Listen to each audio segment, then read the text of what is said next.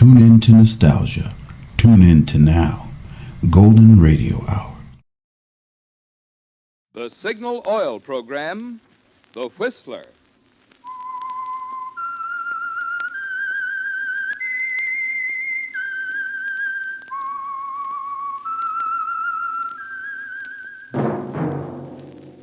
That whistle is your signal for the Signal Oil Program, The Whistler.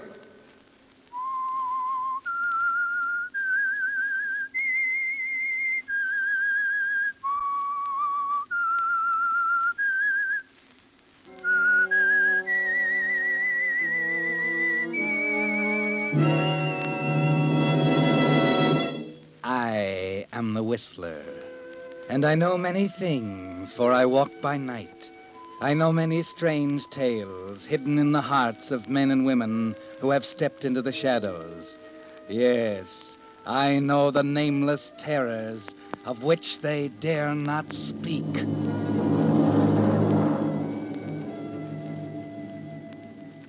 Yes, friends, it's time for The Whistler, rated by independent research the most popular West Coast program.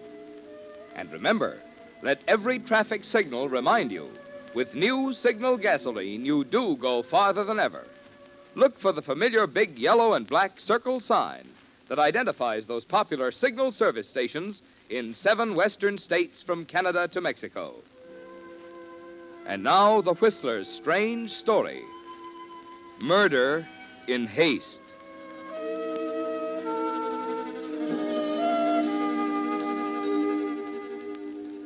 Elbert Taylor was two people. To the Cafe Society crowd in Miami, he was the charming young husband of a silver fortune from Denver, aged 45, amply mature and a little crotchety. To his wife, Helen, the silver fortune, he was something else again, an unpleasant little boy whose unpleasantness had to be bought off with $100 bills instead of chewing gum. This made for friction, of course.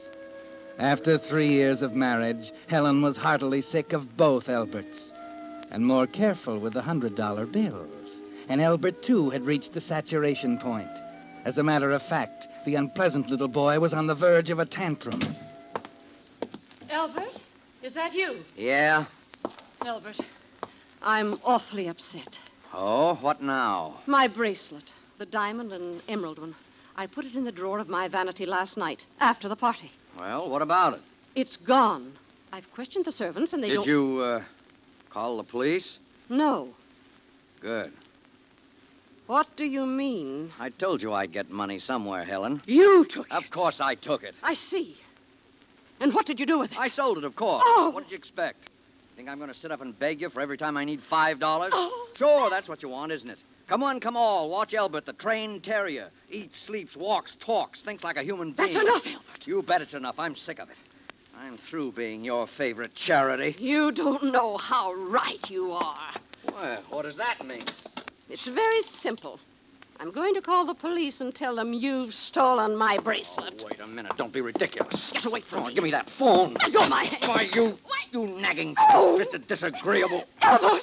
Albert! I'm sorry. You want to watch me jump, don't you? You want to crack the whip and watch me jump. Albert! You're hurting me. Yes. Let go, please. I'll hurt you all right. Oh, Albert! I'd like to shake you until... I'd like to shake until your teeth fall out. You... There!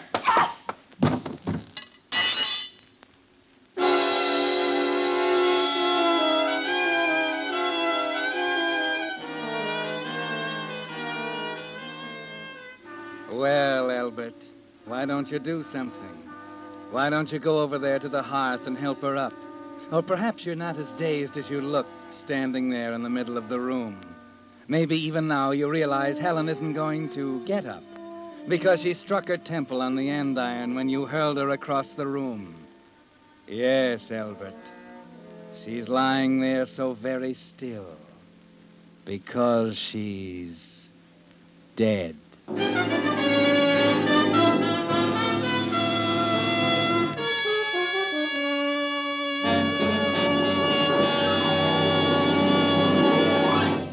With the prologue of tonight's story, Murder in Haste, the Signal Oil Company brings you another strange story by The Whistler. When you see those big new signal billboards that say, "Go farther than ever with new signal gasoline," remember, it's power that puts more mileage into new signal gasoline. Amazingly increased power that chemists created by actually rearranging the atoms in gasoline molecules. You'll notice Signal's power first in the way your motor springs to life the instant you touch the starter. You'll notice Signal's power again in the way your car steps ahead in traffic with pickup that makes you proud. And you'll notice it in the knock-free purr of your motor on hills, steep ones that you'll breeze up in high. Yes, new Signal gasoline is packed with the kind of performance that makes even old cars feel young again.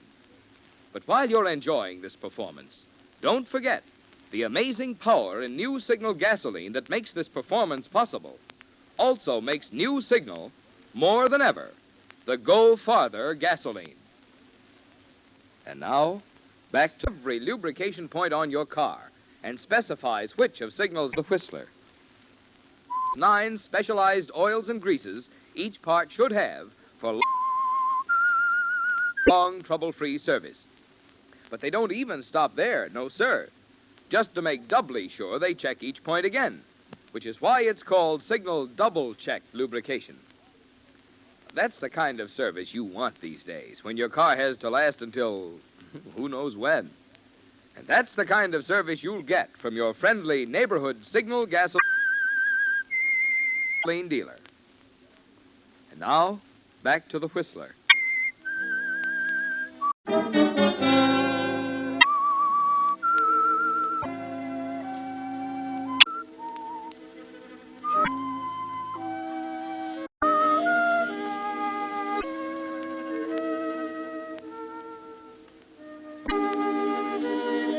Well, Albert, for the first time since that awful night in Miami. Yes, Albert, you feel relaxed. It's over now, isn't it? The hound, Albert. There'll be no more ugly squabbles over money. No the fear, the dagger hanging over your head. They're gone. No more jumping through hoops for Helen. Because the last argument was now. You said final, wasn't it? So final that Helen lies dead in front of the hearth.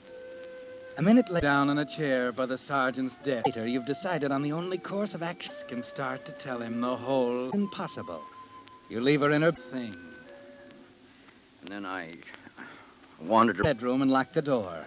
The servants in their separate quarters are used to your around the streets all night. arguments and probably have paid I thought about running away again. no attention. And then it all seemed so useless. 2 hours and 20 minutes later, you're standing on the observation platform So you came into the station and spilled it, huh? of the Limited Express bound for Jackson. Aren't you going over there? We've been there. Found her an hour after Ville and points north. you did it. I see. You may... Nice night. Oh, as well know that she's not my wife. Yeah, we know that, Mr. I didn't hear you come up. Sorry. I said it was a nice night. Yeah. I saw you running for the train when we Jameson. She was your assistant in Buenos Aires. What? were pulling out. Just made it, didn't you? Yeah, it's kind of close, all right. You say she was shaking you down, huh? You been in Miami long? No, What'd she have on you? my assistant. No, been fishing off the Keys just a week or so. I see. Oh, that's right, your assistant. Have you, Name's Ricketts. Glad to know you. I'm, Brown, Richard had a lapse of memory or something, Jameson? the assistant. Brown. Uh-huh. You going up to New York, Brown? Yes, Now, tell me, Jameson, what was she threatening to take to the police? That's right.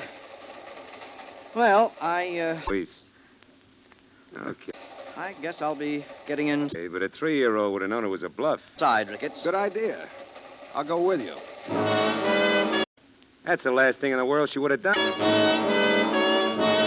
No, you don't know her.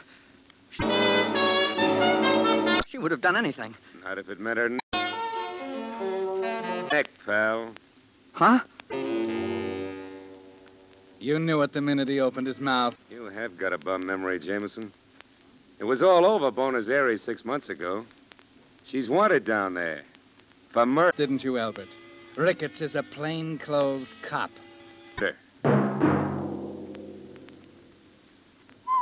And there can be only one reason why he's so interested in you. He's right behind you as you walk back through the train to your seat. And you're wondering if he'll sit beside you when you stop there. Then when you're 10 feet from it, it hits you. You realize why he's following you. Your luggage with your initials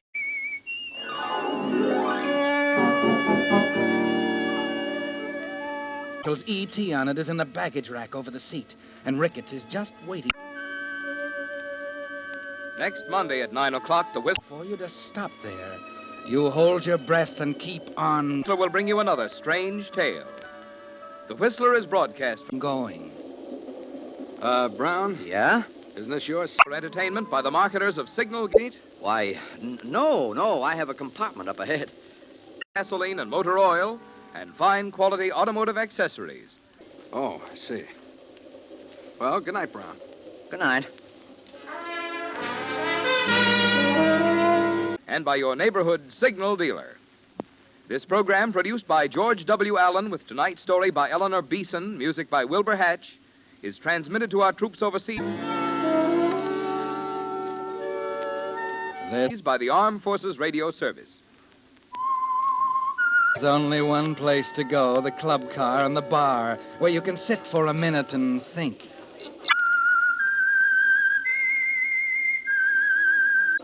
Yes, sir. Make it a Manhattan, dry. Right. Manhattan. Right, sir. Thank you. Oh, is this your magazine here? That whistle What? Oh, no. May I look at it? Sure. Thank is your signal for the Signal Oil program, The Whistler. This is Marvin Miller speaking, reminding you to look for those familiar You going to New York? Yes. yellow and black circle signs Well, it'll be cold up there this time of year. that identify those popular Signal Oil A lot of snow and all that. Yes. stations in 7 western states from Canada to Mexico. This is CBS, the Columbia Broadcasting System. I suppose so. You know, I'm as excited as a kid. I haven't seen snow for an age. Matter of fact, I haven't set foot in America for, well, 5 years. Oh, it's great to be back. I get a kick out of just talking to Americans again. Yeah. I was sitting in my compartment a few minutes ago and You thinking that have I- a compartment? Oh, yeah, a couple of cars ahead. My name's Brown, Mr. Jameson. Leslie Jameson. Jameson. Wait a minute, you're not the mystery writer. I'm afraid I am, yes. Here you are, sir. Dry Manhattan. Oh, thank you. Well, here's to you, Mr. What's the matter? Nothing. Say, Jameson, Hmm? why don't we go to your compartment? Be quieter there. We could have the drinks sent Why, in. of course, if you'd like.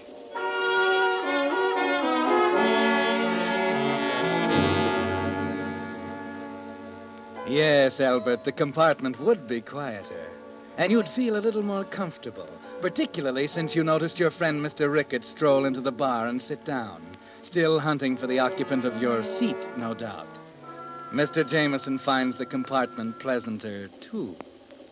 Well, a man can't stay forever in Buenos Aires and continue to write for the American public. Has to keep in touch, you know. Don't you think so? Hmm? Oh, yes. Yes, of course.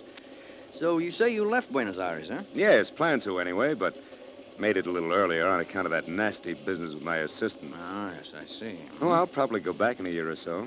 Did you ever read anything of mine, Brown? I can't say I've done much reading in the detective storyline. You have a serial running in one of the magazines right now, haven't you? Yes. Murder in Haste. I don't suppose you're reading it. Oh, no, I'm sorry. If I'd known I was going to meet the author, I'd have boned up on it. Oh, don't apologize, Brown. Well, how about a nightcap before we turn in, eh? Oh, it's early yet, Jameson. Surely you're not going to give up the ship so soon. Well, I've got to confess I'm a little bush. I've been rattling on like a magpie all evening. Yeah. There you are. Oh, thanks. Wow, that's beautiful brandy. None better. Well, Brown, what'll we drink to? Oh. I have it. It's a crime, Brown. Mighty profitable business, for me at least. Yeah, here's to crime. You know, that's odd. Murder is my business, and yet I've never in my life seen a murdered man. Matter of fact? No, never been in a police court. Hardly ever known a policeman. What?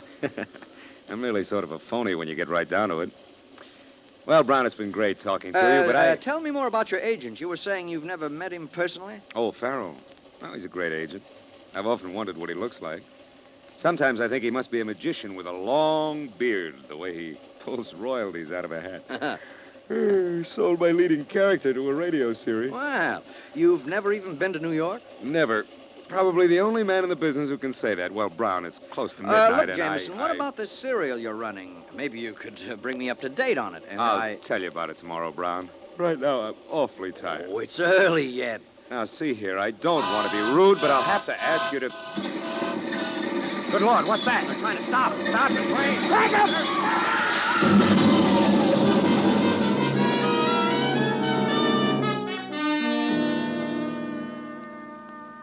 An open switch, a signal down, and the southbound local is suddenly there on the same track without warning. It's over in a split second, and then you open your eyes, Albert. You're all right, miraculously safe, in the tangled network of steel and splintered wood that used to be a Pullman car. And there's Leslie Jameson. He wasn't so lucky, Albert. There's nothing you can do for him now. The other end of the coach is in flames, and they're moving toward you. Finally, you manage to get out. I gotta get out. Through this window. What's this glass? Here, let me help you. Oh. Give me a hand. That's it. Oh, thanks. You all right? I think so. I'm a little dizzy. Oh, sure. Oh, it's you, Mr. Brown. Oh, rickets. Yeah, you're lucky. This coach got it worst of all. Look at that fire. Yeah, got out just in time. Hey, that fellow you were drinking with at the bar went to your compartment with you. He's still in there? My compartment? Pretty sure he's Albert E. Taylor, murdered his wife in Miami. Is he still there? No. No, he left a few minutes before the crash. Well, you better get on ahead, Mr. Brown. I Yeah. gotta give him a hand here. Can you make it up to the crossing? Yeah. There's a highway restaurant up there. Sure, I'm okay. Thanks. Okay, Brown. Take it easy. Oh, well.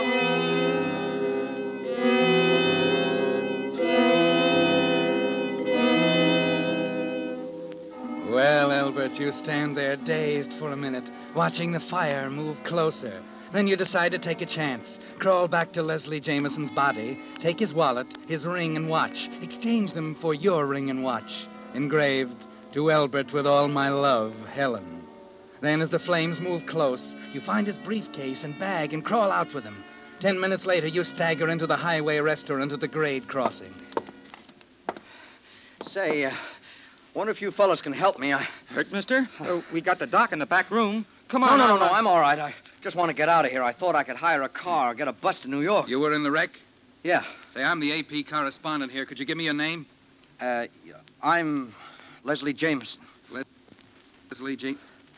Say, aren't you the fellow who writes those murder mysteries? Yeah, that's right. Well, if that ain't a coincidence, Frank. Only last night you and me made that bet. Yeah, now we can settle it once and for all. Yeah, we was betting which one would turn out to be the murder in that serial you're running in the Post. Oh, well, that's very flattering. Now, I wonder if you could help me about the bus, Say, Mr. Jameson, could you give us an advance tip on the murderer? Yeah, then we won't have to wait for the magazine to come out tomorrow. Who was it, Mr. Jameson? Who? Well, I don't think that would fast cup of coffee, will you? Yeah, sure.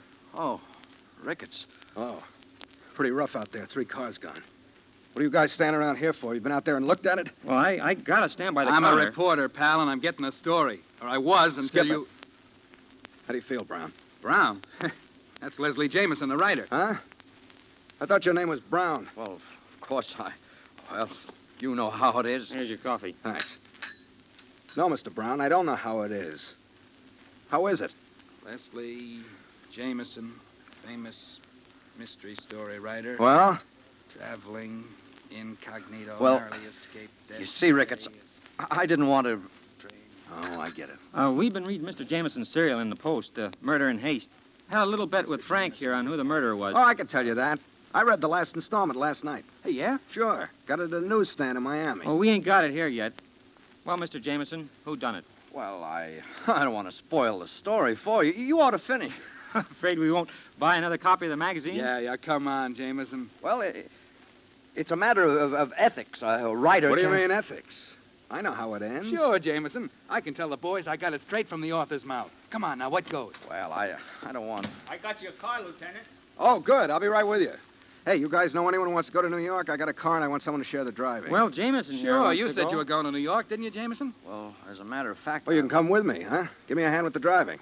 Come on. All right. Oh, but first, give him a break. Tell him who the murderer was. Oh, no, I'm sorry. It's against my principles. Well, it's your business. Come on. Hey, it was the old lady did it.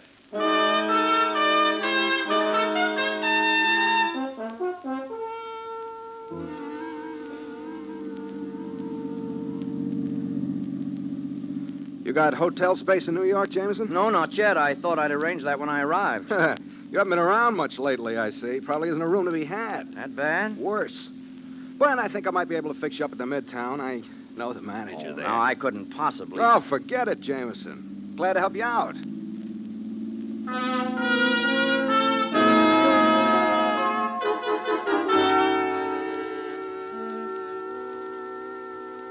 Can you fix him up, Walter? Oh, I think so. Just sign the register, Mr. Jameson. Leslie Jameson, the writer. Well, why didn't you say so? Look, I don't want to put you out. Oh, nonsense. We're honored, Mr. Jameson. I'm a mystery fan myself. I want to tell you that Murder in Haste has me fooled right up to the last page. Oh, Peters. Yes, sir? This is Mr. Leslie Jameson. Now, get the boys over. I want to take a few pictures. Pictures? No, wait a minute. I don't want any pictures. Nothing to it, Mr. Jameson. Just a couple of the boys from the Star Express. I know you're tired, but it won't take long. And, Peters, Yes? have some flowers sent up to Mr. Jameson's room. We'll have the pictures taken there. Peters is our press agent, Mr. Jameson. He'll take care of you. Oh, certainly will, Mr. Jameson. Right this way. Say, look here, Peters. You look like a reasonable man. I never have my picture taken, and I don't intend to stand for it now. You just don't know New York newspaper photographers, Mr. Jameson. It's much easier if you give in. What'll happen if I refuse? You'll find out.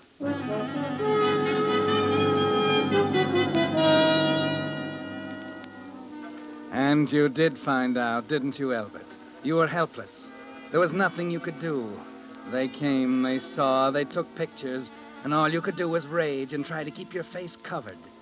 And that only made a better story for them. They were delighted, Albert. The next day, there are pictures of you in the tabloids, hiding your face under the caption, Leslie Jameson, mystery author, stages publicity scene in room at Midtown Hotel. And to complete the success of your change of identity, the second page of the same paper carries the news that you, Albert Taylor, wanted for the murder of his wife in Miami, perished in the train wreck. You're all mixed up now, aren't you, Albert? But you almost wish Helen was with you again, to make the decisions for you like she used to. And then suddenly there's nothing for you to do. The decision is all made. Yes? Mr. Jameson? Yes? Mrs. Jameson is on her way up. What? Your wife. I assumed it would be all right to tell her that, Never mind.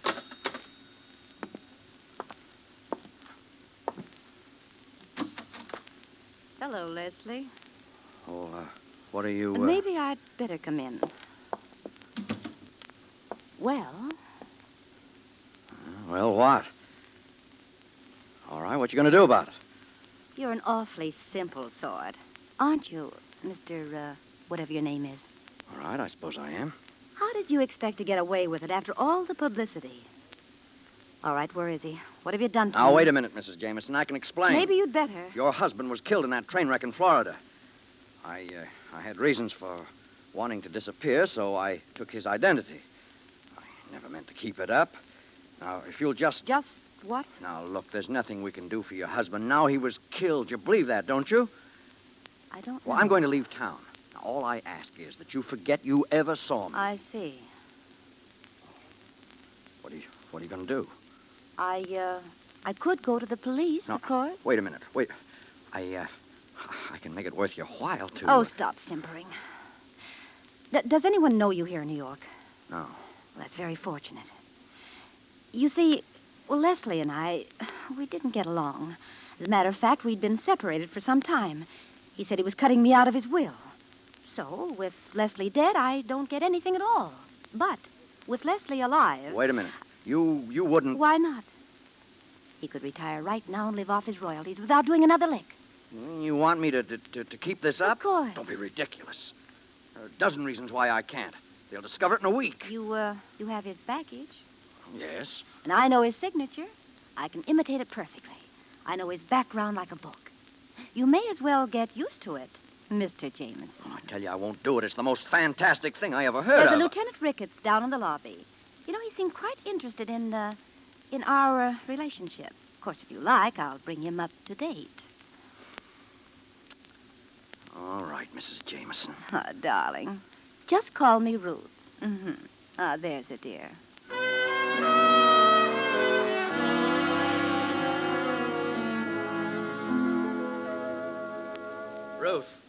Ruth. Yes, what is it? I tell you, this can't go on. You're spending money like a child. $28,000 in 3 months besides the deposits I made to your account.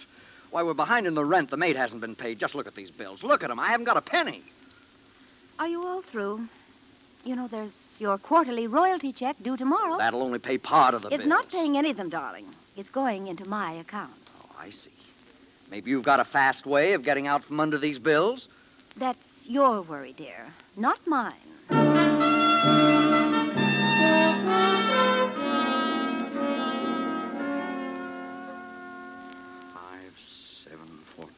32. Having trouble. Oh, nothing at all, sweetheart. It's just that my account's overdrawn by $500. Of course, you could finish your book, dear. Sure. Finish the book. Write a Leslie Jameson mystery novel. Well, then I suppose you'll just have to think of something else. Ruth, be honest with me. Actually, how long do you intend to carry on with this? Indefinitely, dear. You know, I know when I have a good thing. You mean then there's no end? Oh, there is if you want one. There are always the police, of course. Will you quit throwing that up to me? You could be decent about it, you know. There could have been plenty without you bleeding me to death. I think I've been pretty fair 6 with months you. now. No sleep. Hounded day and night. I can't eat. This isn't getting us anywhere. Trying to dodge my shadow. I'm getting nowhere. Afraid all the time. This dagger hanging over my head. Albert, what's happened to you? Albert, get a hold of yourself. No way out, is there? What? I'm trapped. Yeah, I run into a corner. There's no way to turn. Albert, stay There's no away way from to turn, is there? What are you doing? No way to turn.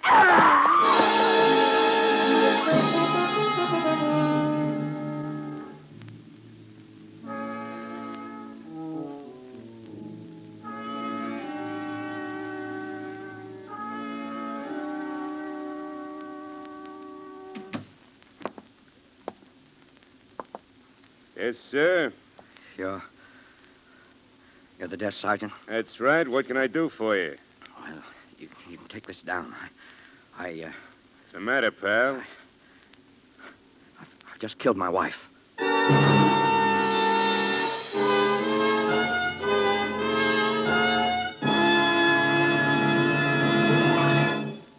The Whistler will return in just a moment with the strange ending of tonight's story. Meantime, a word about that extra something you get when you have your car serviced at independently operated Signal gasoline stations. I'm talking about that feeling of confidence and well-being you have as you drive out, knowing that your car has been thoroughly and conscientiously taken care of. You see, Signal dealers, being in business for themselves, do go out of their way to give you the kind of job they're proud to stand back of. When they lubricate your car, for instance, here's what Signal dealers do to make sure not a single point is overlooked. Instead of relying on memory, they check each point against Signal's lubrication chart, which shows every lubrication point on your car and specifies which of Signal's 9 specialized oils and greases each part should have for long, trouble-free service. But they don't even stop there, no, sir. Just to make doubly sure, they check each point again, which is why it's called Signal Double-Check Lubrication. That's the kind of service you want these days, when your car has to last until who knows when. And that's the kind of service you'll get from your friendly neighborhood Signal gasoline dealer. And now, back to the Whistler.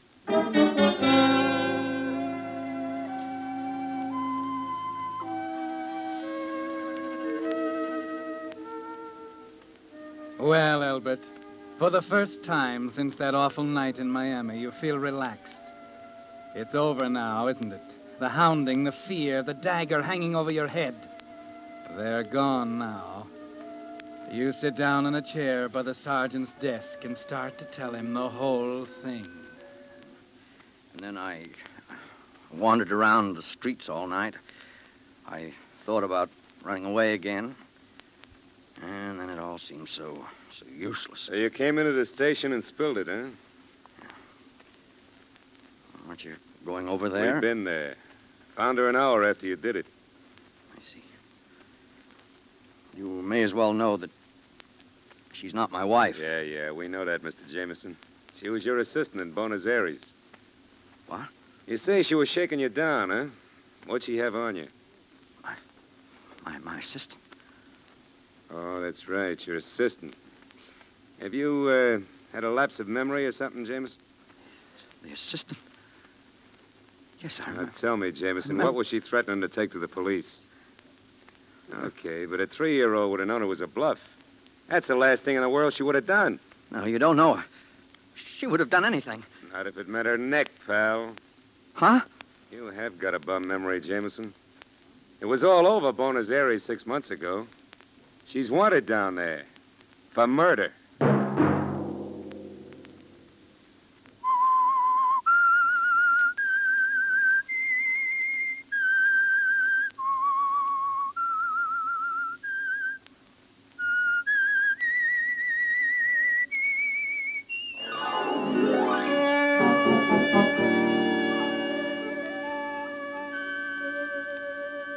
Next Monday at 9 o'clock, The Whistler will bring you another strange tale. The Whistler is broadcast for your entertainment by the marketers of Signal gasoline and motor oil and fine quality automotive accessories, and by your neighborhood Signal dealer. This program, produced by George W. Allen with tonight's story by Eleanor Beeson, music by Wilbur Hatch, is transmitted to our troops overseas by the Armed Forces Radio Service.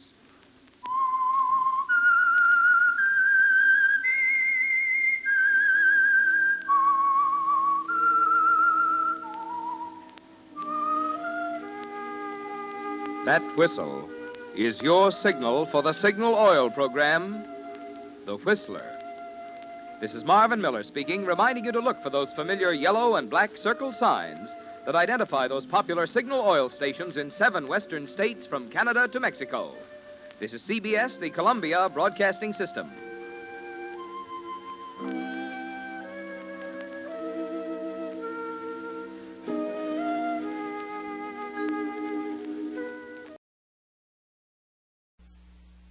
Wait a minute. Have you heard the Whistler lately?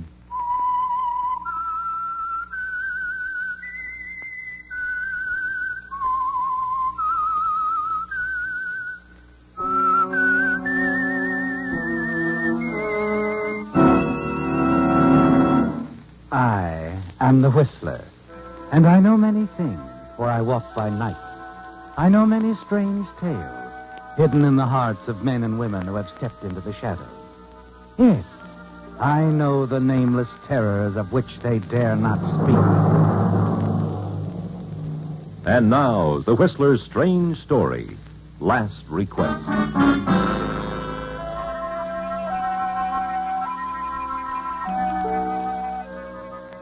The group around Dr. Rourke's bed moved away as he beckoned with his last remaining strength, indicating that he wanted to be alone with his son. It was all right, the nurse decided, because his boy, James Rourke, was a doctor himself. He directed the others out, moved silently after them, and closed the door. James sat on the edge of the bed, listened at what his father had to say. It was an amazing story, something a dying man had to clear up. It wasn't really his own story, but that of one Tony Delgado, former public enemy number 1.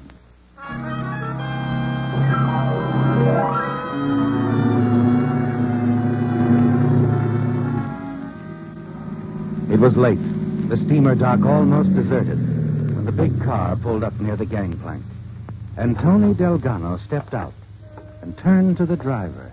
Salidi. Yeah, Tony? Not Tony, you fool.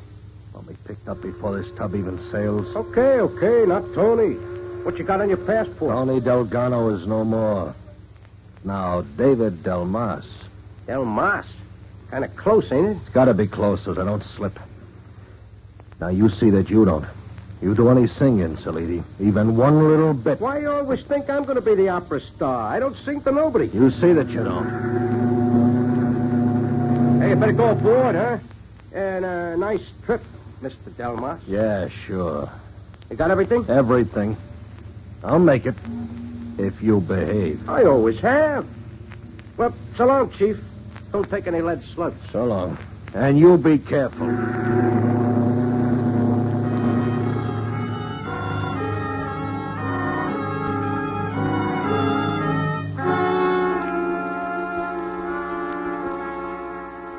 You watch from the rail as the lights from the Golden Gate fade into the distance. And you feel safe, secure, don't you, Tony? It's like the beginning of a new life. One that's free of the police. A new life under another name. David Delmas. You enjoy it even more only a few hours later at a cocktail party on board. When you manage a meeting with a very exciting girl, Sharon Phillips. You feel a sense of amusement inside as you introduce yourself in the ship's lounge. Delmas. David Delmas. It's a pleasure, Mr. Delmas. Oh, thank you. You know, they say shipboard friendships sometimes lead to all kinds of things, so, so may I get you another cocktail? If you like. A Manhattan, please. Sure. Oh, just a minute. I want you to meet someone, an old friend. Huh? Doctor? Oh, Dr. Rourke. Dr. Rourke? Over here, Doctor. Oh, hello, Sharon. So you decided to take the trip after all. Dr. Rourke, Mr. Delmas. Happy to How know do you. you do? I'll get the drink for you, Sharon. Oh, hurry back, won't you? Yeah, sure. It's a shock, isn't it, Tony, seeing Dr. Rourke? And you know that it surprised him, too. It's been a long time, hasn't it? And you know that you must talk to him alone and soon. He's gone when you return with Sharon Phillips' drink. But later, out on the deck, you see him standing by the aft rail, quietly smoking his pipe. You saunter over.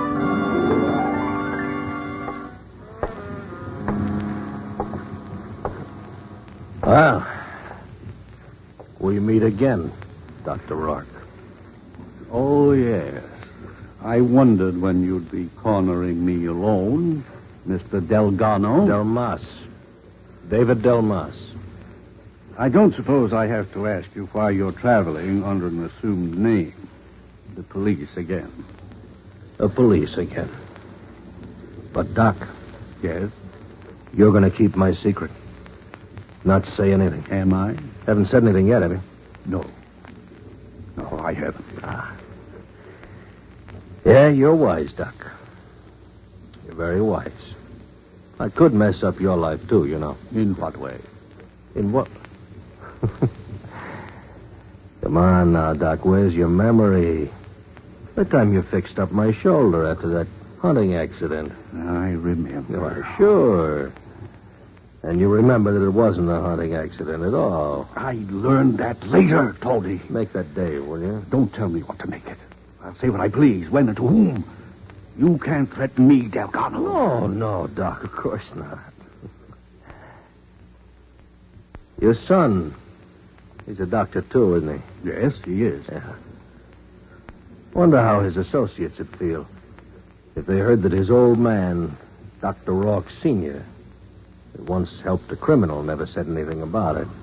My son, you wouldn't... I wouldn't? I would. You just forget about Tony Delgado. Or your son, young Dr. Rourke, would have his life messed up because of something his father did. I see. Mm-hmm. You're running away, I suppose. Yeah, you suppose good, Doc.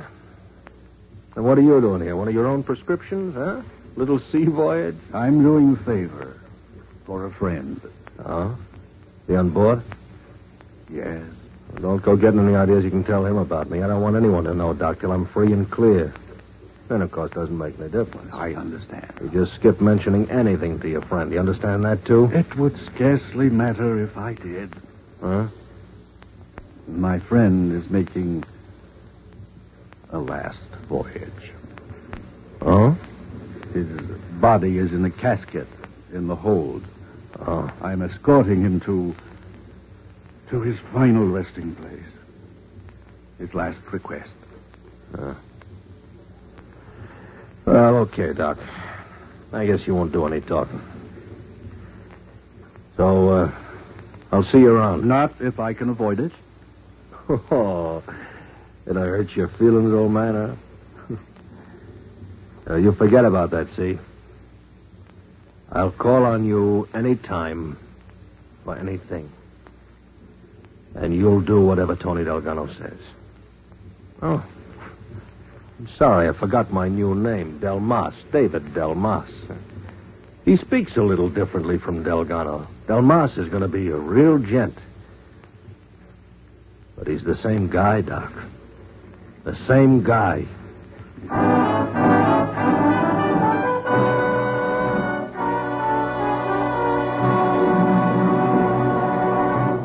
Before continuing with Whistler's strange tale, here's a word from the people who are bringing it to you. All of us are proud of our hometowns, and rightly so. In this brief moment before we continue with our program, we'd like to offer a salute to one of our hometowns in America, Cleveland, Ohio. The 7th largest city in the United States. Cleveland was founded in 1796 by General Moses Cleveland, chief surveyor for a land company. His employers bought 3 million acres in what is now northern Ohio, paying 40 cents an acre. Just by way of comparison, an acre in downtown Cleveland today would bring some $2 million. It is an important Great Lakes shipping point and the site of iron and steel manufacturing. Other Cleveland products include paints, varnishes, electrical appliances, chemicals, and automobile and airplane parts.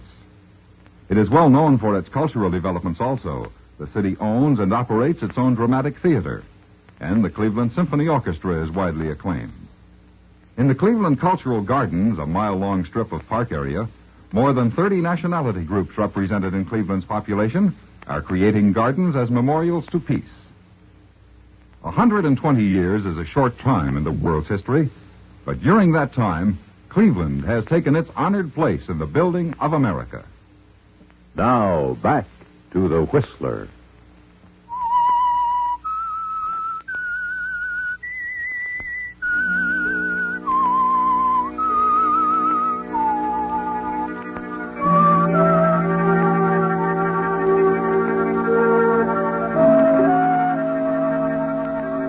It's clear sailing again, isn't it, Tony? As David Delmas, you're safe on the ship. Not a worry. Dr. Rourke will say nothing, because he's afraid that his son, a young doctor with a bright future, will be hurt by the knowledge that his father once helped a criminal. He took a bullet out of your shoulder, didn't he, Tony, after a bank job? He said nothing then. And it's the same now after all these years. He'd be safe. You think very little about it the next few days. You're too busy with that girl, Sharon Phillips. She's exciting, isn't she, Tony? And seemingly very interested in you. There it is. Oh, you've won again, David. I'm afraid I'm no shuffleboard player. David, I like you to call me that, Sharon. Do you? No shuffleboard player either. Let's get away from here, huh?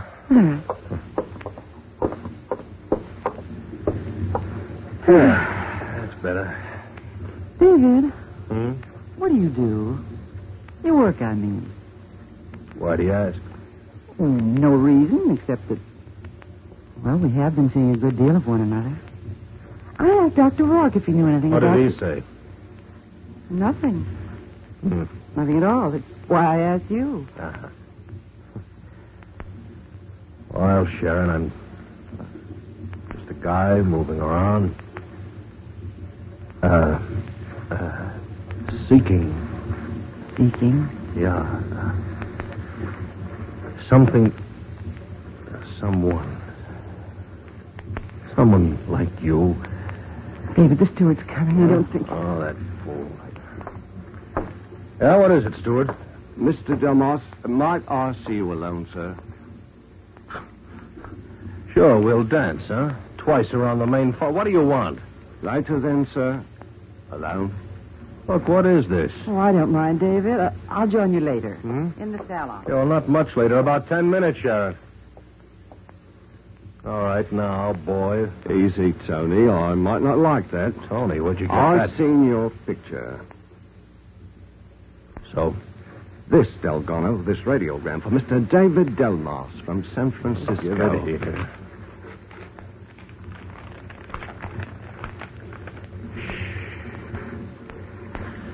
Salidi's singing received well here. Anticipate big reception for you in Australia. Double-crossing little squealer. Tipped off the police, eh? If ever I get my hands... Save your breath, Mr. Delgado. You could still lick him from here. You've got a Sunday punch. I have?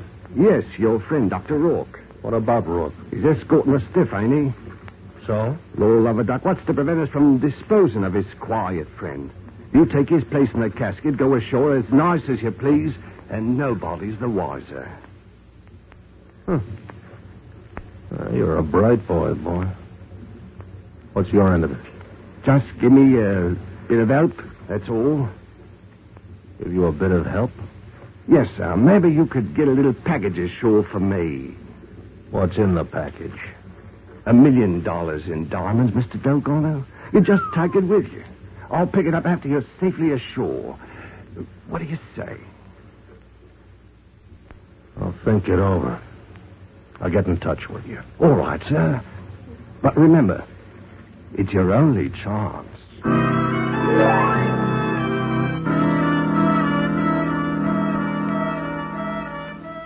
It's a way out, isn't it, Tony? But you're not certain you want to take it. You tell yourself there must be another way you can escape the police, who will be waiting for you when your boat docks at Sydney. In the days that follow, you search for the answer. Find yourself thinking more and more of the steward's plan. And then one evening, as you stroll along the half-deserted deck... Good evening, Mr. Delmas. Beautiful night, isn't it? Yes, it is, steward. Oh, do you happen to have a light? Righto. Here you are, sir. Oh, thank you. It's been a pleasant voyage, wouldn't you say, sir? Too bad it'll all be over soon. Dock the day after tomorrow, you know. Yeah, I know. By the way, Mr. Delmas, Miss Phillips has been inquiring about you. What?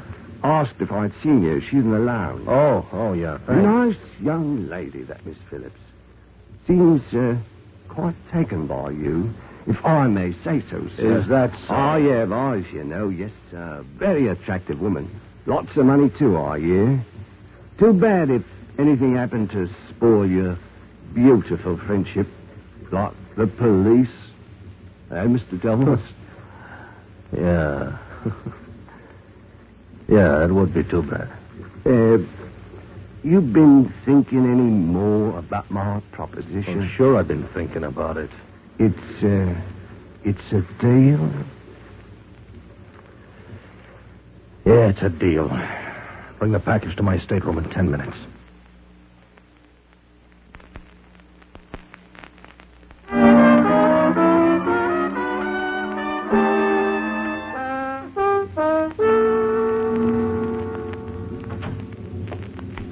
Here's the package, sir. All wrapped up nice and proper like. Yeah.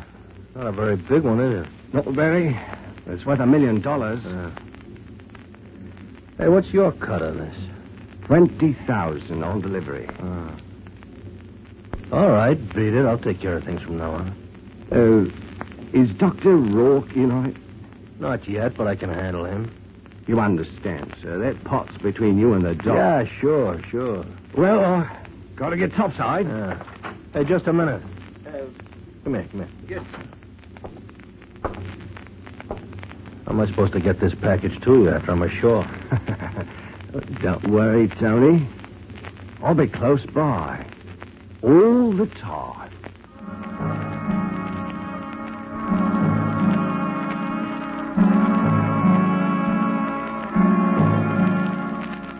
After he's left your cabin, your gaze wanders back to the small package lying on the desk.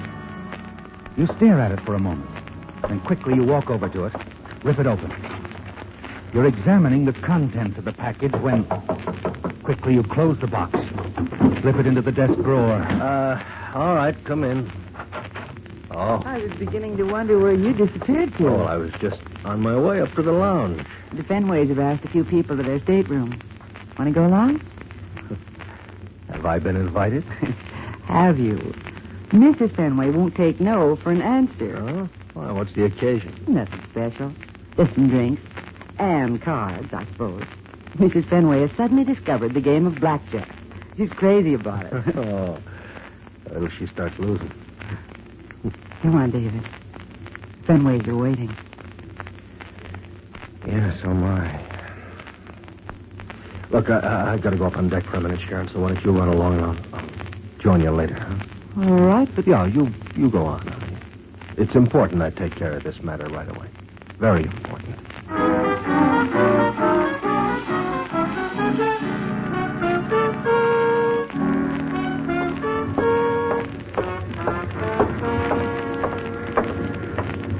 Steward. Huh? Oh, Mr. Delmos, I didn't see you. It's rather dark here. Yeah, it's nice and dark. For a bit of a stroll? Yeah, I am. Join me. Well, Come on. It's business. You'd like to make 10 grand easily, wouldn't you, Steward? 10 grand, sir? 10 grand. When I left the States, there was a reward out on me. 10 grand. Is that so, sir? Yeah, that's so. Of course, you knew about that, didn't you? Why, no. No, I didn't, You sir. figured you'd kind of like to collect that, didn't you? I don't know what you're talking You about. wanted to hide me out where the cops couldn't find me, and then you would lead them to me, huh? How am I doing so far? Well, that's crazy, sir. Why will I turn you in for 10 grand when you're holding a package for me that's worth 20? I opened it, Buster. You open it? Yes. All I found was a handful of glass.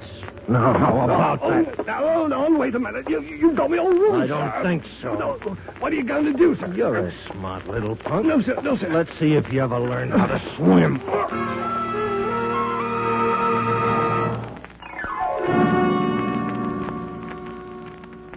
The steward won't bother you anymore. Sharon and the rest of the passengers will think he's fallen overboard. When you retire for the night, you're confident you're in the clear, that your plan can't fail. Then the following morning, there's a knock on your stateroom door. Come in. Your breakfast in. Oh, yeah, thank you. Oh, you can set it down over there if you want. Yes, sir. Hey, aren't you new here? Where's the regular steward I had? Well, it's rather odd, sir. He's disappeared. What? Ship's been searched. He isn't aboard. You sure? Yes, sir. One of the passengers on the deck last night thought he heard a splash. You mean the steward might have fallen overboard? That's exactly what might have happened, Mr. Delmar. Morning, Dr. Rourke. Good morning. That'll be all, steward. I guess so. Thank you very much, sir. Too bad about the steward falling overboard, wasn't it? Yeah, tough. But then accidents will happen. I don't think it was an accident. Yeah. Oh, join me, Doctor? Thanks. I've already had breakfast. Eggs sure look good. You sure you won't? No. Rather just pace up and down, huh? Okay.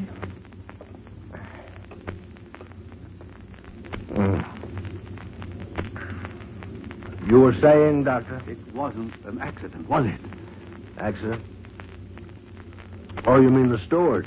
How did it feel to be a murderer? I've often wondered. Have some coffee, Doctor. He knew too much about you, didn't he? I noticed from the first day. When he saw us talking together, he was rather inquisitive in a guarded sort of way. Probably recognized you. Well, he was a smart little operator, Doc. But not smart enough. I tell you, I kind of hated to do it. Especially after he'd given me that bright idea. What bright idea? Yeah, how to keep a toast warm all the way to the cabin. What idea? Oh, way of getting off the boat. See, Doctor, police are going to be waiting for me when the boat docks in Sydney. What? Yeah. Doc, will you sit down? You're making me nervous. That's better. Now, it's going to be tough, for both of us if they grab me. And kind of tough on your son, too. What are you going to do? Well, there's a way I can slip past him. If you'll help. And I'm pretty certain that you will, Doc. How can I help? Well, you told me you're accompanying an old friend to his final resting place. Huh? Yes, that's right. And that's how I'm going to slip off of this boat. They'd never think of looking there for me. Oh, you're not suggesting You're that... right again, Doc. We're going to make a switch. No, I can't do that. I won't. I'm not asking you, I'm telling you. You know something more? You're going to keep your mouth shut. Or you know what happens to your son, Now beat it, will you, while Listen I eat? to me. We're going to be docking tomorrow night. I'll let you know in plenty of time.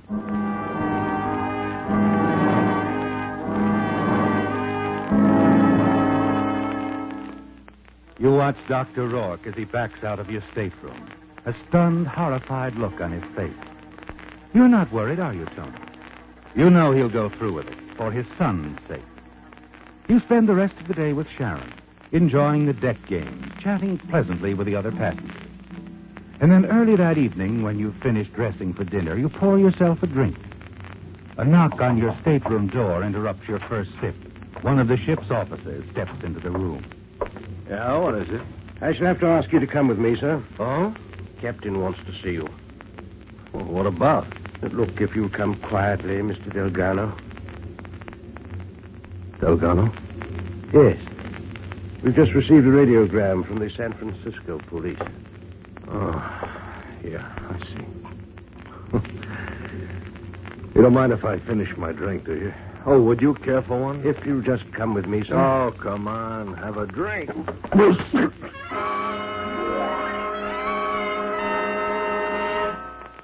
An instant after you throw the drink in his face, your fist connects with his chin, and he slumps to the floor. Quickly, you close the door, stand for a moment with your back to it, your mind spinning wildly. They've discovered you now, haven't they, Tony? And you've got to move fast. Leaving the unconscious officer sprawled out on the floor, you hurry to Dr. Rourke's stateroom. That's what I said now. It's got to be now. But we don't dock until tomorrow. But as soon as that officer wakes up, they're going to be tearing this boat inside out looking for me. Please, Delgado, don't ask me to. I haven't got time to argue. Get going. I'm going to wait right here for you.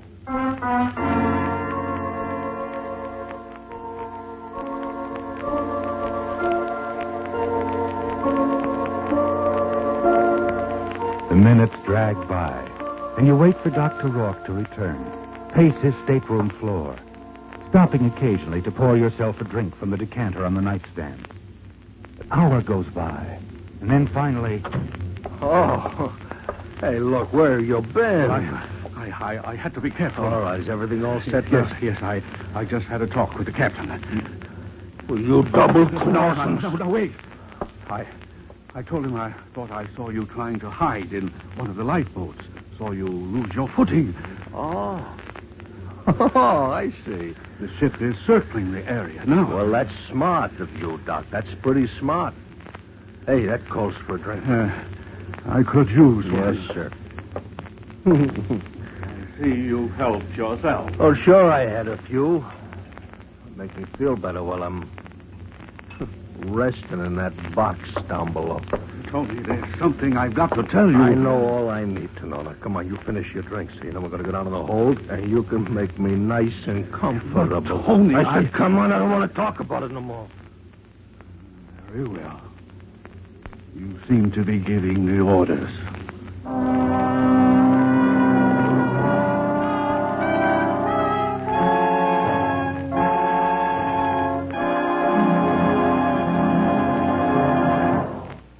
Before continuing with the Whistler's strange story, here's something everybody's for. We're for the UN, we're for the United Nations. We want war to cease. We're for the UN, cause the UN stands for permanent peace. And now for the Whistler's ending to his story for tonight.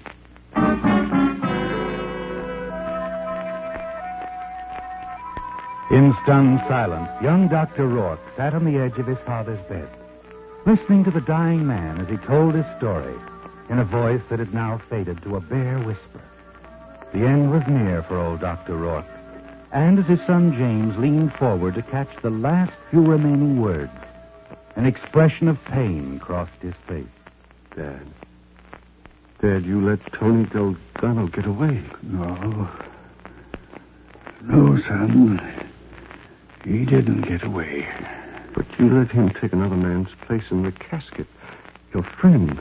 Yes, he took my friend's place in the casket.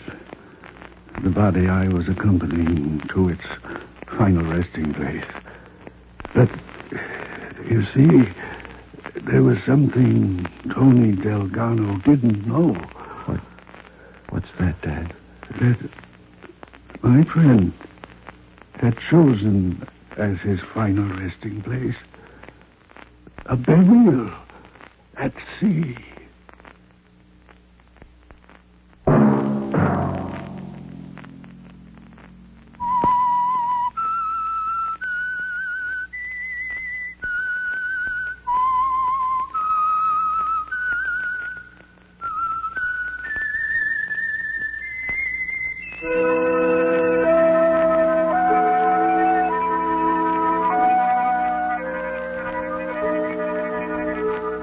Featured in tonight's story were Bill Foreman as the Whistler, with Lawrence Dobkin, Herb Butterfield, Gene Tatum, Jack Moyles, and Paul Dubois. The Whistler, directed by Sterling Tracy, with music by Wilbur Hatch, is produced by Joel Malone and transmitted overseas by the Armed Forces Radio Service. This evening's story was by Brian Thorne. The Whistler was entirely fictional, and all characters portrayed on The Whistler are also fictional. Any similarities of names or resemblances to persons living or dead is purely coincidental.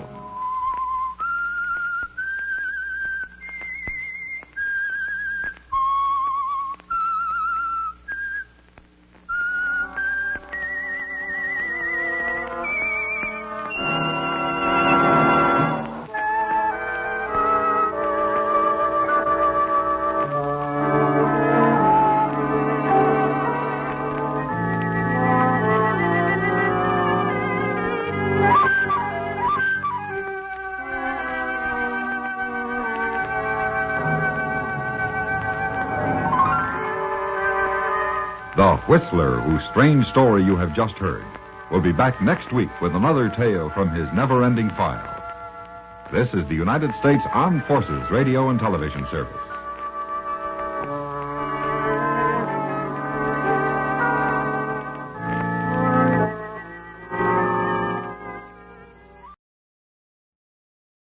And now, stay tuned for the mystery program that is unique among all mystery programs. Because even when you know who is guilty, you always receive a startling surprise at the final curtain. In the Signal Oil program, The Whistler.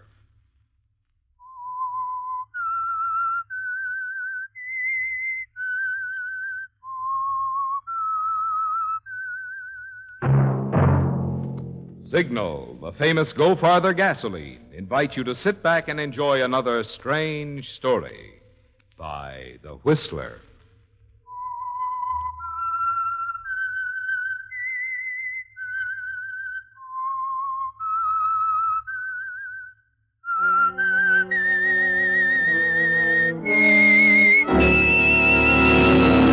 I am the Whistler, and I know many things, for I walk by night. I know many strange tales hidden in the hearts of men and women who have stepped into the shadows. Yes, I know the nameless terrors of which they dare not speak. And now for the Signal Oil Company, The Whistler's strange story. Design for Murder.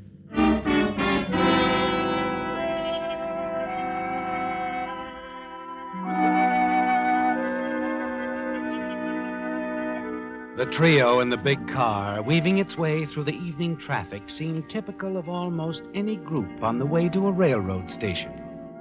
Charles Gilbert at the wheel was responding patiently to the nervous admonitions of his wife, Edna. From the rear seat, his wife's close friend, Myrene Walker, chatted ceaselessly. Charles Gilbert, on the other hand, seemed lost in thought or patient resignation, all very typical as they pulled up at the railroad station and stepped out of the car. Charles, let me run on ahead for you. Check Edna's ticket. Would you, Myrene? I'll get someone to take the suitcases. Oh, it's all such a bother. I wish I was staying home. Well, you're not, so forget it. We'll meet you inside, Myrene, the cocktail bar. Right. You heard how she wished she were going? She likes to travel. I don't, Charles. You know that. Well, never mind now. It's all arranged. You need the rest. A red cap. Yes? These 3 bags. Oh, yes, sir. The limited, car 79, space B. Here you are. Thank you, sir. Now, come along, Edna. We'll drop in here, have a drink while we're waiting. Now, let's just relax, huh? And wait for Mark.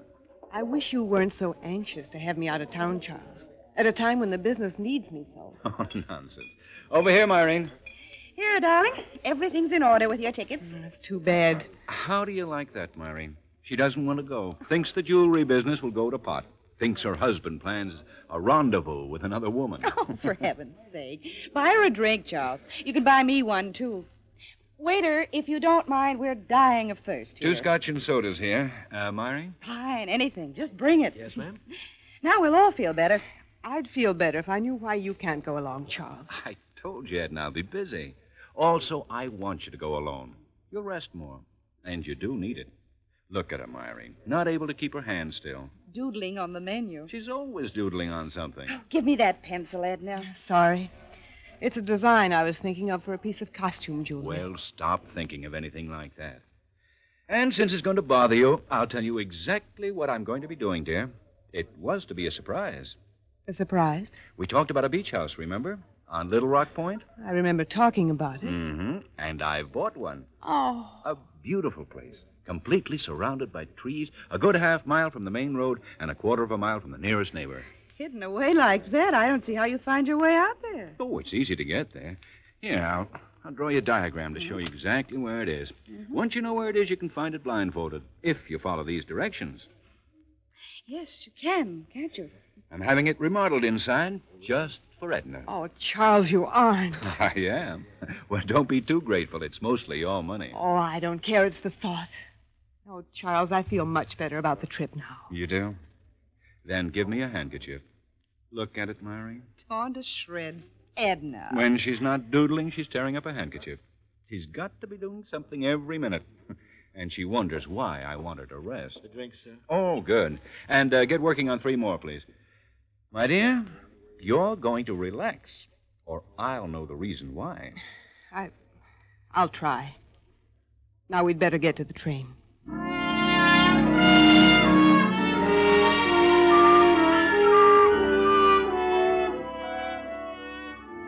Well, Charles, Edna's gone, and after Myrene leaves you, you hurry back to the cocktail lounge. And inside, you go directly to a corner booth, slip in beside someone who's been waiting for you, not too patiently. I'm sorry, Helen. Darling, I am too. Sorry that we have to practice this deception. Charles, kiss me.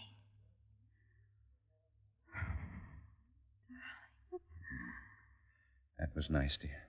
But we ought to be more careful in public. We really shouldn't be here, you know. Oh, stop worrying. Here, I ordered you a drink. Oh, and I can use it. Well, at least we'll have some time together, uninterrupted. You're sure Edna will be staying away for a while? She's gone for a month.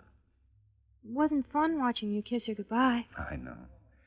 Someday. Oh, I hope it's soon, Charles. Look, I want you to see the new place I bought at Little Rock Point. I'll pick you up and drive you down there tomorrow. Or, maybe it would be better if you came in your car and met me there. Little Rock Point. That sounds wonderful. Oh, it is. You'll love it. I've been using quite a few of your ideas in redecorating the place.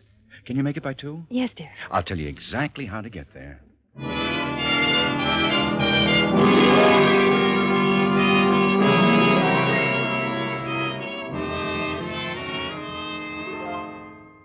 Helen's an exciting girl, isn't she, Charles? And when you reach your apartment building, you have difficulty getting around to saying goodnight to her. And only the thought of seeing her again the next day at the beach house at Little Rock Point finally makes it possible. It's quite late when you finally arrive at your own home and let yourself into the house. You're scarcely inside when... Son, who could that be? Myrene. Yes, little Myrene. I'd like to come in, Charles. I want to talk to you. Well, of course. We'll come straight to the point. About what? About you and Edna and that little number you met in the cocktail lounge. It wasn't a very pretty sight, Charles. Seeing you kiss her right after bidding Edna goodbye. Oh, why, Go on. Make it good. that girl, Helen, An old friend. That's right. Someone you knew before you ever met Edna. Why, that's it exactly. Uh-huh. And she just won't leave you alone. Myrene, you're positively... I'm not psychic. You're not nearly as slick as you think you are, Charles. No wonder Edna's a bundle of nerves. You're not going to say anything to Edna about this? Depends on you. I don't suppose you made any dates for the future with this, Helen. Oh, certainly not. You know, Charles, you weren't kidding when you made that remark about Edna's money. You've had it pretty easy since becoming her business manager and now her husband. Well, it's been a pleasant arrangement, if that's what you mean. Well, naturally, I love Edna. I hope you mean that. Oh, Myrene, this girl means nothing, I swear it. I'll not see her again. Look, in a few days, you and Arthur drop down to the place at Little Rock Point. You'll see all that I'm doing for Edna. I'll take you around the place. We can relax, go for a swim. I don't swim, Charles. And when my best friend's husband starts two-timing her, I don't feel like relaxing either. Myrene, I've told you... I heard you, and I've told you, Charles. Stay away from that girl.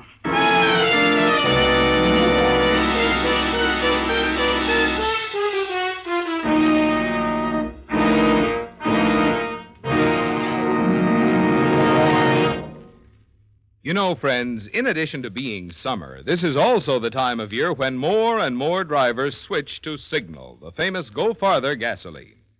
Vacation-minded folks just naturally go for Signal's good mileage. But mileage, mind you, is only half of Signal's story.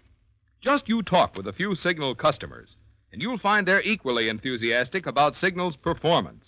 After all, in order to give you such good mileage, today's Signal gasoline has to help your motor run more efficiently.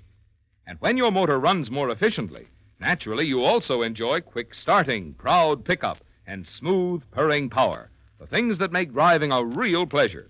So to get the most out of your vacation travel dollars, make the friendly Signal stations you'll find throughout the Pacific Coast states your headquarters for happy mileage. And even if you're not planning a vacation trip, well, any time is a good time to power your car with Signal, the famous Go Farther gasoline.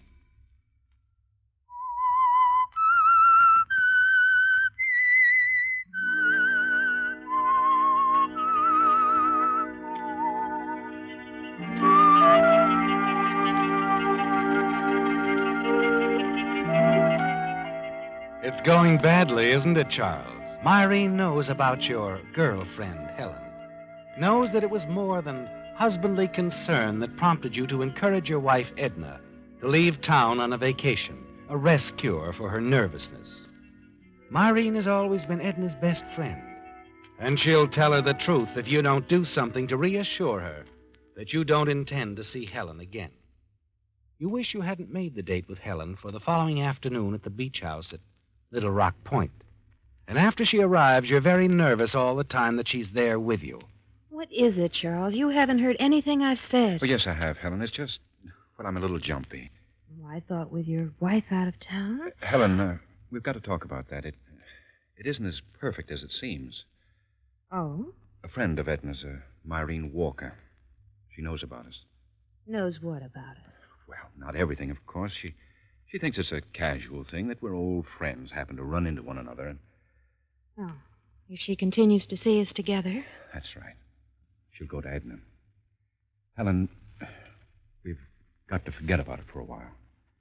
Forget about it. Well, you know, I really don't mean that exactly. I should hope not. You promised me you were going to talk to Edna, ask for a divorce. I know, and I intend to, but it can't be right away, Helen. I have my reasons. Right now, it's important that you leave, that we're not seen together. All right, Charles. I won't need a second invitation. Oh, now, wait a minute. I've waited long enough as it is. Quite long enough. Goodbye, Charles. But, Helen, Goodbye, Charles.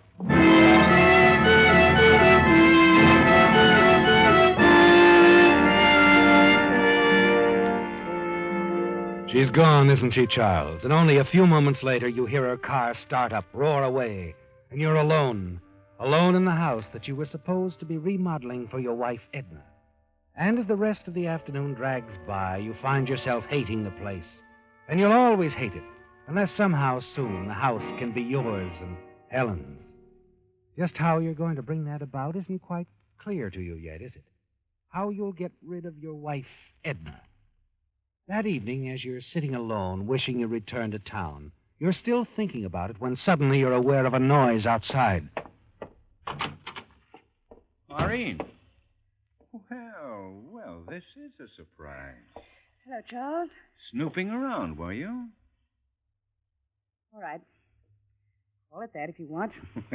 You're wasting your time, really. I'm quite alone. Are you? Of course. Come on in, Maureen. I'd like to show you around the place. Like a child caught at the cookie jar, Myrene follows you inside. She's nervous, ill at ease, avoids your gaze as you show her about the house. And then finally, the two of you end up at the boat landing. Well, what do you think of it? It's very nice, Charles. Think I do like it? No, I don't.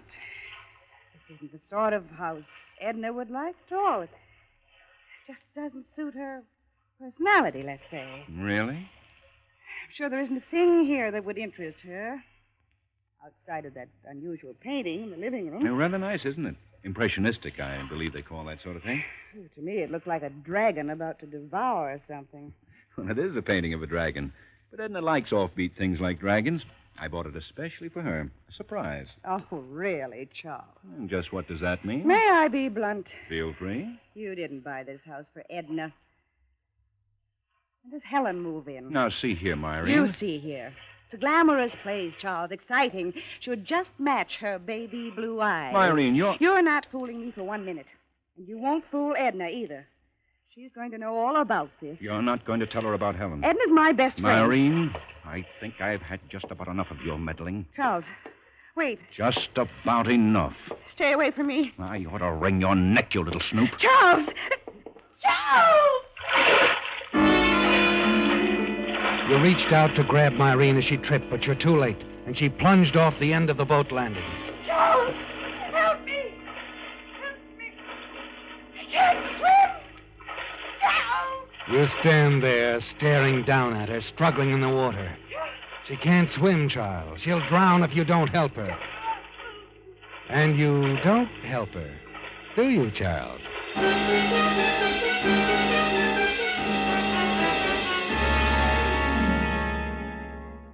You're glad the house is isolated, aren't you, Charles?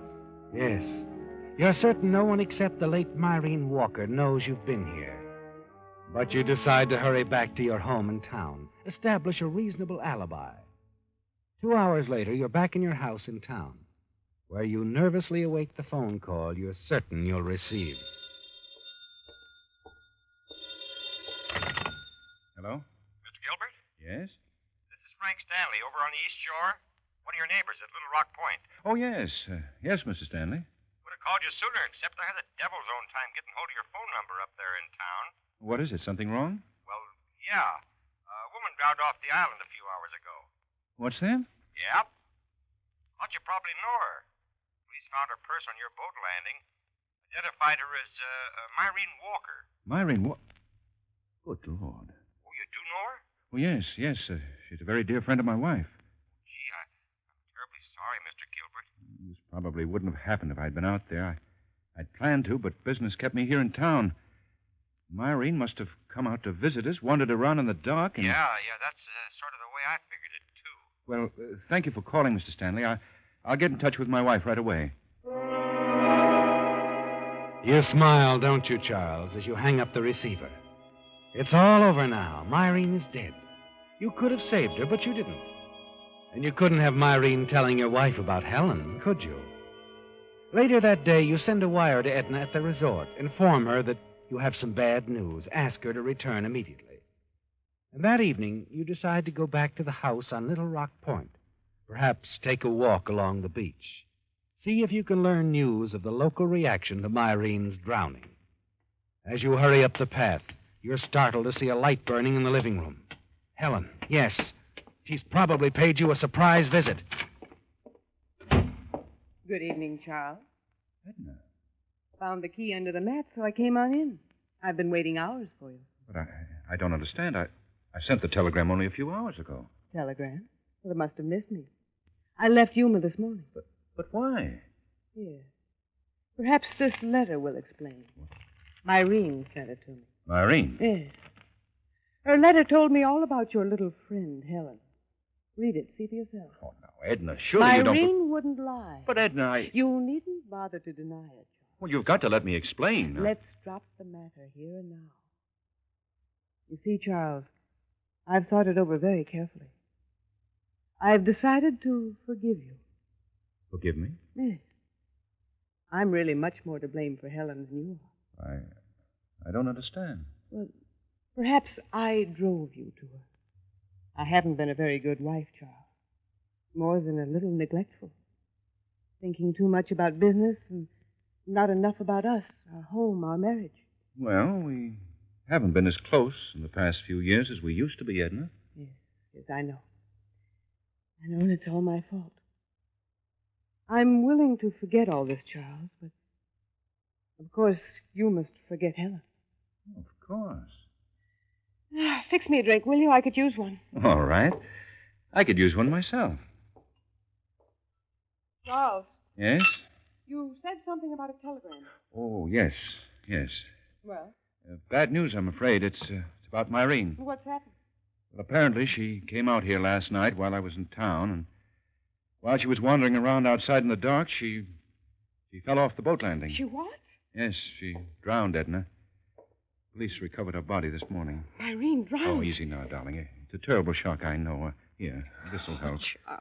Charles, the poor dear. Well, if I'd been here, I don't suppose it would have happened. At least the lights on the boat landing would have been on. Wait a moment. You said you were in town, Yes, at the house all evening. but you weren't. What?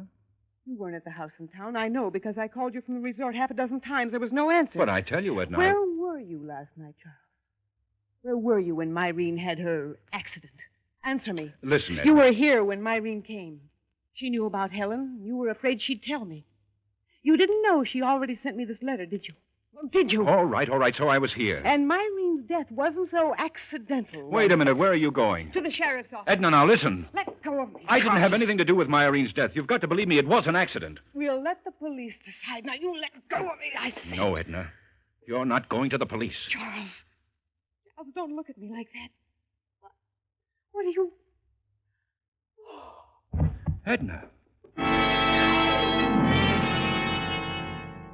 She's fainted, hasn't she, Charles? Fainted and crumpled to the floor at your feet. And you know as you stare down at her that you had murder in mind in your heart as you stared at her. And it isn't over, is it? No. You can't let her go to the police with her story, Charles. And looking down at Edna lying unconscious before you, a thought suddenly occurs to you. It's a way out, isn't it? A way out for you and Helen. Quickly, you pick up the folded sheet of paper, the letter Myrene wrote to Edna, stuff it into your pocket. Then you carry Edna outside, place her in the car she drove down, and drive it into the garage, and close the garage doors, leaving the motor running, and wait.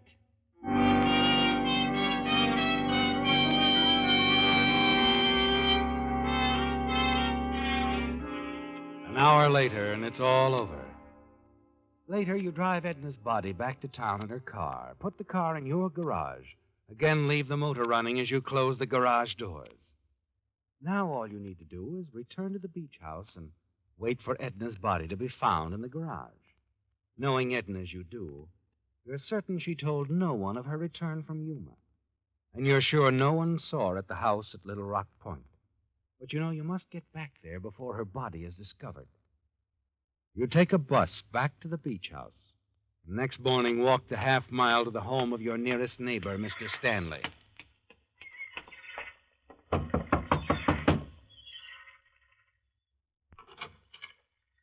Oh, good morning, Mr. Gilbert. Good morning, Mr. Stanley. I wonder if I might use your phone. Sure, sure. Ours hasn't been installed yet. Well, come on in, come on in. Sure was too bad about the little lady that drowned, wasn't it? Yes, it's going to be a terrible shock for my wife. I'm almost afraid to tell her. They were very close. Oh, you mean she doesn't know yet? Well, my wife is vacationing at a desert resort. I sent her a wire yesterday after you called me asking her to come home, but I haven't heard a word from her. I'm rather worried. Sure you are. There's the phone over there. Help yourself. Thank you.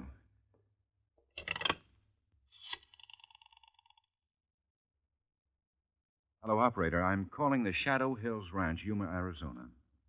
Yes, that's right. Thank you. I'm terribly sorry to barge in on you like this, Mr. Stanley. Oh, it's all right. It's quite all right. It's just that I'm so concerned about my wife, Edna. I can't understand why she hasn't arrived or even answered my wire. It isn't like it. Hello? Yes? Oh, The number is 929. Oh, I'm calling from Harbor 929, operator. Yes. Hello? Shadow Hills Ranch? Is Mrs. Charles Gilbert there? This is Mr. Gilbert. What? Oh. Yeah, yes, I see. Thank you. Is something wrong, Mr. Gilbert? They said she left the ranch yesterday morning. She was on her way back to town. Can't understand it. Where is she? No, Mr. Gilbert. No need to get all worried. She'll turn up. Well, something is wrong. I know it. I'd better call the police. Well, sure, if it make you feel any better. If anything's happened to my wife, Mr. Stanley, I don't know what I'd do. I just don't know.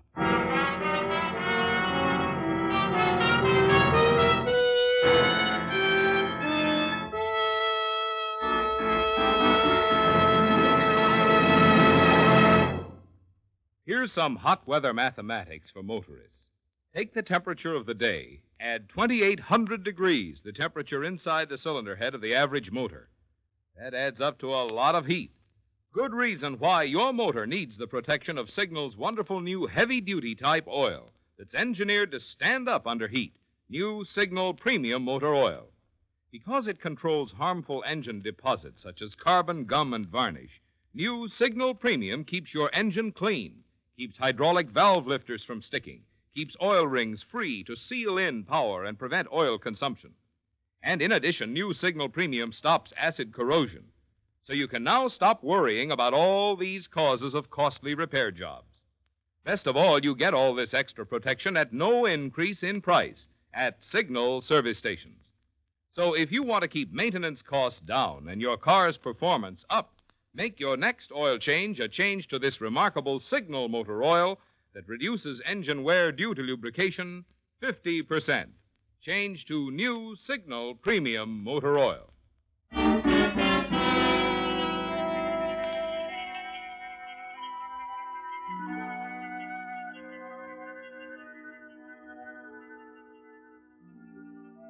You've carried it off very well, haven't you, Charles? The role of the worried husband, concerned over his wife's whereabouts.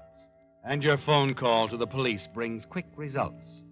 An hour later, the sheriff calls on you at the house on Little Rock Point, quietly informs you of your wife's death, carbon monoxide, in the garage of your home in town. You continue to play the part now of the grief-stricken husband, and inwardly you're pleased, certain your performance has more than convinced the sheriff. Then, as he's about to leave you... Oh, Mr. Gilbert, you said you were alone here last night? Yes, that's right. I waited all night for my wife to show up. You sure she didn't? Of course not. She'd never set foot in this house. I bought it only a few days ago, shortly before she went on her vacation. Oh, I see. Why? Why do you ask? I was just looking at the painting of that dragon. Impressionistic stuff, isn't it? Yes, that's right. I understand your wife was always drawing. Quite a doodler. Yes, she doodled constantly. Just a nervous habit, though. I was sort of wondering about that dragon picture. Looks very familiar. It's an original. I had it sent out from New York. Yeah? That sure is different. It was a present for my wife. Never got to see it. He wasn't with you when you bought it? No. He didn't even know it existed. Maybe you'd better look at this. Letter? An empty envelope. Addressed to your wife at Yuma. From Myrene Walker. Found it in your wife's purse. From the postmark, she must have gotten it the same day she left Yuma. Well, what about it? Turn it over. All right, but... You say your wife didn't even know of the existence of that dragon painting, Mr. Gilbert. Yes, You but... also said she wasn't here at Little Rock Point yesterday. Yes, I did. And you've got a lot of explaining to do, Mr. Gilbert. The doodling on this envelope your wife had is an excellent copy of that dragon painting. I think we can prove it's your wife's doodling, Mr. Gilbert.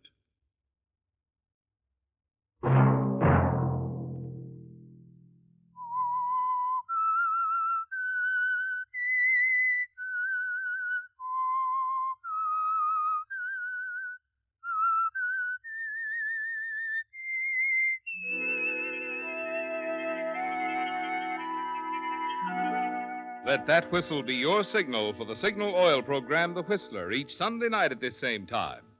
And before you start your vacation trip, be sure to ask your Signal dealer for a free copy of Lane's Guide, a booklet prepared by an independent travel organization to help you find good eating and lodging places.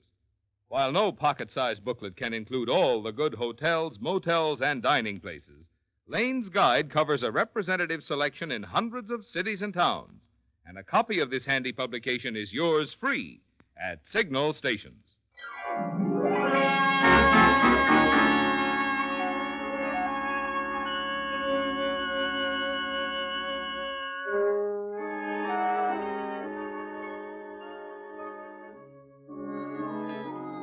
Featured in tonight's story were Bill Foreman, Bill Johnstone, Mary Lansing, Joe Gilbert, Michael Ann Barrett, Herbert Litton, and Charles Seal. The Whistler was produced and directed by George W. Allen, with story by Joel Malone, music by Wilbur Hatch, and was transmitted to our troops overseas by the Armed Forces Radio Service. The Whistler is entirely fictional, and all characters portrayed on The Whistler are also fictional. Any similarity of names or resemblance to persons, living or dead, is purely coincidental. Remember to tune in at this same time next Sunday, when the Signal Oil Company will bring you another strange story by The Whistler. Marvin Miller speaking for the Signal Oil Company. Stay tuned now for the Horace Height Show, which follows immediately over most of these stations.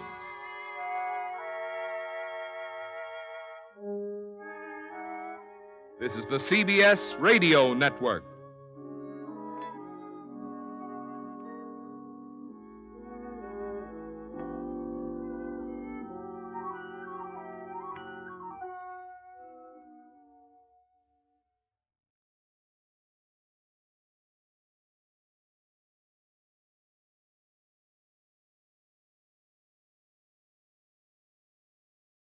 And now, stay tuned for the mystery program that is unique among all mystery programs. Because even when you know who is guilty, you always receive a startling surprise at the final curtain. In the Signal Oil program, The Whistler.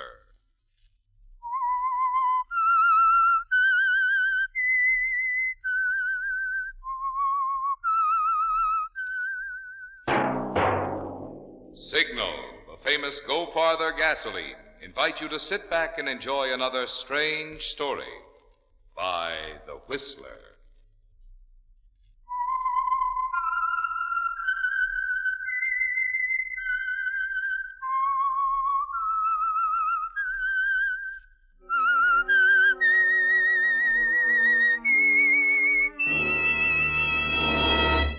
I am the Whistler, and I know many things, for I walk by night. I know many strange tales hidden in the hearts of men and women who have stepped into the shadows. Yes, I know the nameless terrors of which they dare not speak. And now for the Signal Oil Company, The Whistler's strange story. Hit and Run.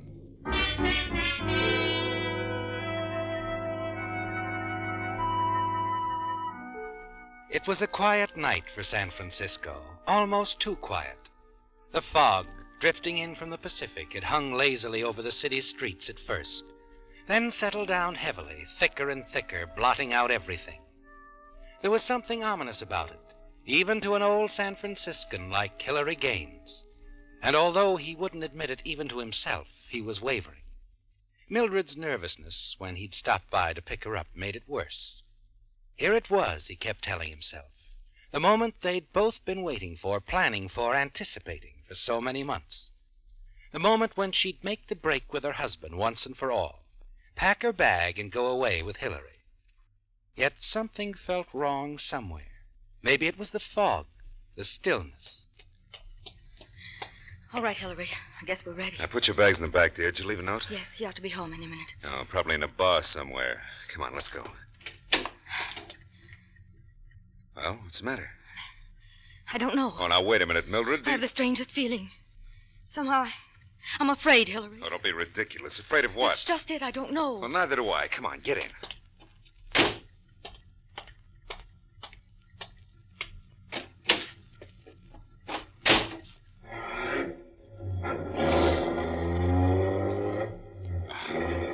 Darling, it's just nerves. You're excited. I don't know. I keep feeling something's going to happen. Well, something has happened. You've left that no-good husband of yours. You've played nursemaid for 6 years, and now it's over. Yes, it's over. And what a way to end it. Sneaking off like this, leaving a note on the dining room table. Well, what's wrong with that? I might have been more above board. Oh, forget it, Mildred. You don't owe him a thing. No, I guess I don't. Ah. But maybe I should have had it out with him. Told him I was leaving and wanted a divorce. Oh. Hilary, do you think we're doing the right thing? Oh, for the love of Mike. Mildred, we've had this out a dozen times. Now, I don't want to go over it all again. I'm sorry, dear. I'm sorry. I just didn't know I was going to feel like this. You're still not sure, huh? No. Okay. If you're not sure you want to go through with it, if you want to go back to that no-good heel, I'll take you back. No, Hilary, I don't want to. Well, then what do you want? Well, can't we do it some other way?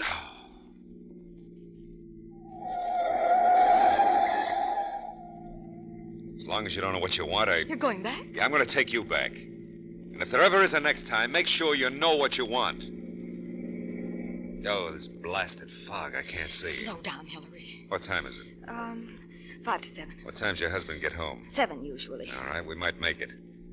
Now that you're going back, I just as soon he didn't see that note. He's probably home by now. I know it.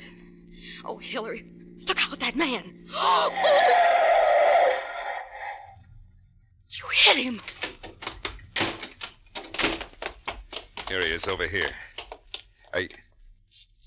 Mildred. Mildred, it's your husband. Tommy. Oh, Tommy. Tommy.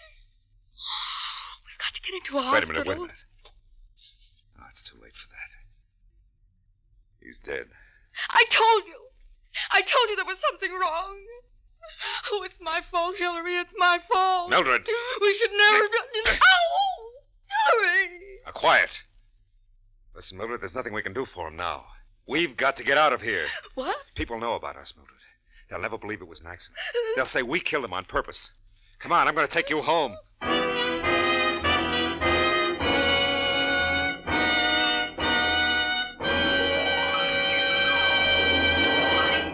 Last Monday, on New Year's Day, practically all cars aged a whole year. Yep, even those shiny 1950s are now last year's models. But the important thing is not a car's age, but how well it runs. Why, many of you who own vintage models are today enjoying better performance than you did a year or 5 years ago. You are if you're powering your cars with Signal Ethyl, the premium grade of Signal's famous Go Farther gasoline. After all, Signal Ethyl is engineered to bring out the best in any car of any age. And when I say best, I mean best starting, trigger quick on cold mornings. I mean best pickup that apologizes to no one when the traffic signal says go. And I mean best power that rockets you over our king-size western hills in high without balking or pinging. Who worries what year a car was made when you're enjoying driving like that? And you can enjoy it if you just head for a Signal station. See if your car doesn't feel younger, much younger, when you treat it to a tank full of Signal Ethyl.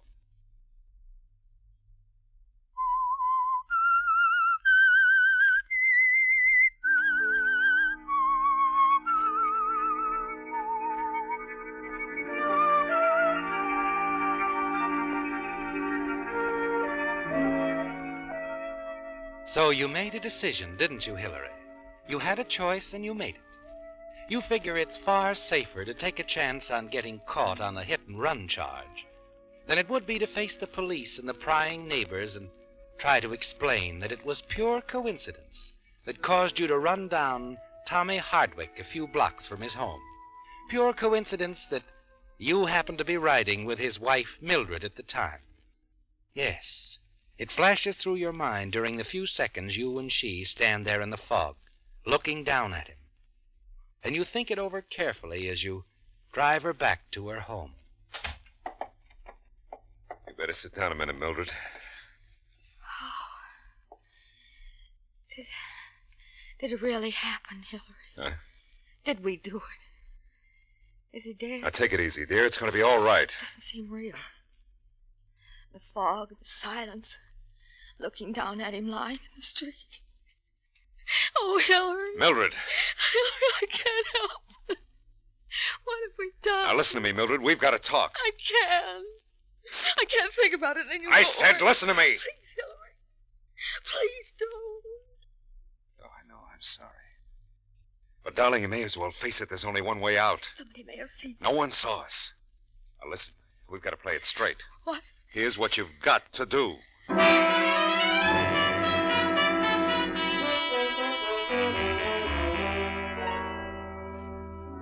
Hello? Robinson Finance Company, please. Hello? I'd like to speak to Mr. Hardwick, please. This is his wife. He's gone? Well, when did he leave? But that's 2 hours ago. I don't understand. All right, thank you. But you see, I thought Mr. Hardwick might have stopped off at the club on his way home. He's over an hour late now, and he hasn't telephoned. When did you last see him, Ed? But he's never been this late before. I've had dinner ready for an hour. Well, maybe I better, Ed. I'm worried sick.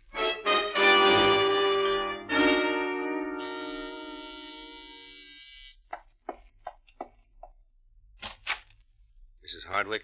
Yes? Nolan, police headquarters. Oh, is something wrong? Mind if I come in? No, no. Please, come in. Thanks. Sit down. Thanks. What is it, Mr. Nolan? I've got a tough job, Mrs. Hardwick. Sometimes I think I ought to be in the haberdashery business or something. Did you come here to tell me that? No, I came to tell you that... It's Tommy, isn't it? Yeah. Something's happened to him. Can you take it? Tell me. He was killed tonight by a hit-and-run driver. Killed? Yeah, a man and a woman. What? I'm sorry, Mrs. Hardwick. Believe me, I'm not going to rest until we hook those two and throw the book at them. Did you say a man and a woman? Yeah, in a club coupe, we think. Happened about 8 blocks from here. They ran into him in the fog, stopped, got out and looked him over, and then got back in the car and drove away. Someone saw them? Yeah, 2 people saw them. A lady in the apartment on the corner heard the crash and saw them out of her window. Couldn't tell much in the fog, but she gave us something to go on anyway. What about the other one? That's what makes us think there's something haywire somewhere. The lady in the corner apartment saw the car that hit your husband pull up alongside a parked car. 2 people got out, ran back, checked the body, and then drove off. 10 seconds later, the lights in the parked car go on, and it drives off, too. Oh. Yeah, it surprised me, too. Our prize witness was still sitting in that parked car all the time, and he hasn't showed up yet. Now, but don't worry, Mrs. Hardwick. There isn't much we can do about your husband, but we're sure going to nail that guy and his girlfriend. Well, we'll make the inquest business as easy as possible for you. I'll call you tomorrow. Thank you, Mr. Nolan. Okay, I know how you feel. If I were you, I'd call up a friend or something. It's a bum time to be alone. Thanks. Good night, Mrs. Hardwick. Good night. Hillary. Hillary! I heard it all. What are we going to do? The street was wet. They probably got tire I'm tracks. sure they know everything. Now, wait a minute. That woman in the apartment, she couldn't have seen much in the fog. What about the... Yeah, I know. The guy in the parked car. How will we ever find him? Don't worry about that, baby. He's probably going to find us.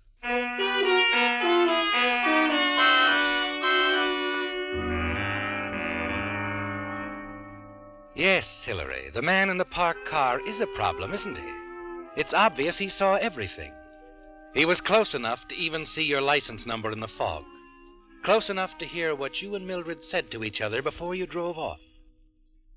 For the next day or two, you can feel the sword hanging over you. But strangely enough, nothing happens. The inquest goes off without a hitch. The woman in the apartment offers nothing in addition to her original statement. You have the dent in your fender repaired, buy 4 second-hand tires, and dispose of the ones on your car. A few more days pass, and you begin to relax a little. Perhaps the man in the parked car has reasons for keeping out of it, being involved as a material witness. Yes, maybe that's it. Then a week later, you're sitting at your desk at the office when... Yes? There's a Mr. Baldwin to see you, Mr. Gaines. Baldwin? I don't know anyone by that name. What does he want? He says it's about insurance. Oh, well, tell him I have plenty of insurance. I did. He says it's extremely Confound it, I just told... Wait a minute. What kind of insurance? Just a moment. Accident insurance, Mr. Gaines. I see. Send him in.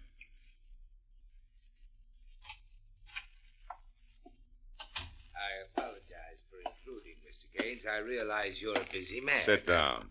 Oh, thank you.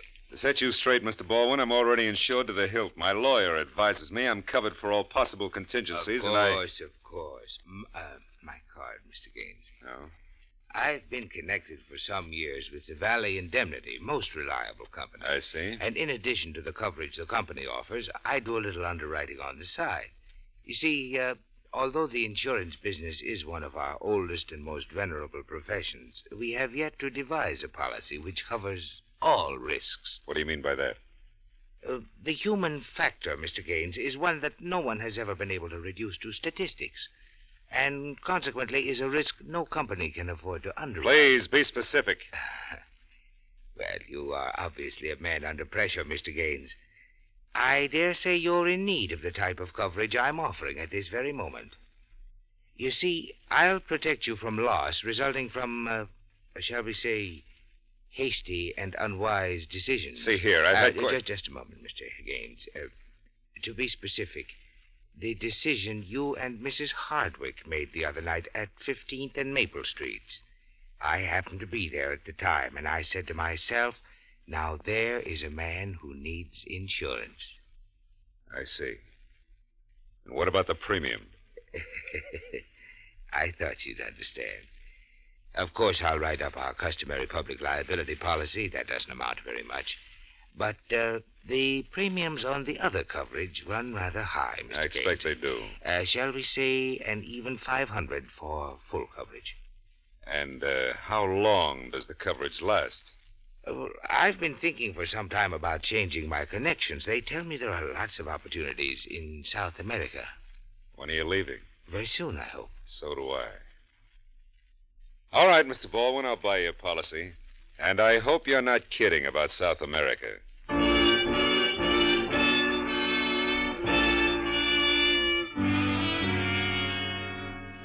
How much do you want this time? $2,000. I won't pay it. You would pay it, however, if you had my assurance that this is the last time. I expect I would. Very well, you have my word. I'll drop by this afternoon for the cash. Now, an oil well is one of the most profitable of investments, Mr. Gaines, and I'm sure you'll find this venture a wise one, when you consider the future, of course. Oh, by the way, I expect to be leaving next week. $2,300. Congratulations, Mr. Gaines. You are part owner of the Narcissus mine. It's too bad in a way that I've had to postpone my trip to South America until Friday. You dirty leech, get out of my office. Now, wait a moment, Mr. Gaines. I'll kill you. I knew you'd come to that eventually, so I've made provision for it. You see, I've written a complete account of your and Mildred Hardwick's unfortunate accident at 15th and Maple Streets, to be opened and read publicly in the event of my death. You've thought of everything, haven't you? I'm pleased to think so. Now, I think it would be rather unwise for you to make another unfortunate decision, don't you? Especially in view of my projected trip to South America.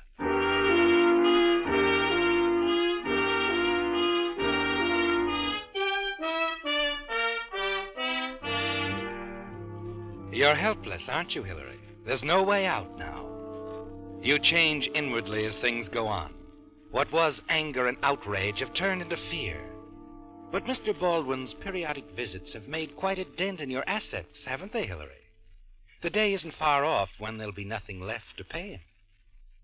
If you could only get your hands on the account he's written about the hit-and-run accident, the protection he's provided for himself. Yes. You'd kill him if it weren't for that, wouldn't you, Hillary? Then at last you get a lucky break. I know where it is, Mildred. I found out where it is. What? The account he's written. The thing that's going to be opened if he dies. Where is it? In a bank on Market Street. I saw him today and followed him. It's in a safe deposit box. I'm sure of it. What good does that do us? All right, now, wait a minute. He keeps the key on him.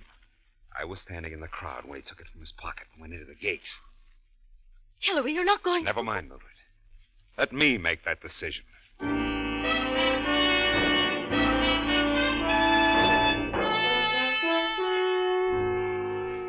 You've made that decision already, haven't you, Hillary? You've known for weeks that there was only one way out. And the moment you saw him walk into the safe deposit department in the bank on Market Street, you decided to take the chance. You follow him home a few days later. Note the garage where he keeps his car. Watch him as he walks the block and a half to his apartment on the other side of the street. That's important, isn't it, Hillary? He lives on the other side of the street from the garage. You were careful to notice he wasn't recognized at sight by the clerk at the bank, and gather that he hasn't been in the city long enough to be known. That fits, too, doesn't it? So it's all planned carefully when he called you a few days later. First of all, Mr. Gaines, I want to impress on you that I have my reservations. I'm leaving Monday for South America. Yes, of course. There are a few matters I'd like to clear up before I leave. I must deliver your insurance policy, of course. And then there's the matter of the radium. Oh, it's radium this time, huh? Yes, an exploration company I'm incorporating. Uh-huh. I'm sure you'll want to invest $1,000 or so, Mr. Gaines. I'll call on you sometime tonight. You'll have the money. Yeah, I'll have the money, but look, if you don't mind, I'd rather call on you. Will you be home tonight? I expect to be home later in the evening. What time? Oh, about 10 or so. Is there some reason for this, Mr. Gaines? Oh, yes. A very important one. I'll explain when I arrive. I see. You will be alone, of course. Of course I'll be alone. You don't think I want to advertise our little private transactions, do you? No, I'm sure you don't. Very well, Mr. Gaines. I live at 2201 March Way, apartment 308. That's fine, Baldwin. I'll be there. 10 o'clock. 10 o'clock.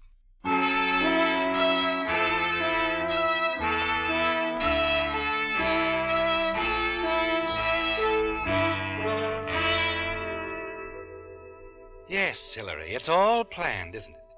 At 9 o'clock, you're sitting in the coffee shop across the street from the garage in which Mr. Baldwin leaves his car. You thank your lucky stars for the weather. The fog has rolled in again, making it difficult to see clearly more than 100 feet. Promptly at 9:45, you see his car roll into the garage entrance. 2 minutes later, you're sitting at the wheel of your car, waiting for him to come out. Suddenly you recognize him as he comes out. The plump figure, the rolling walk. You wait until he gets halfway up the block, about to cross, and then...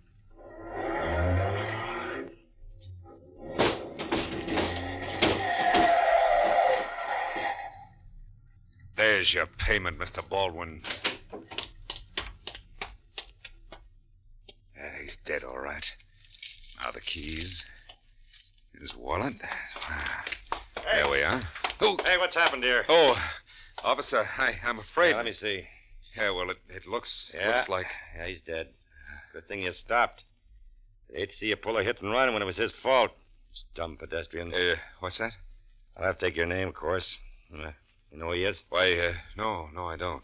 Yeah, we'll have to check. Oh, will I be called? No, don't worry about it, mister. Saw the whole thing. Guy stepped out from behind a parked car in the middle of the block. We won't have to hold you.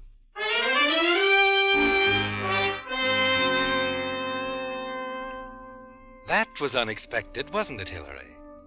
You can't help wondering about the unbelievable stroke of luck that night, as you put Baldwin's driver's license before you and practice his signature over and over again. 10 times, 100, 1,000. Finally, you can forge his signature perfectly. You're ready now for your visit to the safe deposit box tomorrow. I'm sorry. Pardon me. I'm very sorry. Excuse me, please. Yes, sir? George Baldwin, box 1438. Yes, sir. Sign here, please. Do you have your key? Oh, yes. There you are. All right. Oh, Baldwin, 1438. Let me see. I have a note here. What? Just a moment, please. Oh. Yes, here it is. It's about the rental on the box. 3.5, due on the 15th of last month. Oh, yes. Well, it must have slipped my mind. Here. Here you are. Thank you, sir. This way, please. All right.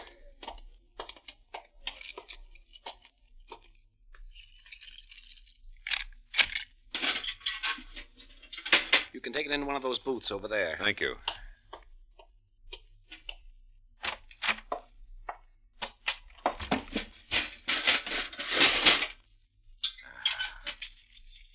Bonds. Cancel checks. Ring. So it may concern to be opened in the event of my death. Let's see. This is to certify that on the night of May 10th, I witnessed a hit-and-run accident at the intersection of 15th and Maple Streets in which 2 men... Oh, thank heaven I've got it. I'm in the clear. They can't touch us now.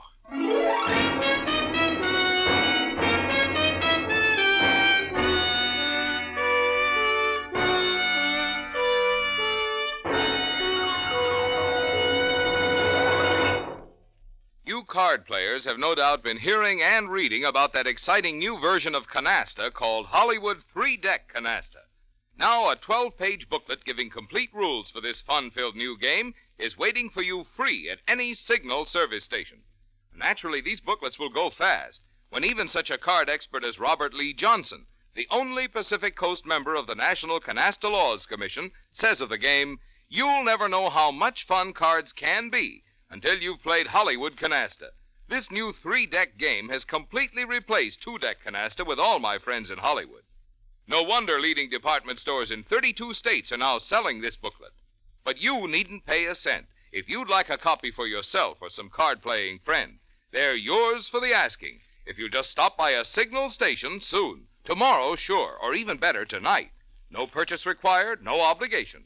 Any Signal dealer will gladly give you free a copy of the 12-page booklet on Hollywood 3-Deck Canasta while his supply lasts.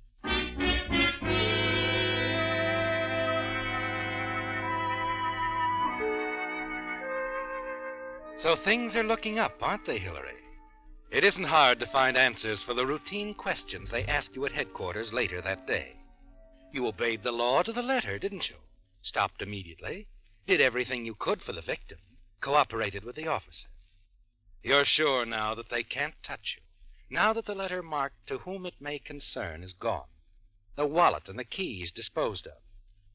Mr. Baldwin has been paid off, hasn't he, Hillary? In the only currency he understood.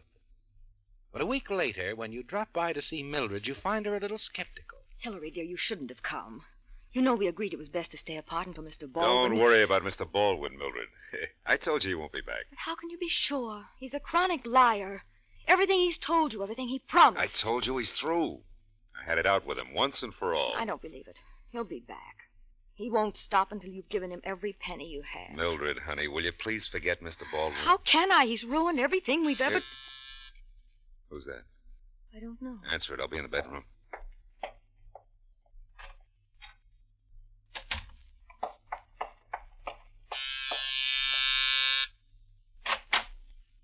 Hello, Mrs. Hardwick. Mr. Nolan. I'd like to talk to Mr. Gaines, if you don't mind. Mr. Gaines. Well, he's here. I saw him come in. Hillary. Tell him to take his time. I got all evening. Hillary. What's the matter? Just checking further into the accidental death of Mr. Baldwin the other night. Mr. Baldwin? What? I thought you'd be surprised, Mrs. Hardwick. Gaines, we found something in Baldwin's pocket that might interest you. Here. The report said you claimed you didn't know him, Gaines. This policy is made out to you. Why, I guess I didn't recognize him. Sure. Well? Another funny thing, he puts his car in the public garage, locks it, walks out, gets knocked over half a block away, and his keys are gone. Somebody got to him and took them, huh? Somebody who wanted the key to his safe deposit box. Now, wait a minute. You have no right to We come in know here. it was there because there was a notice in his pocket saying payment on the box was overdue. What's that got to do with me? Oh. As a matter of fact, we checked the box and found that according to the timestamp on the bank slip, someone impersonating Baldwin visited the box, forged Baldwin's signature, 16 hours after Baldwin was killed. Now, look, I still don't know why you think He that was I... shaking you down, wasn't he? Well, wasn't he? No. Of course not. We know Baldwin, Mr. Gaines. Been checking on his record during the past few months. We got a good idea he hit you for the biggest bite of all on the night he got killed. Hillary. You can't. It's not true. You better talk fast to a smart lawyer, because when you add a motive like blackmail to accidental death like Baldwin's, you get first-degree murder. No. You see, a blackmailer is like a hit-and-run artist. The big bite comes just before he skips, and Baldwin was skipping. He had a ticket in his pocket, Mr. Gaines, a ticket on the next ship to South America.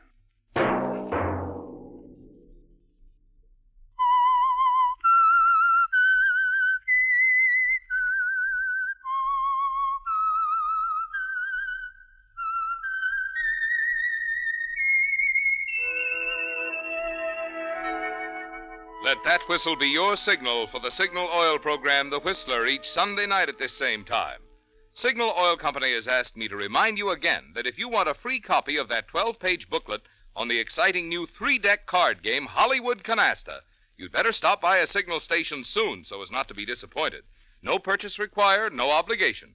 A copy is yours for the asking while the supply lasts.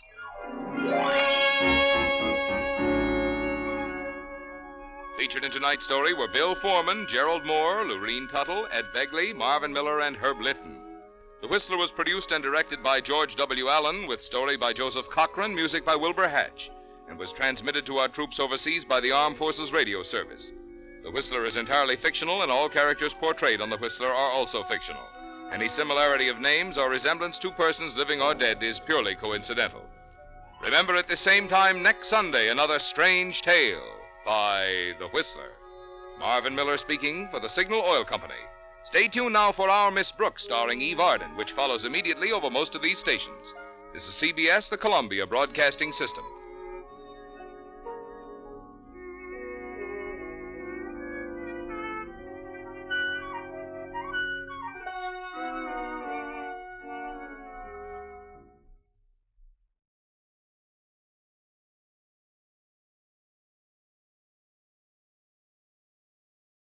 And now, stay tuned for the program that is rated tops in popularity for a longer period of time than any other West Coast program in radio history.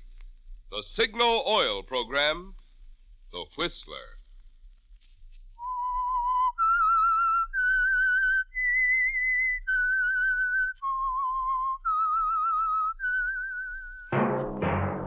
Signal, the famous Go Farther gasoline, invite you to sit back and enjoy another strange story by The Whistler.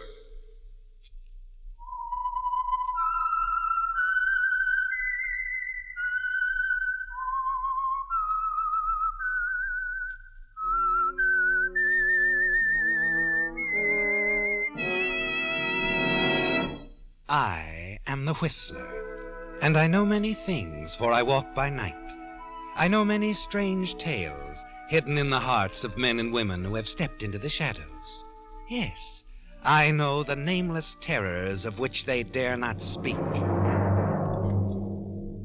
And now for the Signal Oil Company, The Whistler's strange story. Trademark.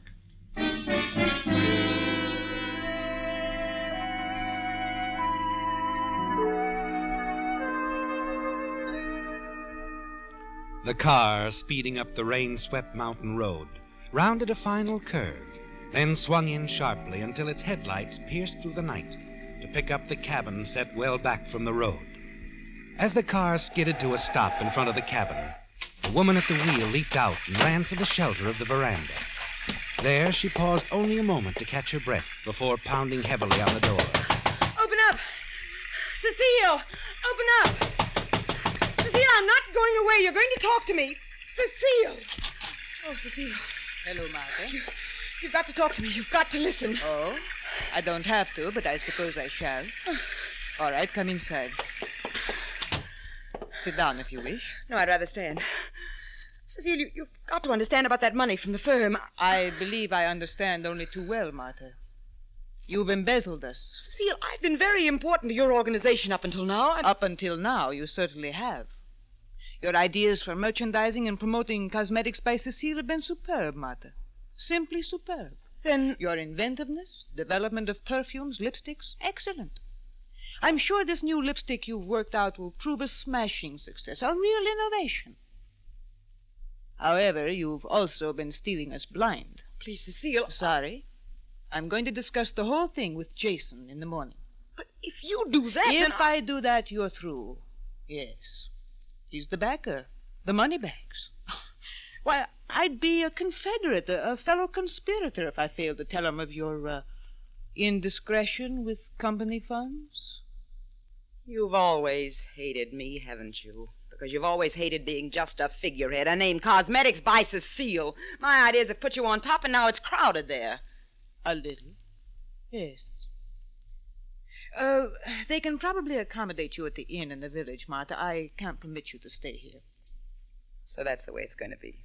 I'm being kind. You could go to prison. I'll try to talk Jason out of that. Good night, Martha.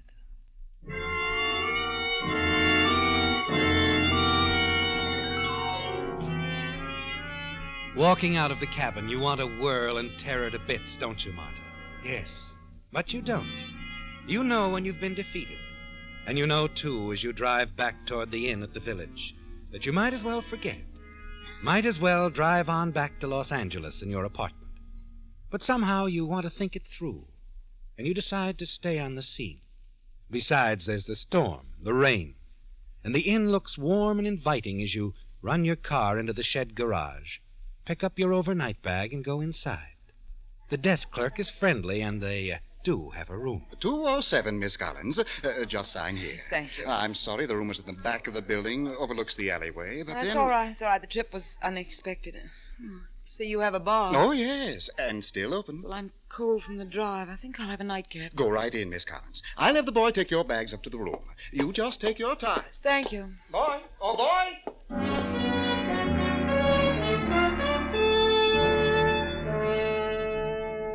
Your mood is far from the cheerful one of the desk clerk, isn't it, Martha? But as you enter the bar, you catch sight of someone you know. Yes, old Sam, the caretaker of Cecile's cabin. As you move across the bar and come closer to Sam, you realize that he's had more than enough drinks. And he's saying some very interesting things. No, I'm telling you, Mac, I mean it. I mean every word. Now, if I had the chance, I'd kill that Cecile woman. I'd wring her scrawny neck. All right, Sam, all right. You better hit the road now. Get home, sleep it off, huh? No, I want another drink. No, sorry, Sam. The bar's closed as far as you're concerned. Okay, Mac. Last time I'll show my face in here. Yeah. oh, I'm sorry, lady. Sorry. What'll you have? What? Oh, never mind. I guess I don't want a drink after all. No, Martha, you don't want a drink after all. Because you want your head clear, perfectly clear. Because of the plan that's half formed in your mind. The inspired idea that suddenly places the key to everything right in your hands. Yes, you may still not have to be counted out after all. First step, Martha. The clerk again. Sorry to bother you, but my room, is it ready now? Why, yes, Miss Collins, but I thought you were going to have a nightcap. You said... I know, but I don't feel very well. Must have been the drive. I don't feel well at all. Oh, yeah, let me help you, Miss Collins. Well, I'll help you upstairs. Thank you. Thank you very much.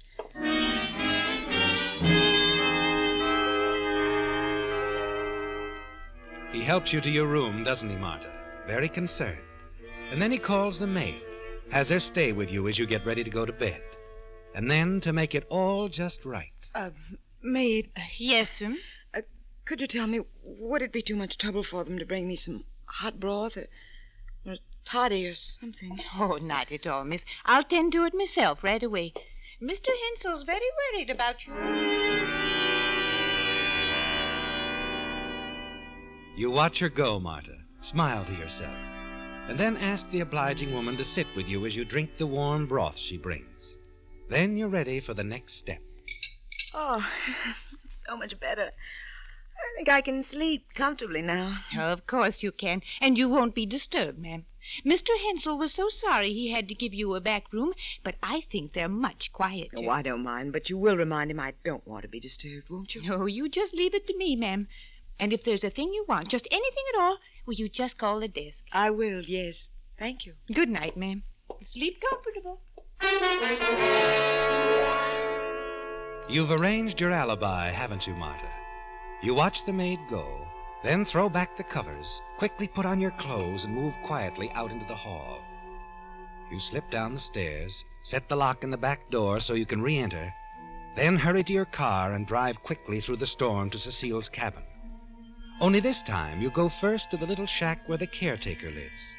You find the door open, and old Sam lying across his rumpled bed, still fully dressed, but quite sound asleep, snoring loudly. It's the deep stupor-like sleep of the intoxicated. And then you congratulate yourself on a real stroke of fortune. A rifle, Marta, mounted on pegs on the wall. Quickly, you take a pair of gloves from your coat pocket, put them on, and you take the gun down, slip a cartridge into the chamber, step past old Sam, and hurry to the cabin 100 yards away. It's a long chance, Marta, but luck has been with you so far. You hesitate, summoning your nerve for what's ahead. You light a cigarette, move onto the veranda. Yes.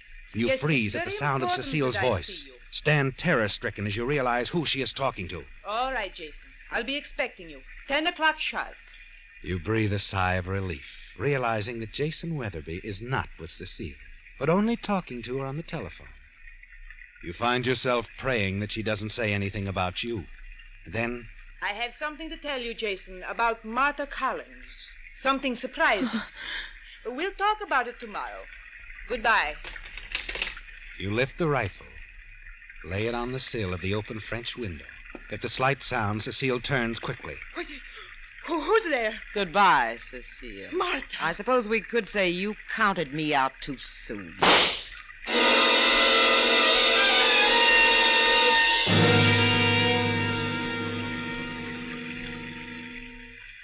The silence tells you that old Sam slept through the sound of the shot just as you expected. You climb through the French window, into the room. An electric clock gives you another idea, and you unplug the cord and put the clock into Cecile's limp hand. That's all for her, isn't it? And you've completed all but the very final steps, haven't you, Marta? Yes. Hurrying back to old Sam's shack, you're thankful for the rain which washes out your footprints almost as they're made. It'll do the same for your car, won't it? And as you place the rifle near old Sam, you're certain that you've built a perfect case against him. Just one more step now, Marta. Back at the inn, and luck is still with you. You're certain no one saw you leave or return. You're sure your alibi is perfect. And a few minutes after you're again in your room, you clinch it with a phone call to the desk clerk. The desk clerk? Hello, Mr. Hensel? Yes, Miss Collins. I'm sorry to bother you people again, but my room, it's so cold. I'd been sleeping soundly. I woke up just freezing. Oh, we can send up an electric blanket for you, Miss Collins. Oh, that would be fine, if it's not too much trouble. No trouble at all, miss. We want everything to be just right for you. I'm sure you do. And, well, you've all helped me much more than you know.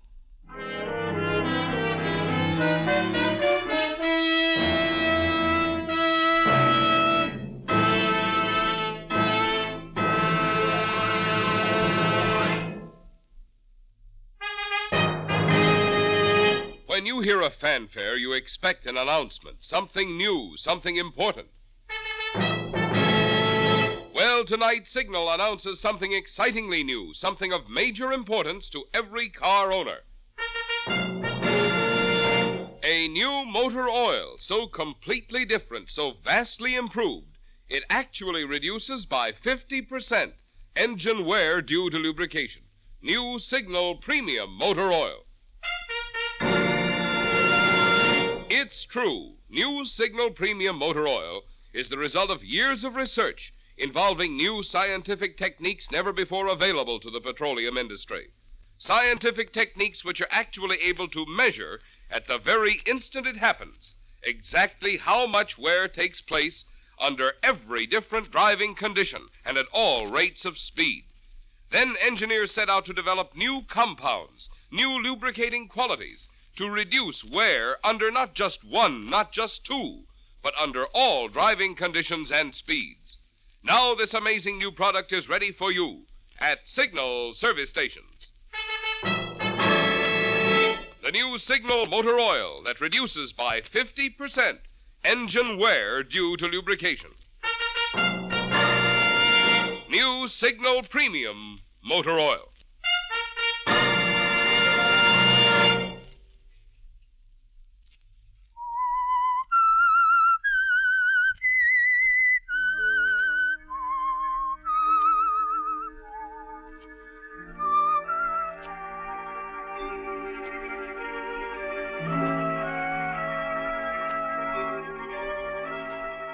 Well, Marta, it's all fallen into place, hasn't it? From the moment when Cecile Dumas thought that she would ruin you by reporting your thefts to the head of the cosmetics firm, until now, when Cecile lies dead in her cabin, a victim of a shot from her caretaker's hunting rifle. You've managed it all with a perfect alibi setup, every sort of proof that you weren't out of your hotel room. And old Sam, Cecile's caretaker, was overheard making threatening reports to the hotel barkeeper. It's going to be a perfect case against him, isn't it? And now all you must do is complete the bluff, Marta. The next day is sunny, and you begin the morning by hurrying down to the village train depot, waiting for Jason Weatherby's train to come chugging into view. Jace! Oh, Jace, over here! Well, Marta, my girl, how are you? I'm just fine, Jace. And you? Oh, not too lively. Train always tires me out, you know. Nice of you to come down and meet me. You needn't have bothered. It's a long way to Cecile's cabin. Come along. My car's right over there. Right. Marta. Uh-huh. Tell me, what's this all about? Do you know? I mean, Cecile, what's on her mind? You don't know? Haven't been able to pry a thing out of her. I was talking to her last night. Oh? Oh, she said it was something important. We had to get together right away. You know, don't you, Marta? Uh-huh. It's a secret. How long have you known this secret? Oh, for days and days. Well, I've never known any woman who could keep a secret more than 12 hours. Oh, you. Come on, let's go straight up to Cecile's cabin.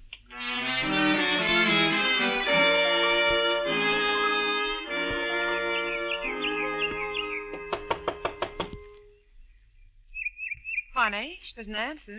Suppose she's still asleep? Yeah, could be. You know how Cecile loves to sleep late. Come on, let's go around to the patio. The French windows might be open. Oh, we're in luck. They are open. Good. After you, Marta. Thank you. What you say we raid the kitchen, eh? I could use some breakfast. Good idea. Come on, let's... Marta, what's the matter? What? Oh, good Lord. Cecile. Cecile. Jace, what happened to her? Marta, she's dead. Dead? Oh, Jace.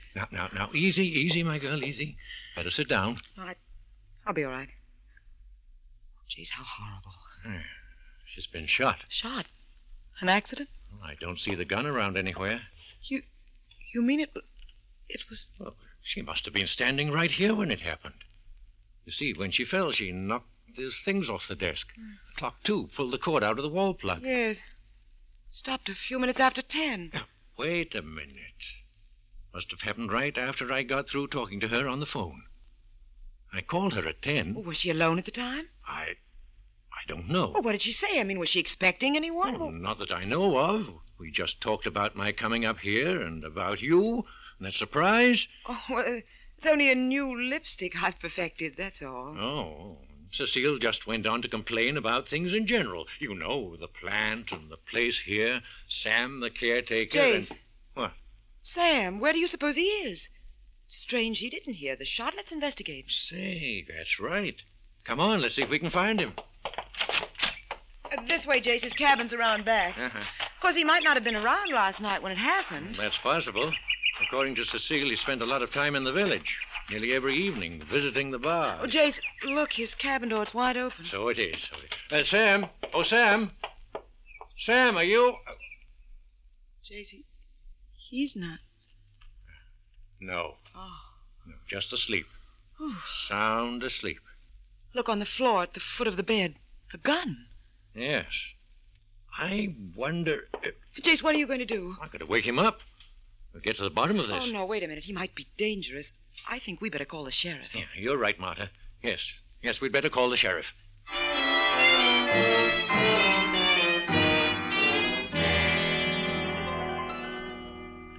Your little plan is functioning smoothly, isn't it, Martha? Everything falling neatly into place. And with the arrival of the sheriff, the case against Sam begins to take shape. You listen to the questioning. Poor, bewildered Sam, so very vague about his movements last night, remembering very little, admitting he'd been drinking heavily.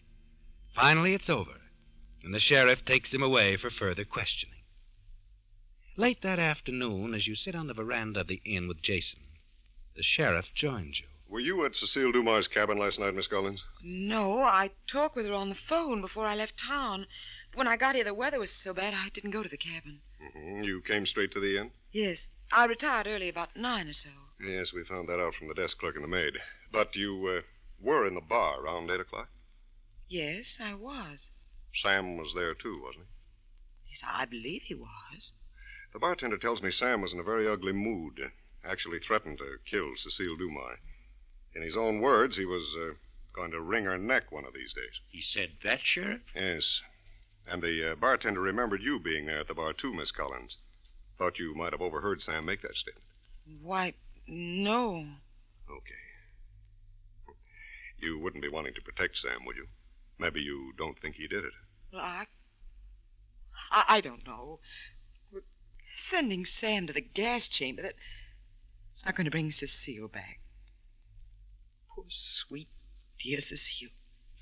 Now, Martha, easy, dear, easy. Sorry, Jason, I'm sorry. Well, I guess the bartender's word will be good enough. Thank you, Miss Collins. Sheriff, you really think Sam's your man? That he killed Cecile? Well, Mr. Weatherby, there doesn't seem to be much doubt about it at this point. Mm-hmm. It was Sam's gun that killed her. Yeah. No other fingerprints were on the gun. No, sir, there's no doubt at all.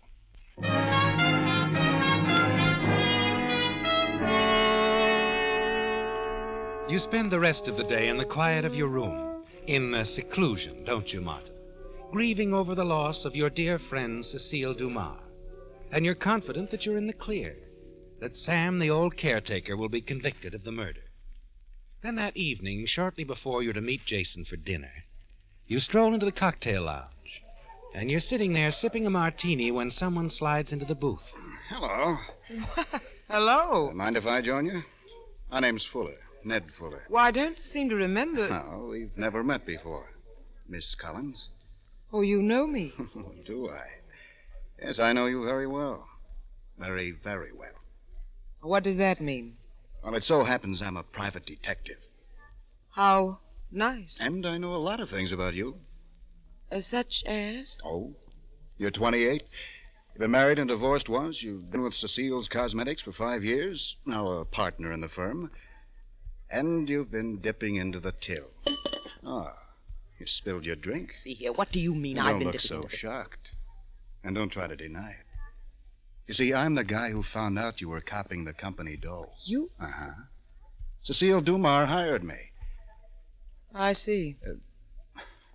Don't you think we should continue this discussion elsewhere? In private? All right. Let's go upstairs.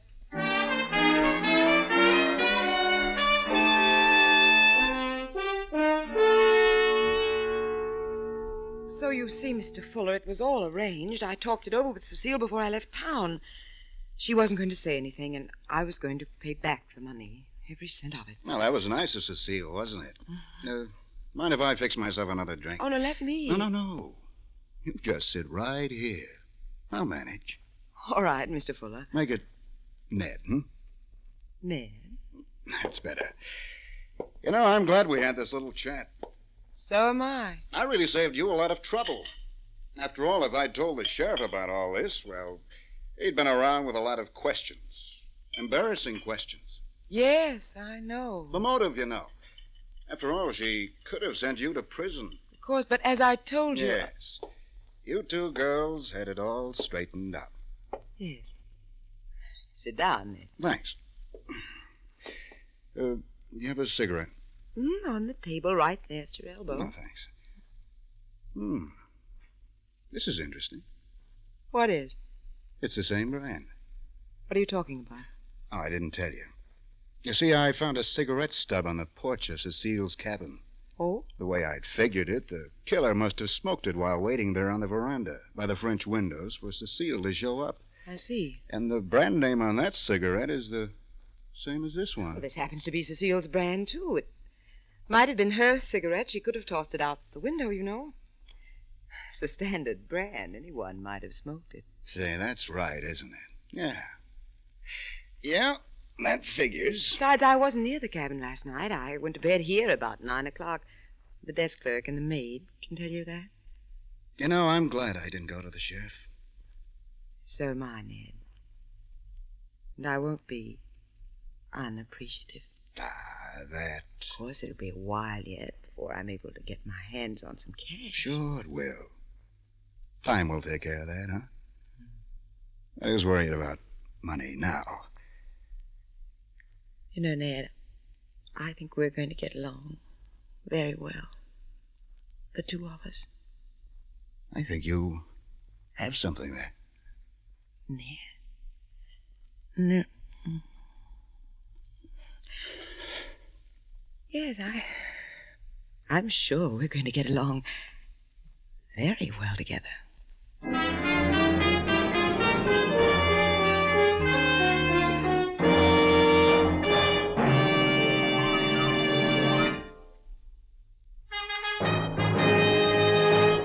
When I told you that Signal's amazing new motor oil actually cuts in half engine wear due to lubrication, that was only half the story. Here's what half as much engine wear means to your car's performance, to your budget. By reducing engine wear 50%, new Signal Premium Motor Oil will keep that like-new pep and power in your motor twice as long. 50% reduction in engine wear means that if your car is not already an oil eater, new Signal Premium will double the period during which you'll continue to enjoy low oil consumption. 50% reduction in engine wear means that new Signal Premium will keep gasoline mileage up, maintenance costs down. Yet this wonderful new Signal lubricant gives you all these extra benefits at no increase in price. Good reason to get your next oil change at a Signal service station. Change to Signal's amazing new motor oil that reduces engine wear 50%. New Signal Premium Motor Oil.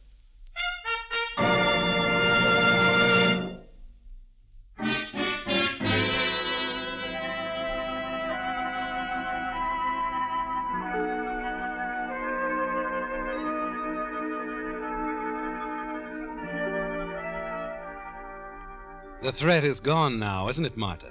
With a kiss. Yes, from the moment Ned Fuller, the private detective, took you in his arms, you were certain he wouldn't talk to the sheriff, tell him what he knew about the money you'd stolen from Cecile's cosmetics, or turn over the cigarette stub. Your cigarette, Martha, the one you so carelessly dropped on the porch of Cecile's cabin the night you killed her. You're sure you're in the clear now, aren't you? Yes, you're certain of that. And the following morning, as you pack your bags, there's a knock on the door of your room at the inn. Good morning, Miss Collins. Oh, Sheriff, morning. Mind if I come in? No, of course not. I'm just getting my things ready. I'm going back to the city this morning. No, I'm afraid you're not, Miss Collins. Oh, what? You were lying when you said you weren't at the cabin the night your friend Cecile Dumas was murdered. You see, a new clue has turned up. New clue? Yes, a cigarette stub. Well, It was found on the porch of Miss Dumas' cabin. Well, that means nothing. I smoked several when Jason and I discovered the body. I know, we found those too. But the one I'm talking about was left before the murder. You see, it was rain-soaked. And it stopped raining at 12 o'clock that night. We believe it's yours. Oh, now, really, Sheriff, Well, a lot of people smoke my brand of cigarettes. Cecile did, as a matter of fact. We know that, Miss Collins. Besides, what possible motive could I have had? I don't think we'll have too much trouble establishing a motive. You see, we've already talked to a private detective named Fuller. Ned Fuller? Oh, Sheriff, Ned's... Well, let's say that Ned's a friend of mine. Perhaps, Miss Collins. But he was also in love with Cecile Dumas. Ned was in love with Cecile? Yes. They were planning on being married. Married? Yes. But he... Oh, that kiss, Miss Collins? That's why we're so sure that cigarette stub is yours. You see, we had the lipstick on it analyzed. According to your partner, Mr. Weatherby, you not only invented this lipstick, you're the only person in the world who has it. Then Ned was... That's right. The only reason Ned Fuller kissed you was to match up the rare lipstick in the cigarette stub with the lipstick you used. And that trademark of yours, Miss Collins, is going to put you in the gas chamber.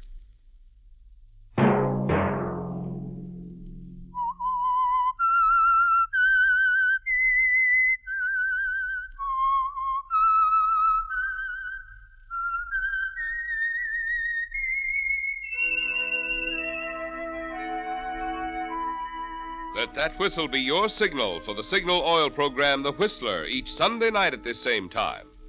Signal Oil Company has asked me to remind you this about the amazing new Signal Premium Motor Oil, which reduces by 50% engine wear due to lubrication.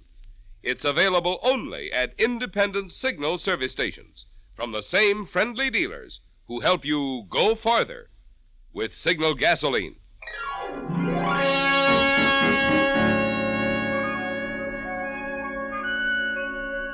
Featured in tonight's story were Bill Foreman, Betty Lou Gerson, Joe Gilbert, John Stevenson, Bruce Payne, and Bill Boucher. The Whistler was produced and directed by George W. Allen, with story by Joel Malone, music by Wilbur Hatch, and was transmitted to our troops overseas by the Armed Forces Radio Service. The Whistler is entirely fictional, and all characters portrayed on The Whistler are also fictional. Any similarity of names or resemblance to persons living or dead is purely coincidental. Remember at this same time next Sunday, another strange tale by The Whistler. Marvin Miller speaking for the Signal Oil Company. Stay tuned now for Our Miss Brooks, starring Eve Arden, which follows immediately over most of these stations. This is CBS, the Columbia Broadcasting System.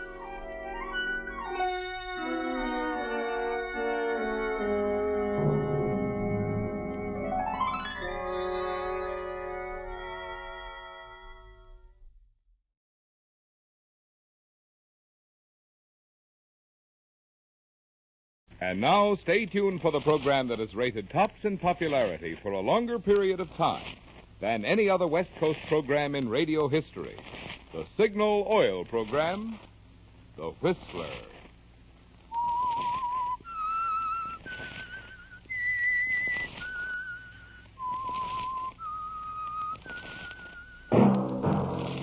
Signal, the famous Go Farther gasoline, invites you to sit back and enjoy another strange story by The Whistler.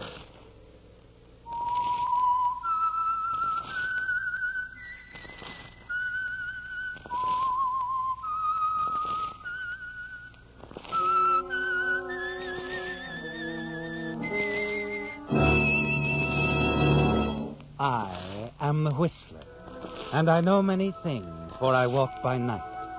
I know many strange tales hidden in the hearts of men and women who have stepped into the shadows. Yes, I know the nameless terrors of which they dare not speak. And now for the Signal Oil Company, The Whistler's strange story. Man on the Run.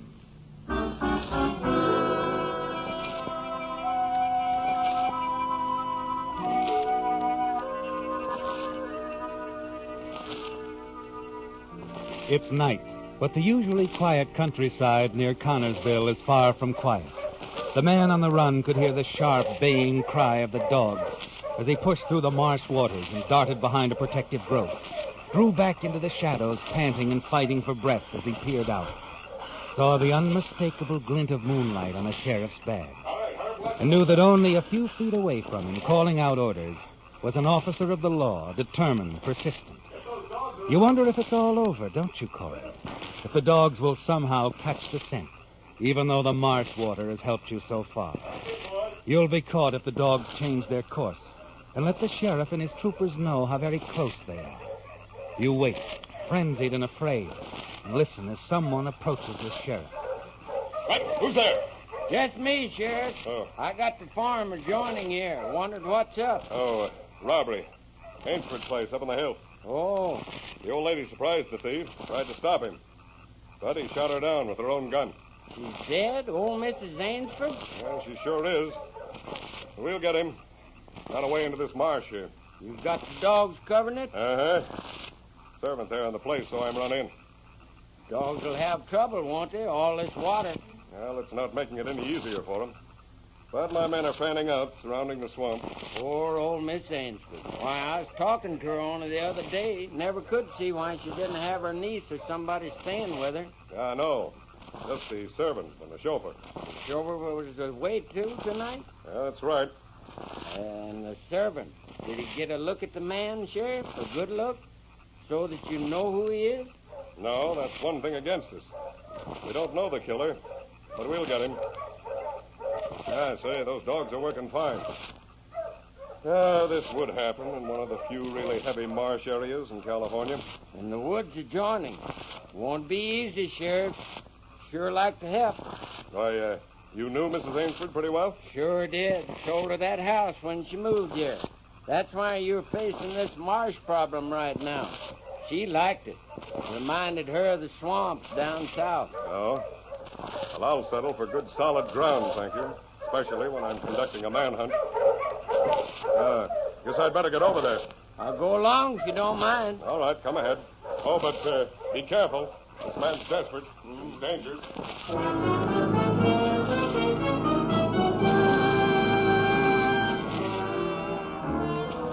Yes, Corey, you are desperate, aren't you? With the only relief you can feel resting in the sheriff's remark that they don't know who the killer is. They will know, won't they? And soon, you're certain of that. Yes. Just as soon as they begin to wonder where the chauffeur is. Search his room. Your room, Corey. They'll find the packed suitcase. Realize that you had to run when old Mrs. Ainsford interrupted your planned theft. They'll be able to put two and two together very quickly. And it will add up to Corey Evans, wanted for murder.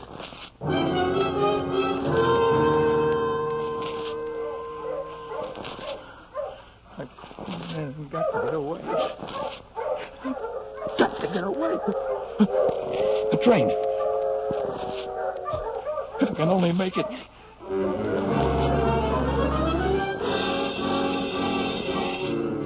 Yes, Corey, it's a chance, your only chance.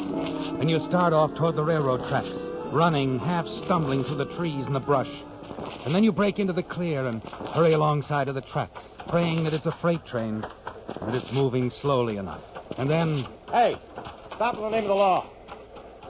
Put your hands up, you. I'll put them up all right. Oh, you don't. All right, come on, get up. Get up, on your feet. Sure. Come on. What's this all about? Never mind, Doc. You ran out of the marsh, didn't you? I thought I saw somebody looking for a killer, you know. Sure are. You. Well, now, wait a minute. I suppose you weren't running. But you didn't try to knock me out. Come on, you might as well tell you're explaining to the sheriff. Oh, you get away. I tell you, I did see somebody. Listen, I wasn't born yesterday. You got any identification? Sure. Oh, wait a minute. This has slipped out of my pocket here. Probably around the ground here. You didn't drop anything, buddy. Come on, let's get going. You look up at him, Corey. See the glaring light of the approaching southbound train. It is a freight. And the deputy looking toward it momentarily is blinded a little by the light. Quickly, your hand clutches at some sand and gravel, and you hurl it full into his face. The train starts past. You leap for the open door of a boxcar. I made it. I made it.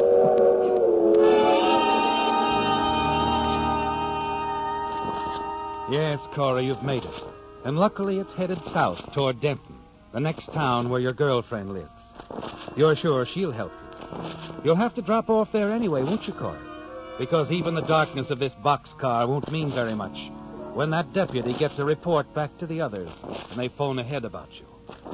You finally lean out, see that you're approaching the outskirts of Denver. You slip off the train, straighten your clothes as best you can, and calmly walk down the main street of the town to a movie theater and approach the ticket window. Yes, sir. How many, please? I wanted to talk to Jenny. How come she's not selling tickets? Oh, Jenny wasn't feeling well. I sent her home. Oh, I see. Yeah, thanks.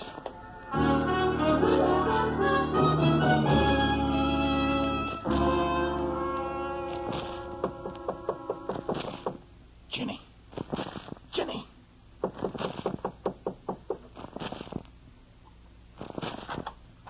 Yes? Jenny, it's me. It's Corey. Corey, what do you want? Please, Jenny, let me in. I gotta talk to you. Go away. You shouldn't have come here. I said now let me in. I don't want to talk to you. I heard all about it. What'd you hear? I heard it all just now on the radio. You killed her, didn't you? An old woman. Quiet, will you? You don't understand. Jenny, we've meant a lot to each other. You gotta help me now. I won't. You always said you'd take that money. Now you've done it. But you've also taken a life. Poor Mrs. Ainsford. She never hurt anybody. Will you be quiet, Jenny? Let go of me. Let go. I'm sick. I didn't get any money, Jenny. She surprised me. I had to run. So they said on the radio. You're a fugitive. I need some money. Where's your purse? I'm not giving you anything. I won't help a fugitive. Give me that purse. No. Give it to me, I said. Keep quiet or you'll get worse. Nothing in here, huh? I told you there's nothing. I'm glad. All right, listen to me, Jenny. I'm not giving up. You are going to help. You got a telephone here, haven't you? Yes, it's right over there, but... Come on. I call the theater where you work. Theater? Get on the phone, Jenny. I'll tell you what to say. You're going to ask a little favor of your boss. No. You heard me. Go on, get to that phone, dial that number. It won't do you any good. It won't, Corey. Here, dial. Oh. Tell him you need some money. A relative or somebody, a doctor bill to meet you. Want an advance on your salary down there. See? Corey, you're a fool. He'll come here. Tell him not to. Tell him you'll come after it. But I'm sick, Corey. I can't. Hello, Mr. McLean? This is Jimmy. Good girl. Go on, put the bite on him. Oh, yes, I'm all right. Just a bad cold. What? Sick relative. Tell him about the sick relative. Well, Mr. McLean, I've got to ask a favor of you. Yeah. There's a relative of mine, my cousin. He needs some money for medical attention. Quite a bit of money. That's it. I was wondering if I could get an advance on my salary. What? Well, I don't know. $100, tell him. Well, would $100 be too much to loan me? What? Yes, Mr. McLean. All right, I'll wait. What is it? What's wrong? He's just going to check, see how much he has on hand. Okay. If it has to be less, that's all right, too, Jenny. This is the last thing I'll ever do for you, Corey. That's what you think. Maybe you might even come along with me when I leave this bird. You'd have to drag me. Yeah, I might even arrange that. What's keeping that guy? I told you. He said he had to look in the safe and check the receipt. Look, if either of you try to pull anything on How me, can I do anything? I don't know, but I don't... Hang up. Don't answer it. Jenny? Oh, Jenny? Who's it? The landlady. Oh, it's no use, Corey. Tell her to go away. Tell her you're sick. Go on! Hi, I'm sick, Mr. Jams. What do you want? There's something wrong with most of the refrigerators, dear. I wondered if I could come in and take a look at yours. No. Tell her to beat it. Come back in the morning. Tell her. Could you come back in the morning, Mrs. Jams? I really don't want to get up. Well, I suppose so. Very well, I'll come in tomorrow.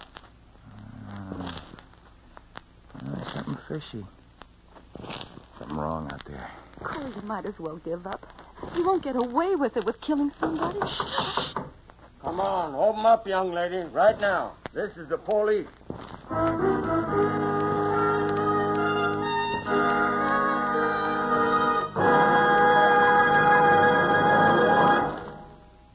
Announcers are always giving you good reasons for buying this or trying that. But tonight I'd like to suggest that you try something just for the fun of it. Try just one tankful of Signal Ethyl, just for the sheer fun it will put into your driving. Experience the fun of seeing how quickly Signal Ethyl makes even cold engines spring to life the instant you touch the starter. Feel the fun of having the back of your seat nudge you forward as Signal Ethyl's peppy pickup steps your car proudly out front. And hear the fun of hushed, obedient power as Signal Ethyl floats you in high over hills that used to call for shifting. Oh, sure, you can get along with less fun than you get from the premium grade of Signal's famous Go Farther gasoline. But wouldn't you like to know just how smartly your car will perform on the superfuel that's engineered to get the best out of any car of any age? In short, wouldn't you, just for fun, like to fill up next at a Signal station with Signal Ethyl?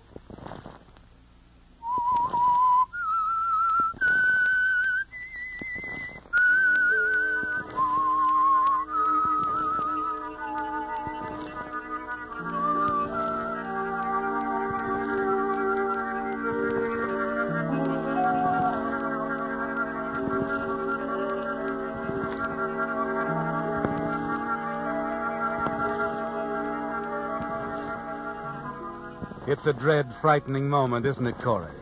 After killing old Mrs. Ainsford, your employer, in an unsuccessful attempt to rob her, now with the police pounding on the door of your girlfriend's room, you wonder if your frenzied flight has been to no avail, if they'll break in, drag you off to jail and certain death.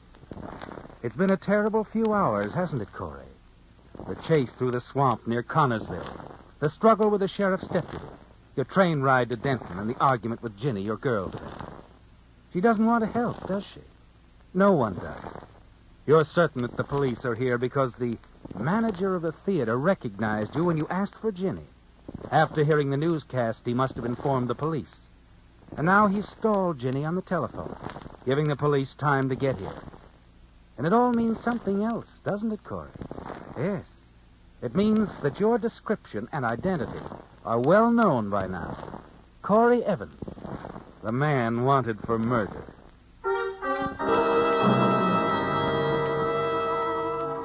But there's still a chance, isn't there, Corey? The window and the fire escape. Only you can get another start on them. Open up, lady. We'll break in if you don't. Stall him, Jenny, please. You're low and contemptible. I won't help you anymore. Okay, Jenny, don't help me. But I haven't lost yet, not when there's a fire escape. So long, sweetheart. You move to the window, raise it higher, and step out. At the second floor level, you stop short. See a police car parked on the other side of the street. You're trapped, aren't you, Corey? Suddenly, you hear a voice coming through the half-open window at your elbow. You look inside the lighted room.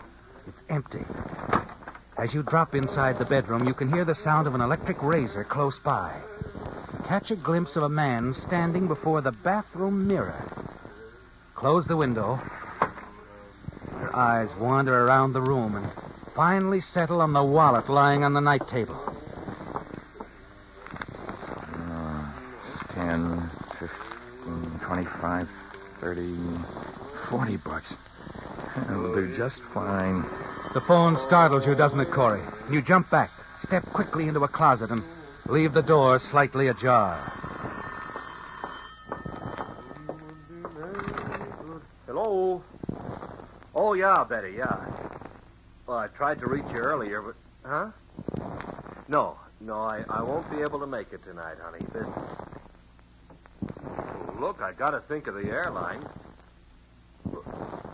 Okay, so I just got one beat-up C-47 to my name. But to me, it's an airline. Or at least the start of one. Oh, I gotta fly down to San Diego. I'm leaving in another hour. Oh, I can't put it off, Betty. A contract's a contract. Yeah, Benson and Hewitt Company, flying some new equipment for 'em. Well, you know, old man Benson, he wouldn't hold still for... Oh, but... Yeah, but look, baby, I... Hello? Hello? Okay, get so. What a day. You can't help smiling, can you, Corey? As you watch him walk back to the bathroom, mumbling to himself. Then, with his wallet safely tucked away in your pocket, you tiptoe across the room, slip out the apartment door, hurry downstairs, step into an empty linen room, wait until you're certain the police have left, and then walk quickly to the bus depot.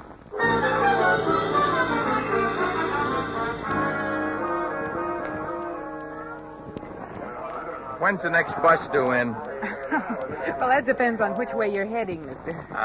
South. Well, let me see. There's a bus due in 10 minutes. Farmington, Delhaven. Delhaven, yeah. Okay. Yep, here you are. That'll be $1.20. Hey, mister. Never mind. Forget it. The police car pulling up in front of the bus station starts you on the run again, doesn't it, Corey?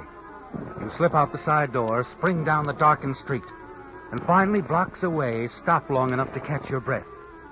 It's not going to be easy getting out of Denton, is it? The police are watching the bus station. They'll be at the train depot, too. You're certain of that. And then an idea hits you. You pull the wallet from your pocket. The wallet you picked up in the apartment earlier. The identification shows that it belonged to Charles Trent. Charlie, who told his girlfriend that he was flying down to San Diego. Yes. You recall that it was for the Benson Hewitt Company. It's a chance, isn't it, Corey? You'll have to use another name, any name.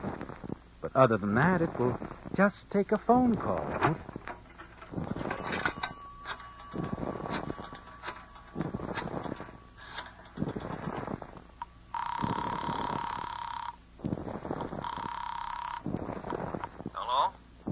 Charles Trent?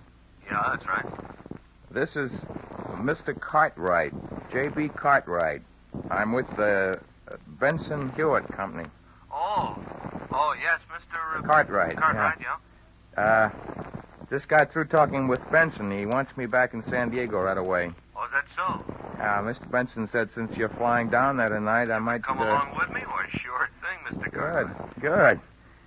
Let me see. You're leaving at 11, huh? Yeah, that's right. Of course, I don't have to leave right on the dot. It's 10:40 now. How long is it going to take me to get out to the field? Are you calling from town? Yeah, the corner of Center and Pringle. Oh. Well, it shouldn't take you more than 20 minutes or so. Just turn off the main highway 3 miles past Denton at the signal service station. Yeah, I know. See you at 11, Charlie.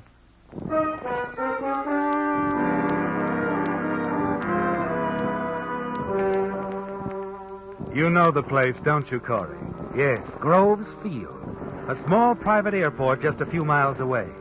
Perfect, isn't it? And you're sure the police won't be watching there. You enter a sandwich shop, order. And as you sip your coffee, you can't help overhearing the conversation of the waitress and the truck driver sitting next to you. Yeah, well, that's what Gus said. I don't know. He ran into a roadblock on the way in, a few miles back at the top of the grade. That's so? Who are the cops looking for?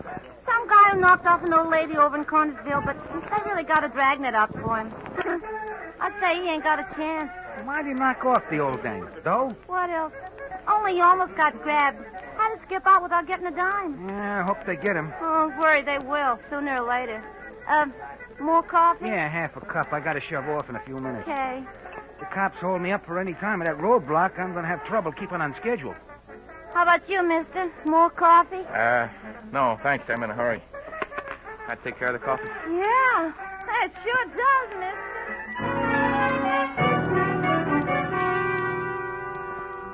A roadblock, Corey. It complicates things, doesn't it? But you've got to get through somehow and reach the airfield. Then a solution hits you. The truck driver. You hurry out to his truck, unfasten the rear canvas, slip inside, and wait. In a minute, the truck is racing south along the highway. And then as it starts up the grade, you know the roadblock is not far ahead. As the truck slows down for the climb, you let yourself off. Start running across the open field to avoid the patrolman.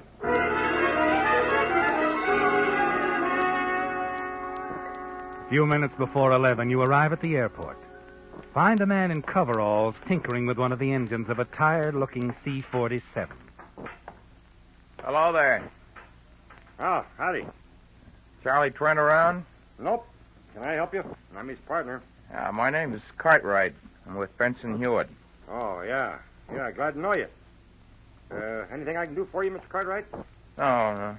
See, I'm making the trip, too. Oh? Charlie didn't say nothing about any passengers. I told him just a while ago. Mr. Benson suggested it. Oh, I didn't mean it wasn't okay with me, Mr. Cartwright. Only if I'd known, I'd have fixed up a seat for you. Not much room in there with the cargo we're hauling. That's all right. I'll manage. Yeah, not much of a trip down to San Diego anyway. Over before you know it. Sure. You been working for Benson Hewitt very long? No. We think old Mr. Benson's quite a guy. Yeah, I think he's fine. Good man to work for. Yeah, and a good man to do business with. You're a salesman, is that it? Well, I'm more of a field representative. I guess you do business all over the state of California. That's right, yeah. What do you do for excitement around here? It's pretty quiet. Yeah, sure is. Charlie makes out. He's kind of a Romeo, he thinks. Yeah? Me? I'm getting old. I just listen to the radio. Oh? News, mostly. Been too busy loading the plane tonight, though. What's the word today? Same old stuff. Higher taxes again. Well, guess I better get up front, warm up the ship. Make yourself comfortable. Yeah. You think Charlie will be along soon? Sure. Any minute now.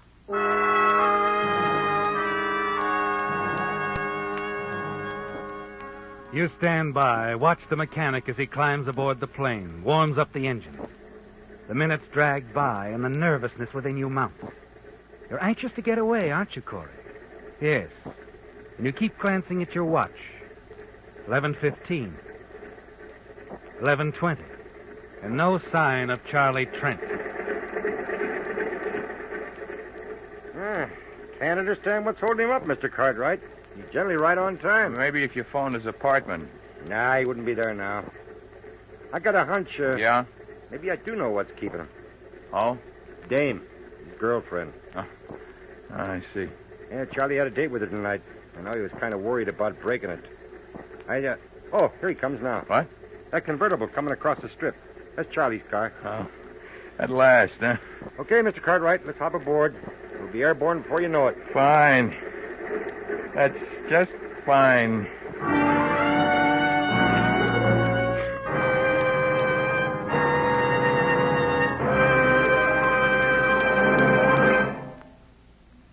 Assuming that the tires on your car are guaranteed, let me ask you a question.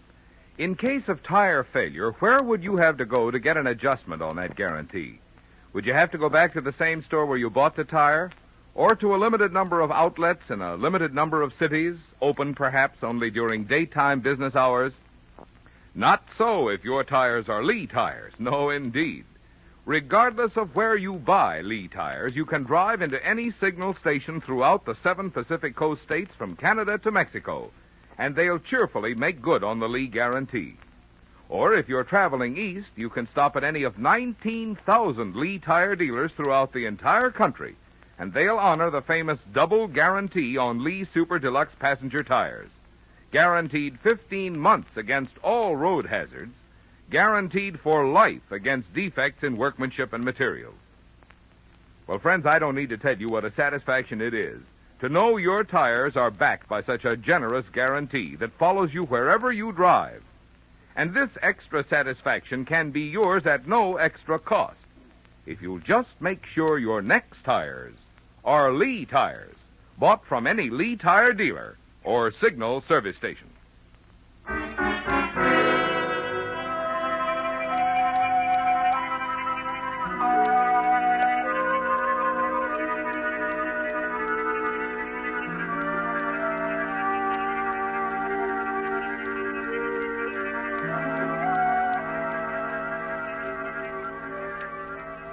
You congratulate yourself, don't you, Corey, as you follow the mechanic aboard the plane.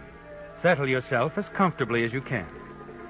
In almost no time, you're certain you'll be in San Diego, where you can use the wallet you stole from Charlie Trent to establish a new identification.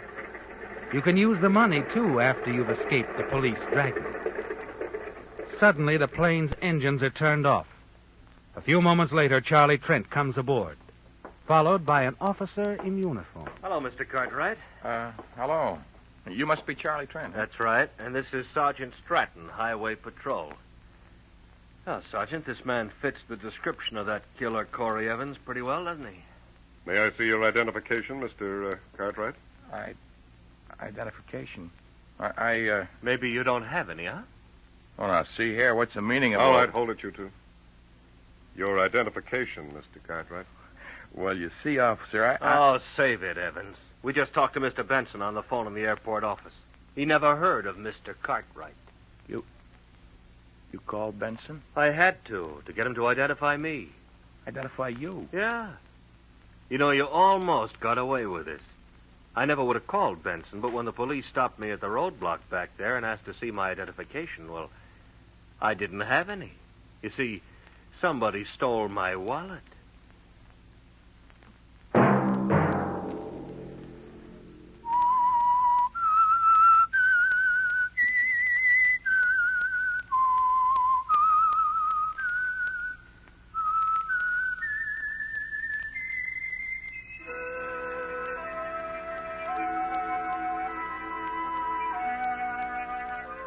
Let that whistle be your signal for the Signal Oil program, The Whistler, each Sunday night at the same time. Signal Oil Company has asked me to remind you. The USO, which serves as a home away from home for our boys in uniform, is one of the many worthy services you'll be helping this year when you contribute to the current Community Chest campaign.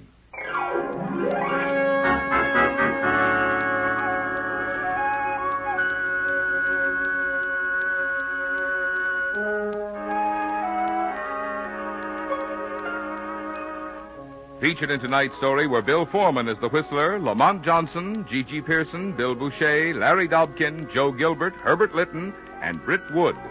The Whistler was produced and directed by George W. Allen, with story by Adrian John Doe, music by Wilbur Hatch, and was transmitted overseas by the Armed Forces Radio Service. The Whistler is entirely fictional, and all characters portrayed on The Whistler are also fictional. Any similarity of names or resemblance to persons living or dead is purely coincidental. Remember to tune in at the same time next Sunday, when the Signal Oil Company will bring you another strange story by The Whistler, entitled 3 minus 1 equals Murder, in which an excitingly beautiful young woman turns an accidental meeting into the prelude for a bold murder scheme. Marvin Miller speaking for the Signal Oil Company. Stay tuned now for our Miss Brooks starring Eve Arden, which follows immediately over most of these stations. This is the CBS Radio Network.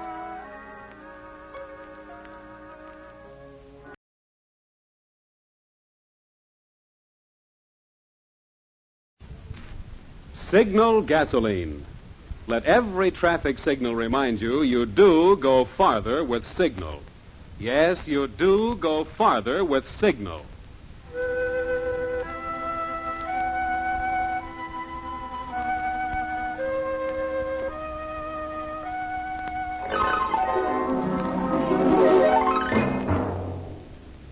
The Signal Oil Company and your neighborhood Signal dealer bring you another curious story by The Whistler. Tonight, Danger is a beautiful blonde.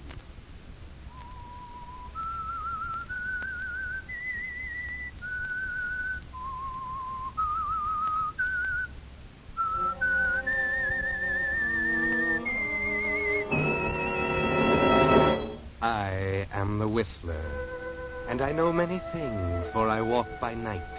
I know many strange tales hidden in the hearts of men and women who have stepped into the shadows. Yes, I know the nameless terrors of which they dare not speak.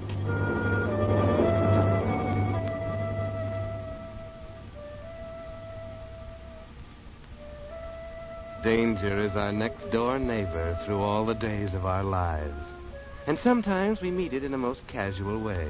Take, for instance, Van Stevens, young, unmarried, an engineer with a construction company, temporarily employed on a defense job in a small coast city, and bored in his strange surroundings.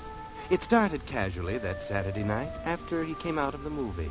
It was early, a beautiful night, and he had no desire to go back to the drab hotel room just yet. But there was no place else to go, so he just strolled down the main street of town, slowly, leisurely, pausing on a corner to light a cigarette and puff it slowly. He noticed the car because it was one of those big, slick-looking convertibles, the kind he wanted when the war ended. The second time it went by slowly, he saw her. She was very nice. Young, blonde, lovely. He waited. Back around the block she came, and this time she pulled up to the curb near him and stopped. Hello? Hello. You've opened the door before, no doubt. Oh. In other words, isn't it a beautiful night for a drive? Well, isn't it? Yes. That's what I said. You weren't going somewhere important? No, not at the moment. In fact, I was faced with a rather gloomy prospect of going back to a lonely hotel room. And it is a beautiful night for a drive. I suppose it was on the golf course at Biarritz? What? Where we met. That's as good a place as any. Yeah, only I've never been there. But I have a good imagination. I remember so well those evenings at Monte Carlo when you'd say to me, Van, you must sit beside me at the casino tonight. You'll bring me luck.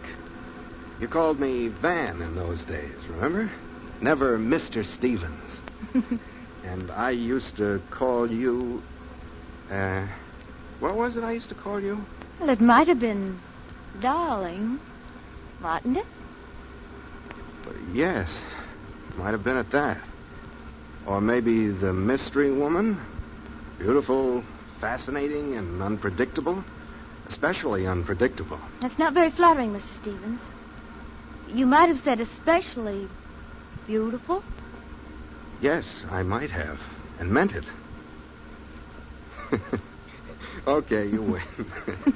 You're not only beautiful and fascinating and unpredictable, but you're too fast a worker for me. How come? How come what? All this. You're not happy about taking a drive with me, Mr. Stevens? I'm delirious, but why me? Well, you're not unattractive, you know. Yeah, but, baby, didn't your mother ever warn you about picking up strange men on the street? My mother was rather unusual, Mr. Stevens. And she taught me that when I wanted something, there was only one thing to do. Go out and find it. Okay. Who's kicking? Drive on, baby. Drive on.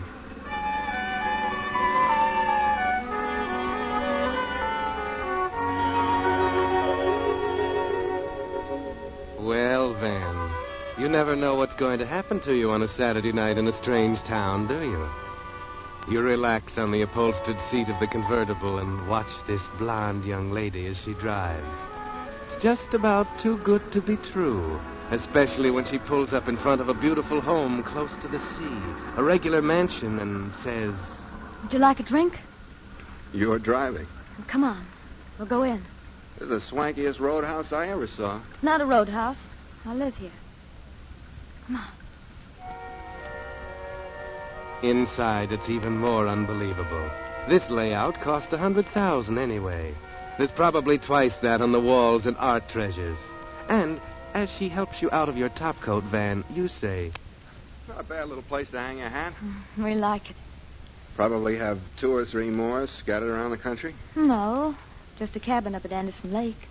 I gather you're not worrying much about any wolves howling at your door. Not that kind, anyway. Touché.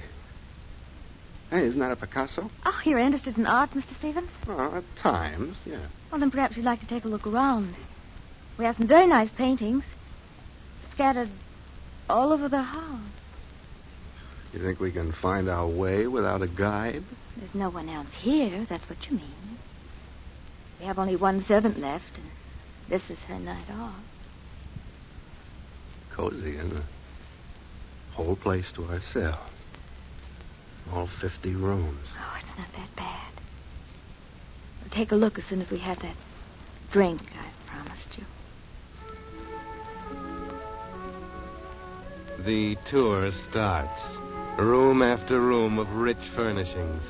Only you're not thinking so much about the beauty on the walls, but More about the beauty walking beside you. Finally, you're standing in her room and she's saying... I did this one all by myself. I studied interior decoration. Very nice. You're not looking at the room, Mr. Stevens. I don't have to see a beautiful sight. Thank you. May I excuse myself for just a minute? Sure. Take your time.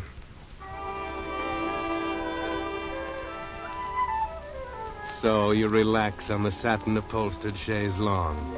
If this is a dream, you say to yourself, just let me go on dreaming forever. And then you open your eyes again, and there she is. But she's changed her clothes. Sorry to take so long. Okay. I see you changed into something more comfortable, as they say in the movies. You like it? What man wouldn't, baby? Nice perfume you're wearing. You like it? I like everything about you. I'm glad. Come here.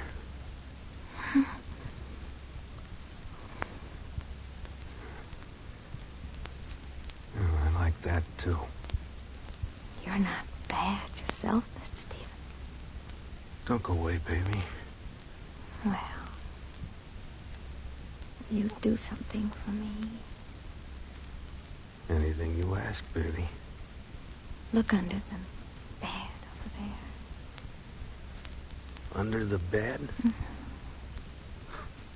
Okay, I'll play games. Just lift up the cover there. Okay. Hey! I thought you said we were alone. We are, Mr. Stevens. Because you see, the gentleman under the bed is quite dead.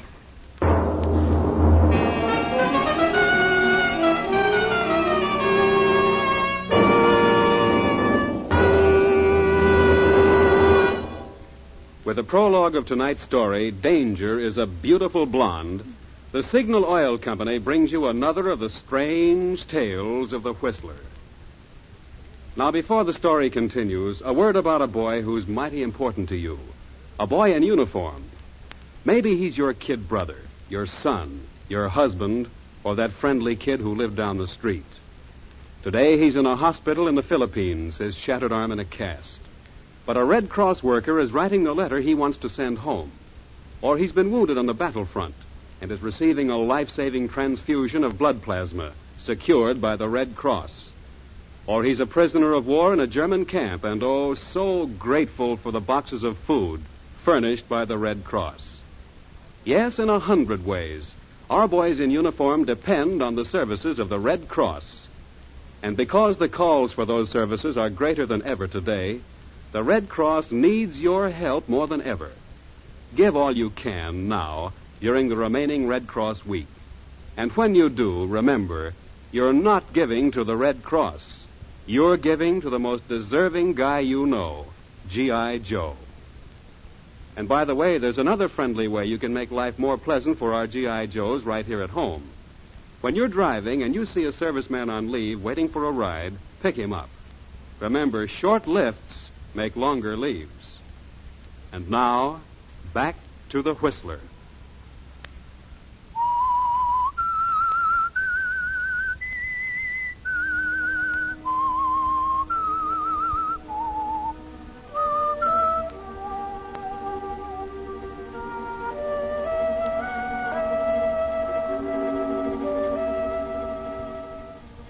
Well, Van Stevens, you really got yourself into something, didn't you?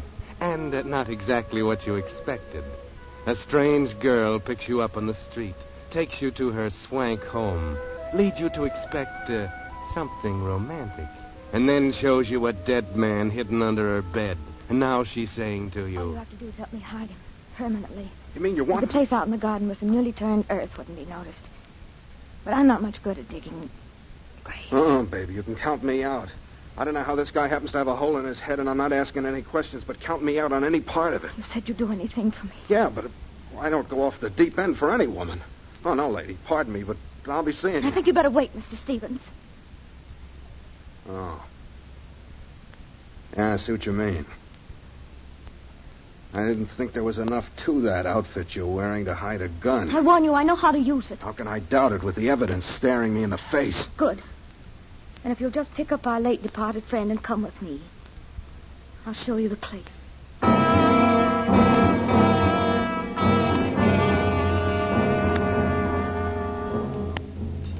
Yes, you really got yourself in for something, Van. And there's not much you can do about it now. Not with that gun in your back. So you pick up the corpse and carry it downstairs and out into the garden. She gives you the shovel and shows you where to start digging. There's just enough light from the deserted street to see her standing over there with a gun on you. You look around. There's no house within shouting distance. Only a gas station down the street, and it's closed. In the back of the garden, there's a drop-off, an arroyo running on down to the sea a few hundred yards away. You're stuck, Van. And then the awful thought comes to you. What will she do with you? She can't let you go to spill the story. There's only one answer, and you remember something she said. Make it plenty big. And you know she meant big enough for two. You'll be in there too, Van, yes. Unless you do something. And so you do it. A shovel full of dirt right in her face.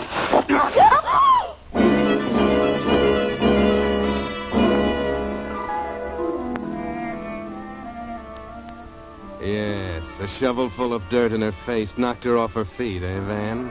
And at the same time you were rolling down the arroyo, through the brush and cactus, over the rocks until you landed at the bottom. Then you take off for the beach running. There are no shots, no footsteps following you. And you're away, free.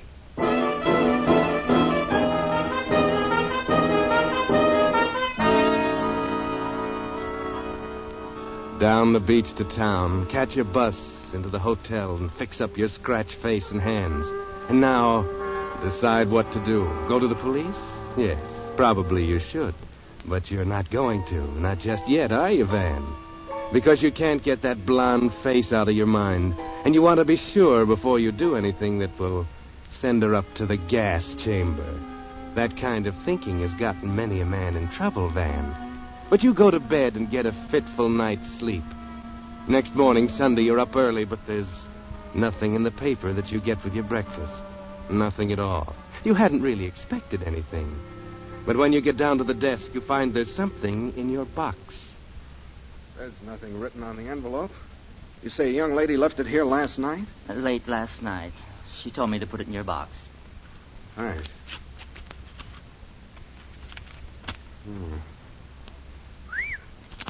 That looks awfully green. Yeah. One crisp $100 bill. And no note? No nothing? No. I wish I knew your secret, Mr. Stevens.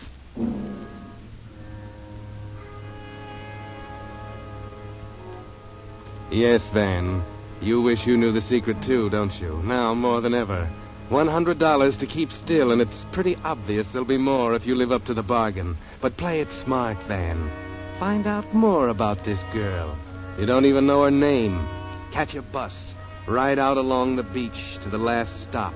Walk on from there till you spot the house sitting back from the beach. There's a police car sitting out in front of it. Better stop in at the gas station. Maybe you can find out something there. Hi. What can I do for you? You run out of gas or something? No, I was just walking. I saw there was some kind of excitement around here. Oh, yeah. Lots of it. More than we've had in a long time. They found a body down on the beach this morning. Oh, somebody drowned? Maybe so, but he got a bullet hole through his forehead first. Murder, huh? Mm-hmm. Looks that way. Yeah, the cops been going through the neighborhood with a fine-tooth comb. Well, they don't know who he was? Oh, sure. Everybody knows him. Alfred Hamilton. Snooty young society guy. He lives not far from here. Over in that house? Where? Oh, Ridgely's? No. He used to be over there a lot, but he didn't live there. Well, I noticed there was a police car out in front of that house. Yeah, that's all part of the excitement. Not only is this friend of Ridgely's bumped off, but Doris is missing. Doris? Yeah, Doris Ridgely, old man Ridgely's daughter. That's Ridgely, the art collector, isn't it? Sure. You know, he's about the richest guy in town. Nice old duffer. And Doris, his daughter. I remember I've seen her. Blonde. Isn't she good-looking? That ain't the word for that kid. Brother, she's a doll. She's beautiful. Yeah, but rather hard, spoiled? Doris? Nah, why, there ain't a nicer kid in town. Yeah, and she's missing, too.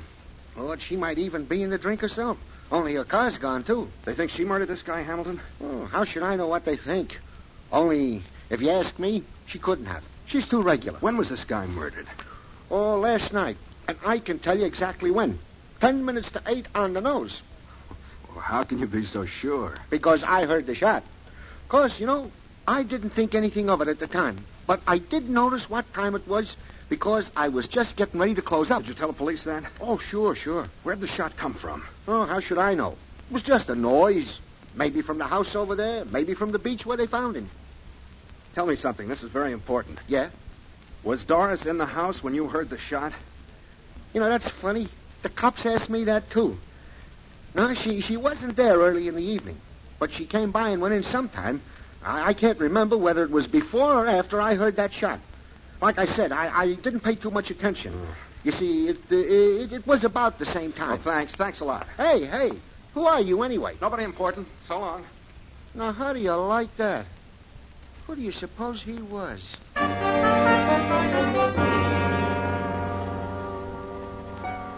Now you're onto something, Van. You think you've got something figured, don't you? Doris didn't murder Hamilton at all, did she? She was covering for somebody else. And you've got to find her and bring her back. Why you, Van? Why should you get mixed up? Love, maybe? But anyway, where could she be? The police don't know. How should you... But wait. What was it she said about a cabin in the mountains? Yes, at Anderson Lake. Okay, Van. The bus station can probably tell you how to get to Anderson Lake.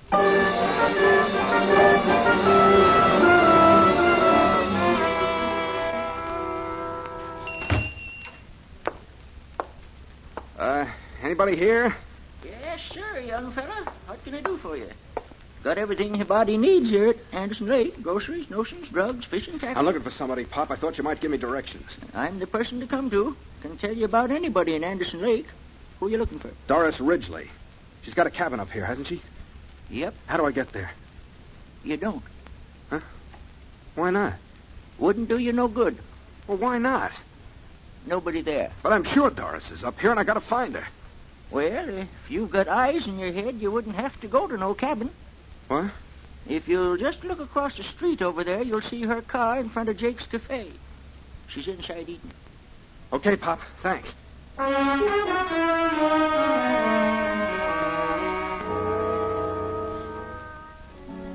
Yes, she's in Jake's Cafe, all right.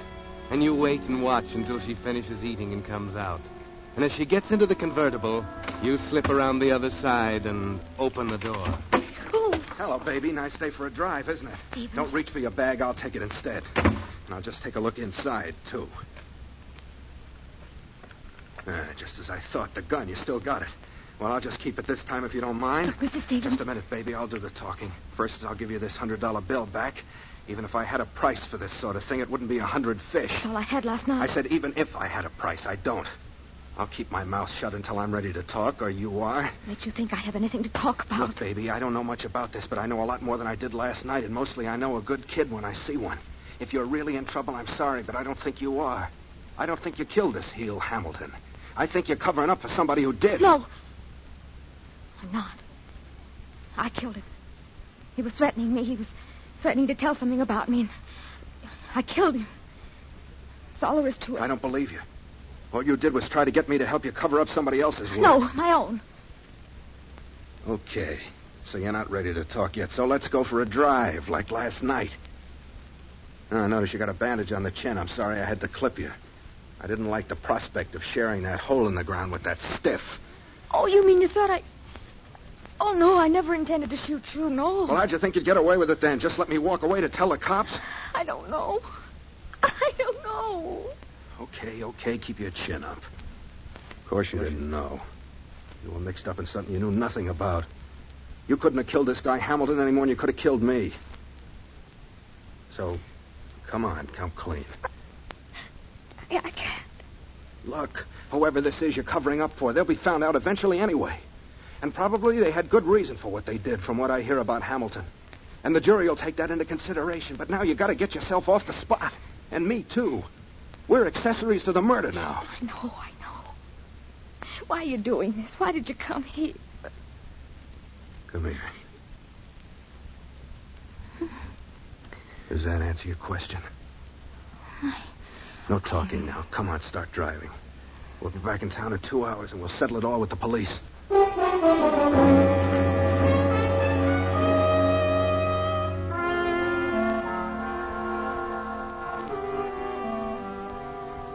Well, Van, feeling pretty proud of yourself, aren't you? The strong man of action coming to the rescue of the lovely lady. And she's grateful, you can see that. The way she smiles at you, weakly, wonderingly. But maybe later when it's all over. Stop dreaming, Van. You're almost there. You're back in town and driving down one of the main streets toward the police station when suddenly Doris puts on the brakes and you wheel up beside a squad car. Hey, what's wrong, baby? Not a squad car. We want to go to the police station. What are you doing? Officers! Officers! Yes, ma'am? Arrest this man. He's wanted for murder. Be careful. He's got a gun.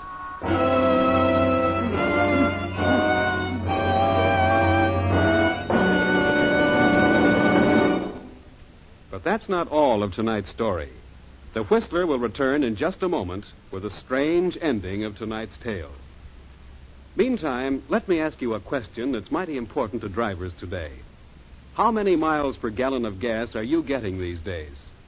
If you're among the great majority of drivers who don't know the answer to that question, then here's a point well worth remembering. For years, more and more Western drivers who keep close track of their gasoline mileage have been switching to Signal, the famous Go Farther gasoline.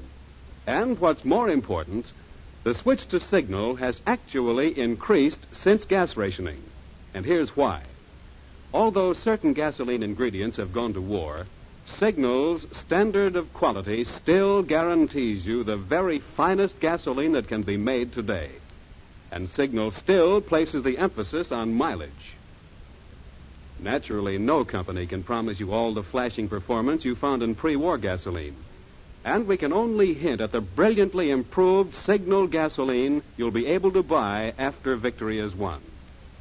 But what you're interested in today is getting the most possible miles from every ration coupon. And for that job, you'll find Signal Go Farther gasoline your best buy today. And now, back to the Whistler.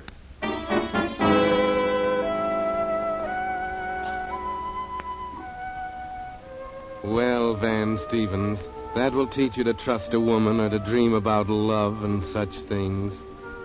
You have lovely young Doris figured for an innocent heroine, and now she's turned into a villainess and is trying to pin the murder on you. At the police station, you're both up in front of the chief of the Homicide Bureau, and you can hardly believe your ears. Yes, they were both at my house last night. They left together.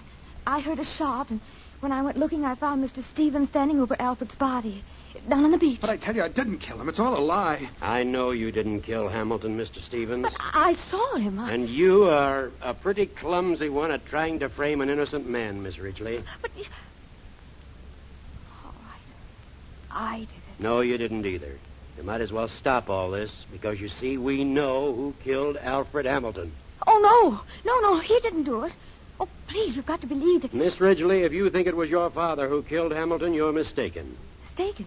Yes, because we have pretty conclusive proof that Hamilton's death was a suicide.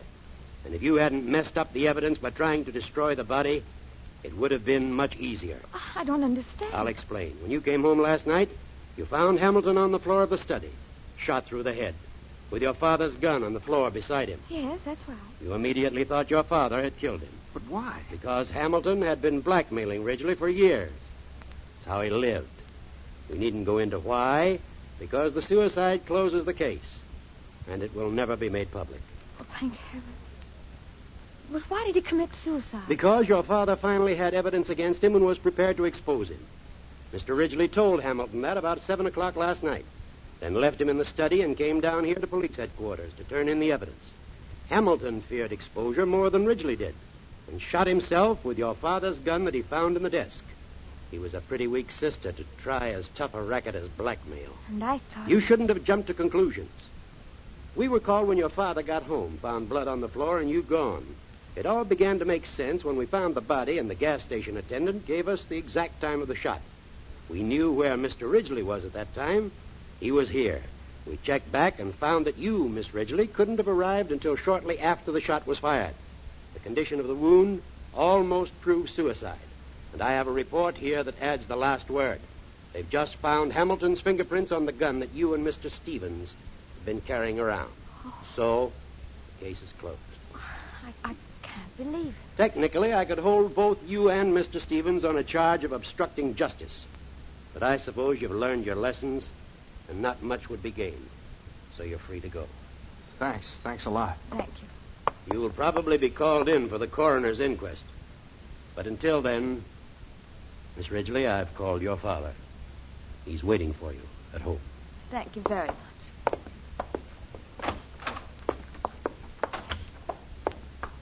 Well, baby, it was nice. Oh, Mr. Stevens, I owe you an apology. Maybe now we could have that drink. Look, baby, you're a nice kid. You're beautiful, fascinating, all those things, especially beautiful. But, baby, if you ever see me walking down the street, just go on by, please.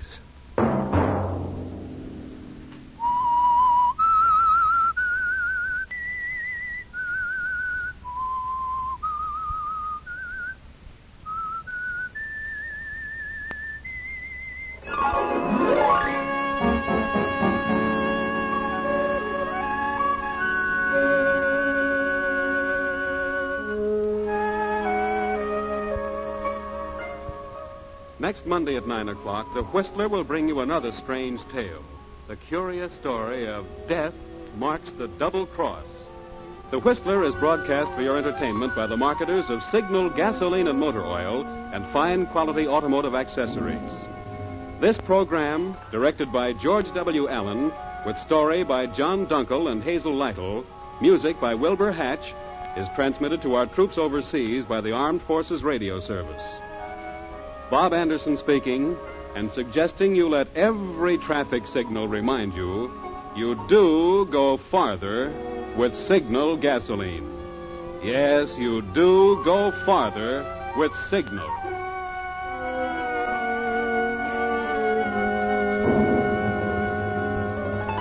This is CBS, the Columbia Broadcasting System.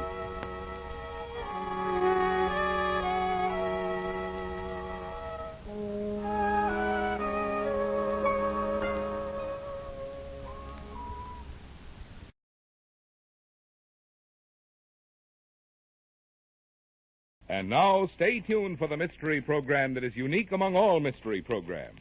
Because even when you know who is guilty, you always receive a startling surprise at the final curtain. In the Signal Oil program, The Whistler.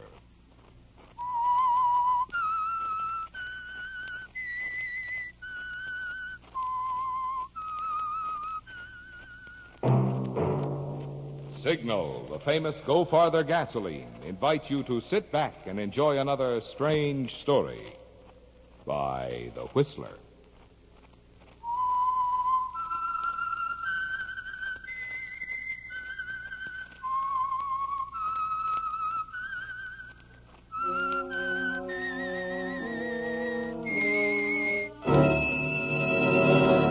I am the Whistler, and I know many things, for I walk by night. I know many strange tales hidden in the hearts of men and women who have stepped into the shadows. Yes, I know the nameless terrors of which they dare not speak. And now for the Signal Oil Company, The Whistler's strange story. 3 minus 1 equals murder.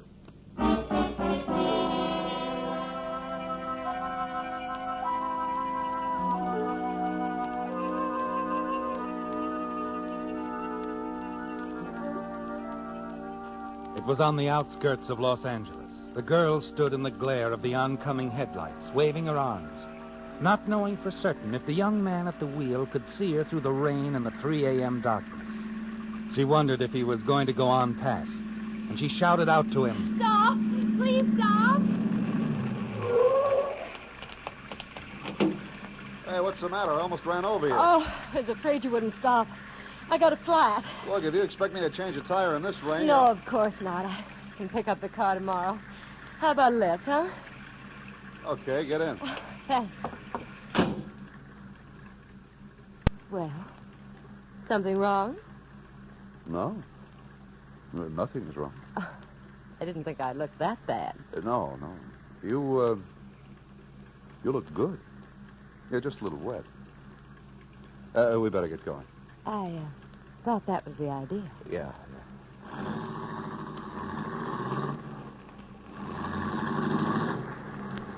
Well, where to? It's not far. Turn left down here and then take the road up to the hills. What's so funny? It sounds like you're taking me to Lover's Lane. I see you've been there before. Only to look at the view. And did you like it? The view? Mm-hmm. Left me breathless. Oh, here, take my handkerchief. Oh, thanks. Oh, you're wonderful. Sure glad you came along. You been to a party? No, I was just coming home from work. Work? In those clothes? I'm a singer, Sylvia Starr. My real name's Sylvia Sanford. Oh, where? Mario's. Oh, it's quite a spot. Now my interview. Name? Yeah, Matt Blake. Matt Blake.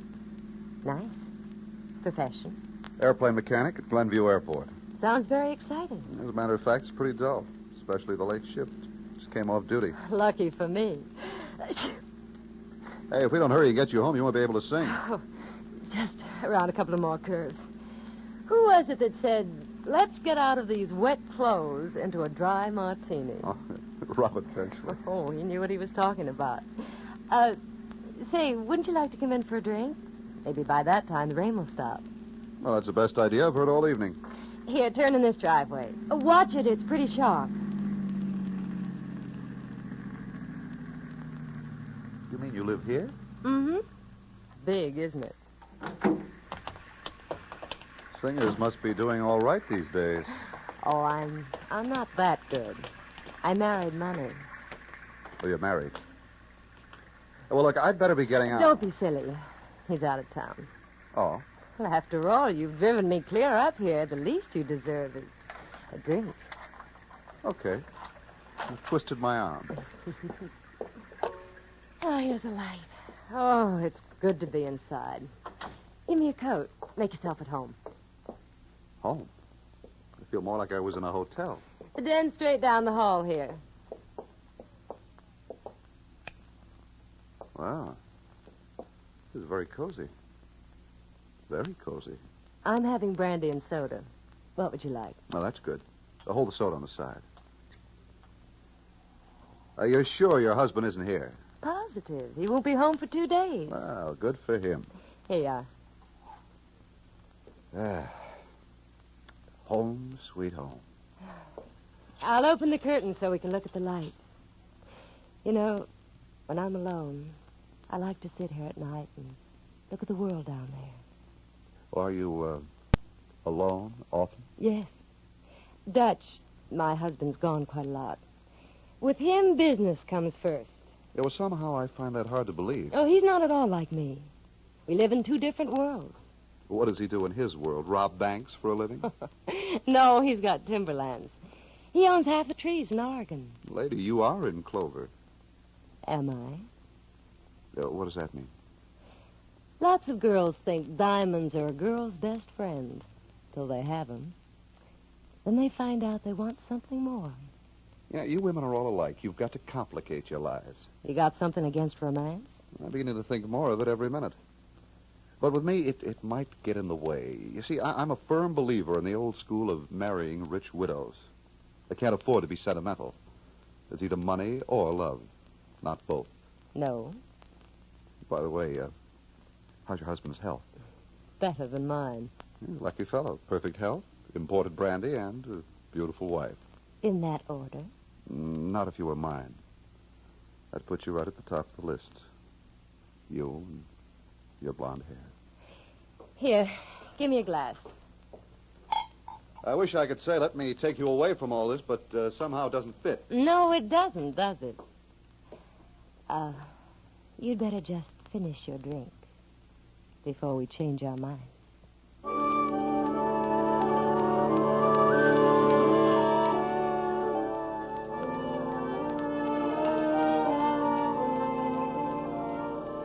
Yes, Sylvia, you send him away. And you're a little sorry it has to be this way, aren't you? Matt is handsome, with the charm of frankness you like so much. But you know what you're doing. And you wait just long enough before managing a second meeting out at the airport. Hey, Matt. Yeah, Joe? Somebody here to see you. See me? Who is it? Standing over there. Tell me how you do it sometime. Sylvia. Hello, Matt. I just wanted to thank you for the lift the other night. Oh, any time, baby. I didn't expect to see you here at the airport.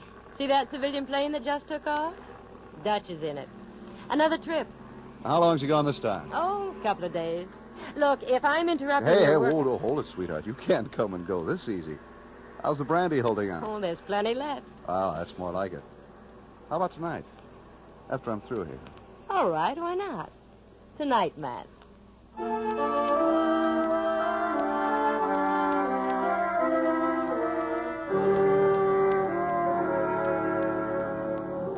Things are going fine, aren't they, Sylvia? And after that, you see Matt again and again.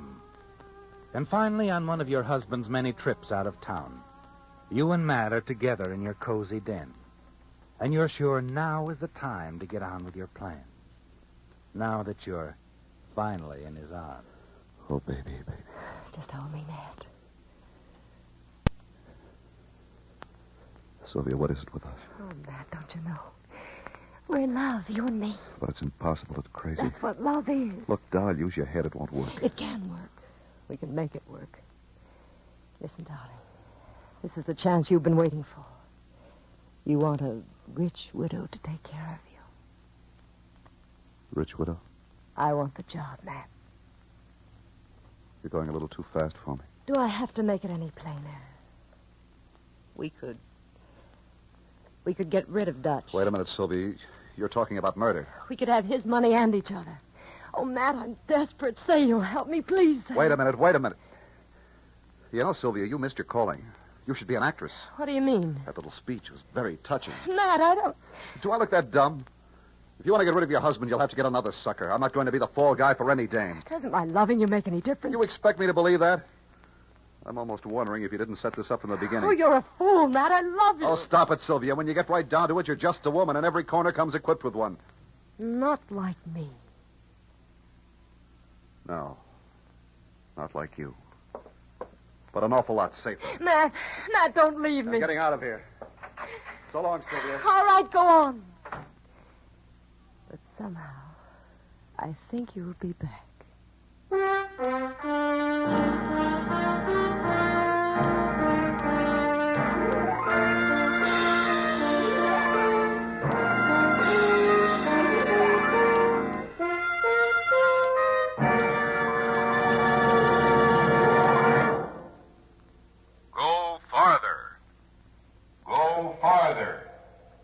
Go farther. Just mention those two words, go farther, to motorists anywhere around these Pacific Coast states, and what do they think of? Why, Signal, the famous Go Farther gasoline, of course. Now, it goes without saying, in order to be known as the Go Farther gasoline, Signal has to give mighty good mileage. But sometimes a product becomes so celebrated for one feature, people forget it has other advantages, too. I'm referring to the satisfying performance, which naturally goes hand in hand with Signal's good mileage. As you've heard me explain before, you get that good Signal mileage because today's Signal gas helps your engine run so efficiently. And when your engine runs efficiently, naturally you also enjoy quicker starting, peppier pickup, smoother power. That's why Signal hopes you'll remember. The best yardstick of a gasoline's performance is its mileage. Which also explains why more and more motorists who insist on the tops in driving pleasure are switching to Signal, the famous gasoline that helps you go farther. Go farther. Go farther.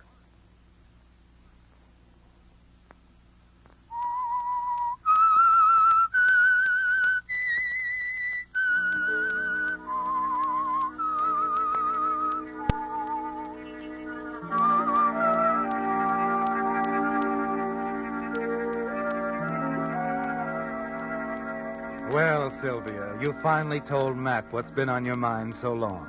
the murder of your husband.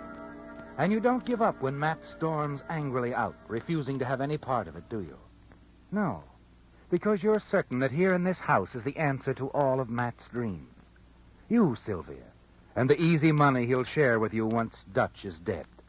Matt stays away from you for a whole week. And then... Matt! Oh, I knew it was you. I knew it. Why did I come back? Don't you know? I want you to tell me. Because you love me. And I love you. Say it again. And mean it, Sylvia. Close the door.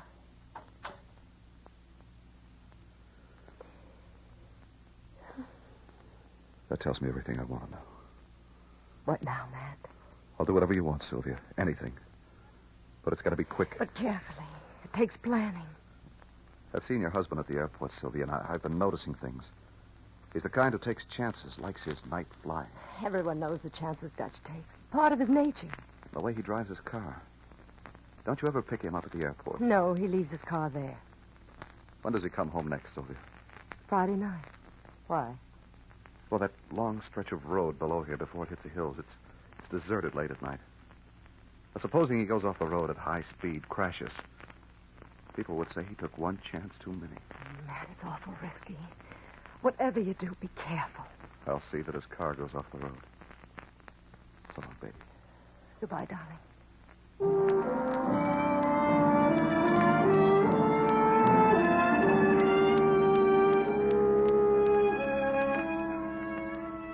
Well, Sylvia, it's going to happen even sooner than you had dared hope, isn't it?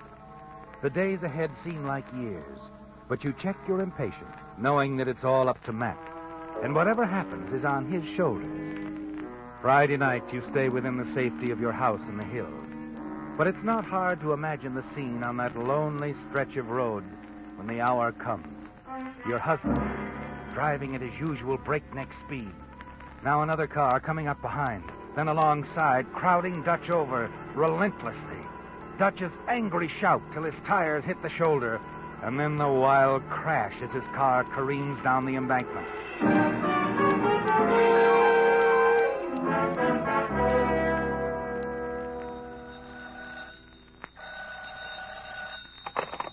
Hello? Relax, baby. Oh, Matt. Matt, are you all right? I couldn't be better, but I can't say as much for your late husband. Then it worked. You're sure? I said relax, Sylvia. It went just like I said it would. He was doing 70 when he went off the road. Oh, Matt, when will I see you? I better sit tight tonight. When I see you again, it's for keeps. Right, baby? Yes, Matt, yes. For keeps.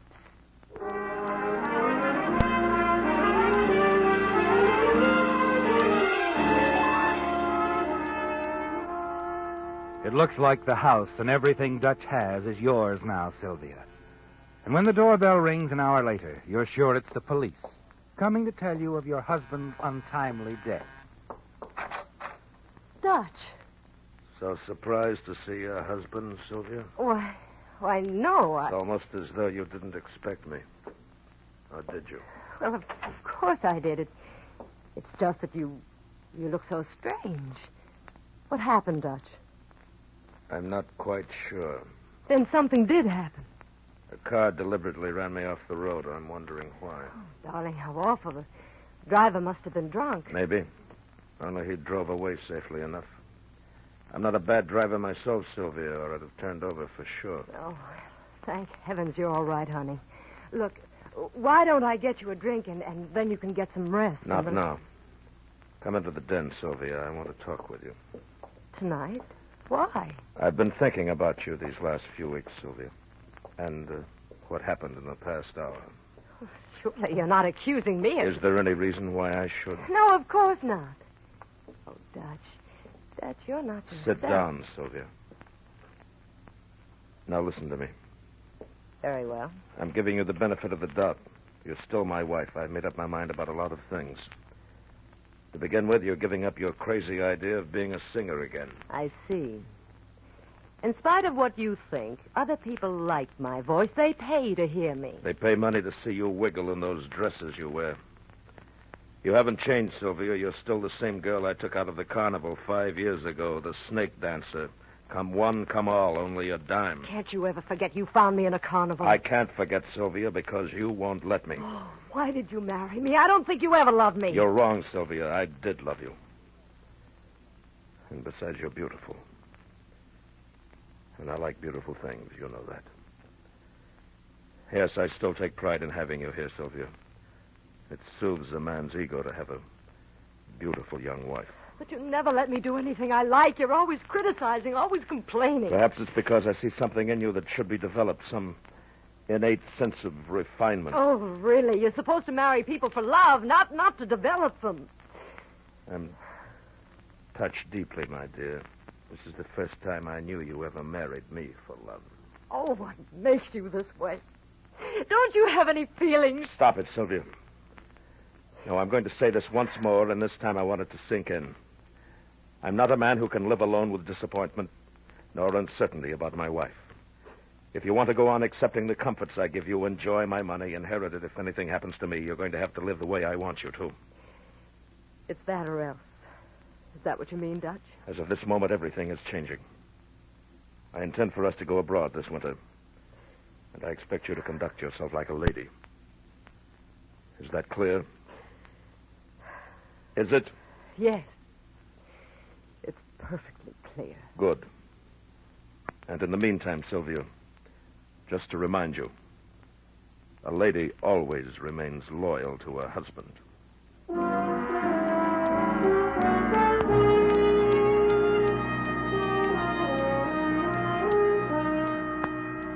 More days go by, Sylvia. But now that Dutch has delivered his ultimatum, you're more than ever determined to do away with him once and for all. But as long as Dutch is home, you don't dare see Matt. Because you're not quite sure how much Dutch might know, are you? But at last you call Matt from the beach house, and he rushes to meet you.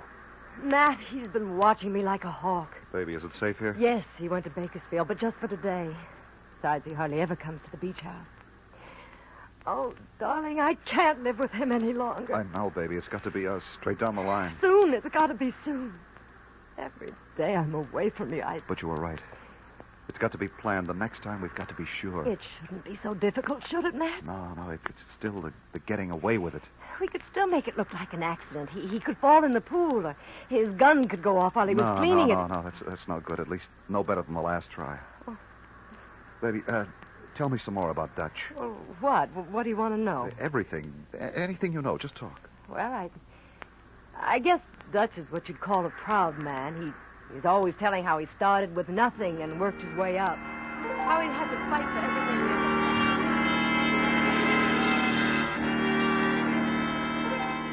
You sit there, Sylvia, talking, as the ice in your drink melts down to water, and the sunlight filling the room gradually turns to shadows. You talk on, oblivious to everything else, waiting for the perfect plan. Dutch feels he was kicked around. Guess that's why he's never trusted anyone. That's why he learned to fly his own plane, so he wouldn't have to depend on anyone. His own plane. Why didn't we think of that? Oh, Matt, would it be possible? At the Glenview Airport, where I'm a mechanic. Why not? You say he'll be back tonight, Sylvia? Late, yes. All right. I better not do anything to draw suspicion. See, you go out to Glenview and be there at the airport waiting for him when he comes in. Find out exactly where he keeps the plane, who his mechanic is, and when he gets the plane ready for the next flight. Now, you understand? Yes. You mean something could happen to his plane? I can fix it. Leave that to me. But what if somebody suspects? Dutch is a good flyer, Matt. He knows planes. Not like I do. See, a crash at the airport wouldn't be so good. Let him take off. That's it. He gets in the air. Things will be going fine till something snaps. You're sure it's possible? I tell you, I know a way, Sylvia. And once Dutch crashes and the plane burns, no investigation in the world will turn up anything.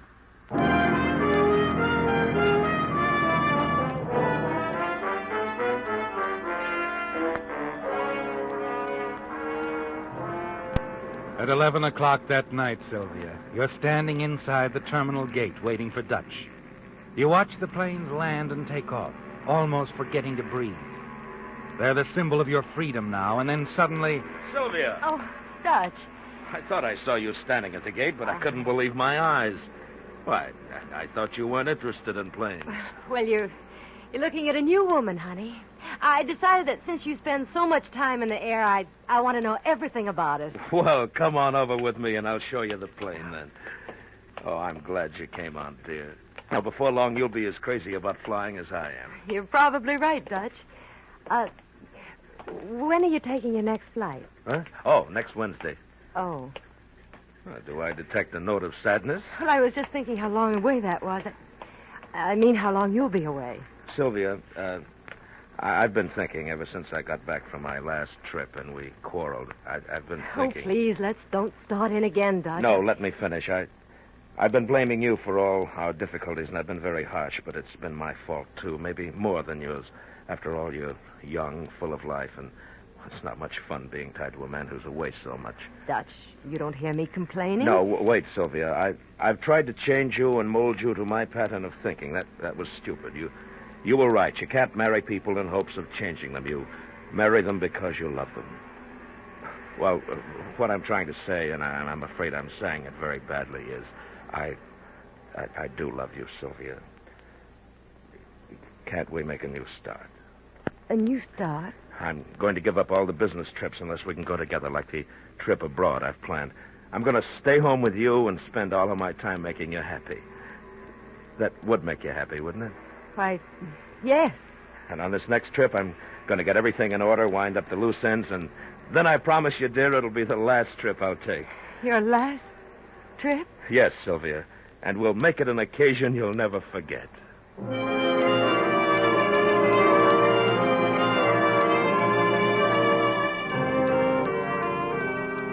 That night after dinner, you make an excuse to go out, phone Matt.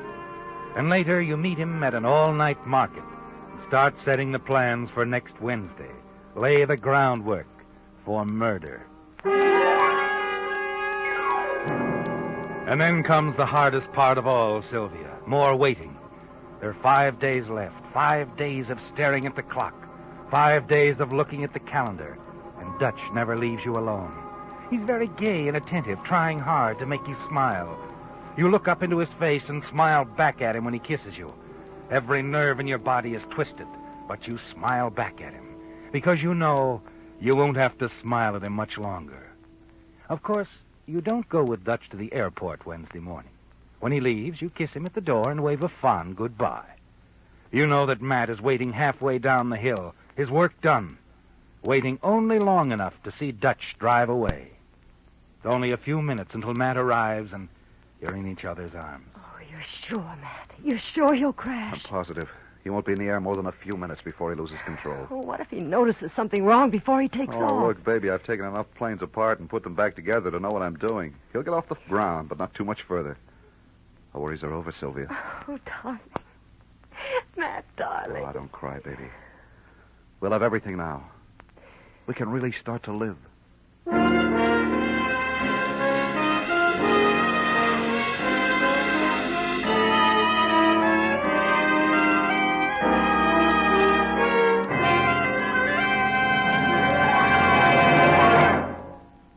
You hear people say, you don't get anything for nothing these days.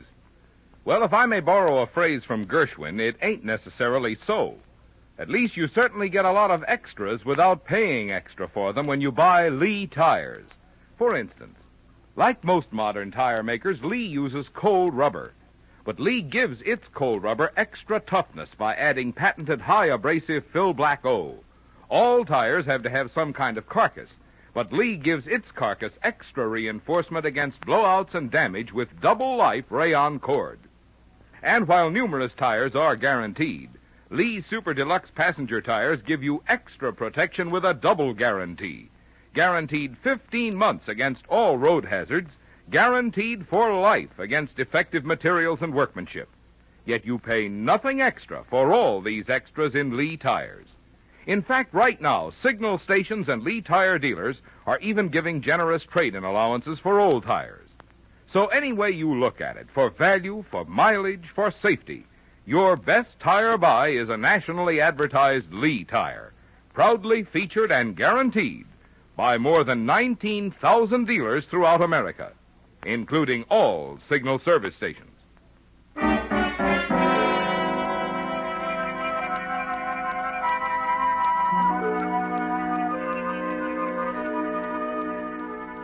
blast of the crashing plane was heard all over the valley, sending residents rushing from their homes to see the flames and smoke of the wreckage. Firefighters quickly blocked the area, but the newsmen got through, got the story, and called their papers. City desk. Hello, Scotty. This is Clary. Here's the story on that plane crash. Dutch Stanford, the Lumber King. That's the one. What about his house? Nothing left of it. Looks like an atom bomb hit it. According to neighbors, he flew low and buzzed it a couple of times, apparently signaling goodbye to his wife. On the last dive, he couldn't pull out of it. Piled right into his own house. How did they identify Sanford? Dutch Sandford wasn't killed. The crash threw him free of the plane, and they pulled him out of some bushes. He'll be as good as new in a few weeks. Anybody in the house? They recovered 2 bodies. Dutch's wife, Sylvia, and some guy who was with her. We don't know who he was. Chances are we never will.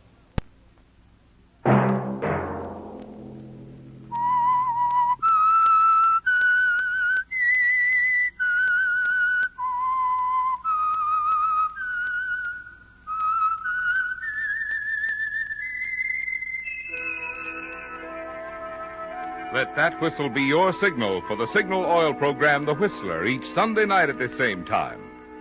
Signal Oil Company has asked me to remind you, the USO, which serves as a home away from home for our boys in uniform, is one of the many worthy services you'll be helping this year when you contribute to the current Community Chest campaign.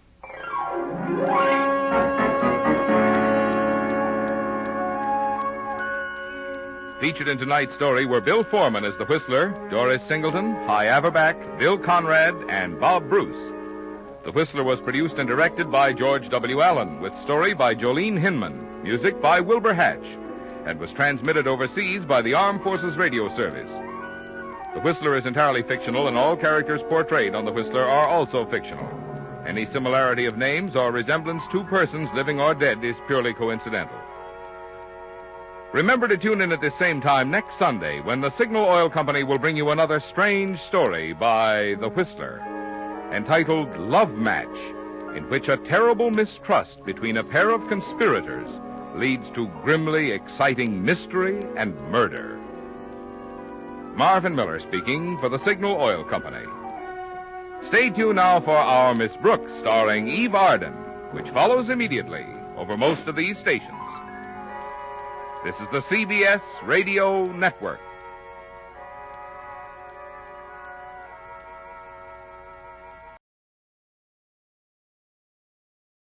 And now for the radio program that has rated tops in popularity for a longer period of time than any other West Coast program.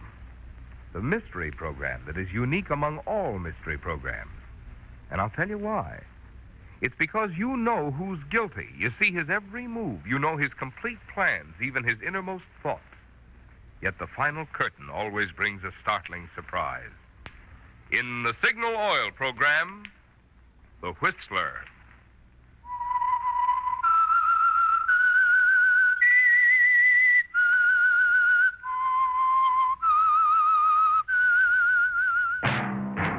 That whistle is your signal for the Signal Oil program, The Whistler.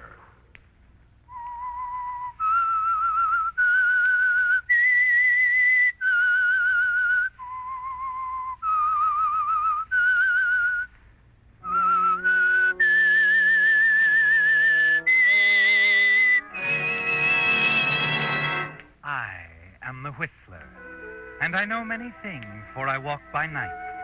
I know many strange tales hidden in the hearts of men and women who have stepped into the shadows. Yes, I know the nameless terrors of which they dare not speak. Yes, friends, it's The Whistler for the tops in entertainment. And for the tops in gasoline quality, it's Signal. It takes extra quality, you know, to give you extra mileage. And Signal is the famous Go Farther gasoline. So look for the Signal circle sign in yellow and black that identifies friendly independent signal stations from Canada to Mexico. And now the Whistler's strange story. A question of murder.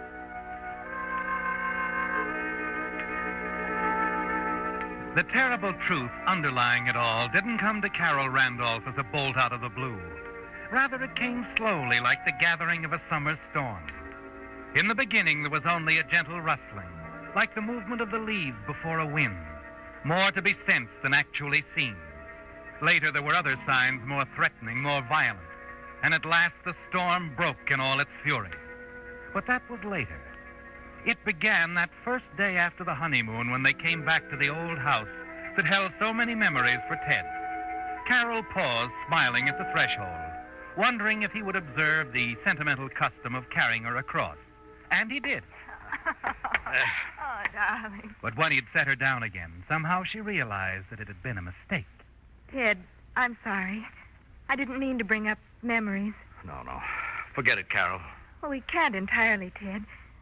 But she'll never stand in our way, darling. I promise. I said forget it. I mean, she's dead and gone.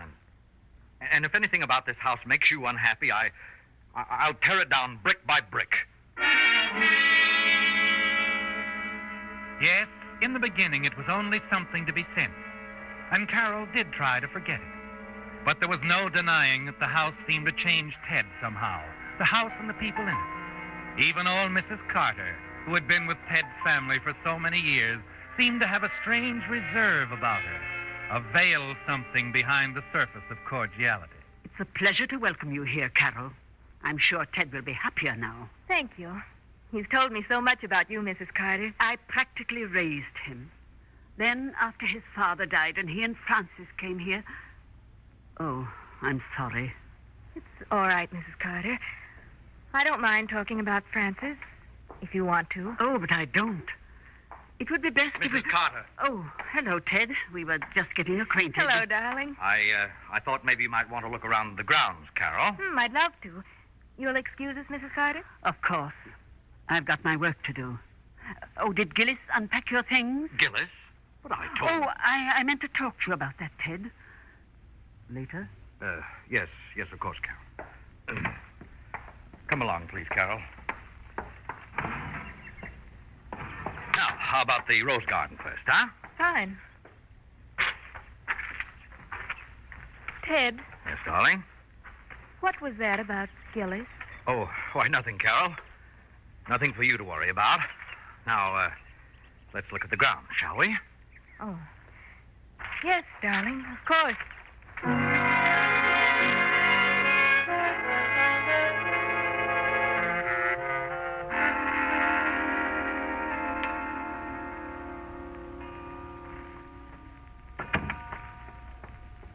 Good evening, madame. Oh, hello. You must be Gillis. Yes. I didn't get a chance to thank you for putting everything away for me. I appreciate it, Gillis. It's what I'm supposed to do, madame. Do you want both windows open, madame? Oh, just that one is fine. Gillis. That's an unusual name. My name is really Marie, madame. She always called me Gillis. Said it sounded more continental-like.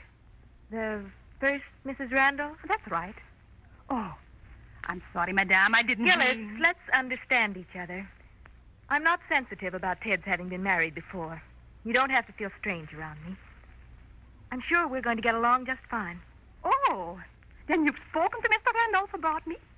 Spoken to him? Yes. You see, he said that I should be let go. Oh? Mrs. Carter says it's because I talk too much. I don't mean to. Words don't come too easy for me, madame. The right ones, I mean. And when they asked me all those questions at the inquest, Mr. Randolph didn't like... Inquest? Gillis, you don't mean inquest. They only hold an inquest when there's something strange about a death. I know, madame. And there certainly was something strange about... Gillis. Yes, madame? You may go now. I won't need anything further. Yes, madame.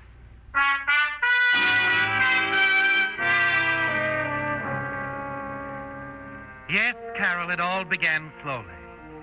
But as you watch Gillis shuffle off down the hall, you're conscious of a chill in the air. And in spite of yourself, you shudder slightly before you're able to push it out of your mind and go downstairs to join Ted. But by the following evening, the whole incident is forgotten as you and Ted entertain Dave Arnold, one of his oldest I never friends. forget that one. Oh, you two must really have had good times together. Good and bad, eh, Ted? Oh, that's right. So I must say you've always managed to get the things you wanted from life. That's a compliment, Carol, from an envious, dyed-in-the-wool bachelor. Oh, you shouldn't complain, Dave. There's certainly something you can do about that. Oh, no. Too busy with my career. Oh? Well, Ted's in the district attorney's office, and he found time for marriage. That's just it. Then mine wants to get in. And you know, when these political machines get entrenched, they can get away with murder. You make it sound horrible. No defense, darling? Oh, we don't need one. We put our case up to the voters, remember? I certainly do. What we need is a Ted Randolph to run our campaign. I couldn't swing you over to our side, could I, Ted? We can promise big things, too. No, I'm afraid not, Dave. Oh, I'll admit your candidate's all right, but I think our man's a little better. Well, nothing to do then but dig up some dirt in your past and smear you. Dave. No, I'm joking, Carol. Deadly business politics. Oh, say, I've got to run. Big day for me tomorrow. Well, nice to have you again, Dave. Yes, and make it more often in the future, You've got a great deal. The dinner was wonderful. Good night, Ted. Carol. Good night. Thanks again. Good night. Anytime, Dave. Good night. Was everything all right? Oh, yes, sure. It's perfect. You know, I like him. Dave? Oh, he's all right. All right. I think he's charming. And he likes you. The way he hangs on every word when you're talking. Oh, yes. Just waiting for me to make a slip. A slip? Oh, Ted. Why, does that surprise you? Surprise? Why, it shocks me. You're not serious. Look, darling, I love you, but sometimes you're a little naive. Why, Dave's an old friend, yes, but he's in the opposite political camp. Don't forget that. Why, he'd use anything to get us out of office. And he wasn't kidding when he said he'd smear me if he could. Ted, you must be exaggerating. Besides, what could he possibly find out about you? Carol, I've got some work to do. Would you excuse me for a while? Ted, wait. Yes? I've been wanting to talk to you. Tell me, how did you and Francis get along? Why, we quarreled. Is that all? No, once upon a New Year's, there was a girl I met on a trip to St. Louis. Girl I'd known for a long time. After Francis died, I married her. And I love her very much. That's all that's important. Oh, Ted. Ted, you didn't ever quarrel with Francis about me. Is that what's worrying you? Why, of course not, darling. Now, forget it, please.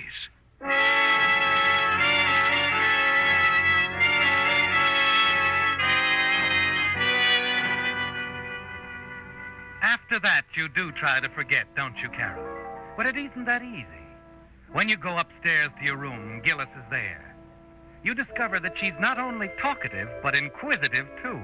Worst of all, she asks a question that you can't answer. A startling question. Excuse me, madame. Will Mr. Ben ever come back? Who's Mr. Ben? Why, Mr. Randolph's brother. Madame, you've never met him? Oh, yes, Ted's brother. I wondered if they had ever patched things up. It was a terrible argument they had, you know, the day Mrs. Randolph died. I'll never forget that shocking way to start a new year. New Year? Yeah, it was just a few days after. I remember Mr. Randolph had just come back from a trip from St. Louis. Oh, it was terrible, madame. They had a regular knockdown and drag-out. She came screaming for a divorce. Divorce? That's what they quarreled about. Mrs. Randolph said she should rather be dead than go on things being like they were. Poor woman. Little did she know that in less than 12 hours from then, she would be dead. What did you say, Gillis? When did she die? The very next morning. Early. Didn't you know, madame? It was an accident. She started to fix her bath and slipped somehow. Tried to grab something to keep from falling and caught a loose wire from the electric heater. Oh, no. Yes. And I never have been able to understand how a bare wire could have come loose that way. Oh, it was terrible, madame. She was electrocuted on the spot.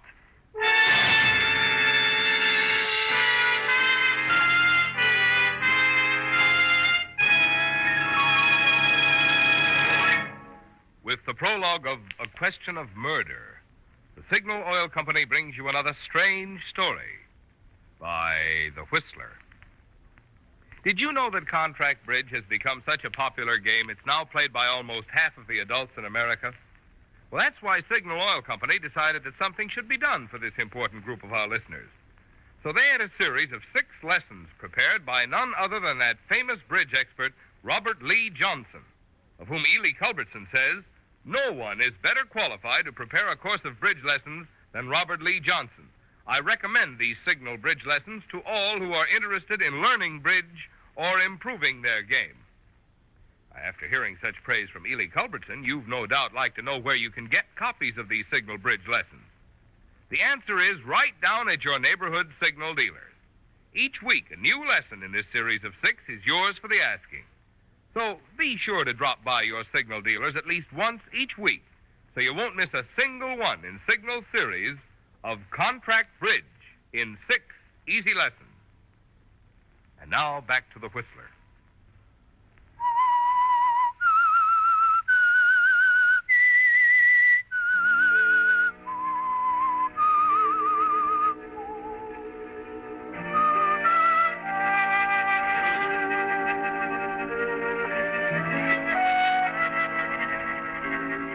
The gathering storm is closing in, isn't it, Carol?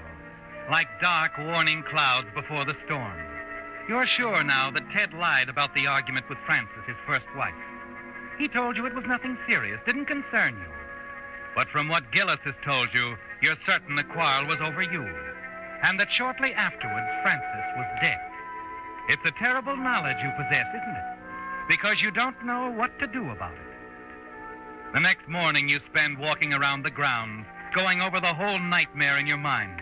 And then as you start back across the terrace to the house... Well, hello. Oh, You must be the new Mrs. Randolph, huh? I'm sorry. I don't believe we... No, my dear, we haven't met. We're going to be real friends. I'm Ben, Ted's brother. Oh, I'm sure he's told you all about Brother Ben. Oh, yes, certainly. Ted's spoken of you so often. I did wonder when I was going to have the pleasure. Nice work, Mrs. Randolph. Shall we go in the house? Carol? Oh, you have talked to Ted about me. Oh, frankly, no. I simply read the papers. I was going to run down here sooner, but I allowed time for you two to get back from the honeymoon. A few days to get settled. Well, after you, Carol. That's it. My. Place has been all redone, huh? Your ideas? Why, no. It was like this when I... Mrs. Carter, I'll bet. Thinks of everything, that woman. Ted's always been her favorite. Yes, I know. Well, I'm sure you'll want to say hello to Mrs. Carter. She's in the hall. Oh, Mrs. Don't Carter. bother if she's busy. I really don't. Yes, Carol? I really wanted a few moments to talk to you. Yes, it's me. The prodigal, the black sheep. I'm sorry, Mr. Randolph. You can't stay. Mrs. Carter. I have my orders. But why? I'm the... Oh, so you haven't told her about me, Mrs. Carter. What a rascal I am, a stealer. Please, Mr. Randolph, don't make it unpleasant for me. I'm hired to do exactly... No, old girl. Don't get the blood temperature up. I'm not staying. I have a perfectly satisfactory place to stay in town, the Marlborough. Nothing but the best. However, Mrs. Carter. Yes? Tell Ted I'll be dropping in, huh? Have to see him. Perhaps tomorrow night? I'll tell him. I intend to speak to Ted, too, Ben. You may come tonight if you wish. Oh, no. Always like to forewarn my brother. He's a planner, you know, Carol. He likes to know just what's going on. Exactly where he's going, dates, times, places. You gotta let him think he's in the driver's seat. Haven't you found it so? I'm discovering things that I didn't know. Oh, and your discoveries will be endless. I've got to admire the boy, though. You'd think he was the senior, huh? He's a regular little Napoleon Teddy boy. The way he makes circumstances. Brilliant. Makes the circumstance? Yeah, you know. Plans. Fixes things. Even covers things up. Eh, Mrs. Carter? I'll show you out. No, wait. Just a minute, Ben. Did Ted cover something up? Oh. He hasn't told you about the unusual circumstances of Frances's accident, huh? I guess he wouldn't. Well, tomorrow night. Get me in his date book, Mrs. Carter. I'll show you to the door. Don't bother. Good afternoon, all.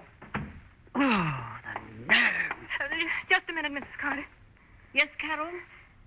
Mrs. Carter, I found you very kind, very considerate since I came here. But I think I have a right to... I'm sorry, Carol. Really. What about Ben? Well, Ben isn't a nice person. He upsets Ted, all of us. Please, why not forget what happened? Enjoy your husband, Carol, your beautiful home. Just don't puzzle and fret over things that are dead and gone. I wish it were that simple, Mrs. Carter.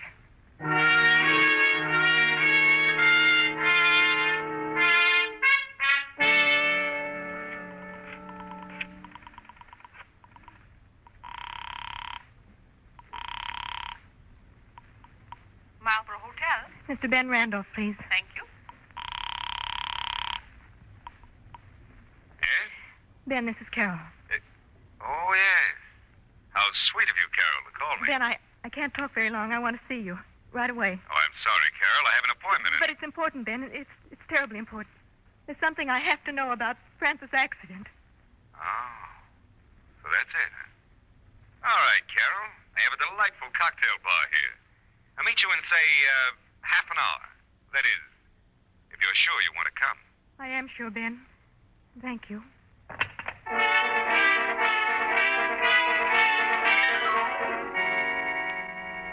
You are sure, aren't you, Carol? The time has passed when you can push your doubts away in a corner of your mind. You must know all the facts, and Ted's brother Ben seems to be the only one you can turn to. 20 minutes later, you start across the lobby to the cocktail lounge. Carol, wait. Ted! Yes. Mrs. Carter called me. I'm sorry, Carol, but you mustn't meet him. She told you. She was spying on me. She heard me ask about Francis. No, you're wrong. She just happened to hear you mention Ben's name, that's all. I guessed the rest.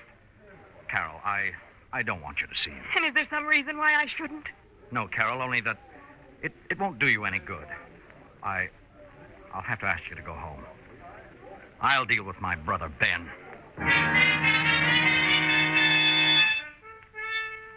You turn and hurry away from Ted. Driving home, your hands tremble holding the wheel.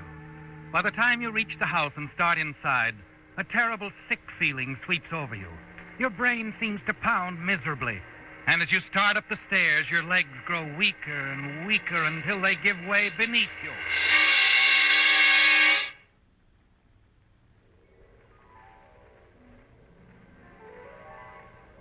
When you awake, you find yourself in bed.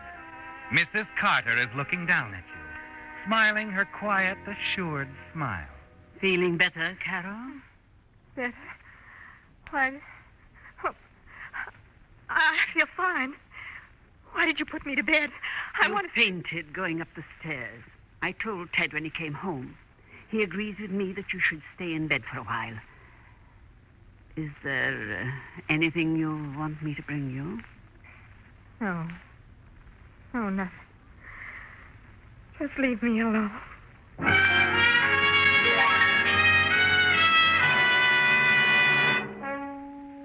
It's a breathless moment now, isn't it, Carol? The quiet before the storm. You fight against the feeling that perhaps you're to be held prisoner. But as you hear Mrs. Carter's footsteps going down the stairs, you know you have to find out. You cross to the door, find it unlocked, and then tiptoe to the head of the stairs. And then you stop, frozen in your tracks, as Ted's voice drifts up from the study. Dave Arnold, huh? Well, we expected him to do some snooping. Yeah, that's right. He was here to dinner, but I know I didn't let anything slip. Well, Chief, if anything I've done should prevent you from being reelected... Carol? No.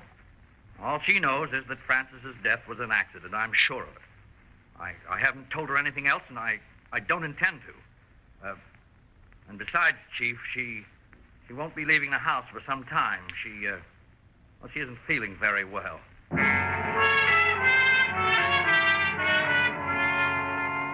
Yes, the storm is broken now, hasn't it, Carol?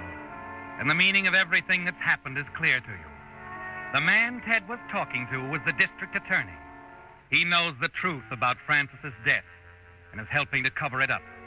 And then you remember what Dave Arnold said about entrenched political machines, that they can get away with murder. And from what Ted said on the phone, you know you're being held prisoner. But it's more than just you now, Carol, more than your happiness or your safety. There's a principle involved, a principle that affects thousands of people. And suddenly you realize only one man you know can do anything about it. Your husband's political enemy, Dave Arnold. You go back to your room, take a piece of paper from the desk, and scrawl a hurried note. Then a few minutes later... You rang for me, madame? Yes, Gillis, here. I've written a letter. I want you to take it and mail it. A letter? Yes, madame. And, Gillis, it must be done right away. Don't let anything stop you.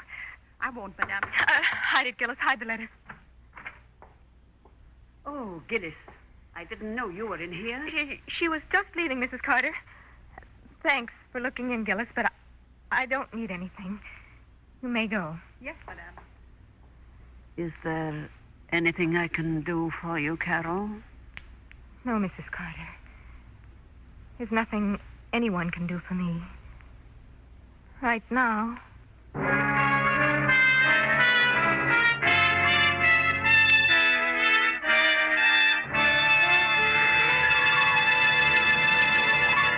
The Whistler will return in just a moment with a strange ending to tonight's story. But first, a message, especially for you drivers who have new cars or expect to be getting one. Just any motor oil won't do, you know, for today's high-efficiency motors. No, sir. They need special protection against corrosion, wear, and carbon if they're to give you the long, trouble-free service you have a right to expect. That's why Signal Oil Company brought out Signal Premium Compounded Motor Oil, a new type lubricant especially created to give modern motors this extra protection. Of course, Signal Premium has 100% pure paraffin base. But in addition, scientific new compounds have been added. As a result, tests prove that this new type Signal oil actually keeps motors 6 times cleaner and reduces cylinder wear 1/3. Now get that. Motors actually stay 6 times cleaner, and cylinder wear is reduced 1/3 with Signal Premium Compounded Motor Oil. So if you want to keep the performance of your car young, make your next oil change a change for the better. Switch to the new type Signal oil. That's your guarantee of a sweeter running motor. Signal Premium Compounded Motor Oil. And now back to the Whistler.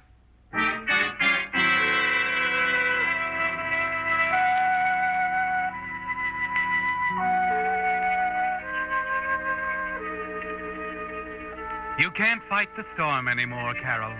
You're weary of it, of thinking about Ted and the way Frances, his first wife, died. It was shortly after he saw you in St. Louis that she refused him a divorce. And it's all too clear to you what happened to her. It's an hour now since you gave Gillis the note for Dave, explaining everything. Suddenly you realize that you can't face Ted when it's over. You want to get away, take a train for another city, and try somehow to forget. Put this terrible nightmare behind you. You dress quickly, slip out into the hall, and tiptoe down the stairs. You wait until you can hear Mrs. Carter in another part of the house, and then run for the door. You're hurrying down the drive to the garage where your car is parked when... Well, we meet again, Carol. And just where I ran into you before. Ben. Oh, don't let me alarm you. Ted's furious enough with me as it is. I came to apologize. Talked to you about me? Oh, he certainly did. Poor old Ted. His women give him a lot of trouble. Frances certainly led him a merry chase, in another direction, of course. Frances? Yeah. First she tried spending his money, and when that got boring, she started spending some of it on me. Well, that was pleasant for a while.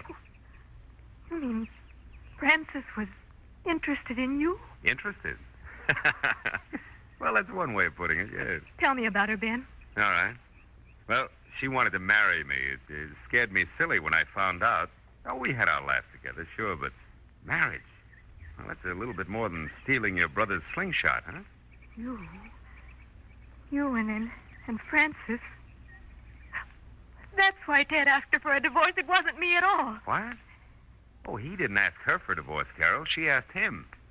Well, they had a terrible row about it. But you know, Ted, he clings to that for better or worse idea. And then, too, there's his position, the election and all.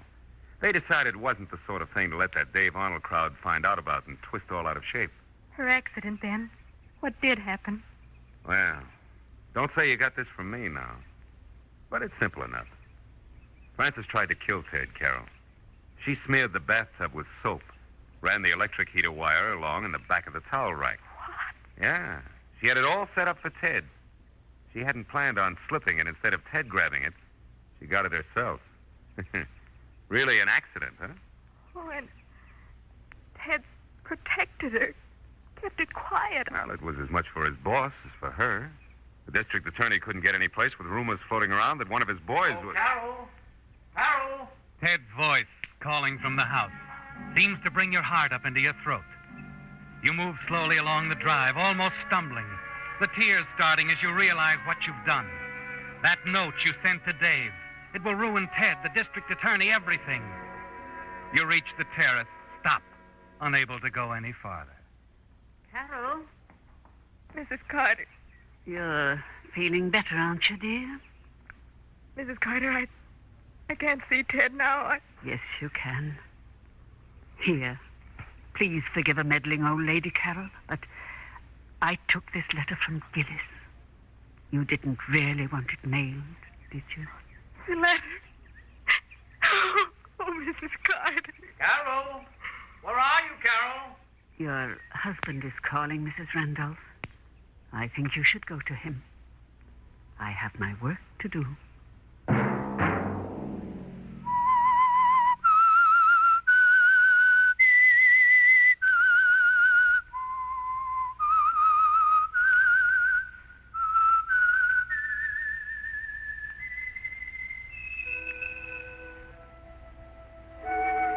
Let that whistle be your signal for the Signal Oil program, The Whistler, each Wednesday night at the same time. Brought to you by the Signal Oil Company, marketers of Signal gasoline and motor oil and fine quality automotive accessories. Signal has asked me to remind you, to get the most driving pleasure, drive at sensible speeds, be courteous, and obey traffic regulations. It may save a life, possibly your own.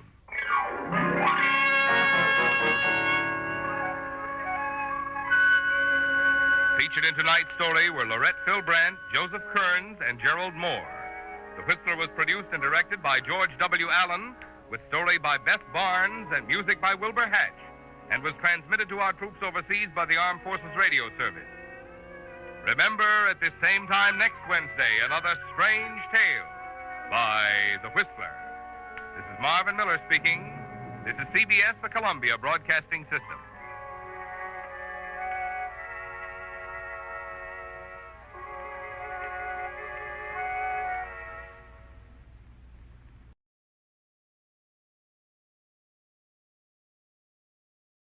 And now, stay tuned for the program that is rated tops in popularity for a longer period of time than any other West Coast program in radio history.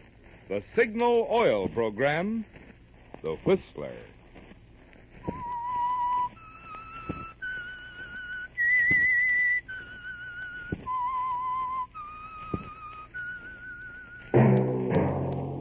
Signal, the famous Go Farther gasoline, invites you to sit back and enjoy another strange story by The Whistler.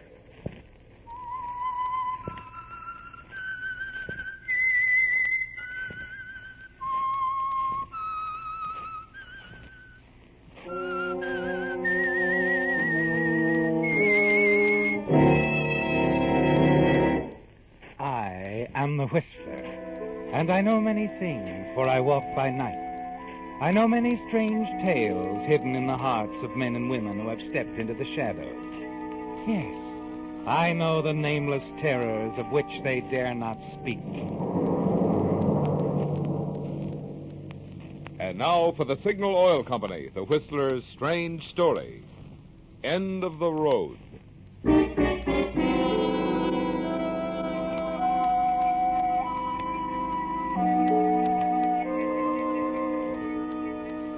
It was night on Fountain Avenue in Hollywood, but the darkness was pierced with shafts of light from police car spotlights, and there was a crowd pushing forward, babbling excitedly, turning the usually quiet residential section into a bedlam. A siren wailed as another police car swung around the corner and ground to a stop, and its uniformed occupants leaped out, ready for action. And it was about that time that Doris Chandler pushed her way to the front of the crowd. Pardon me, please. Close enough to hear the conversation of the officers intent on the small white bungalow now bathed in the searchlights. That's Yeager. It was then, wasn't it, Doris, that Yeager? you heard the name Sure. of the criminal they'd Yeah. trapped inside? As an officer explained to one who had just arrived. It's Yeager, Mac. Steve Yeager. The cop killer? Right. We got a telephone tip on him about half an hour ago. You're sure he's inside, huh? The boys in the first squad car got a look at him through the window. They put in the alarm when he started throwing slugs. Armed, huh? This won't be easy. We'll wait him out and then try tear gas. You got the loudspeaker ready, Dave? All set. Go ahead. Attention, Yeager. Steve Yeager. This is a warning. Come out on the front porch. Throw your gun away. You haven't a chance.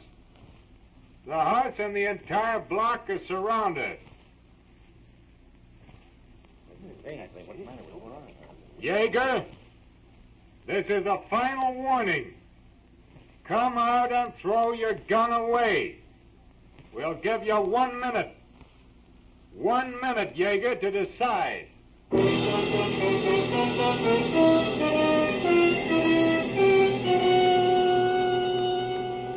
It's all you need to hear, isn't it, Doris? Then you ease back through the crowd, hurry from the scene to your own apartment only a few blocks away. It's all over for Steve Yeager, you're certain. And the money, Steve's money, hidden in your apartment, will belong to you now. Yes, a fitting reward for your cleverness in phoning in that anonymous tip to the police. Safely inside your apartment, you lower the shades and smile to yourself as you think of what's happening to Steve just a few short blocks away. And then...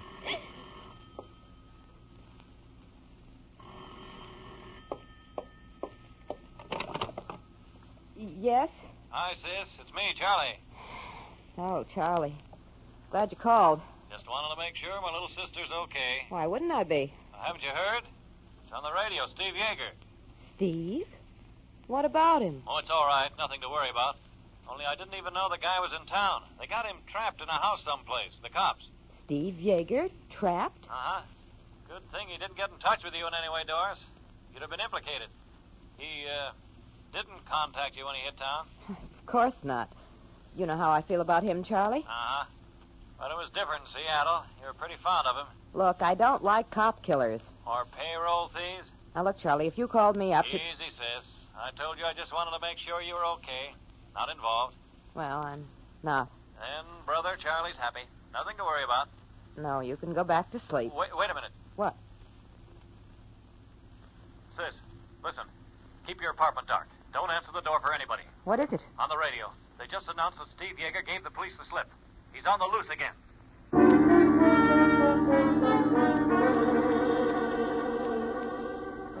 Your hand trembles as you hang up the phone, Doris. Your brother Charlie's warning seems unreal, doesn't it? Like something from a terrible nightmare. Steve Yeager, the man you double-crossed, told the police about, has escaped. And you know that he'll head straight to you. Yes, Doris. You lied when you told your brother you hadn't seen or heard from Steve Yeager, didn't you? Because every bit of the more than $50,000 he got from that payroll job he pulled in Seattle is in your apartment at this very moment. Because Steve thought it would be safe with you. You look out past the drawn window shades. The street outside appears quiet and empty. Then your heart seems to stop dead still. The kitchen. Someone there. And you recall that you left the back door unlocked. Doris? Miss Chandler, are you home, dear? Oh, Mrs. Fabian. Yes, dear. I just had to come over, see if you'd heard. Goodness, there's been some shooting by the police, right in our neighborhood. Shooting? They killed someone? Oh, I don't think so, dear. It's a criminal. They said on the radio he gave the police the slip. A killer. He shot an officer in Seattle a few months ago. I see. It's on the radio. Don't you want to turn it on, dear? No. I've got to go out. My brother called. He isn't well. I've got to go over there. Oh, you're not going out, dear, alone. I'm not afraid. I'll take the car. I just won't sleep until I see that Charles is all right. Oh, of course, but do be careful, child. goodness, a killer walking the streets. You get on home, Mrs. Fabian. Keep the house locked. Oh, don't worry, I will. Good night, dear. Good night.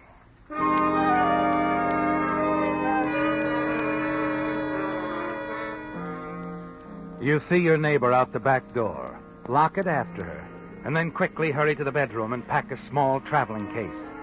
And the last thing before closing the bag, you take the money Steve left, put it in the bag with your clothing. A moment later, you slip quietly out the back door, hurry to the garage, and lift the door. Hello, Doris. Baby. Steve. I've been waiting for you. Didn't think you'd want to go anyplace without me.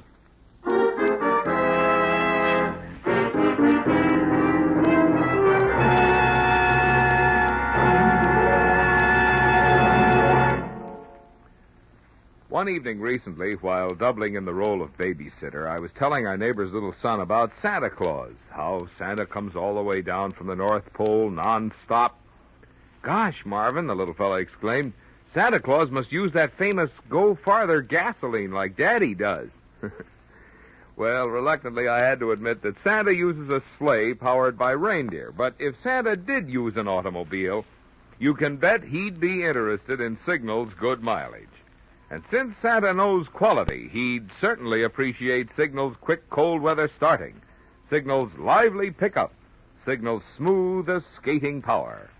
That's why you can put Marvin Miller on record as saying if Santa ever trades Prancer and Dancer and Under and Blitzen for a car, I predict Mr. Claus will power it with Signal, the famous Go Farther gasoline.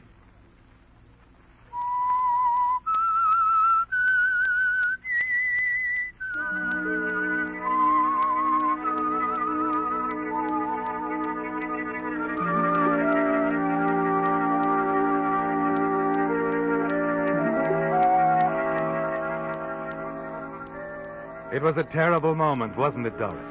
When you opened the garage door and saw Steve Yeager, the killer who'd stolen $50,000 in Seattle, the criminal who turned the money he took over to you for safekeeping, the man you double-crossed by tipping the police off to his presence in the area. And now he stands there smiling coldly. And you're certain that it's all over, that he's going to kill you. And you're certain, too, that he's guessed it was you who called the police. Your mind struggles for an excuse, doesn't it, Doris? Something to say to Steve by way of explanation. But nothing comes from your lips. And then you realize that he's speaking and nodding toward the car. Come on, I said, in the car. We're getting out of here. Steve, you don't think that Save it. Get in the car.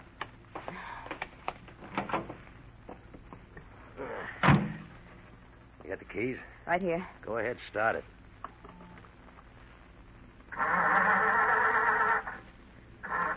Hey, the dame next door, she came over. What'd you tell her? I said I was going to visit my brother. I was, Steve. I heard about you on the radio, thought the police would tie me in with it. I thought if I took the money and hid out until I heard from you... Sure. It's the truth, Steve. Here. See, I have the money here in this bag. Let's have a look. That part adds up, Doris. Nice of you to keep it for me. Steve, you've got to believe me. Maybe I will, Doris. Maybe I will. Right now, just keep quiet and drive. Go out Sunset towards Beverly Hills. Sure, Steve. Don't worry. I'll help you. I know you will, baby. I know you will.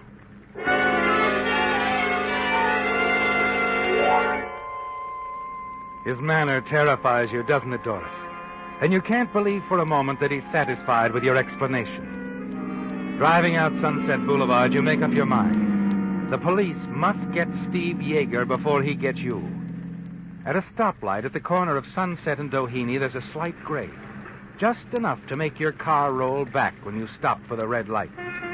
You notice, too, that parked on the opposite corner is a police car. Perfect. Carefully, you ease your foot off the brake pedal. Let the car roll back toward the one in the rear.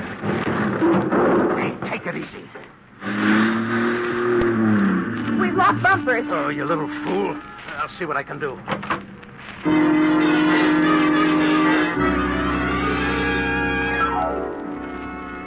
It's a tense few moments, isn't it, Doris? Steve back trying to free the two cars. You wondering if you can reach the police, or if you dare call out to them. And then you notice that one of them has started across the street to see what's wrong. Hey there! He calls out suddenly as Steve gets back in your car. Hastily, Steve shoves you aside, slips behind the steering wheel himself. Steve. Steve, an officer. He's yelling at us. We're not waiting for him. Shut up, will you? We're getting out of here now. Hey! Stop!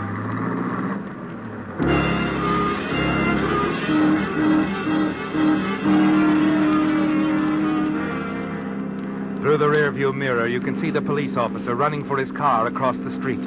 He's going to make a chase out of it. And a glance at Steve Yeager tells you that he isn't going to quit easily, doesn't it, Doris? The cars race along Sunset at terrifying speeds, their tires screeching. You beg Steve to stop, to give up. Steve, he's gaining. Stop it. We'll both be killed. Hang on. We're not beat yet.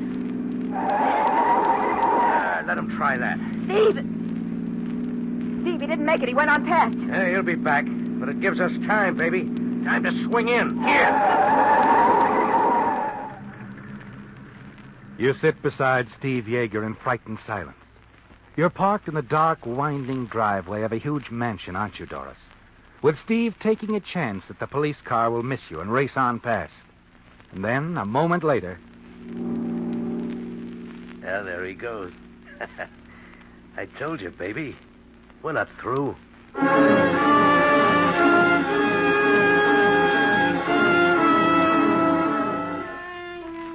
You ride in silence for several miles and realize that Steve has pointed the car out toward the valley. And then you look over at him and notice the blood on his hand. Steve, your hand. Huh? Oh, it's from my shoulder. Those cops nicked me as I was going over a fence. It ought to be attended to, Steve. A bullet wound. Okay, so we have it taken care of. Lonely enough section out here. Yeah, a little ranch house looks deserted enough. Now we'll see if there's anybody inside.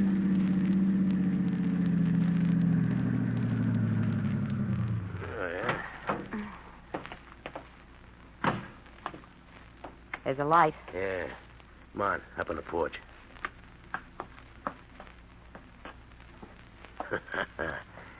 Somebody home, all right. And quite alone.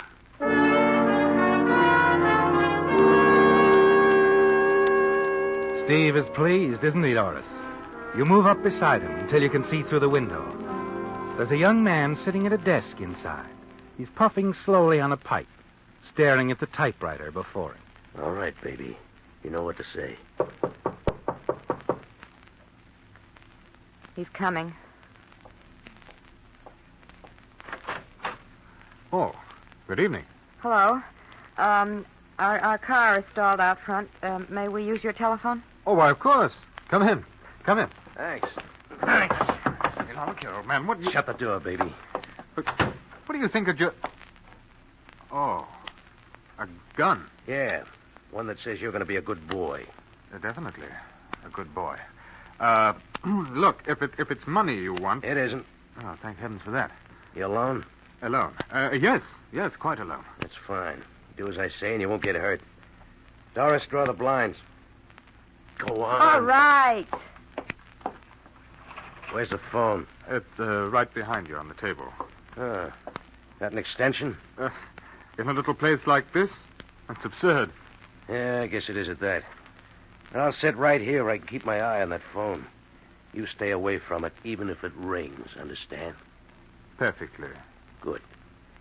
I suppose you get some hot water and something that'll do for bandages. Bandages? Oh, a third member of the party, hmm? Perhaps lying mortally wounded in the car outside. Yes, I see. You don't see. Get moving.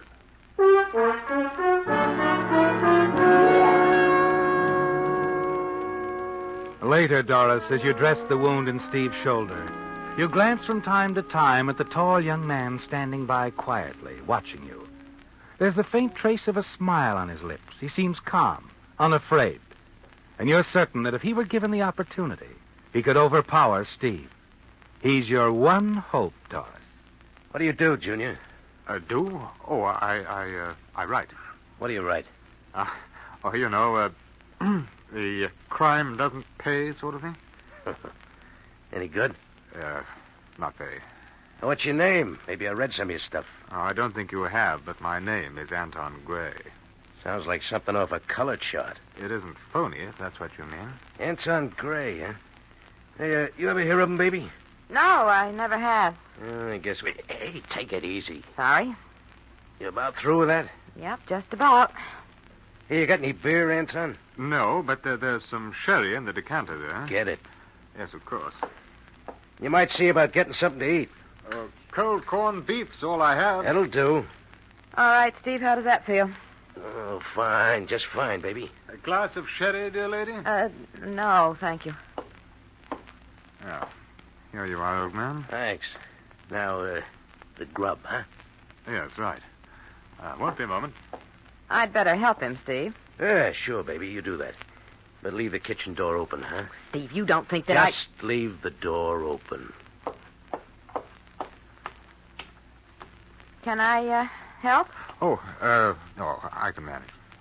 It's a rather interesting chap, dear friend. My friend? Isn't he? I never saw him before in my life. Oh, I'm sorry. I just naturally assumed... He jumped into my car, forced me to drive away. I see. Bread's in the box there. Do you mind? Anton. Yeah? He's badly wounded. Weak. So? We could overpower him. It'd be easy if you... forget it. What? Don't let this cool, calm exterior fool you. I'm not a very brave man, really. You're afraid of him. Hey, we haven't got all night, baby. Hurry it up. Okay, Steve. And you're not afraid of him, huh?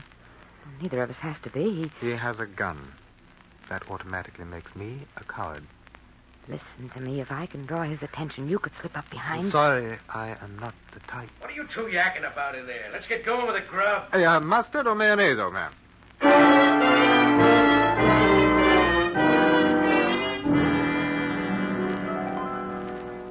Anton's not going to help you, is he, Doris? And your one last chance of getting away from Steve has vanished.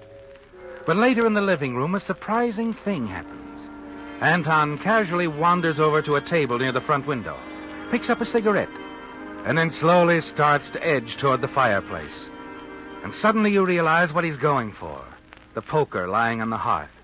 Quickly, you dig into your purse for a pack of cigarettes and offer one to Steve. Thanks, baby. As you extend your cigarette lighter, you see Anton pick up the poker, start to raise it over his head. In 3 short steps, he can reach Steve, can't he, Doris? You hold your breath, but Anton doesn't move. And then Steve leans back in his chair, blows a cloud of smoke toward the ceiling. Anton? Yes? Got any coffee? Coffee? Yes. Hop to it. Yes, of course.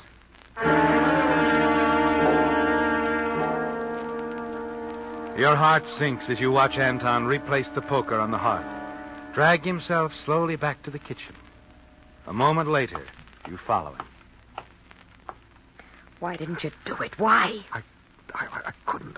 I couldn't move. His back was turned. You could have easily... I know, but I kept thinking, suppose I miss. He'd have killed me. He'll kill us anyway. But he said... You believe him? Look, Anton, he's a killer. What good are we to him now? All he wants to do is get away, and he won't leave anyone around to tip off the police, don't you see? Perhaps he'll just go away. Anton, listen to me. We've got to get him before he gets us. No, I can't. Not even for $50,000? What? He's got $50,000 on him, I know. If you were to knock him out, we could have the money. Share it. $50,000? Yes. $50,000. The 2 of us. Anton, we'd share it. No one would ever know.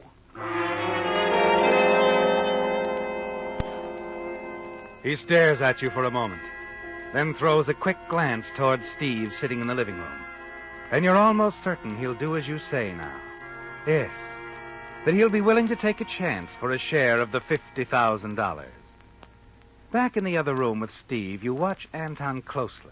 Know he's struggling to make up his mind. Finally, you see him edge toward the fireplace again. You know you've won. To draw Steve's attention away from Anton, You reach over and accidentally upset the sugar bowl. Oh, Anton sorry. leaps across the room and brings the poker down hard.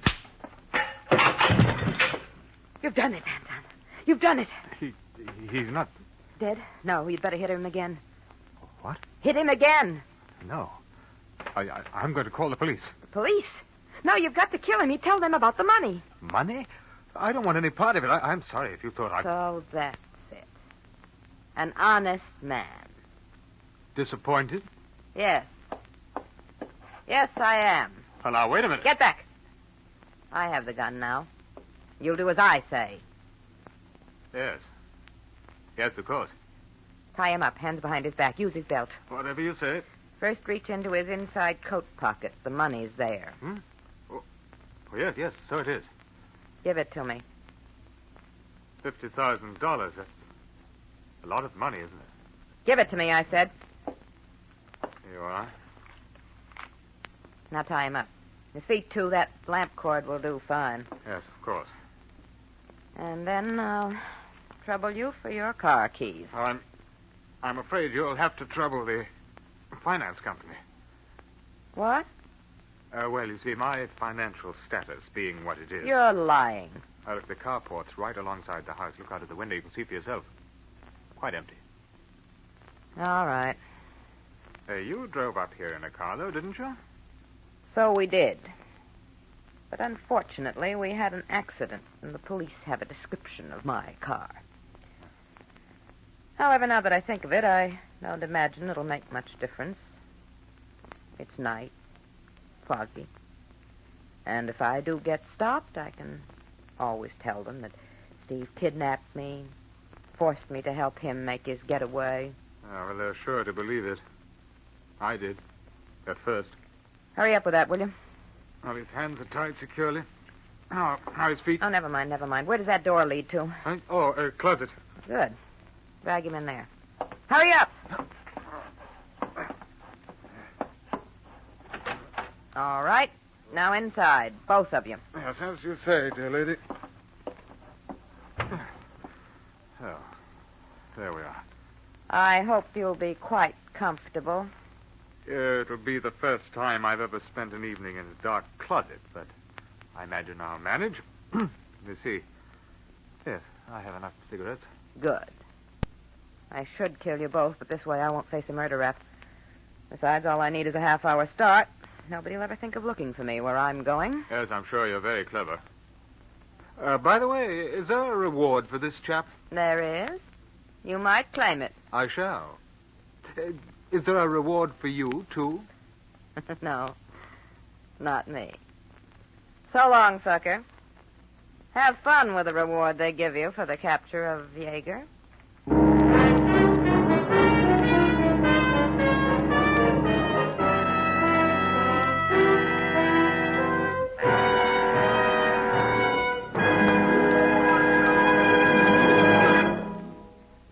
Want to make a bet?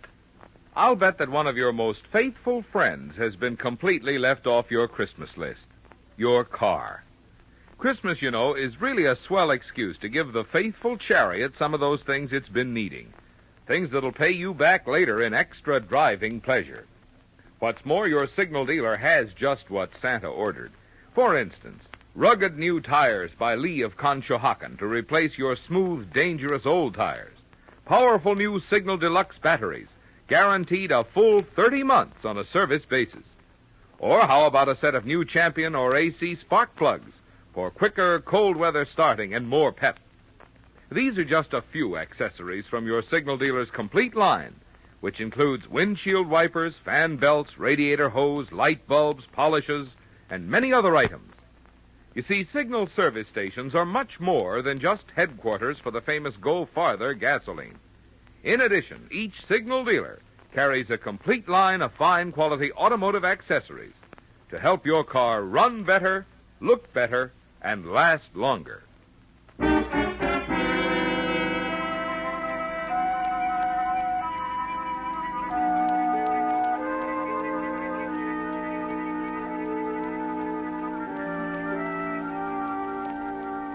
The fog that had settled over the Los Angeles area during the night had lifted now, and the morning sun was shining. as Lieutenant Avery of the Los Angeles Police stepped out of the hospital room and walked down the quiet corridor. As he reached the elevator, a young man, a member of the local press, came forward to meet him. Okay, Lieutenant. She must be pretty important for you to come all the way down here. Who is she? Doris Chandler. Chandler? Mm-hmm. The woman Steve Yeager kidnapped last night? Hey, what goes? She was involved in a traffic accident, only she wasn't kidnapped. Was she hurt bad? She'll be around here for some time, the doc says. But she'll recover in time to stand trial as Yeager's accomplishment. She had the $50,000 he stole with her in the car. Well, how did you stop her? We didn't. That truck smashed into the rear end of her car on Rosita Boulevard. It was a bad fog. Truck driver said he didn't see her in time to avoid the crash. No taillight on her car. No taillight, huh? That's his story. That checks all right. According to a report turned in by squad car officers, the Chandler woman's car was involved in a minor accident earlier last night. Witnesses said she deliberately backed into another car at Doheny and Sunset. That's when her taillight was smashed.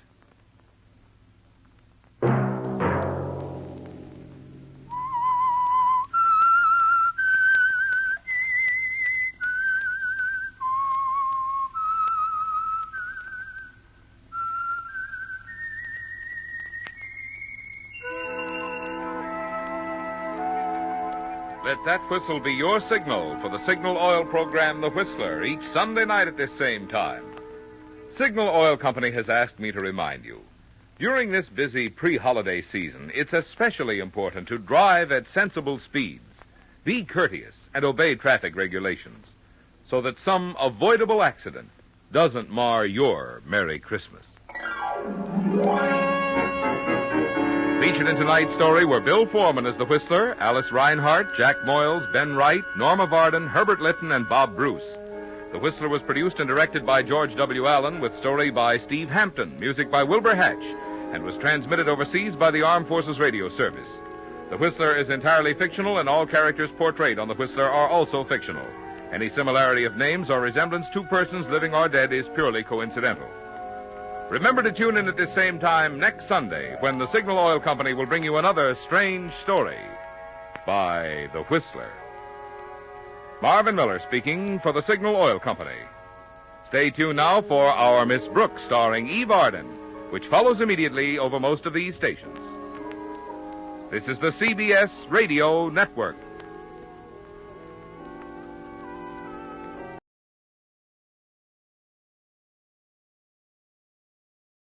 The Signal Oil Program.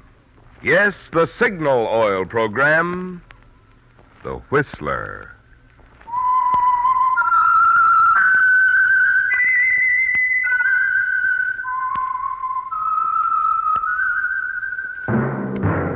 That whistle is your signal for the Signal Oil Program, The Whistler.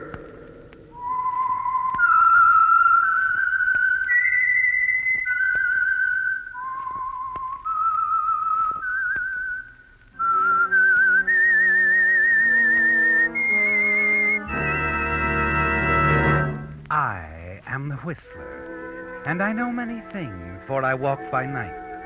I know many strange tales hidden in the hearts of men and women who have stepped into the shadows. Yes, I know the nameless terrors of which they dare not speak. Yes, friends, it's time for the Signal Oil Program, The Whistler, rated tops in popularity for a longer period of time than any other West Coast program in radio history. And Signal gasoline is tops, too, tops in quality. It takes extra quality, you know, to give you extra mileage. And Signal is the famous Go Farther gasoline. So look for the Signal Circle sign in yellow and black that identifies independently operated Signal stations from Canada to Mexico. And now the Whistler's strange story, Grave Secret.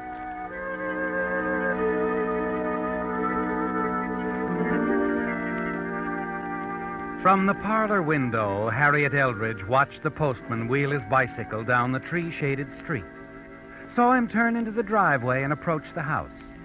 She stepped out into the hallway and stopped for a moment to rearrange a bowl of dahlias on the table. then hurried to the door, a faint smile on her lips. The letters had become very important to Harriet Eldridge. Yes, very important. And she was pleased that they were arriving with such regularity. Morning, Miss Harriet. Good morning, Henry. Here's another one from Australia. Oh, from Mr. Pettis. How nice. Sure is having a big vacation for himself, ain't he?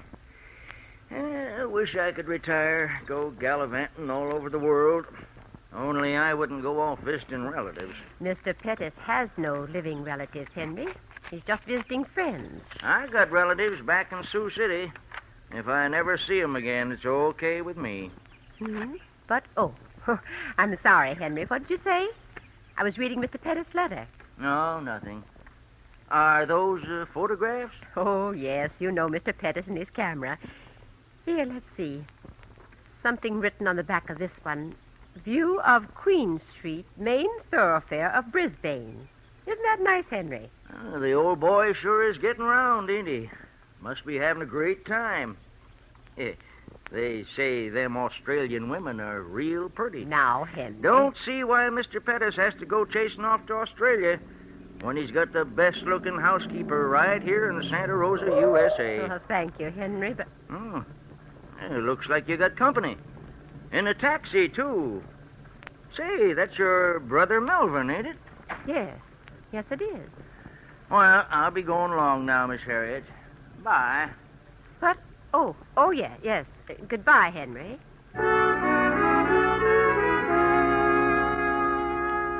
You smile at Henry, watch him for a moment as he turns and walks away. Then your eyes swing back to the man who has just stepped out of the taxi, and a frown crosses your face. Moments later, he steps into the hallway, closes the door, and sets his suitcase on the floor. Hello, Harriet. I wasn't expecting you back so soon, Melvin. I know. Did everything go well? Yes, everything went well. I did exactly as you said. How did you like Australia? Well, it was all right, Harriet. Have you had your lunch? There's some cold ham, potato salad from last night. Would you like that, Melvin? Yes, I suppose so. Did you get seasick at all? Oh, no, I didn't. Harriet. Yes? Harriet, did everything go all right here? I mean... Oh, yes. When did you do it? The day you left. He was dead before you stepped on the boat in San Francisco. Harriet. Yes? What did you do with Mr. Pettis? I mean, where did you... Do you want tea or coffee, Melvin? Tea. For a moment, he stares at you, then turns and looks out the window. His eyes blink nervously. His fingers fumble at his tie. You know what he's thinking about, don't you, Harriet? He wants to know what you've done with the body of Mr. Pettis. Exactly what happened on the night he left for San Francisco. Yes, he wants all the details.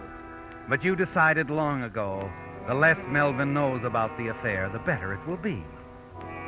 He stays in his room the greater part of the day and evening. And then shortly after 8 o'clock that night, the front doorbell rings. Good evening. You must be Miss Eldridge. Why, yes. Well, I'm Valerie Hinton, a friend of Mr. Pettis. Is he in? No, Mr. Pettis is away. In Australia. Oh, I see he hasn't notified you. He's back. He's back? Why, yes, his boat docked in San Francisco a week ago. Well, I know. I was on it, too. Strange he didn't let you know. Or is he usually that way about things? No, he isn't. Well, I'll be in town for several days. I'm staying at the inn. Would you tell him when he arrives? Of course, Miss Hinton. I'll tell him. Good night.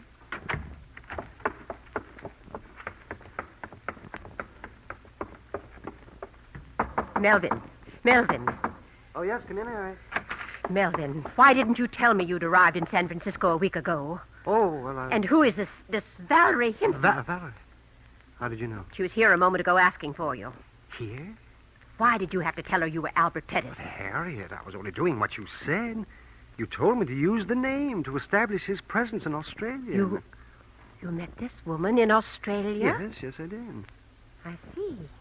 And this week you spent in San Francisco, was that devoted to Miss Hinton? Well, at first I saw no harm in it, Harriet. She's a wonderful person. Did you have to tell her you lived in Santa Rosa? I didn't. Oh, she must have seen the Santa Rosa postmark on the letters you sent me in Australia. Oh, believe me, Harriet, when I ran out on her in San Francisco, I never thought I'd see her again. You ran out on her? Yes, I realized it would be dangerous. What with everything that's happened here. So she followed you. Oh, Melvin, don't tell me she's in love with you. Oh, I don't know. Are you in love with her? Yes. I'm sorry, Melvin. You'll have to get rid of her. Get rid of her? First thing in the morning, you're going down to the inn to see her. Tell her this great love of yours is no more. Tell her you're already married, or tell her anything, but I want her to leave town. Do you understand? Oh, Harriet, there must be some way. Get rid of her. She's dangerous. She can upset our entire plan. But Harriet, it's... What was that? Did you hear that? Oh, yes, it's the shutters downstairs. The wind's come up. But are you sure? Well, what else could it be? Well, I don't know. Did you think it was Mr. Pettis back from the dead? Oh, really now, Melvin? Harriet? Yes? Where is Mr. Pettis? What did you do with his body? Why won't you tell me? You needn't concern yourself about that, Melvin. I've taken care of everything. Now, good night. And don't forget what I said. I don't want the Hinton woman hanging around town.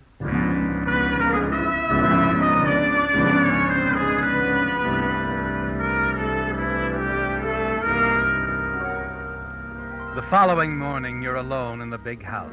Melvin has gone down to the inn. He's promised to send Valerie Hinton away. But you wonder if he really has the courage to face her, to go through with it. The hours go by, and Melvin doesn't return. And finally... Good morning, Miss Eldridge. Oh, good morning. Has Mr. Pettis arrived yet? Why, yes, I gave him your message. He left hours ago on his way to see you. Well, that's strange. I just came from the inn. Well, I suppose he stopped somewhere on the way. May I come in? Oh, yes, of course. Ah, you've kept the place so attractive. It's charming. I suppose you've grown to care for this house as though it were your own. Yes, Mr. Pettis has always made me feel at home here. Oh, won't you sit down, Miss Hinton? Thank you. You know, Miss Eldridge, I feel as though I'd known you for a long time. Mr. Pettis has spoken so much of you. Oh? Yes. I don't suppose he's told you about the way we met? No, he hasn't. It was in Melbourne. I happened to be glancing through the newspaper. I noticed a list in the shipping news, a list of new arrivals, and there it was. Mr. Albert Pettis. Oh? Well, of course, I dashed right over to his hotel. And imagine my surprise when I discovered that Mr. Albert Pettis wasn't Mr. Pettis at all. What do you mean? Not my Mr. Pettis, that is. My Uncle Albert. It was quite a shock. I suppose I should have realized there'd probably be more than one Albert Pettis in the whole world. Oh, yes, of course. So you see, it was just an accident. My meeting your Mr. Pettis. A lucky accident. Wouldn't you say, Miss Eldridge?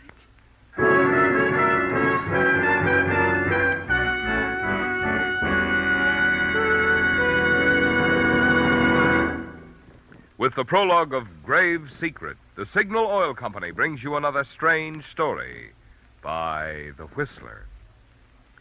If you like avocados, you'll probably be as surprised as I was to learn that in parts of Mexico, avocados were once used to lubricate the axles of wagons. Does that sound primitive and old-fashioned to you? Well, then just remember this. It's almost as old-fashioned today to lubricate automobile motors with plain motor oil. What I mean is, now scientific compounds have been developed which protect motors in many ways that oil alone cannot do. That's why Signal brought out Signal Premium Compounded Motor Oil, which combines 100% pure paraffin base with these scientific new compounds. And just what do these compounds do? Well, one compound in Signal Premium actually cleans your motor of harmful carbon, gum, and varnish. A second compound protects costly bearings from corrosion. And still other compounds in Signal Premium help in additional ways to keep wear down and performance up. So if you want a sweeter running motor, make your next oil change a change from old-fashioned regular motor oil. Stop at a Signal station for the improved type motor oil that does so much more than just lubricate. Signal Premium Compounded Motor Oil.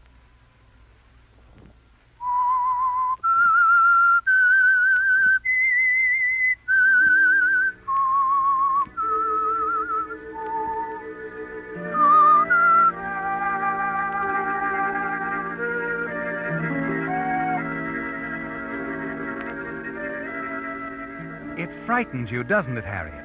The knowledge that Valerie Hinton, the woman your brother Melvin met in Australia while he was posing as Albert Pettis, is actually the niece of the man you murdered. You wonder if their meeting was really accidental. Wonder if she suspects the truth. 1,000 confused thoughts race through your mind.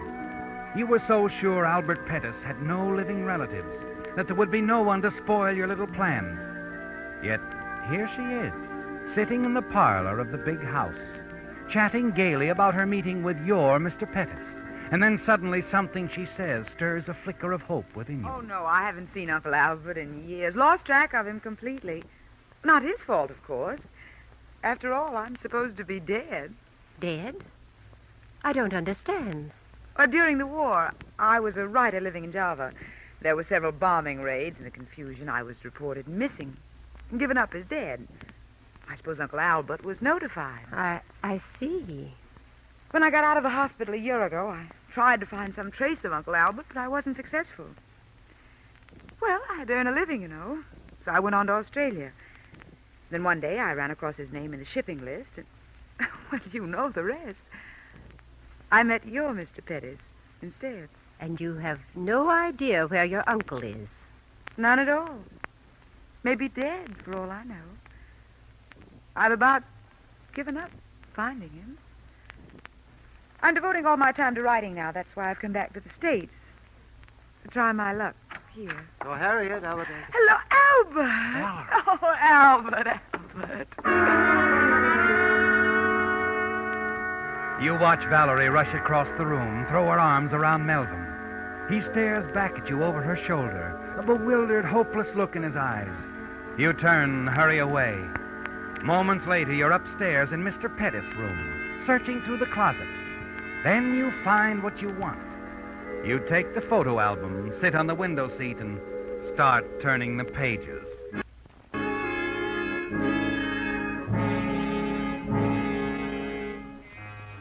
A half hour later, you hear the front door close, and then Melvin's footsteps approaching your door. Harriet? Yes? Is she gone? Yes. She won't be back. What'd you tell her? What difference does it make what I told her? She won't be back. What are you doing? Just looking through the old album. I found what I wanted. What? Never mind. Come along, Melvin. It's almost time for your lunch.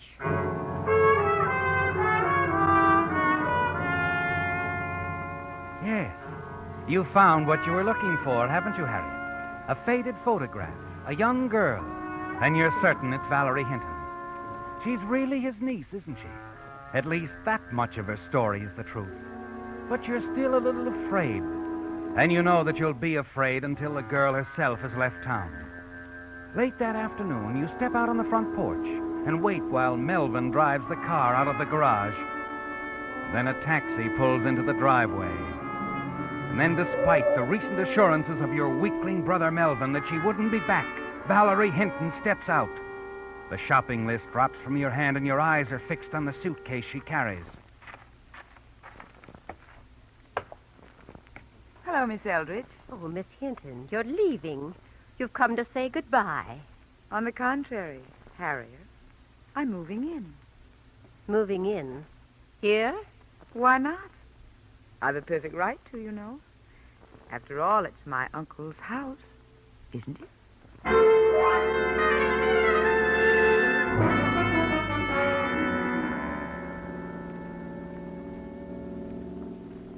Harriet? Yes, Melvin? What are we going to do about Valerie? There's only one thing to do. We're not going to stand by and let her ruin everything. Are we? Send her away, she'll go to the police. We're not going to send her away. But, Harriet, we... Harriet, no. You can't do that again. Have you another solution? But, I'll have to think about it, but... You must forget what you're thinking, Harriet. I won't have it that way. Do you understand? I won't have it. Watch the road, Melvin. You hear me, Harriet? One murder is enough. Still in love with her, aren't you? Well, perhaps you're right, Melvin. Perhaps the whole matter can be solved some other way. Oh, yes. Yes, Harriet. We'll find a way. I'm sure we will.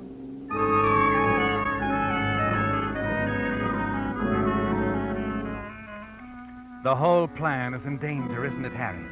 Melvin is still in love with her, and you know that he can be very weak. That you alone must provide the strength to carry things through. Late that evening, after Melvin has gone to bed, you and Valerie are left alone in the library. I was looking through some things, Valerie.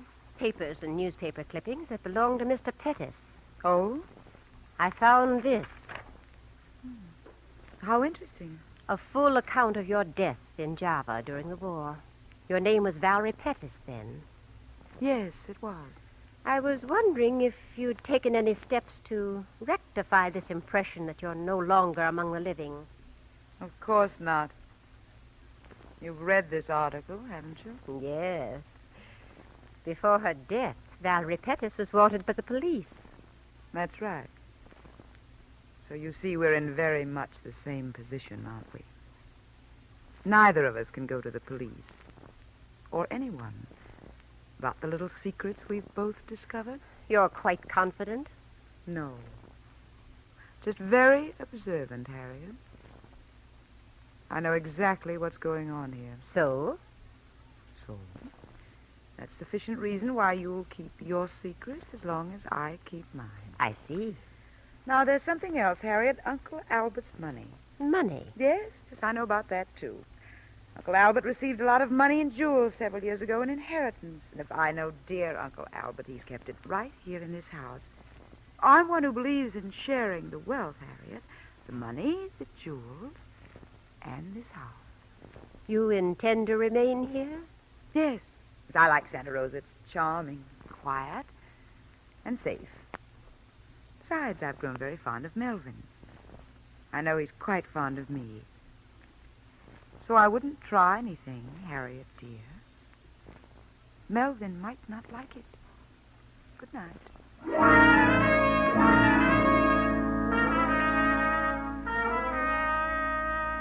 Well, Harriet, it's out in the open, isn't it? The contest between you and Valerie. And it's a contest you can't afford to lose. You must get Valerie out of your way. And you know how to begin, don't you? With Melvin. You must turn him against her. And the very next day you start working on him systematically, using his love for Valerie as a wedge. Each day you have something to drop in his ear. If Valerie goes for a long walk or to the public library, you manage to suggest to Melvin that she's keeping a rendezvous somewhere with another man. Slowly but surely he begins to break down, to draw away from the girl, sometimes even getting up from the dinner table and leaving her in the middle of a conversation. What's the matter with him? Melvin? Yes, why did he walk out of the room like that? Well, I'm sure I don't know. Perhaps he's tired. Tired of me, you hope? I didn't say that. As a matter of fact, Valerie, I've come to grow quite fond of you. I'm not foolish enough to believe that. On the contrary, you're foolish not to. Now, where are you going? Out. Isn't it rather late? I don't care. I've got to get outside, walk somewhere, any place. Somewhere I can think. I understand. I'll tell Melvin that you went for a walk.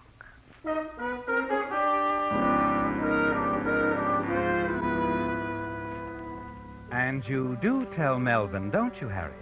Only in your own way. The way you've told him many times before. I don't believe you, Harriet. I don't believe you at all. I'm sorry, Melvin. I know what it must do to your pride, but there isn't any doubt. She's admitted the whole thing to me. She told you there's someone else? Yes. There's been another man all along. You know I wouldn't lie to you, dear. She's made a fool of me. A fool. Forget it, Melvin. You've got to. Stop telling me to forget it. That's all you do. You don't want me to know anything. Or think about it. Oh, Melvin, where are you going? Out! You smile. Congratulate yourself, don't you, Harriet? Because you know you've won. That Melvin will do anything you want him to, like a man who's been hypnotized. You're certain now he won't interfere with your little plan to get rid of Valerie. Yes, you're quite pleased with the way you've handled things, aren't you? Moments later, you turn out the lights in the library and go up to your room to bed. You lie awake for a long time, waiting for Melvin to come home. Finally, you hear the front door close. You hear his footsteps on the stairs.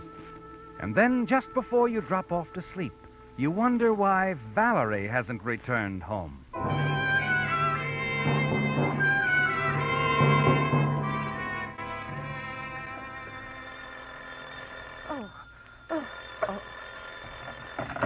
Yes? Good morning, Miss Eldridge. This is Sheriff McQuaid. Sorry to be calling at this early hour. Something wrong? There's been a young woman staying at your house. Miss Hinton, yes. Yes, what about her? We found her in the woods beyond your place half-hour ago. You found her? She was dead, strangled to death, apparently with a rope. Oh, no, the poor child. She'd gone out for a walk last night, Sheriff. You haven't any idea who... No, sorry, we haven't. Could you come down to make the identification? Oh, yes. Yes, of course. There isn't any doubt, actually. It will only be routine, just routine. I understand. We'll be right down, Sheriff. Oh, my slippers. Now, where did I... Oh, Melvin. Hello. Who was it, Harry? The sheriff. They found her, Valerie. You won't be bothering us anymore. You're not angry with me, are you, Harry? Did anyone see you? No. Are you certain? There was a bright moon last night. No one saw me. What about the rope or whatever you used? No one will ever find it. I hid it. All right. Harriet. No. I'm not angry with you. Now, we better get dressed and go downtown with me. And don't worry, Melvin. Everything will be all right.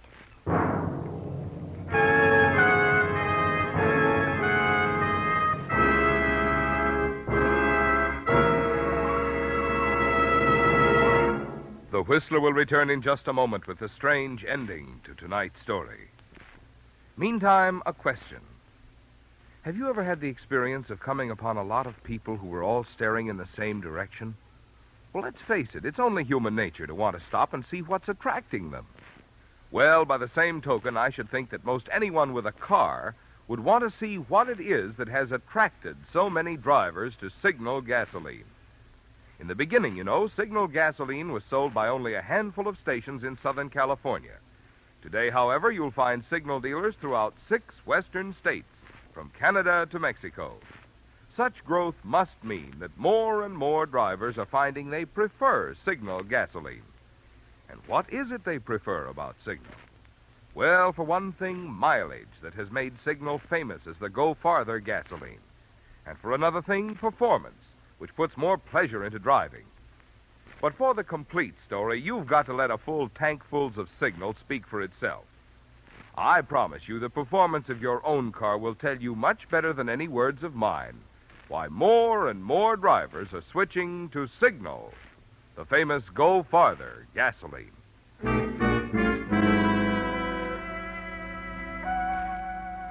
At the coroner's office is just as the sheriff said. It's simply a matter of routine, isn't it, Harriet? The two of you, Melvin's stony-eyed silence easily mistaken for the shocked grief that he appears to feel, and your own nervousness in answering the question. It's something the sheriff seems to have witnessed many times before. Finally, the identification is over, and they lead you out to another room. Oh, Sheriff, it's almost too much to believe. I know. Best thing is try to forget it, Miss Eldridge. Yes, just forget it. That's what we have to do, Harriet. Forget it. Come along. I'll drive the two of you back to the house. Well, thank you, Sheriff. That won't be necessary. No. I insist. Bring my car around front. Yes. Tell me, Miss Eldridge, have you heard from Mr. Pettis lately? Still in Australia? Oh, yes. Yes, he is. I get an occasional letter. Mm-hmm. Fine man, that Mr. Pettis. We all miss him, you know. Sheriff, you needn't bother driving us home. It's not far. No trouble at all. I've got to go out there anyway. Something I have to check on. I've already sent some of my boys on ahead. What? We got a call from one of your neighbors. Might give us a lead. I don't understand. Your neighbor, Mrs. Enfield, tried to call you this morning, but it was while you were on your way down here. When she couldn't get any answers, she thought we'd better investigate.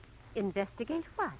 It seems late last night she saw someone doing some digging out in back of your house. Digging? Yeah. It might not be anything. But then again, it might have been the killer burying the rope on his way back to the highway. Valerie Hinton was strangled, you know. Burying the rope, but where, Sheriff? Your neighbor says he was digging in the dahlia bed. We thought we might do a little digging there ourselves, if you don't mind. The dahlia bed. Oh, no. What is it, Miss Eldridge? Harriet. Harriet. You never told me. Is that where you... Yes, Melvin. Now you know. Mr. Pettis was always so fond of dahlias, I thought it would be appropriate.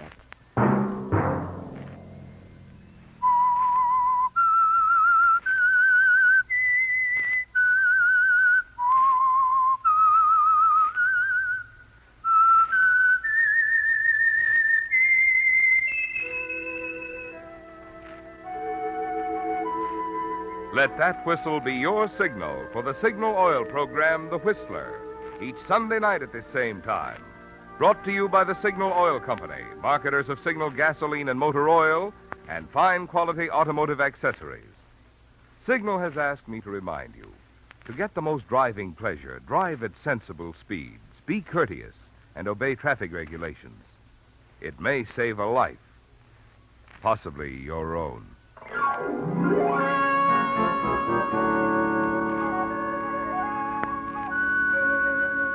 Featured in tonight's story were Sarah Selby, Howard McNair, and Betty Lou Gerson. The Whistler was produced and directed by George W. Allen, with story by Steve Hampton and music by Wilbur Hatch, and was transmitted to our troops overseas by the Armed Forces Radio Service. All characters portrayed in the Whistler program are fictional. Any similarity in names or resemblance to persons living or dead is purely coincidental. Remember at this same time next Sunday, another strange tale by The Whistler. This is Marvin Miller speaking. This is CBS, the Columbia Broadcasting System.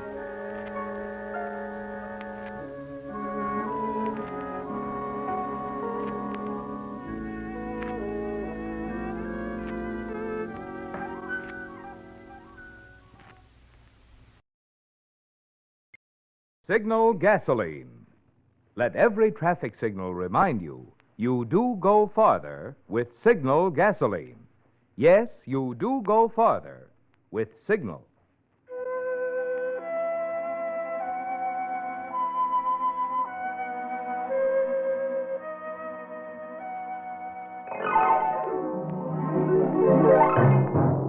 The Signal Oil Company and your neighborhood Signal dealer bring you another curious story by The Whistler. Tonight, To Rent Danger.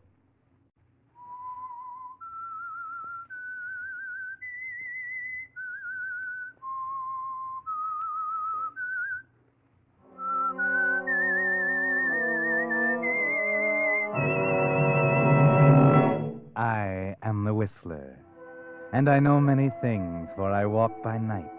I know many strange tales hidden in the hearts of men and women who have stepped into the shadows. Yes, I know the nameless terrors of which they dare not speak.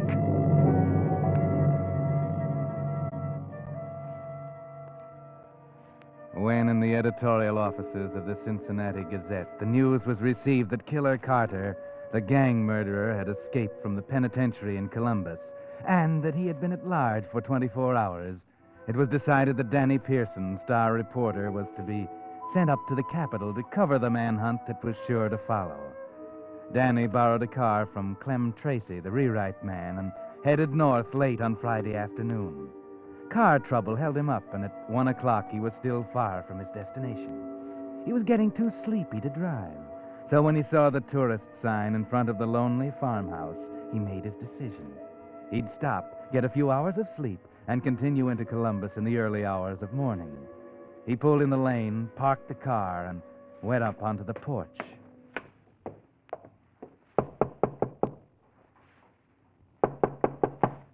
It took a few moments to rouse anyone, but finally the door opened and there stood a woman. What do you want?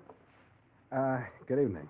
I was driving along the road looking for a place to stay for the night, and I saw your tourist sign out front, so I thought I'd stop and see if you had any room. Why don't you drive on to the city? Well, I'm too tired to drive that distance tonight. I'm afraid I'd fall asleep at the wheel. You do have a room, don't you? I guess so. Cost you $2 in advance. Well, that's all right. And I don't serve any meals here. Well, I'm not hungry, and I'll be leaving in the morning before breakfast. All right, come in. Is it okay to leave my car in the driveway here? It'll be safe there. Nobody will steal it. Come in.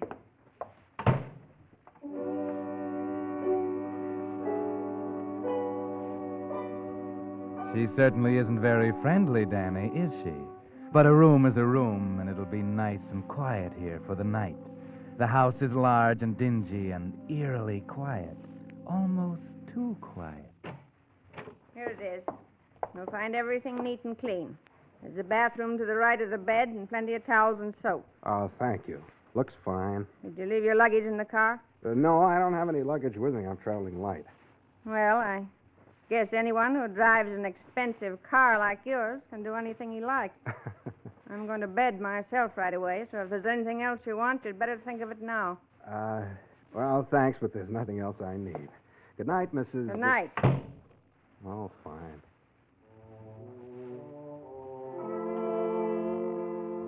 Your hostess is hospitable, isn't she? But don't worry about it. People are sometimes like that on the farm. Not used to talking much.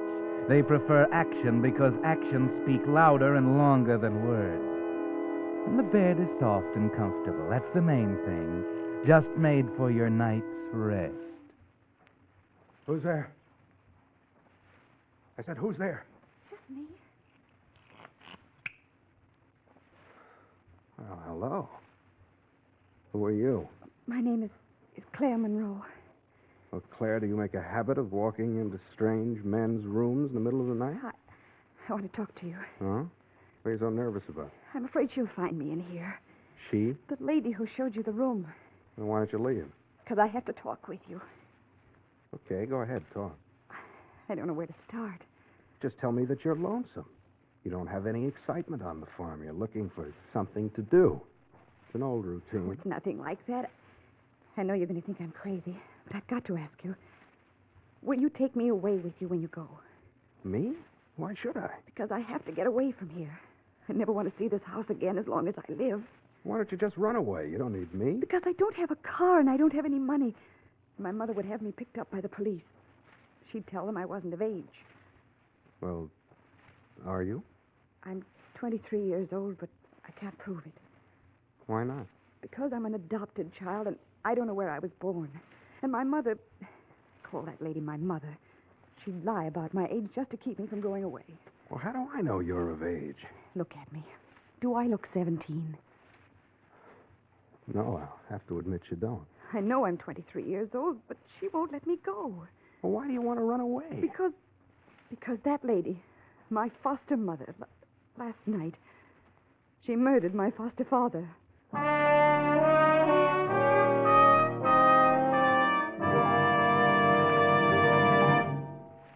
Whistler fans, we members of the cast certainly owe you a great big thanks tonight. In fact, two of them.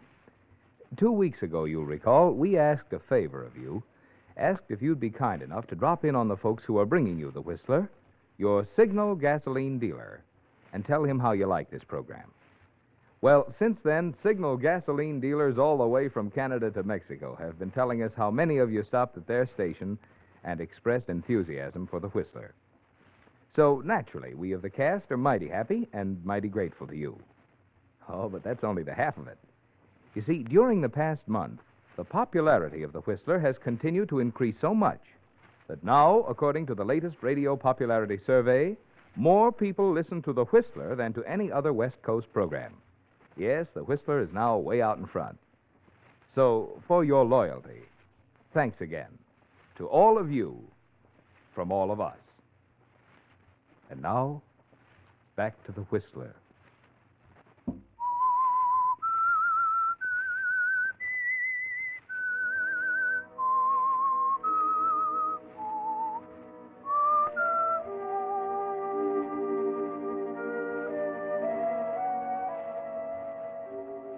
Danny Pearson had driven up from Cincinnati looking for a murderer, but he hadn't expected to find one so soon, nor to find another one than the one he was looking for. But you never know what you'll find when you stop at a lonely farmhouse where they take in tourists, Danny. You lie there in your bed as a good-looking young girl asks your protection from her murdering foster mother. If this is a gag, it's a pretty rugged one. Look, baby, let's break this up. I don't feel like playing games. I gotta get some sleep. You don't believe me, but I'm telling you the truth. Ever since they adopted me, they've done nothing but fight with one another. You've seen my mother. You can tell how cold and strong she is. Well, my father was just as weak as she is strong. She bullied him for years, mostly because he didn't make a lot of money. All she cares about is money. And because we never had any, she hates everything and everybody, especially my father. But how do you know she killed him? Did you see her? No, she threatened more than once to kill him, though. Last night I was in bed and I heard a shot. I wasn't sure whether or not I dreamed it, so I didn't get up to see. But when I came down this morning, she said that he had left and wasn't coming back. That he'd gone out west somewhere. That didn't sound like him because he was born and brought up in this part of the country and he wouldn't leave it for anything. Well, how in the world do you know he's dead? You know, in law, you have to produce a body. I haven't seen it, but I think I know where it is. Oh? Where? Today I was walking out on the farm and I noticed a patch of grounds up in the edge of the woods that was recently dug up. And when she saw me out there, she got very angry. Ordered me into the house. I'm positive she killed him and buried him there. Oh. What are you doing in this man's room? I was just talking to him, that's all. Up to your father's tricks, weren't you? You're just like She was just talking to stealing from the guests, sneaking in to rob them or worse. No, I only wanted to talk. He was just telling me about the shows and things in the city. Get back to your room and stay there. Get. If I catch you in here again, you'll wish you had stayed there. And as for you, young man, you'd better watch your step or you'll be in trouble. Oh, now, look. Wait, Justice.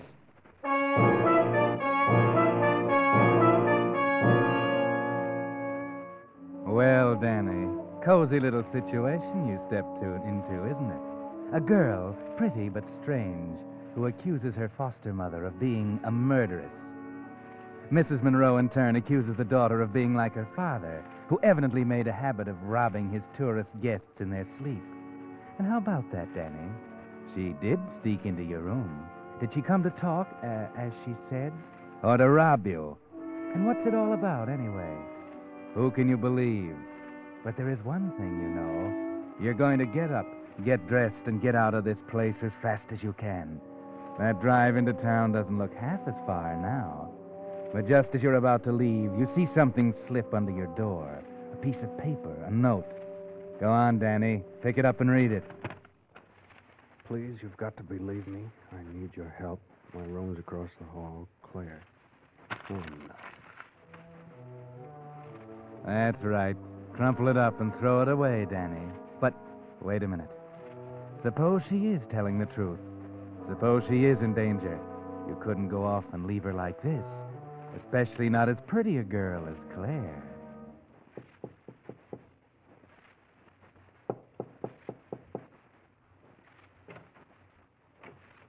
Claire? Claire? Yes? It's me, Danny Pearson. Don't put on a light. Get dressed and come on with me. I am dressed. Oh, come on. Where are we going? You're going to show me where you think your father was buried.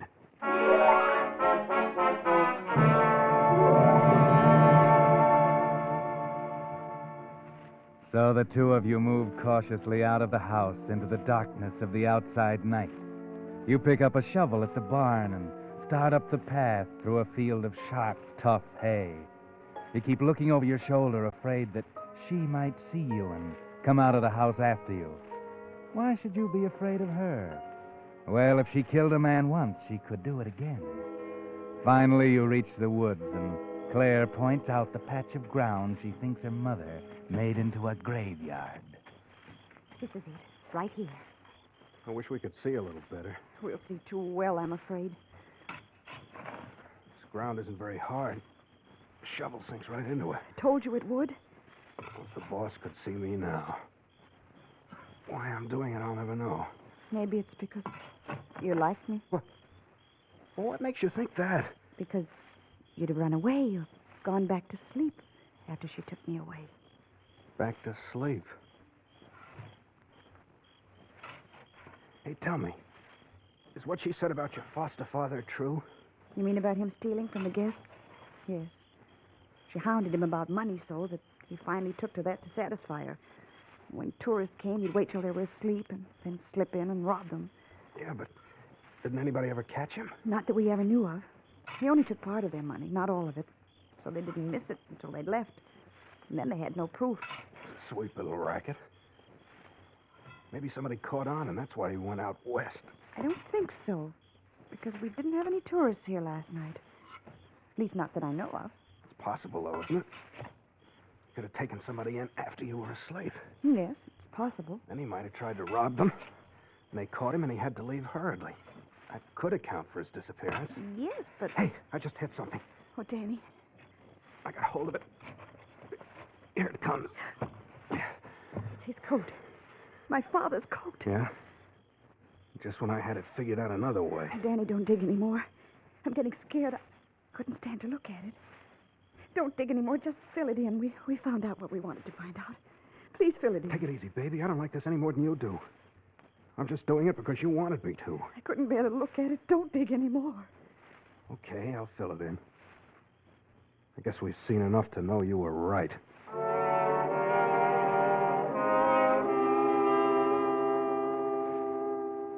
So you put the coat back where you found it, Danny, and fill in the hole again. You pat the dirt down again, just as you found it, and start back for the house. On the way back to the house, Claire holds your arm tightly, and you notice for the first time how soft and warm she is. Of course, she's trembling a little bit, but who wouldn't? Danny, will you promise to take me away tomorrow? I couldn't stand another night here. Where would I take you? What would I do with you when I got you there? I got enough to do without taking care of somebody else. Take me to some place far away, some city. I'll get a job and take care of myself. Don't worry about that. Just get me away from here. Your mother might accuse me of kidnapping. Once she knew I wasn't ever coming back, I don't think she'd even care. Please, Danny, don't make me stay here. I'm afraid. She might even do something to me if she finds out I know what happened. You've got to help me. All right, all right. I'm a sucker, but I'll do it. But remember this, once I get you out of here, you're strictly on your own. I got enough things to worry about without trying to take care of you. Oh, thank you, Danny, thank you. We'll leave the first thing in the morning. No, we'll leave tonight, right now. That's awfully sudden. Well, you wanted to get out of here, didn't you? I'm leaving right now. You can do what you want. Come or stay. I'll go with you. We're almost at the house. Don't even bother to go inside and get anything. She might hear you. Here's my car. We'll just jump in and beat it. You game? Yes. All right, now be quiet. We'll get in the car and let it roll backwards into the road. Just a minute. Surprise? You didn't think I'd let you get away, did you? Hey, put that shotgun down. It might go off. It might if you start anything. Now, listen here, Mrs. Monroe. You thought I was asleep, didn't you? I had better sense. I watched you leave the house together, and I had a pretty good idea you weren't coming back. So what? What do you think you're doing with that gun? Maybe I'm protecting my daughter from a fast-talking stranger. I can take care of myself. That remains to be seen.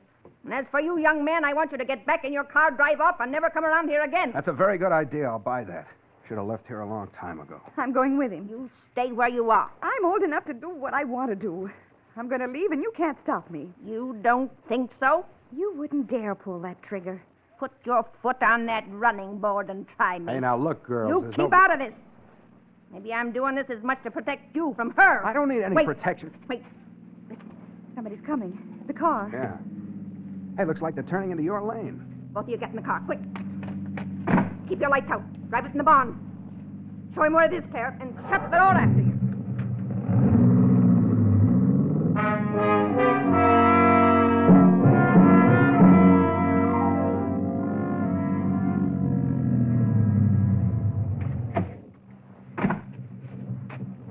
Pardon me, ma'am.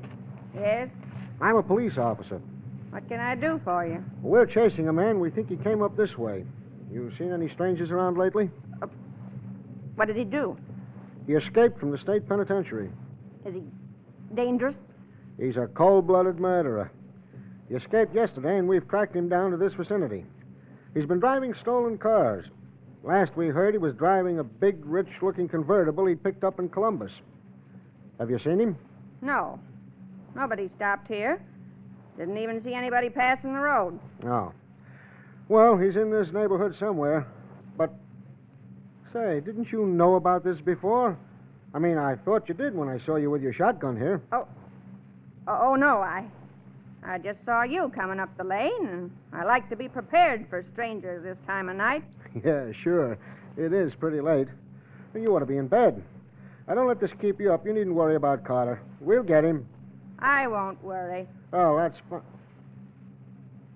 Say, what are those tire tracks on the ground? Where? There, where my flashlight's pointing. They go toward the barn. Those are tractor tire marks. Oh. Well, I'm sorry that I bothered you, ma'am, but, well, we've got a job to do. That's all right, mister. Wish I could have helped you some. We'll keep looking. Good night, ma'am.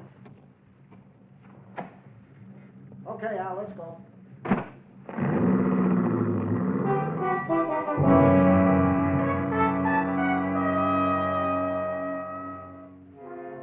Too bad you couldn't hear what was being said, Danny, waiting in the barn.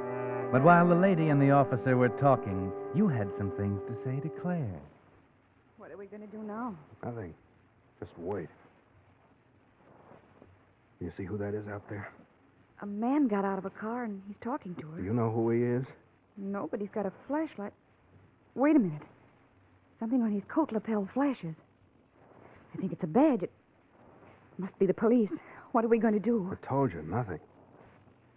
Murder is a matter of proof. Until we can prove that your mother murdered your father, we don't have a leg to stand on. Anyway, I told you I don't want to get mixed up in it. I got enough to worry about myself. It's all right with me. All I want to do is get out of here. Okay, well, just figure some way to get that gun away from your mother. Danny, the men are leaving. They're driving down to the road. She's coming back to the barn. All right, just sit tight and wait. They're gone. Oh, so they're gone. I suppose you're breathing easier now? Maybe I am, and maybe I'm not. Will you stop pointing that gun at us? I will when I've finished what I'm going to do. You won't get away with shooting anybody. You ought to know. I don't intend to stand here talking all night. Now, here's what I want you to do. I want the both of you to get in that car and drive to Kingdom Come if you can. I never want to see either one of you again as long as I live. You've changed your mind. Well, that suits me. Come on, Danny, let's get out of here while we've got the chance. Heaven knows what she might do. Okay, let's go. Just a minute. What?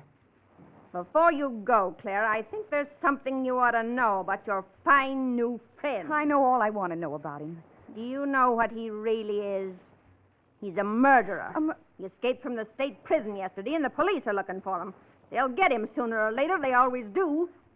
What do you think of that? I don't believe it. And even if it were true, I don't care. Where did you pick up this routine about me being a murderer? Don't listen to her, Danny. I believe you. What if I was a murderer? It wouldn't make the slightest difference in the world to me. Because, Danny, I'm in love with you. Do you know what you're saying? Yes, I know what I'm saying. Come on, let's get out of here. She gives me the jitters. Don't I, though? Okay, if that's the way everybody wants it, we'll go. I don't know what we'll do, but I'll figure out something. You better think hard. Hurry up, Danny. Yes, hurry up. You'll get caught quicker that way. All right, everybody stand where you are. Put that gun down, lady. Andy? Yeah? You and Al go around the other side of the barn. All three of you stand over there. Dave, see if they have any guns. No guns on that one. No guns, Sheriff. No guns, huh? Good. Now, don't misunderstand me. There might not be anything wrong here, but I had to come back and take a look. It's pretty unusual for a woman to be walking around outside at 2 o'clock in the morning with a shotgun. Now, out with it. What's going on? What are you hiding in the barn for? Who's this car belong to? Come on, start talking, somebody. Here's the murderer you're looking for. There he is, and there's the car. Why didn't you tell me that when I was here before? Because I thought there might be a reward for him, and I wanted to collect it myself. She didn't because she was going to let him get away. Who are you? My daughter, Claire Monroe. All right. Now, who are you? Danny Pearson. Do you have to use that light? Keep him covered, Dave. What are you doing here? Stopped here for the night. They rent rooms to tourists. I don't recommend it. Where do you live? Cincinnati. What do you do for a living? Newspaper reporter. I was on my way here to cover the Carter break. Here's my press card. Now, let's see. Mm-hmm. Daniel J. Pearson, Cincinnati Gazette. How are you? All right, take it back. Where'd you get this car? I borrowed it from another reporter in Cincinnati. Okay. I told you he was the man you're looking for. Don't let him fool you with a good story. He's not fooling us, lady. He's not the man we're looking for. The guy we want is at least 45 years old. This fellow isn't even 30 yet. Well, I guess I made a mistake all around. Just a minute. Sheriff, you looking for a murderer? I'm always looking for a murderer. All right, then. Go ahead, Claire. Tell him. What? Oh, Danny, Go ahead. Has to come out sooner or later. Come on, young lady. If there's anything to tell, let's have it. Well, that woman, my foster mother, murdered my father. What? Are you crazy? No. No, last night I heard a shot. And then this morning when I came down, she said he'd gone away, out west. He wouldn't do that. He wouldn't. But he did. I found the note he left on the old typewriter in the hall when I came down this morning. Did you hear the shot, too? I don't know. I thought I dreamed it. She heard it all right. She killed him. Danny and I just found the body buried up in the woods. What? Oh, no. No. All right. Keep her covered, Al. Wait a minute, officer. If this woman had murdered her husband, why did she take the chance of giving me a room tonight, knowing that I might learn something? Why wouldn't she have run away? Or killed the girl, too, to cover up? But, Danny... On the other hand, Claire here never once mentioned going to the police about the murder. She was willing to run away with me a few minutes ago, even though she thought I was a murderer. And she knew exactly where the body was buried. She could have written the note to her mother. Danny, you mean you think I... Yes, I do. Officer, this is the woman you want. She murdered her foster father.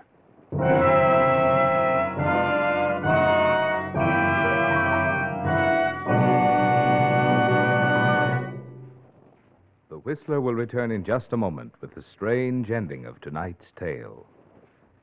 Meantime, because yesterday marked the opening of a 6-week drive to check auto brakes, sponsored by the International Association of Chiefs of Police, Signal Oil Company believes you'll want full information on just what this drive means to you. With today's cars averaging 7 years old, faulty brakes are threatening to increase America's already large number of traffic accidents, which kill over 20,000 men, women, and children per year, injure another 800,000, and cost $1.25 billion. What's more, when a car is damaged or wrecked in an accident today, parts are often not available to repair it, and there are no new cars to replace it. So it means an even further strain on the transportation America must have to see us through the war. That's why traffic officers in every state plan to check every car involved in a moving traffic violation or accident. So the time to have the safety of your brakes checked by a competent brake expert is now. Your cooperation in this brake drive may prevent an accident that could cost you your car or your life. And now, back to the Whistler.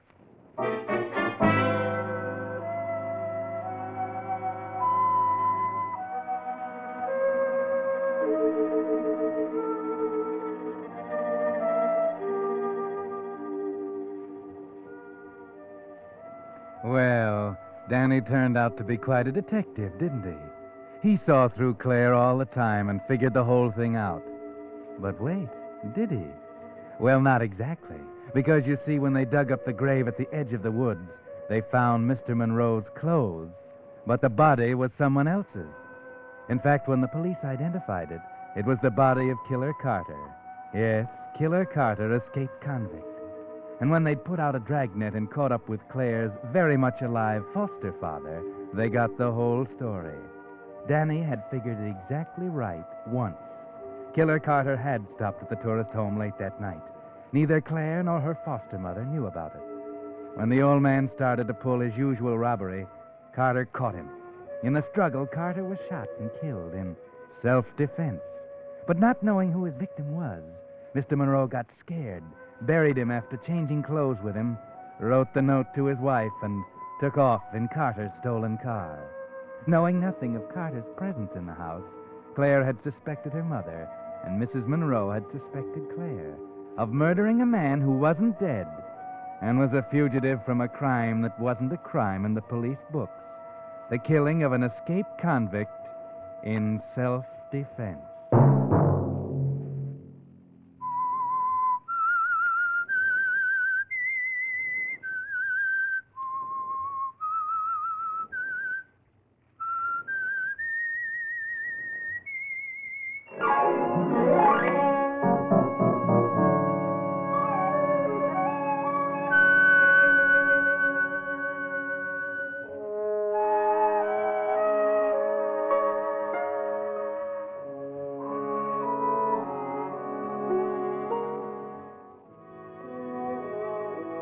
Next Monday at 9 o'clock, The Whistler will bring you another strange tale.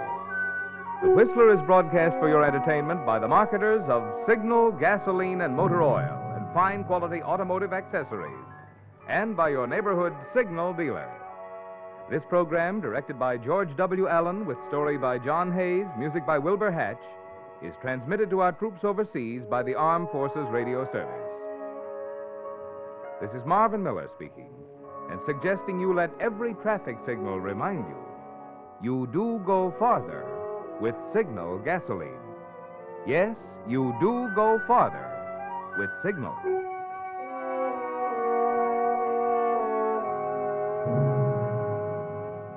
This is CBS, the Columbia Broadcasting System.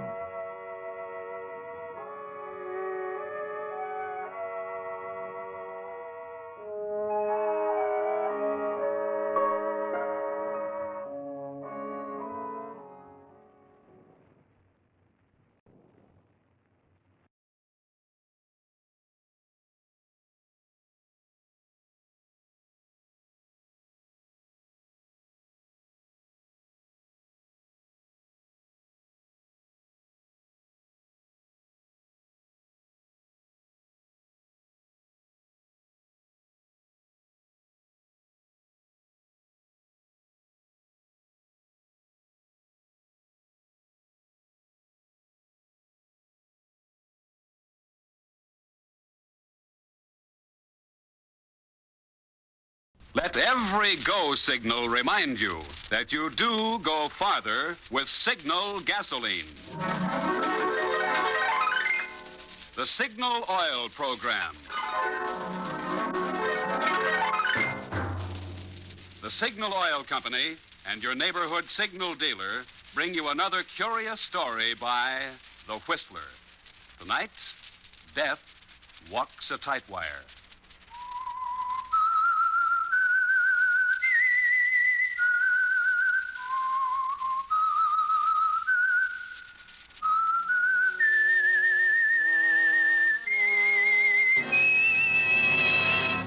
I am the Whistler, and I know many things, for I walk by night. I know many strange tales, many secrets hidden in the hearts of men and women who have stepped into the shadows. Presently I'll tell you of the nameless terrors of which they dare not speak.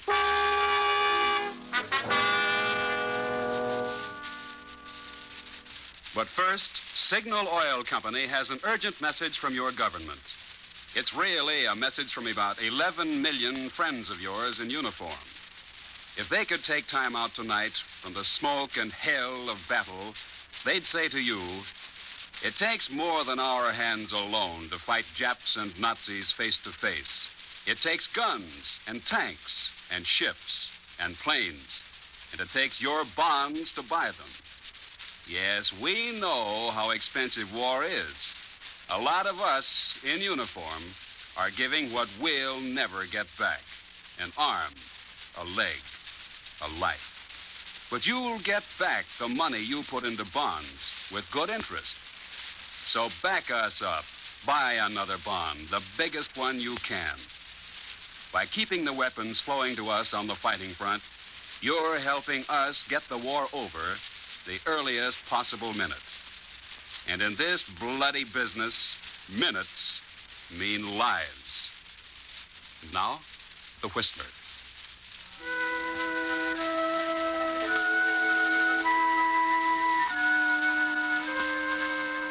The corrosive emotion of hatred seeks its effect in strange places. For instance, you'd think there would be no place for it among the spangles, the gaiety of the big top, where heavily painted faces wear perpetual smiles, and the band is raucous in its 4/4 happiness. Here, laughter reigns supreme.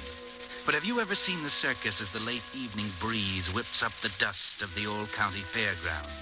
As the last customers straggle across the track to the waiting cars, and the big top begins to come down. The air is thick with dust churned from the feet of straining men and animals. The air is blue with the shouts of sweating men working feverishly. The circus is moving on. Come on, you roustabout.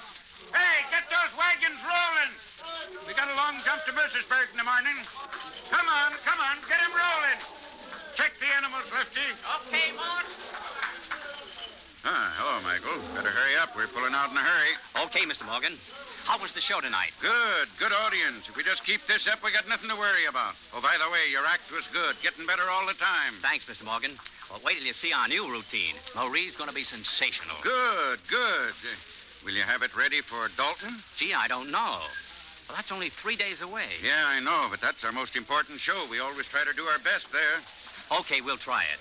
I'll get her up on the wire first thing in the morning. Good. Hey, look at that sky. I hope this weather holds out for another 3 days. Well, hurry up, Michael. Get ready to roll. Right, Mr. Morgan. Good night. See you later.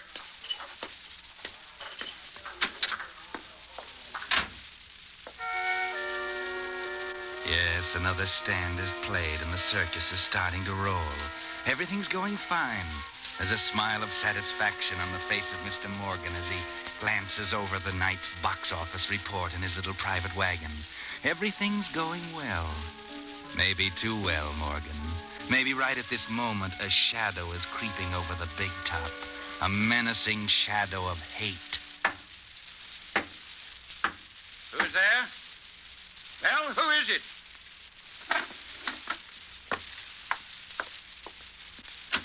Who is it? What do you want? Hello, Morgan. Who? Enrico! I didn't recognize you. The light. Come in, my friend. Thank you, Morgan. I am happy that you remember me. Remember you? My glory, man, how could I forget you? Enrico, the greatest typewire artist in the business.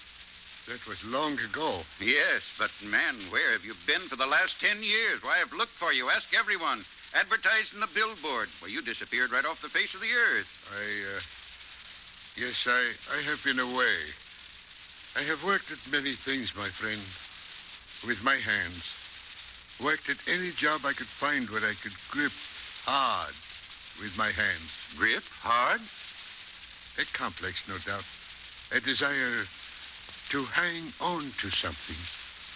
Perhaps to steady myself in a world that has turned upside down for me. You've had a bad time. Why did you disappear so none of us could find you? We wanted you to I know, Morgan, I know. But perhaps you do not remember what happened 10 years ago. You mean... Oh, yes. Tony, your son. Yes. Tony, my only son. Tony was killed just 10 years ago last month. Yes, of course. I remember now. He was working on the high trapeze with Savini. Yes, with Savini. The great Savini. An unfortunate accident. All at one time, the greatest trapeze artist of them all and the most promising youngster. It was a blow to the circus, and of course to you. Yes. But then, those things happen in our business, Enrico. You can't let them get you down. The show must go on, in spite of accidents. Accidents. Everybody always says accident. But that was no accident. Enrico, what do you mean? My son's death was no accident. It was murder. How can you say that, Enrico? I saw it myself. So did you. They were trying a very difficult trick. It missed. They both fell. How could it have been murder? Because it was Savini's fault. His egotism. Always trying those impossible tricks. Tony worshipped Savini. Would do anything he asked. If Savini wanted to kill himself, that was all right. But he killed my only son, too.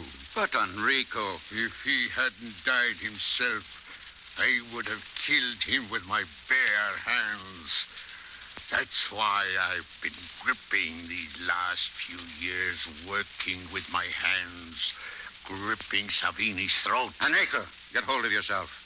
You can't let such thoughts get you. It was unfortunate, but Tony's dead, and so is Savini. The whole thing is over, done with, closed. You've got to forget and go on. Yes. I suppose you are right. And if I can help, you know all you have to do is ask me. Thank you, Morgan. And perhaps I will. Just name it. I want a job with the circus. With the circus? Oh, no. Not on the high wire, of course. I've lost that long ago. But any job.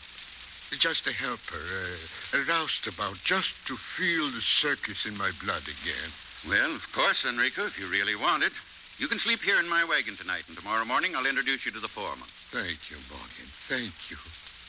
Oh, you do not know what you have done for me.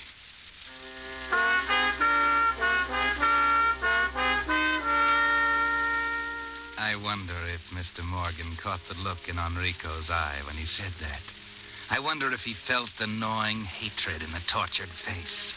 I wonder if he felt that menacing shadow grow larger and spread across the circus. No, I suppose he didn't. Nobody felt it yet, except Enrico. Next day, he took up his new duties, but once the big top was up and he had a chance to look around, he headed for the performer's tent. There was purpose in his walk, and his hands gripped tightly into a fist. Into the tent he went, his eyes darting at the familiar sight. Makeup tables, mirror, grease paint, the heavy chests in which performers kept their belongings, their names painted on the sides. He scanned each one anxiously, intently. There was a frown on his face until, suddenly, off in a corner, he saw it. Just another chest, but it was the one he was looking for. Yes, there it was. The name he'd thought he'd heard yesterday at the show. The name on the chest was Marie Savini. Hey there. What are you doing in here? Don't you know it's against the rules? I was just looking for someone. Oh? Who? Marie Savini. Oh. Well, you'll find her out in the ring. She and her partner are rehearsing a new act. Thank you. Thank you very much.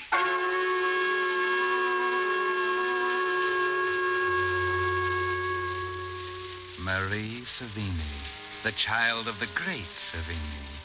That's what brought you back to the circus, isn't it, Enrico? The child of the man who killed your son. And now you're standing in the shadow and watching her. A beautiful young girl, graceful and agile, just like her father. And your hands are working convulsively. Marie Savini. Savini, even the name you hate. All right. Try it again. Steady. Steady. Go. Steady. Careful. Oh, darn. I don't know what's the matter with me, Michael. If you just relax. I can't. I don't know what it is, Michael, but I feel so funny. As if someone was staring at me. It's making me uncomfortable. Nonsense. There's no one in the tent. That's funny. What? There is someone over there, standing in the shadow, watching. I didn't notice him before. Who is it? I don't know. Oh, yes, it's that new man, Enrico. The man the manager was telling us about this morning. Oh. He used to be a great wire walker himself. Remember? Oh, yes. No wonder I was nervous with him looking on. Oh, but he hasn't done anything for years. We don't have to be nervous about him. Come on. Oh, but Michael, the way he was staring, Let's go for a walk and then come back. Perhaps he'll be gone. Now, Marie, what's the matter? We have to keep practicing, especially if you expect to get this backward somersault perfected in time to do it in Dalton. I can't help it, Mike. I don't want him staring at me. It may be my imagination, but there's something about him that scares me.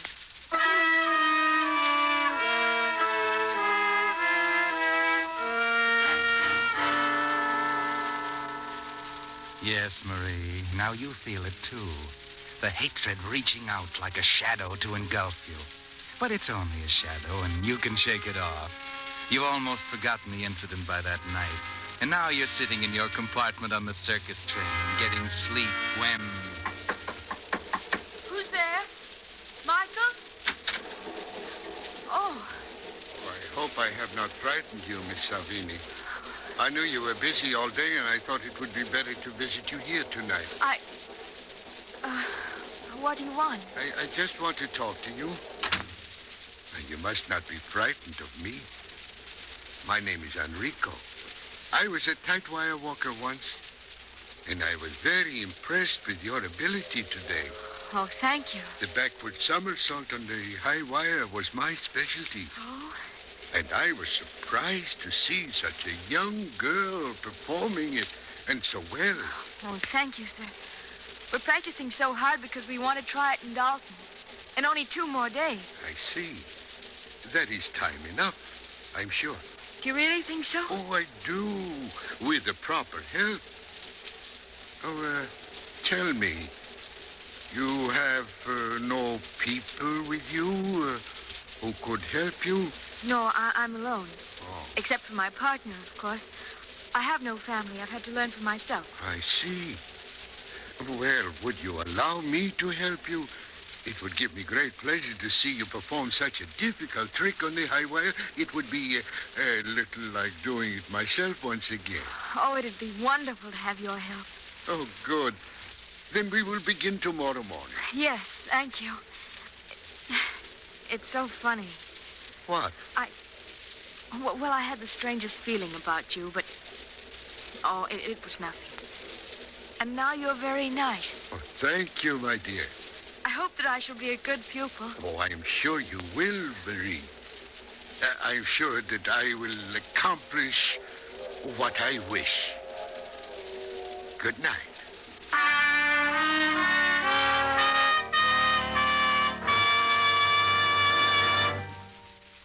You are listening to The Whistler, brought to you by your friend, the Signal Oil Company, marketers of famous Signal gasoline, your best buy today.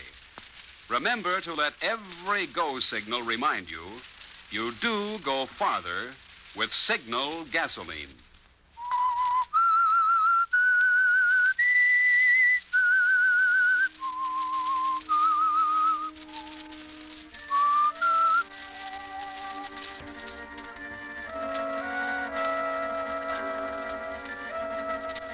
Well, it would seem that Marie Savini should choose her teachers more carefully, especially since the trick she's trying to learn is one of the most difficult of all on the high wire.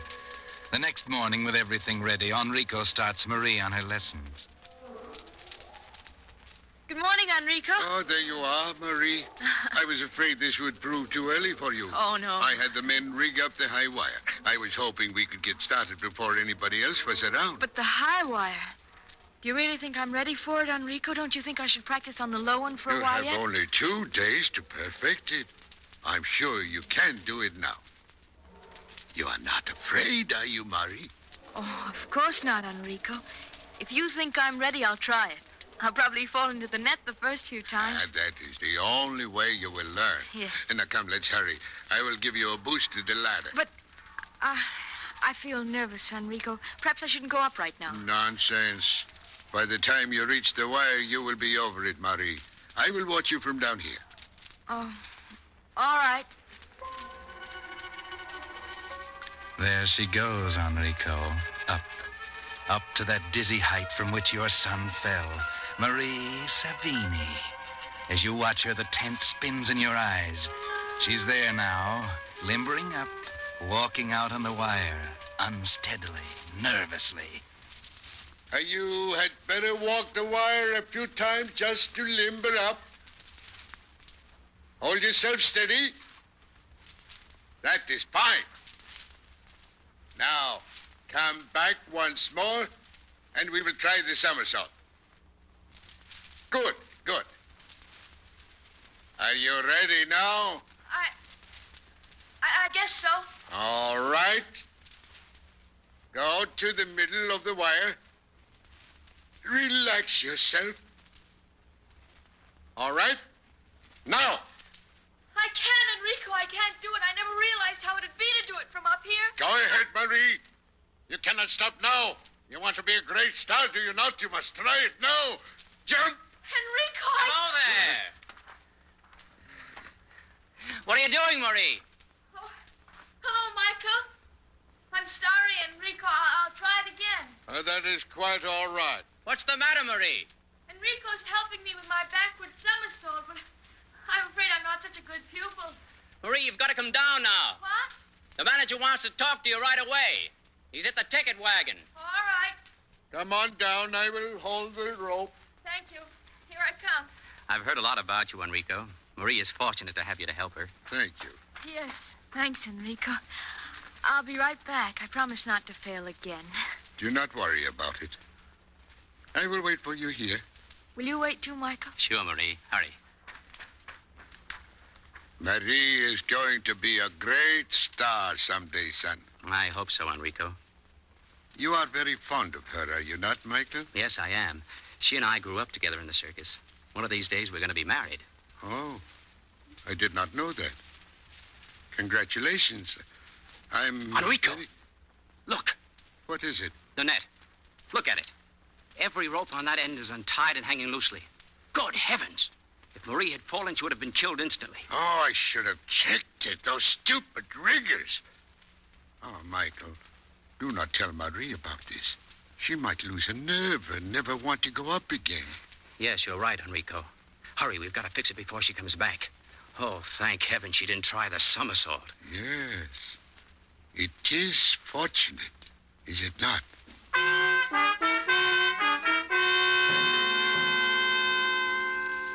Yes, it is fortunate, is it not? There might have been a very regrettable accident, mightn't there, Enrico?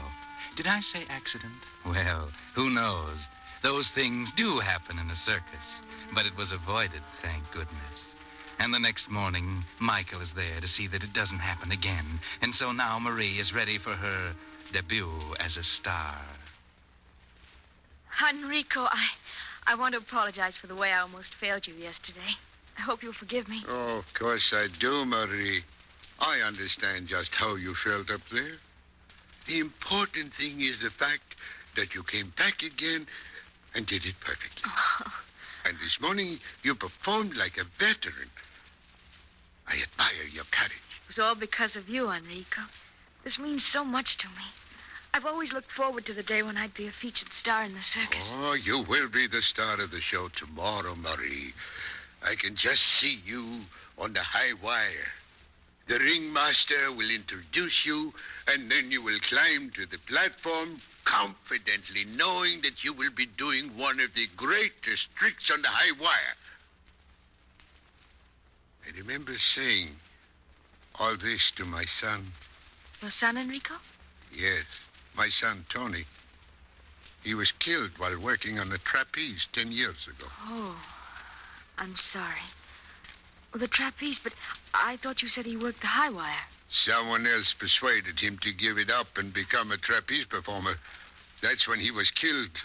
How terrible, Enrico. Didn't he use a net? A great artist does not use a net, Marie.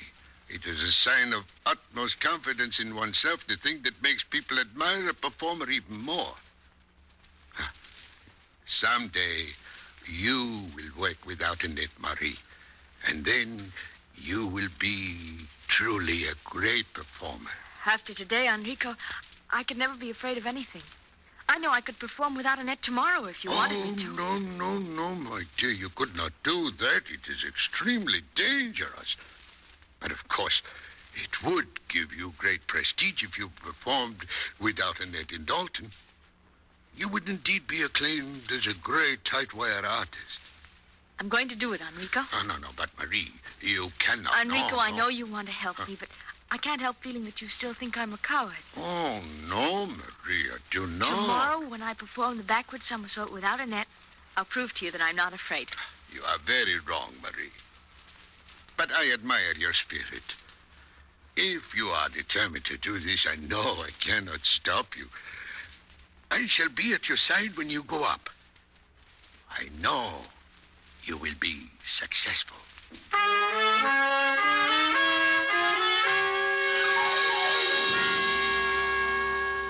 And now the shadow of hatred engulfs the circus. The day has come, and if you'd watched closely, you'd see Enrico's hands working convulsively, gripping hard on a dead throat. Marie Savini is going onto the high wire today to do a backward somersault without a net.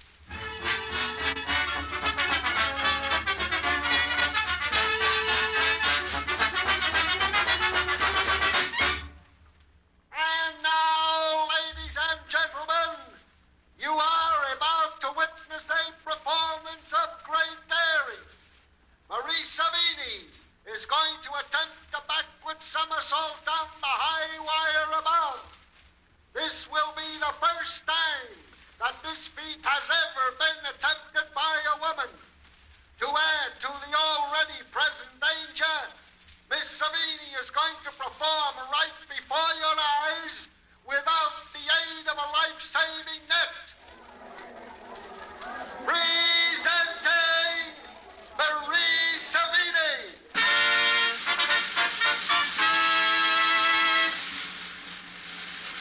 Now, Enrico. Now watch, Enrico. Stand there in the shadow you brought and watch. Miss Savini is approaching the center of the wire. She's ready now. Her body is poised for the spring that will spell success or doom. She's about to jump. She does. Good Lord, the wire broke!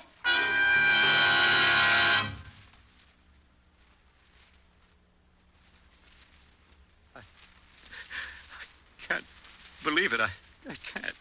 Marie, dead. Look up, son. These accidents happen sometime. I'm afraid this was no accident, Mr. Morgan. What do you mean? I just examined the wire. It didn't just break, it was filed halfway through. No.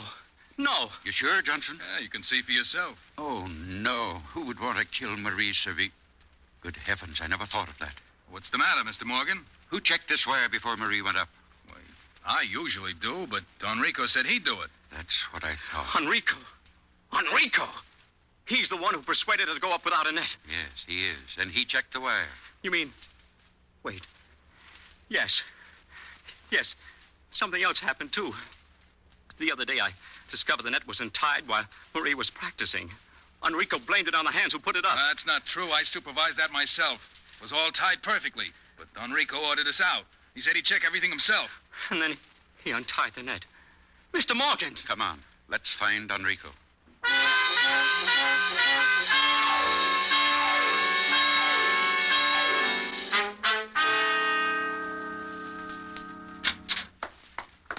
Enrico, we want to... Enrico, what's the matter? Nothing, my friend. Everything is all right now. Enrico, you killed her. When I was a little boy, Morgan, a priest once told me that revenge brought no satisfaction. But it does, Morgan. It does.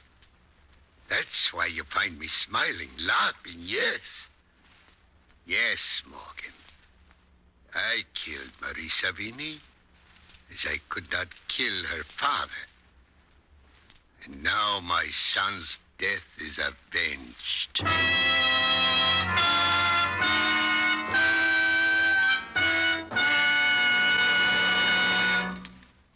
The Whistler will be back with a strange ending of tonight's tale in just a moment. Meantime, here's a timely reminder about two important parts on your car, your transmission and differential. Because these gears need their lubricant changed only once every 5,000 miles, they're often forgotten. And then here's what happens.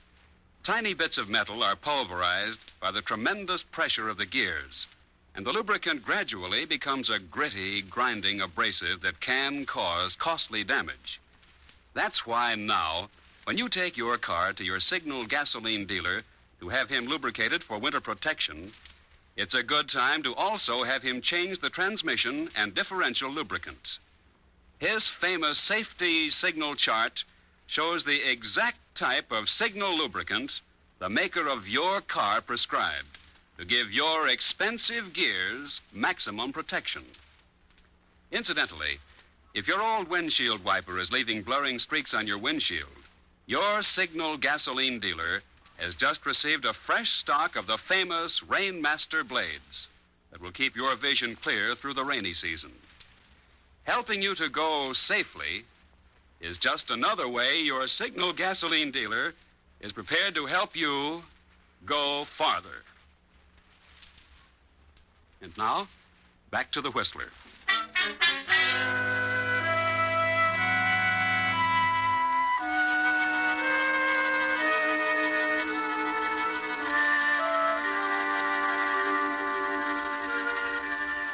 Yes, Enrico had his revenge. He killed Marie Savini.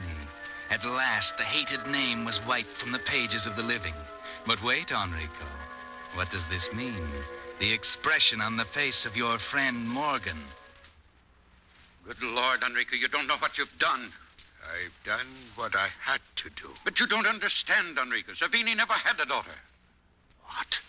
What do you mean? His child was a son. There never was a Marie Savini. I gave Marie that name.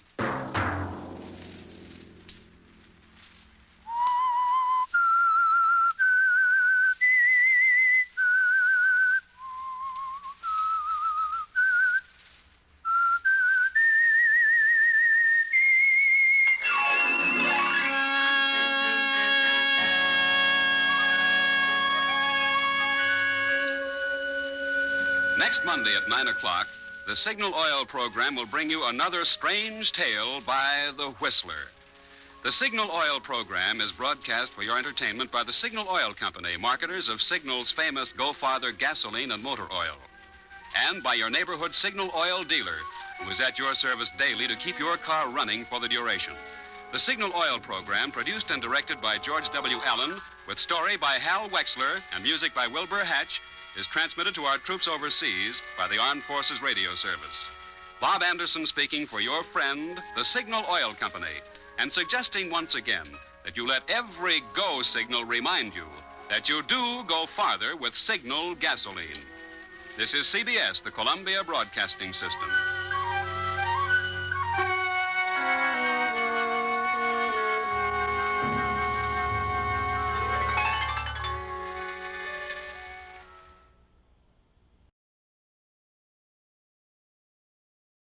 And now, stay tuned for the program that is rated tops in popularity for a longer period of time than any other West Coast program in radio history. The Signal Oil program, The Whistler.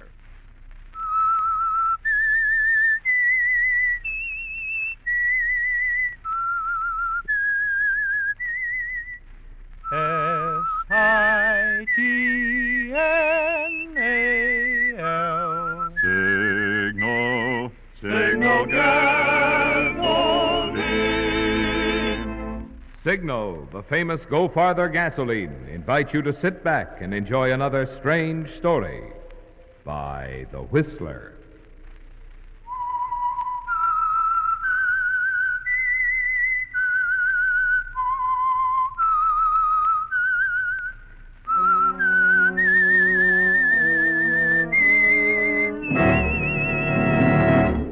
I am the Whistler, and I know many things, for I walk by night. I know many strange tales hidden in the hearts of men and women who have stepped into the shadows. Yes, I know the nameless terrors of which they dare not speak. And now for the Signal Oil Company, The Whistler's strange story. Last message.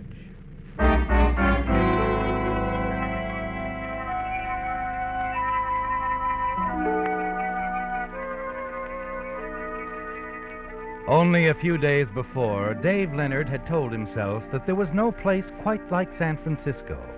It was thrilling to be a part of it. The hills, the bay, the clanging cable cars. Only a few days before, Dave had been happy with his job, his surroundings, his home, and his wife. And now suddenly that was all changed, wiped away somehow. The city was a frightening place. His job, something that was threatened. His home, his wife, and things that he must give up, be put behind him as rapidly as possible, lest they be threatened too. And that was why Dave walked down Geary Street and across Powell to the airline's office. Inside, he approached the ticket window and asked for space on the very next plane for Los Angeles. Here you are. 1346. Thank you. Is the flight on schedule? Will I be able to get away soon? The limousine for the airport will be loading in 20 minutes, Mr. Leonard. Oh, You'll be on your way by, let's see, 4:30. 4:30. Good. Hello, Dave. You going somewhere? Yes. No, I don't think that's such a good idea, do you? Would you mind refunding Mr. Leonard's money, please? What? He isn't going anywhere. He's changed his mind. But... Right, Dave? Aren't you staying around so we can talk some more? Yes. Yes, he's right. Forget the whole thing. Whatever you say, sir.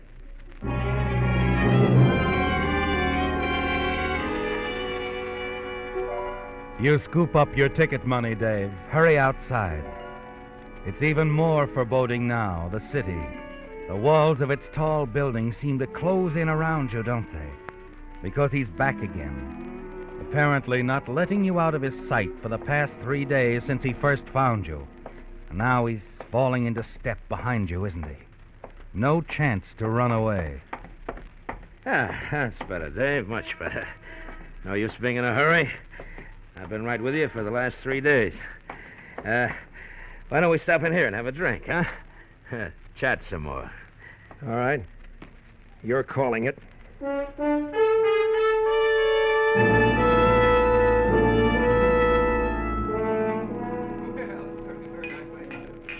It's good bourbon, huh, Dave? Oh, you haven't touched yours. Get to it, will you, Tommy? What do you want from me? Why have you chased me all the way across the country? Who sent you? Easy, Dave, easy. None of the old bunch even knows you're alive.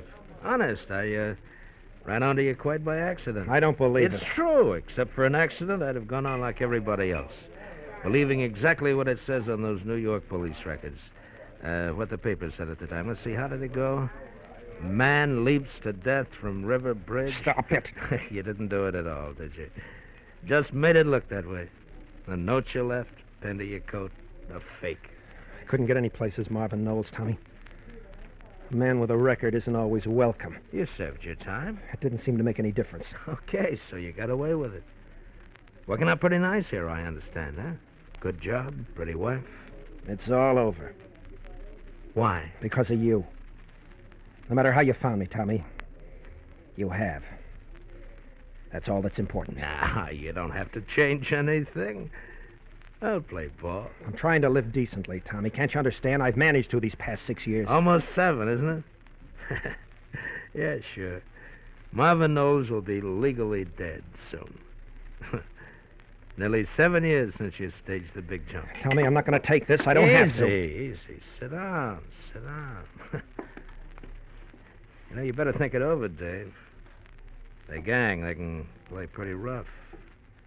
Maybe they think you talk too much. I didn't, you know that. Maybe not, but you know too much. Maybe they'd think you've already talked to your wife, that she knows too much. Well, if they could find Marv Knowles, they might like to silence him. Maybe his wife, too. Stop it. Yeah, of course you could go to the police, Dave. Cut your throat and mine and your wife's. I'm afraid it would cost you a lot more than your job. You see what I mean? Yes. I see what you mean. Then I think we understand one another. Well, I'll keep in touch, Dave. Let you know how and when you can help me, huh? Oh, and meanwhile, don't try to skip town anymore. You just might make me sore. And I wouldn't want to have to take care of you, Ma. Dave.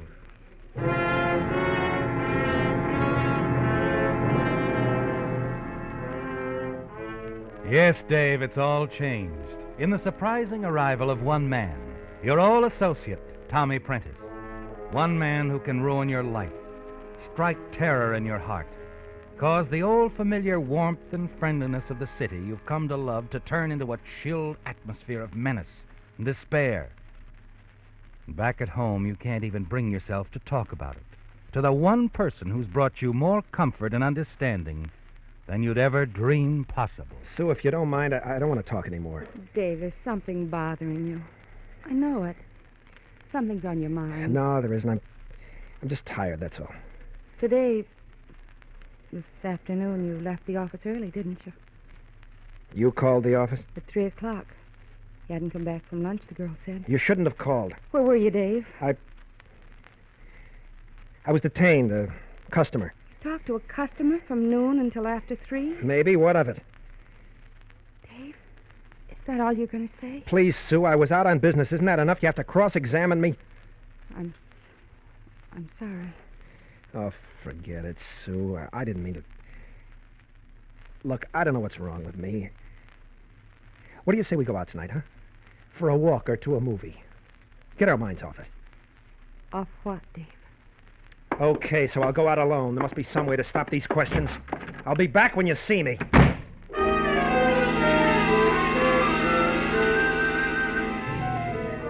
Even as you hurl the words at Sue and rush from the house, you're sorry, aren't you, Dave? But your mind is spinning with confusion, question marks. The hours of walking the streets alone fail to provide an answer.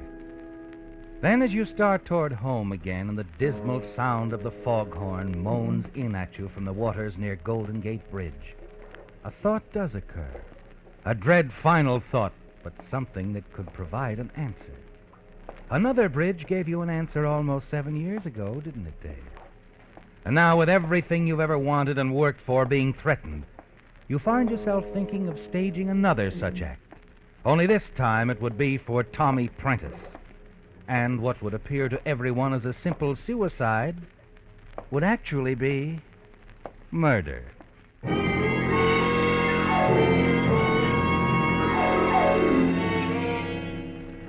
You're still thinking about it as you slip the key in the latch and let yourself into the house and cross to the bedroom. Dave? Sue, I thought you were asleep. I couldn't. Not with you away. No, don't turn on the light. Sue, I'm sorry about this evening. I didn't mean any of those things I said. I know.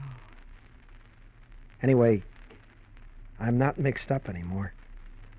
Everything's clear in my mind. I've been worrying unnecessarily. Everything's going to be all right again. And soon.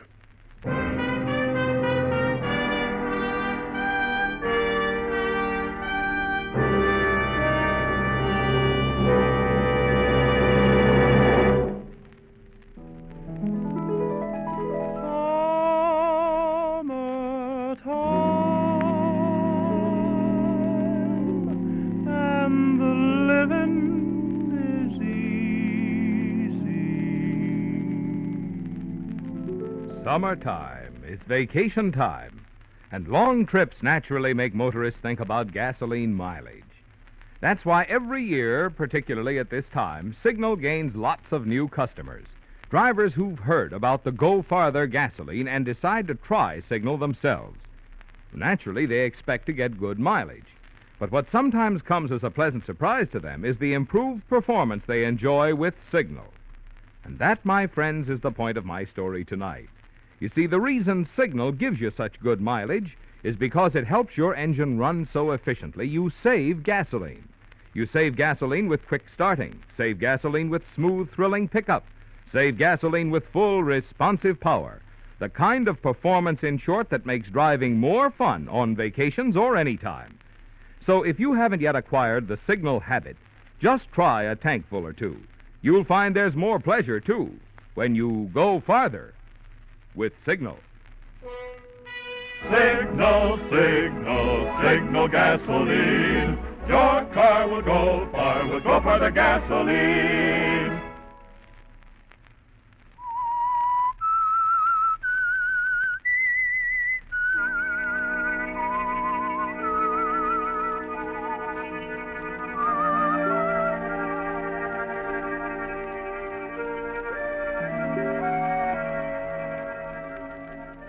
It changed everything, didn't it, Dave? Your plans with your wife, Sue, hopes for the future. Everything was changed when Tommy Prentice walked into your life from the past and recognized you as Marvin Knowles, a man he'd known in the East, a man who once served time in prison and was trying his best to live it down with a new life in San Francisco as David Leonard. Yes, it was all changed. Tommy is a threat. but you think you've found the answer, the one way out. And while you hate the thought of murder, you find yourself trying to figure it out and plan a way to talk Tommy into the trap. And finally, you're rewarded with a remarkable bit of luck as Tommy admits his reasons for coming to the West Coast in the first place. I gotta tell you, Dave, there's no use hiding it.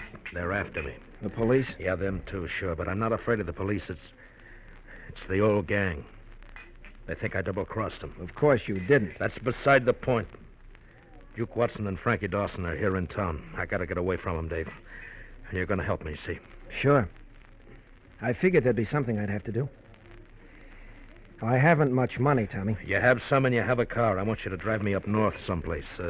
Seattle, maybe on into Canada. But I can't do that. You've got to. Or else I'll get word to Duke and Frankie that you and your wife are here. It's got to be this way. If you don't, it's my neck.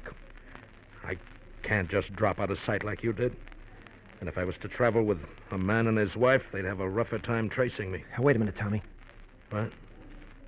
You just said something about dropping out of sight. Tommy. Yeah? Tommy, I faded out of the picture almost 7 years ago, remember? I made everybody think I jumped off a bridge, committed suicide. So you fooled everybody but me, so what? So why can't you do the same thing?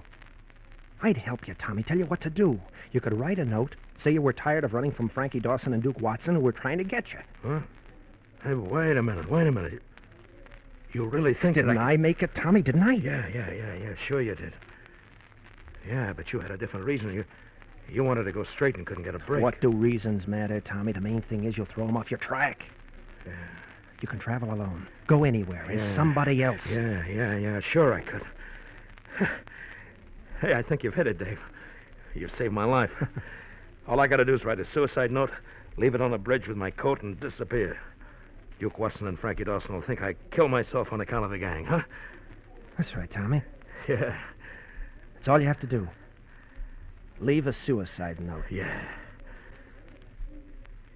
You'll drive me north? Yeah. I'll drive you.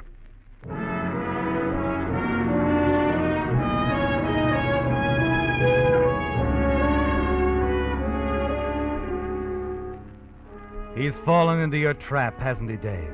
Yes, and you're relieved. Yet far from pleased at the thought of what you've decided to do. You don't like to think about it, do you? What you plan to do out there in the fog. The way you'll silence Tommy Prentice.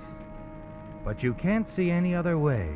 You don't want to kill, but you decide you have to.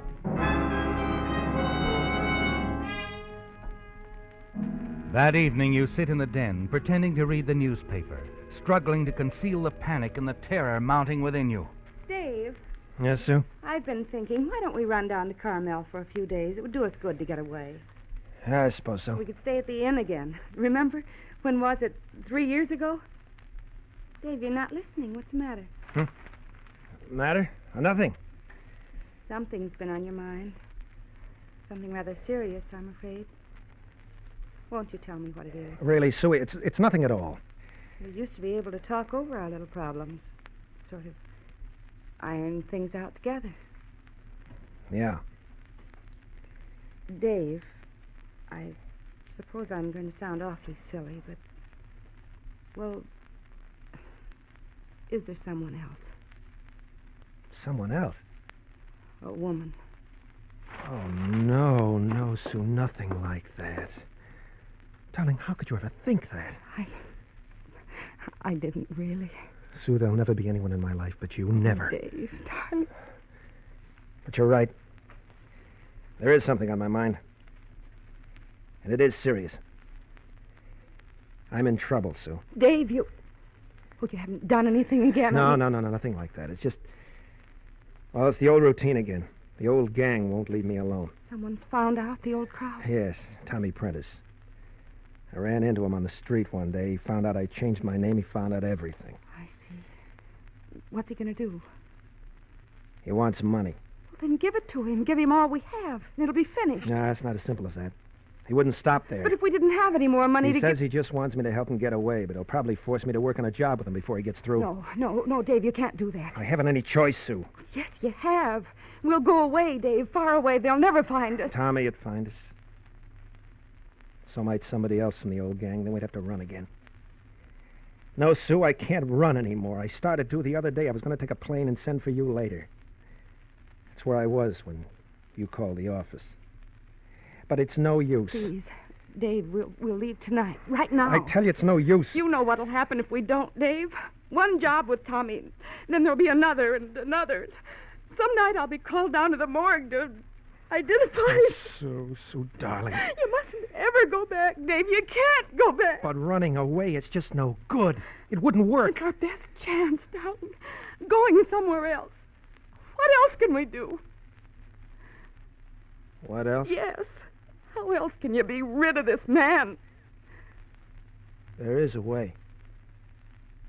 I've thought it all out. A very simple way. What? Oh, no. No, Dave, you couldn't do anything like that. You couldn't. No, I guess not. I guess I couldn't kill him. Even if I could get away with it. All right, sure. We'll run again.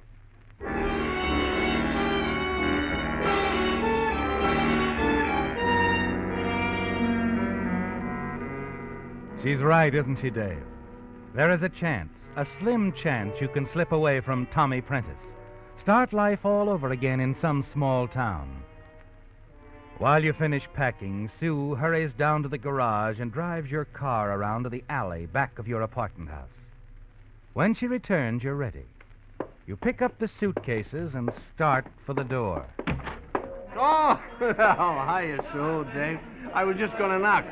Come on over. We're having a little party. Brad, hello. Yeah. We were just leaving. We're driving to Carmel. Yeah. We want to make it before midnight. Well, Dave, oh, boy, you got lots of time. Now, come on, just one drink for the road. Come on, Brad, you a got rain it. check. It's terribly important that we leave right now. We can't explain now, Brad. We'll be back in a few days. Come on, Sue.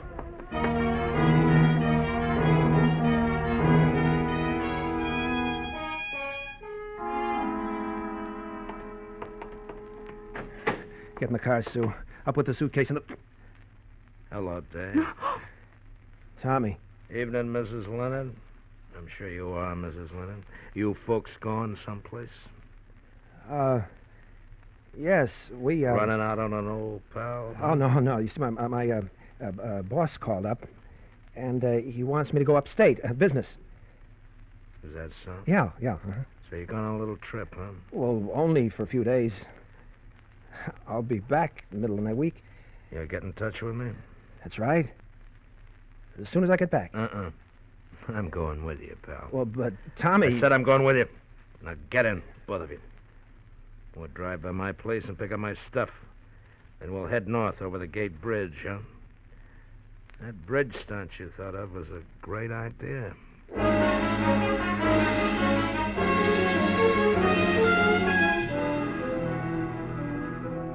It's no use, Dave. You'll never be able to run away from Tommy Prentice. You're certain of that now. As you drive across town, you glance over at Sue from time to time, sitting next to you, staring straight ahead, her face tense, and you know she's struggling to hold back a flood of tears. The anger, the hatred within you grows. Hatred for the man in the back seat of your car, and hatred toward yourself for what you've done to Sue. Finally, you bring the car to a stop in front of Tommy's boarding house. Okay, folks, I'll get my stuff. Be right out.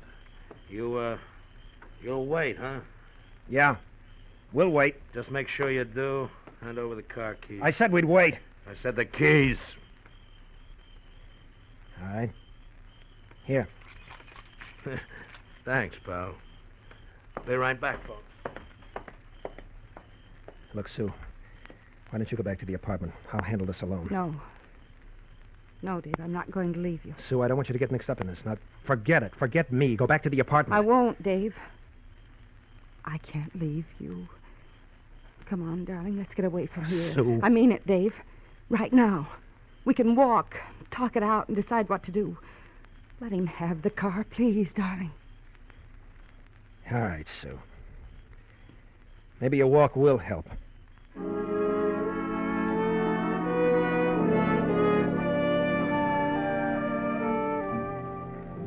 You wander along the streets. Sue clings tightly to your arm. And somehow the two of you talk it out, don't you, Dave? Yes, you walk for hours trying to make up your mind. And finally, quite late, you begin to come to a decision. We'll go to the police, Dave. Have Tommy Prentice arrested. Let your past come out. It's the only right way out of this. There's more to it than that, dear. Even if I went to the police and they got Tommy, he'd find a way to let Duke and Frankie know who I am, where I live, that I'm here. They think I know too much, and what's more important, they figured I told you too much. You realize what that means, don't you? Yes. But I'd prefer to take a chance on anything than have you on the wrong side of the law. You'd risk being killed? Yes. Rather than have you risk everything we've built together. You're wonderful, Sue. Not wonderful. I just believe in you. Come on, darling. We'll go to the police. Tell them everything. All right, Sue. All right, let's find a police station.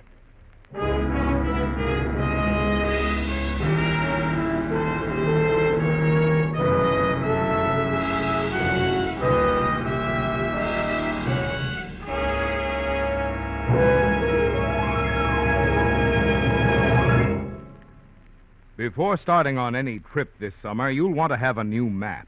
And naturally, you'll want one that's accurate, complete, and handy to use, which describes a signal map prepared expressly for signal by Rand McNally.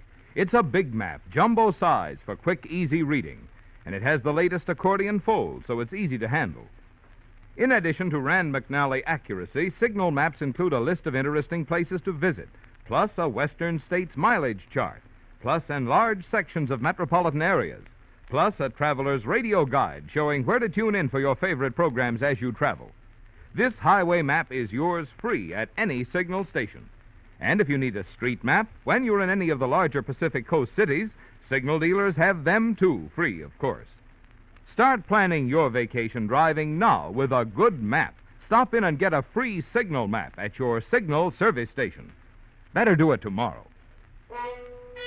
Signal, signal, signal gasoline. Your car will go for the gasoline.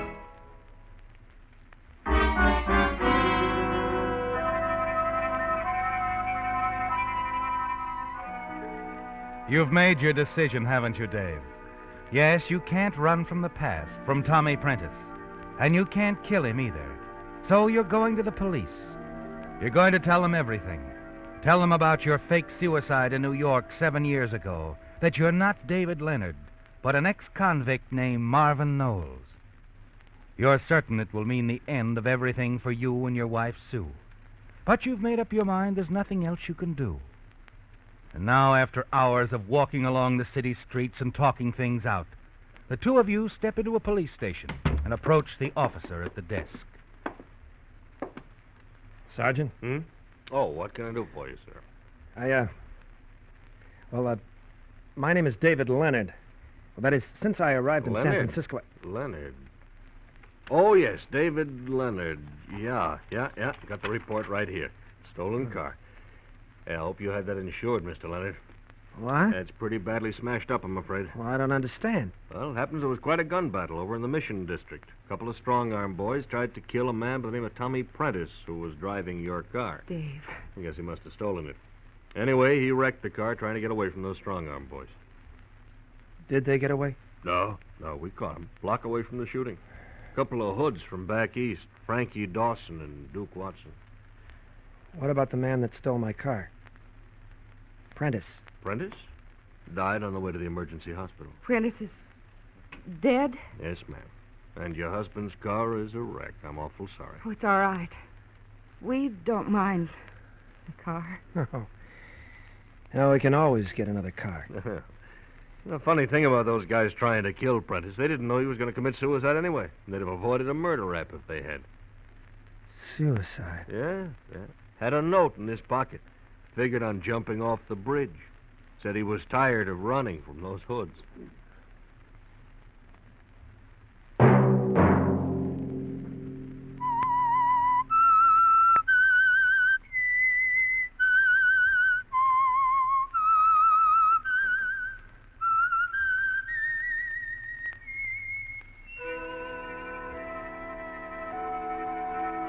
Let that whistle be your signal for the Signal Oil program, The Whistler, each Sunday night at the same time.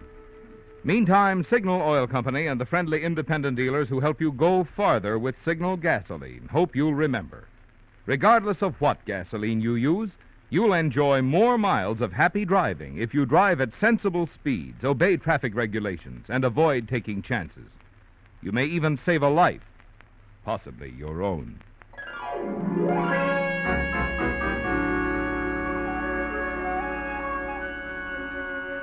Featured in tonight's story were Bill Foreman as the Whistler, David Ellis, Virginia Gregg, Bill Conrad, and Larry Dobkin. The Whistler was produced and directed by George W. Allen, with story by Joel Malone, music by Wilbur Hatch, and was transmitted overseas by the Armed Forces Radio Service. The Whistler was entirely fictional, and all characters portrayed on The Whistler are also fictional. Any similarity of names or resemblance to persons, living or dead, is purely coincidental. Remember to tune in at this same time next Sunday, when the Signal Oil Company will bring you another strange story by The Whistler. Marvin Miller speaking for the Signal Oil Company.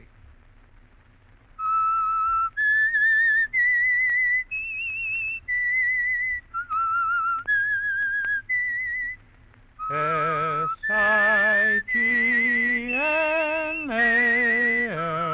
Signal, Signal gasoline.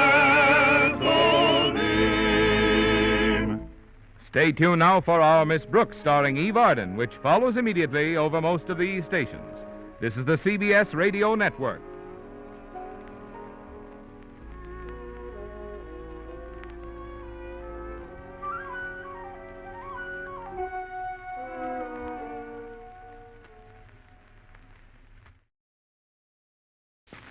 The Signal Oil program, The Whistler.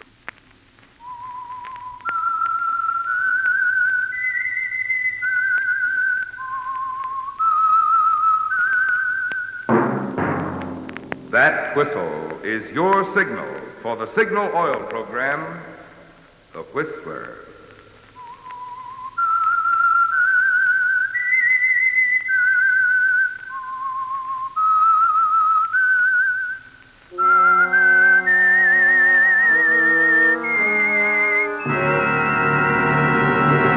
I am the Whistler, and I know many things, for I walk by night. I know many strange tales hidden in the hearts of men and women who have stepped into the shadows. Yes, I know the nameless terrors of which they dare not speak. Yes, friends, it's time for the Signal Oil program, The Whistler, rated tops in popularity for a longer period of time than any other West Coast program in radio history. And Signal gasoline is tops, too, tops in quality. It takes extra quality, you know, to give you extra mileage. And Signal is the famous Go Farther gasoline. So look for the Signal circle sign in yellow and black that identifies independently operated Signal stations from Canada to Mexico. And now the Whistler's strange story. All damage covered.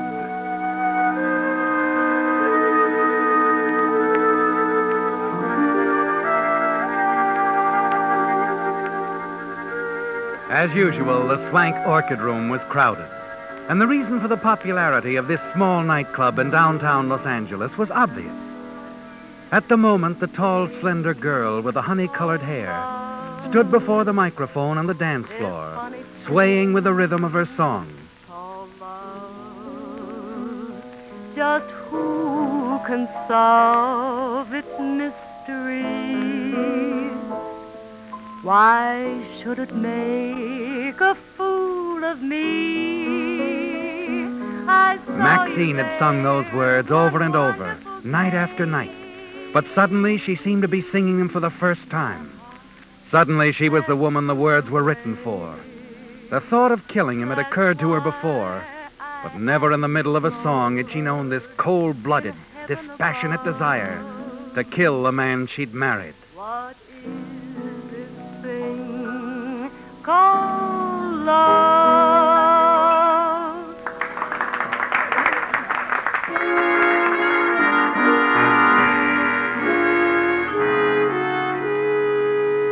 Later, in her dressing room, Maxine had changed into her street clothes when she heard a knock on the door. And she didn't have to guess who it was. This wasn't just her boss. This was Jim McCoy, a guy as real as his name. Hiya, Songbird. Hello, Jim. Oh, you were great tonight. Real great. Sounded like you meant every word of it, baby. Maybe I did. Well, keep it up. I can always add a few more chairs for the customers. Well, I got to get back to the lounge. What's your hurry? Hurry. And we usually say goodnight about this time?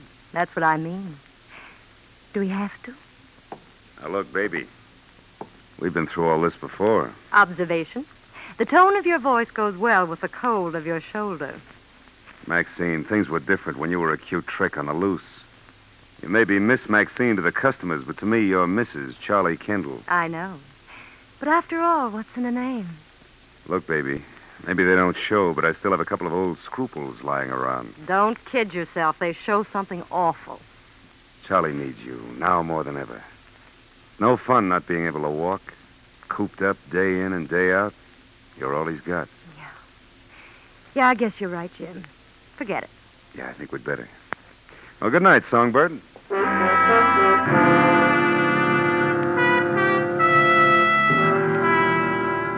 And so, Maxine, a half hour later, you're driving over the freeway, going home to Charlie, your husband. You can't help but admire Jim for turning you down, can you? Because of the way things stand. Because you're married to Charlie. You drive on through the night thinking about it. And by the time you reach the outskirts of Ellenville, you've decided that there must be a showdown with Charlie. As you start to plan the things you'll say. Sorry, lady, roadblock. Oh, but I live in Carpencita. I've got to get home. There's been a landslide. Won't be able to get through for a couple hours yet. Oh, I see. Train coming through in about 10 minutes from L.A. Or if you'd rather, you can go back to the main road, take a 10-mile detour. No, thanks. I'll take the train. You turn your car around, and minutes later, park it on a quiet side street near the depot and hurry to catch the train.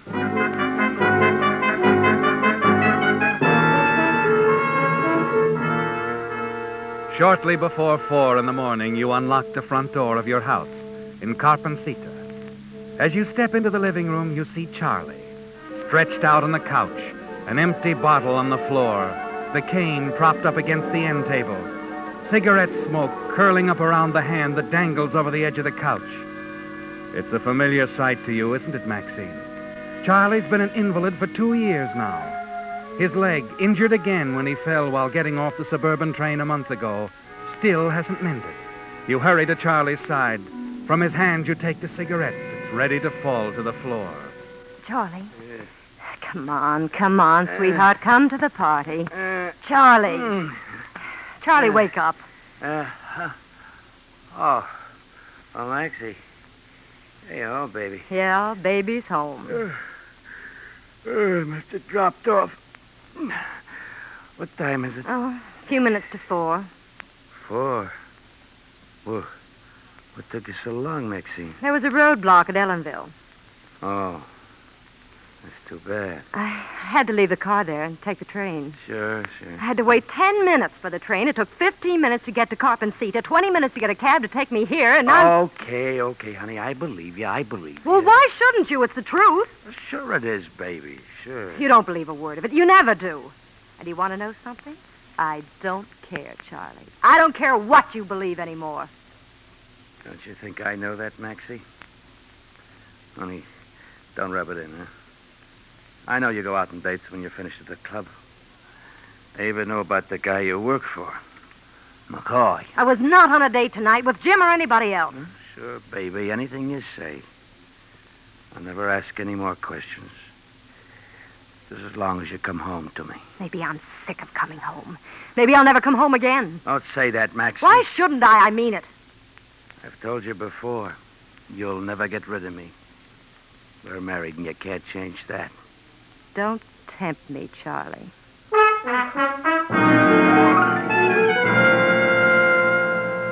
You struggle to control the rage that's sweeping over you. Turn away from Charlie and hurry into the bedroom. You stand there in the darkness by the open window while the frost of night bites the anger in your cheeks. The train, Maxine. Yes, Why couldn't it have been late tonight? 10 minutes late. 10 minutes. The cigarette would have slipped out of Charlie's hand. The straw rug would have caught on fire. It would have solved all your problems. Suddenly an idea flickered through your mind. It could happen again. Charlie could fall asleep with a cigarette in his hand. There'd be a fire. But you'd be somewhere else when that happened, Maxine. An alibi. All you need is an alibi. And in an instant it becomes crystal clear to you how you can get one. Maxie. Maxie. Huh? Oh, what is it, Charlie? Oh. All by yourself in the dark, baby? What's on your mind? The train, Charlie. I was just thinking about the train.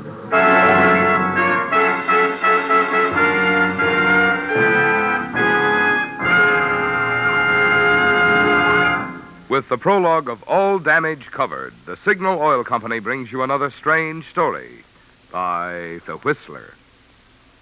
You've heard me talk about the more thorough, more conscientious service that cars get at signal stations because signal dealers are in business for themselves and have a personal interest in pleasing you. Well, typical of this are the extras you enjoy when you have your car lubricated at a signal service station. Instead of taking the chance of remembering the many vital points on each make of car, signal dealers follow a factory-recommended lubrication chart, which plainly shows every lubrication point on your car. Also, signal dealers use 9 specialized signal oils and greases, so each part will have the exact type of protection it needs.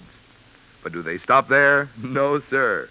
Just to make doubly sure not a single part has been overlooked, they check each point again, which is why it's called Signal Double Check Lubrication.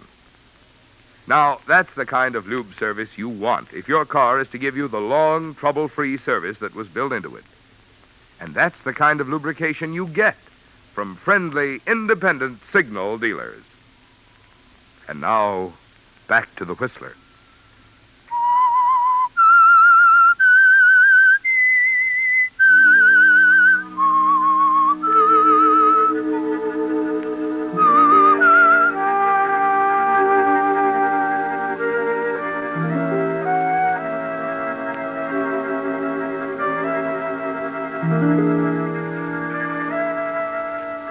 You've reached a decision, haven't you, Maxine?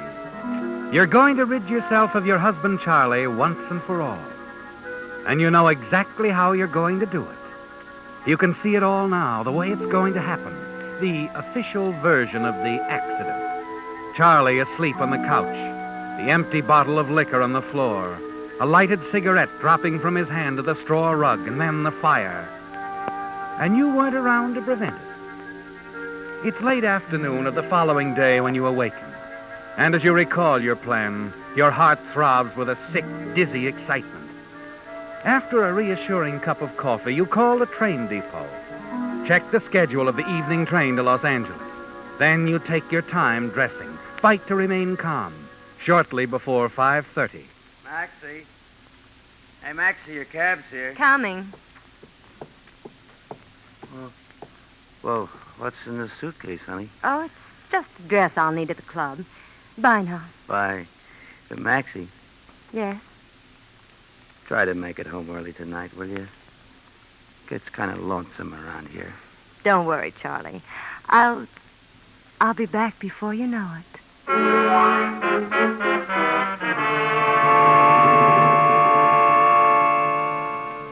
A quarter of an hour later, you reach the depot, buy your ticket, and start for the train.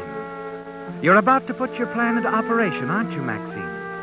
And you smile to yourself as you think of the first move. Charlie's accident on this very line put the idea into your head. As you reach the train, you start up the steps. One step and then another. And as you near the platform, you deliberately place your foot between the 2 steps and throw yourself forward. Miss, are you hurt? I don't know. Here, wait. Here, let me help you. There. You'd better sit down. The train's moving. Thank you. I'll be all right. It's terribly clumsy of me. Well, accidents do happen. They seem to run in the family. A month ago, my husband had a similar fall. Oh, Your ankle? Yes. It'll be all right now, I'm sure. Well, is there anything I can do, Liz? No, thank you. Well, I'm sorry. I'll have to have your name, miss. My report, you know. It's just routine. Oh, of course. Mm-hmm. Mrs. Charles Kendall. Mrs. Charles Kendall. Address, please. 752 Mapleton Drive. You smile, lean forward, continue to rub your ankle as you watch the conductor fill in the report. Everything's there, isn't it, Maxine? Your name, the date, time of accident. Yes, everything working according to plan. You've established your presence on the train to Los Angeles. As soon as the conductor is out of sight, you pick up your suitcase, hurry into the ladies' room. A few minutes later, you emerge wearing a dull, faded coat, a drab hat pulled down over your eyes. All traces of your original makeup have been removed. And in your new makeup, you've suddenly become a different woman. A plain, older-looking, unattractive woman. Bell. Next stop, Bell. As the train stops, you get off without delay and hurry away from the depot. You find your car where you'd parked it the night before, on the quiet side street, and minutes later you're racing a good 70 miles an hour along the road back to Carpencita. Luckily, your train is a slow train, because you must make up a good 35 minutes before it arrives in Los Angeles. It's dark now, and no one sees you as you arrive in Carpencita. You quietly park in an alley and then walk quickly to the rear entrance at your home and slip inside. And then you're standing in the living room looking down on Charlie, sprawled out on the couch. The sleeping powder you slipped into his drink before you left has taken effect, hasn't it, Maxine? Charlie? Charlie? He doesn't stir. Quickly, you light a cigarette. Drop it on the straw rug. In a few seconds, it begins to smolder. In strange fascination, you watch the flames begin to creep along the floor. And then you turn and run from the house.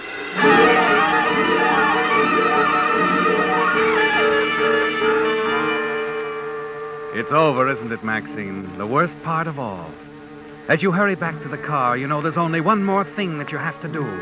You must overtake the train at one of the many stops it makes and somehow get back on board unnoticed. To be in the clear, perfectly safe, that conductor must see you get off at Union Station. Those are tense moments, aren't they, Maxine? Moments that seem like a lifetime. You take the short, straight highway into Los Angeles, hitting better than 70 miles an hour most of the way. Finally, you catch your train at one of its last stops and get back on just in time. Disappear quickly into the lounge room, where you can change back into your original outfit.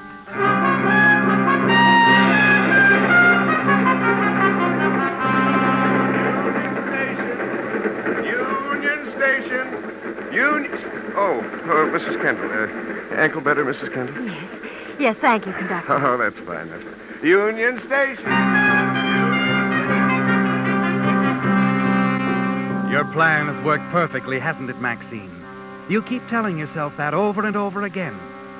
And then, as the train stops and you walk back to step off, you freeze suddenly and stare in terror at a man standing on the crowded station platform. Oh, no. You recognize him, don't you, Maxine? This man in the pinstripe suit. Instantly, your mind goes back to that night a few weeks ago when you came home late, just as this same man was leaving, and you heard him say to Charlie, "Now, don't worry, Kendall. I'll take care of everything." It's all clear to you now, isn't it, Maxine? Now you know why this man in the pinstripe suit was talking to Charlie a couple of weeks ago. Charlie was hiring him to follow you. Perhaps he was following you tonight. You step back into the train, hurry through the cars, and get off further down the platform. It isn't until you climb into a taxi and try to settle back that you realize you're trembling all over, shaking uncontrollably. Somehow you manage to compose yourself, regain your confidence by the time you reach the club and go inside to greet Jim at the bar. Hiya, Songbird. Hello, Jim. Say, your feathers look a little ruffled. You're limping. Oh, I fell and scraped my knee while I was getting on the train tonight. Train?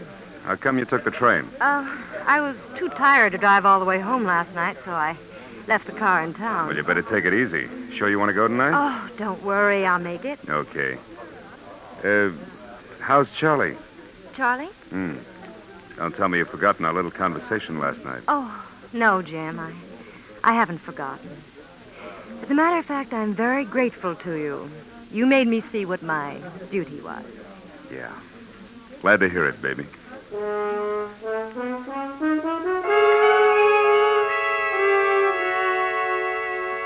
That night, you deliver the songs mechanically, don't you, Maxine? Because your mind is on something else. It's been 4 hours since the fire started, and you still haven't had any word. But as you approach your dressing room... Maxine? Oh, I didn't see you, Jim. There's a call for you, baby. You can take it in my office. Call? Mm-hmm. Who is it? Long Do you know? distance, yeah. Cop and Cedar. Probably Charlie.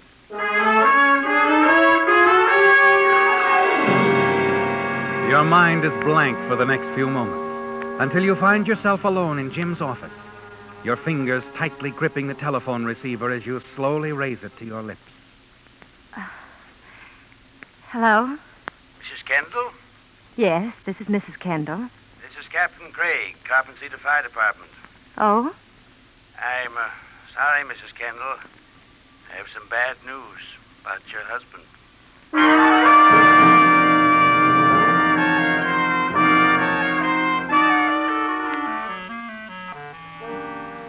It won't take long, Maxine. Coroner just wants to ask some questions. I'll be as brief as possible, Mrs. Kendall. Thank you. Your husband was an invalid, was he not? That's right. Smoked quite a bit, is that correct? Yes, he smoked quite a bit. And he was a heavy drinker as well. Well, drinking helped relieve his pain. Oh, don't misunderstand me, Mrs. Kendall. I'm not trying to establish that your husband was a chronic alcoholic, just that he did drink at times to a point of... Yes, he did. So then I think the conclusion we drew from the evidence is correct. Your husband fell asleep with a lighted cigarette while in a state of intoxication. The cigarette fell, and that was it. I was afraid that would happen someday. I warned him so many times. Easy, Maxine. Mrs. Kendall, if you'll please sign this. What? Yes. Honey, you're trembling. Here, I'll hold it. What is it, Mrs. Kendall? Oh, nothing. I'm just upset, that's all. Oh, I'm sorry, Mrs. Kendall. Thank you for your cooperation.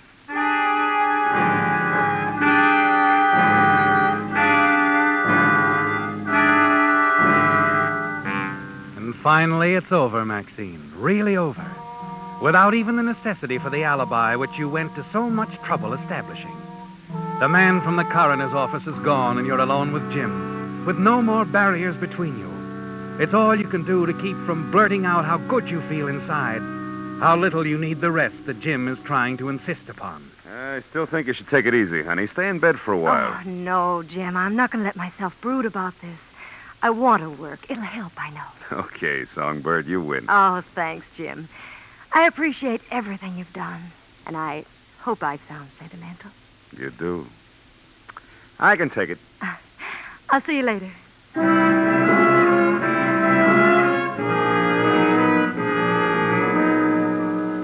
What is this thing called love? This funny thing called love. Just That night, your song is different. The nervousness is gone, isn't it, Maxine? Suddenly, you're gripped with terror, and the song dies in your throat. a fool of... Through the amber haze, sitting motionless at the bar, you see the man in the pinstripe suit. In that instant, you're certain he was hired by your husband to follow you. You don't know how long he's been following you, but in that moment of desperation, you suddenly turn, flee from your surprised audience toward the dressing rooms.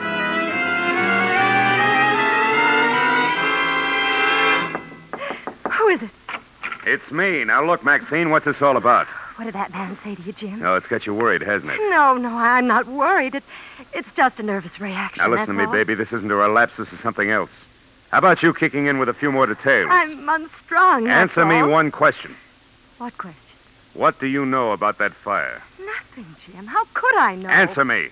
There's nothing to answer, Jim. What's wrong? Why do you keep looking at me that way? Look, Maxine, I thought something was phony last night when you got that call from the fire department. When I told you I thought it was Charlie, you almost keeled over. And I think I know why, baby. You already knew about that fire. No, Jim, And if no. you knew about it, you started it. I swear I didn't. Oh, Jim, please don't tell that to him. He knows too much already, Jim. And I thought so. And to think I was in love with you. Oh, please, Jim. Please, you're all I've got. Take your hands off me. Jim. Go on and cry to that guy out front. He wants to see you. Oh, don't go, Jim. Don't leave me alone. Not now. You gotta help me.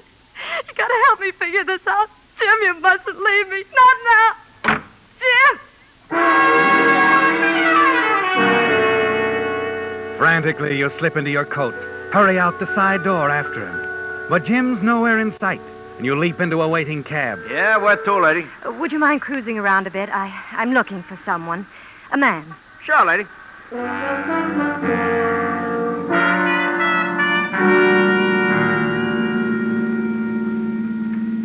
See me, lady? No, I don't. But let's not stop.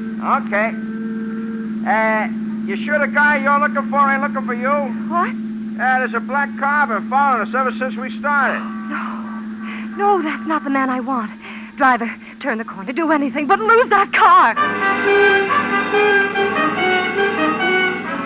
As you speed along the street, it suddenly occurs to you exactly what's happening. Yes, you ran out to find Jim, and now you're trying to escape the man in the pinstripe suit. Fear sweeps over you and crowds Jim from your mind. And you know you've got to get away from this man. The black car is only a block behind you as your cab races into the dark, deserted manufacturing district.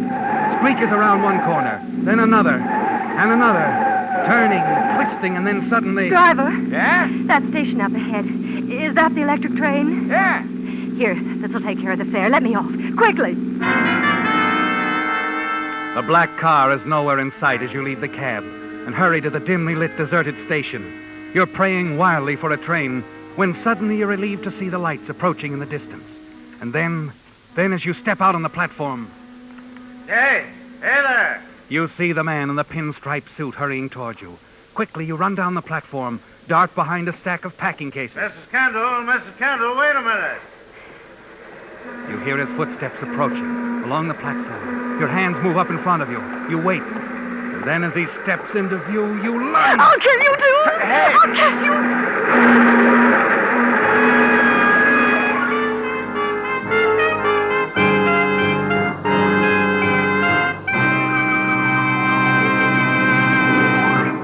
The Whistler will return in just a moment with a strange ending to tonight's story. Meantime, a word about these chilly nights and mornings we've been having. To be sure your car will start pronto the instant you touch the starter, you naturally want to be sure you're choosing the gasoline that's tops in quality. But how can the average driver measure gasoline quality? Why, by mileage, of course, which explains why we're so proud of Signal's good mileage, which has made it known throughout the West, from Canada to Mexico, as the Go Farther gasoline. You see, in order to give you such good mileage, today's Signal has to help your motor run more efficiently. And when your motor runs more efficiently, naturally you enjoy quicker starting, as well as faster pickup and smoother power. The kind of performance that makes driving more pleasure in cold weather or any weather. That's why Signal says, to be sure of the tops in gasoline quality, there are just two things to remember. One, it takes extra quality to go farther. And two, Signal is the famous Go Farther gasoline. And now, back to the Whistler.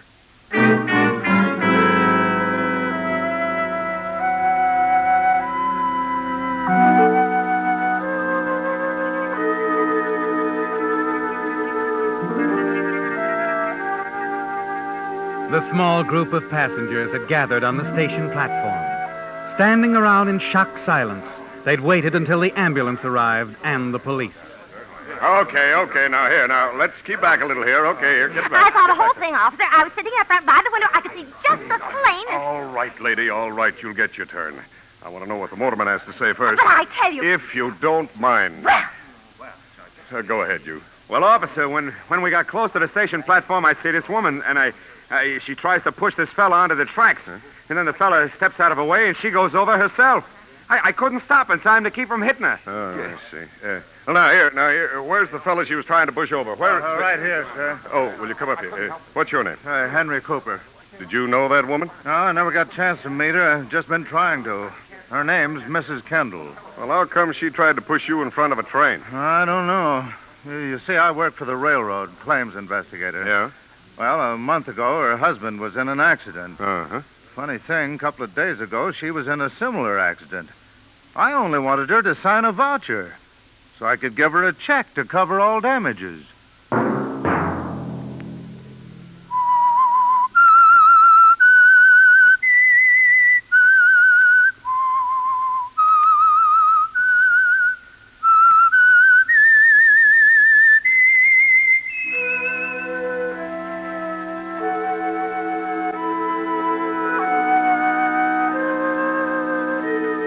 Let that whistle be your signal for the Signal Oil program, The Whistler, each Sunday night at this same time. Brought to you by the Signal Oil Company, marketers of Signal gasoline and motor oil and fine quality automotive accessories. Signal has asked me to remind you, to get the most driving pleasure, drive at sensible speeds, be courteous, and obey traffic regulations. It may save a life, possibly your own.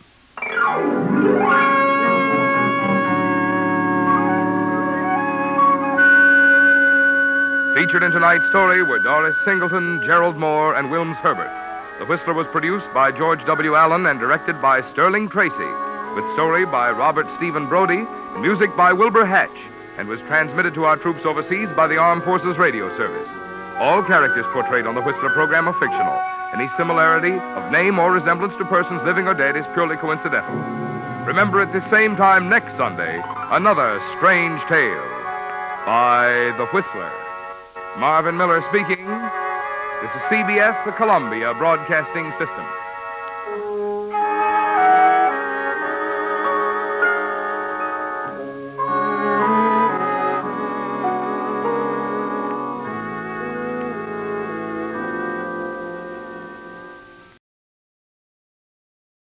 And now, stay tuned for the program that is rated tops in popularity for a longer period of time than any other West Coast program in radio history. The Signal Oil program, The Whistler.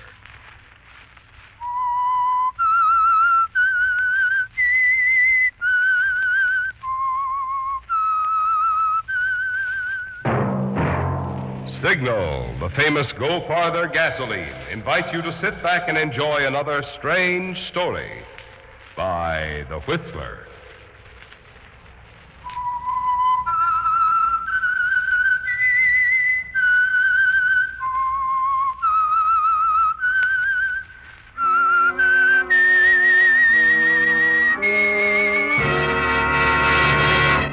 I am the Whistler, and I know many things, for I walk by night. I know many strange tales hidden in the hearts of men and women who have stepped into the shadows. Yes, I know the nameless terrors of which they dare not speak. And now for the Signal Oil Company, The Whistler's strange story. Just like a man.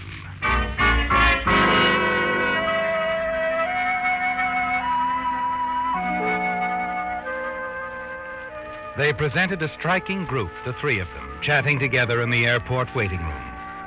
Sandra Haynes with her dark hair, her quiet, almost equally dark eyes. Her husband, Gordon Haynes, tall, handsomely groomed. And their friend of many years' standing, Peter Lacey. Peter had known Sandra first, and his attention to everything she said revealed an admiration that had grown stronger with the years. Sandra was flying east alone. Fact which seemed to concern Peter more than it did Gordon, her husband. Flight 24, now boarding at gate 3. Flight 24, now boarding at gate 3. Well, that's your plane. But I still can't understand it, Sandra, why you insist on dashing off alone this way and without your husband. I didn't insist, Peter. Gordon was quite agreeable. The dutiful husband. You reason with her, Peter. See how far you get. Or perhaps, Sandra, you'd prefer the company of a new and exciting escort. I prefer exactly what I'm doing. And Peter scarcely fits the role of a new escort. Neither new or exciting, huh? I didn't say that, Peter. Oh, and by the way, Gordon, you will remember I'm staying at the St. Regis. St. Regis, I'll remember. You see, Peter, she checks everything. The perfect wife. And I've always said that. Now, no more arguments. I have my ticket. I'm going alone. Besides, Gordon wants to look after some plans for selling the beach house. He has his week well mapped out. Check. And I'd have little time for either of you in New York. Oh? I have a date with That strange man. Oh, Sandra. Pierre, the beauty king. I'm going to have him do something about my hair. You let him touch it, and I'll personally wring his neck. Oh, hear that, Gordon. Seems not all gentlemen prefer blondes. Sandra, you know perfectly well that I like you just as you are. I know perfectly well that I'm changing from a brunette to a blonde. I'm having my hair bleached. Change is good for the soul. And for husbands. Gordon, I'm ashamed of you. It's her idea, not mine. Passenger No, but Haynes, report at gate 3. Passenger Haynes, Oh, that's me. report at gate Bye, Gordon. 3. Kiss me. Take good care of my husband for me, Peter. I will. And you take care of yourself. And stay away from Pierre. Oh, I'll no. make certain your bags have been checked aboard, dear. What do you mean? They're already Go on the ahead, plane. Peter. You check the bags. Check the bag. Oh, of course, right away. And you can kiss me goodbye again, Gordon. Kiss me. And tell me you're going to miss me very much. Sure, Sandra. You know I am. I'm going to miss you very much. Just like a husband. Can't say it himself. Has to be reminded. After all, Sandra, the important thing... I know, but you said it. Goodbye, dear. Goodbye, Sandra. Happy landings.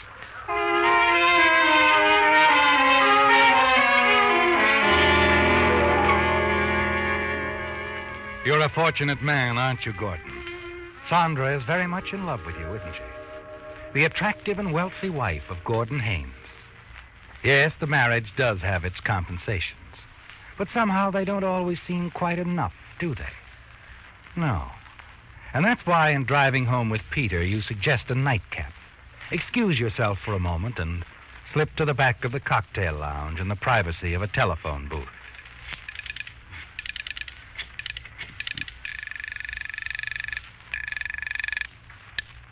Hello? Vicky, Gordon. Oh, darling, I've been waiting. It seemed ages. Yeah, for me, too. Look, I can't talk long now, but she's gone. Be out of town for about a week. We'll be able to get together. Will you call me tomorrow? First thing? No need. We'll make it the usual place, around 2 o'clock, all right? Oh, I wish it could be sooner. 2 o'clock, Vicky. I'll see you then. I'll be waiting. Bye. Goodbye, darling. Sorry, Peter. You order for her? Mm-hmm. Double scotch and soda. Thought you might need it when I tell you what's on my mind. You look awfully serious, Pete. I am serious. About Sandra. Oh, not as you might think. I'm just the same old friend. But at least my loyalty hasn't shifted. What are you driving at? How about you, Gordon? Better check your directions, don't you think? I mean, when you're heading for trouble. And Vicky Leiden. Vicky? What do you know about her? Only everything. I know something else, Gordon. You better stay away from her. Now, wait a minute. You wait a minute and listen. I know you married Sandra for her money. Oh, I don't see where that... It interests me because I don't happen to need her money. You do. So? I also happen to be in love with her. I always have, though I'm sure she doesn't realize it. You don't love her. You're jumping at conclusions. Maybe. But whether you married her for just her money or not, I think enough of her to see that you give her money's worth or step out of the picture. That all? I mean it, Gordon. Stop seeing Vicky or get out of Sandra's life. From now on, I'm making this my business.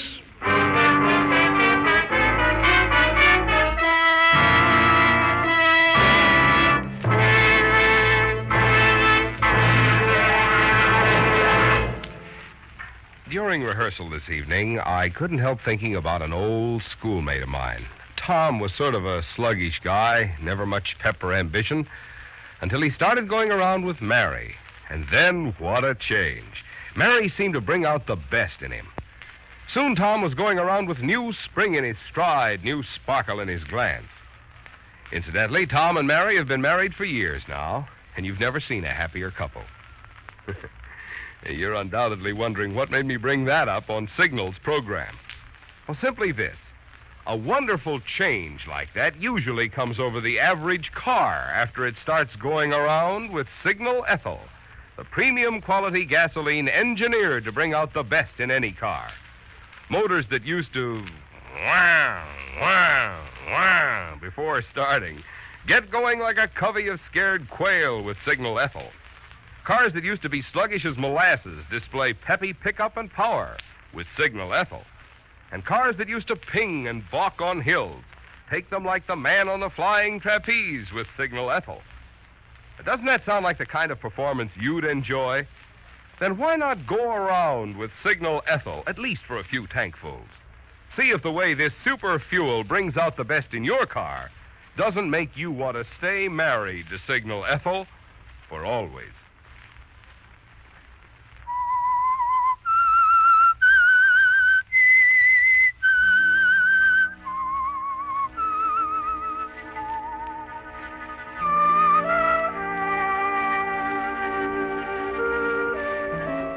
It came as a surprise, didn't it, Gordon? In a few quiet, direct words from Peter Lacey. He knows about Vicky Lyden and is certain to tell your wife, Sandra, everything unless you fall into line. And that's why you're nervous, on edge the next afternoon. Because you have to keep your rendezvous with Vicky and try to explain. You're thankful that you've made a habit of meeting her in an out-of-the-way place. A roadside inn some miles from Malibu Beach, in the summer home that you and Sandra recently purchased. But with the knowledge of Peter's watchdog tactics, you're not at all relaxed talking to Vicky. I tell you, Vicky, we can't see one another anymore. It's all off. I shouldn't even be here now. Only to tell me to get lost, is that it? You know it isn't that. Look, Vicky, after a while... After a while, or a month, or a year, it'll be the same. Hiding, secret meetings, wondering if every other person we see is watching us. But what can I do about it? You could go to Sandra and tell her about us. Oh, sure. Yeah, all right, I know. You're not the guardian of the money bags. That's a crude way of putting it. Why bother putting it any other way? It's true. All right, Gordon. What are you going to do? Me? I don't know. I suppose I could run out and jump off a bridge. Instead, I'll just do the usual. I'll wait. You're okay, Vicky. You think so? Well, I don't. I think I'm all wrong. I think I might be lucky enough to get you out of my system someday. Think you're the heel that you are. But I don't think that yet. So I'll wait. I'll call you, Vicky, soon. Sure. Right now, I'd better get back to town. Can't tell who might walk in here. Yes, I know. Goodbye, Gordon. Wait a minute. What is it? That car outside, just pulling away. Lacey. It's Lacey's car. He saw us together. Well, so what? Isn't he the one who knows all about it? You don't understand. He won't wait now. Wait? He'll tell Sandra. He'll tell her everything. Oh, maybe not. Now, calm down, Gordon. And drive slow on your way back to town. Yeah. Thanks, Vicky. I'll take care of myself. Don't worry.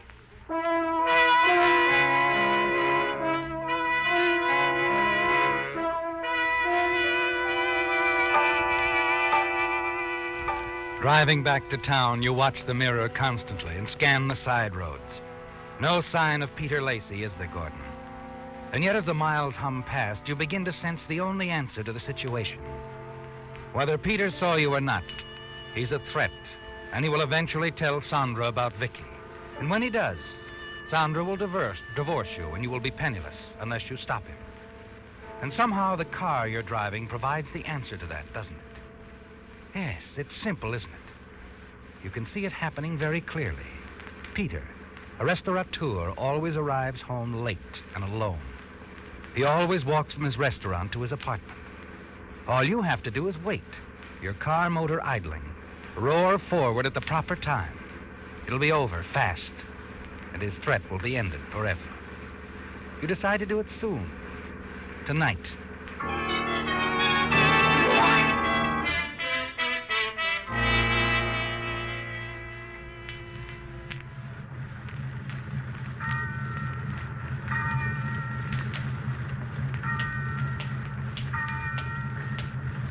Now.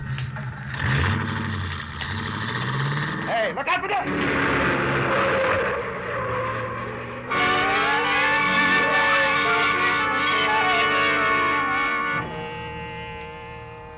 You're glad that it's over, aren't you, Gordon?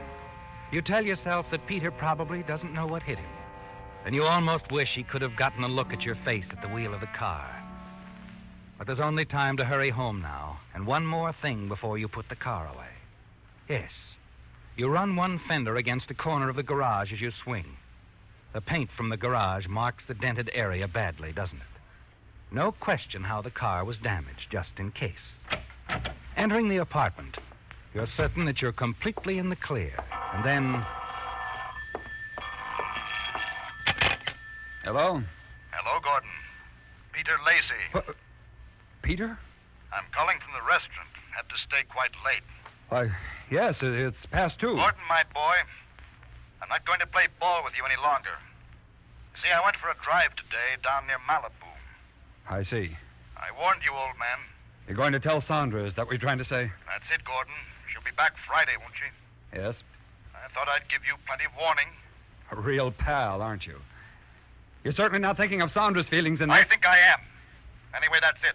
Do what you like. Oh, in case you do decide that you can't face her, well, I'll be at the airport to meet her. You don't have to bother. The sound of his voice on the telephone hit you like an electric shock, didn't it, Gordon? And then the realization swept over you. You'd killed the wrong man. Yes, Peter Lacey is still very much alive. And now you're certain he'll tell Sandra the truth about you and Vicky. That will end everything, won't it? Sandra will divorce you, and you can't bear the thought of being penniless again. No, somehow you've got to prevent that divorce. Find a way to hold on to Sandra's wealth. It's on your mind all that evening and the next day. And by nightfall, you've decided what you must do. Yes? May I speak with Mrs. Haynes, please? Oh, I'm sorry, Mrs. Haynes is away. This is Mr. Haynes. Help you? Oh, yes. This is Ralph Jameson. I have a real estate office in Santa Monica. Your wife spoke to me a couple of weeks ago about the beach house in Malibu. Oh, yes, I remember. She said if I found a buyer and the price was right, you might sell. That's right. Well, I do have a buyer, a man and his wife from the East. I'd like to show them the place if you don't mind. I see. If you're going to be home for a while, I could drive over and pick up the key. No, I was just going out, Mr. Jameson. But tell you what, I'd planned on going down to the cottage next day or so. Suppose I give you a call when I get there. You can bring the people over. Why, that'll be fine, Mr. Haynes. Fine. Thank you.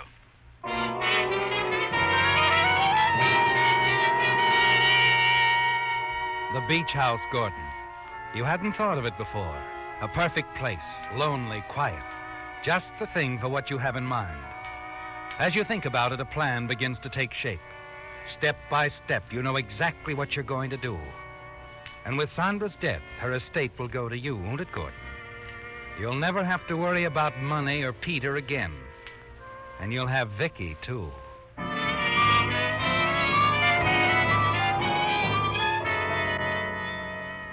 An hour later, you arrive at the Malibu beach house. Let yourself in. You stand for a moment in the outer hall. Look into the living room bathed in moonlight. The furniture covered with white sheets, just as you left it when you closed the house. It's a weird, ghostly sight, isn't it, Gordon? Then as you snap on the hall light. Hello, Gordon. Sandra. I thought I heard a car pull up outside. What are you doing here? I wanted to do some thinking, Gordon. Alone, before talking to you. But, Sandra, I wasn't expecting you. How did you get here? Peter met me at the airport. Peter? You let Peter know you were coming back early? Why? You may as well know, Gordon. Peter called me in New York. Told me some things that made me want to cut my trip a little short. He called you. Why? He's a good friend, Gordon. He met me at the airport a few hours ago. Told me all about you and Vicky Leiden. Oh, now look, Sandra. Don't deny it, Gordon. I knew, without Peter ever saying a word, I knew I'd lost you to someone. All he supplied was the lady's name. Sandra, you haven't lost me. It's ridiculous. I'm the one who's ridiculous, Gordon. I took this trip because I thought it might help us. Well, absence, you know. I even got a full new beauty treatment for you. Had my hair bleached blonde.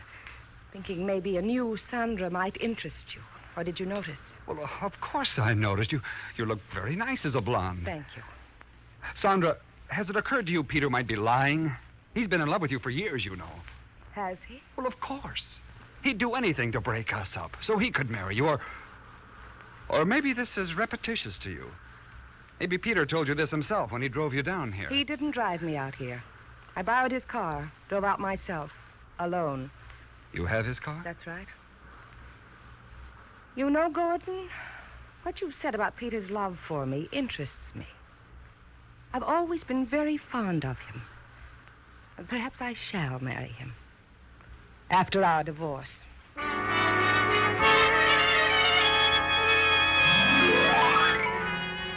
You watch Sandra as she turns away, hurries back up the stairs, and then a moment later you hear the bedroom door close.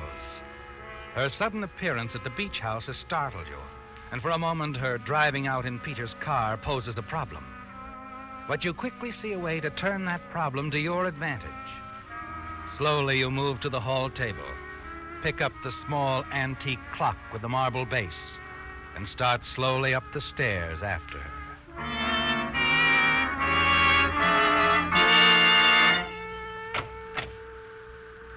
Sandra is seated at the vanity table, brushing her newly bleached hair.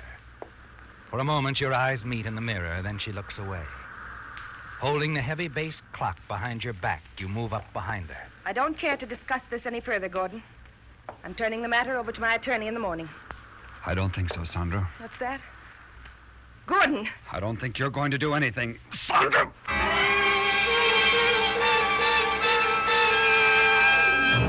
You step back as she slumps over the vanity table. Then slowly she crumbles to the floor, her arm sweeping the tabletop clean. You stare at the lifeless body at your feet, the overturned powder box, the hairpins lying beside her on the floor. You hadn't expected it to happen this quickly, had you, Gordon?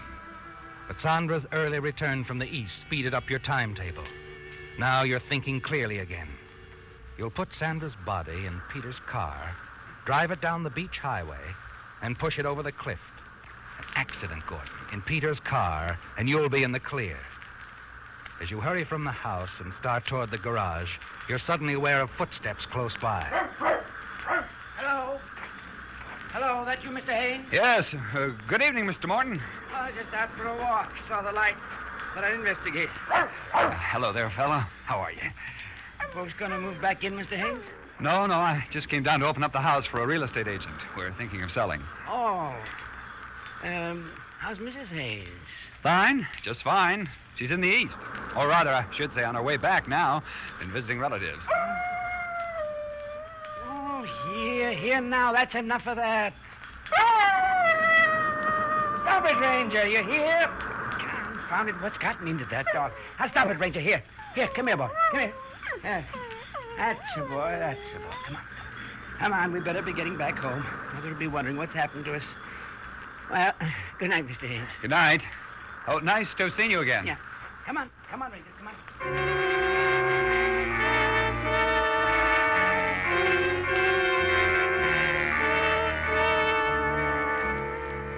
You watch Morton and his dog disappear into the darkness. Wonder whether the howls of his dog made him suspicious that something was wrong. Whether he saw Sandra when she arrived. Mr. Morton could ruin everything, couldn't he, Gordon? But after a few minutes, you decide you've nothing to fear. That Mr. Morton was quite sincere in his friendly questions. You've no choice anyway. You must carry out your plan for disposing of Sandra's body and making her death seem accidental.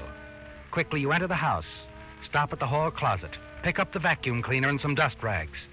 You've got to go over the bedroom very carefully, Gordon, inch by inch. Make certain you don't leave any sign that would indicate Sandra was here at the beach house tonight.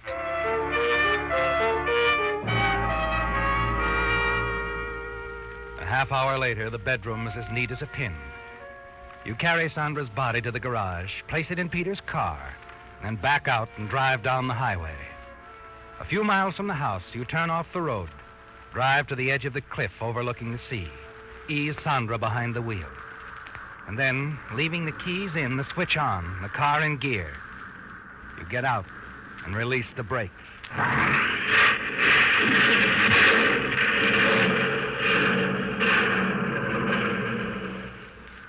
Standing at the edge of the road, you look down. Watch Peter's car sink slowly in the shallow water at the base of the cliff. Then you return to the beach and try to sleep.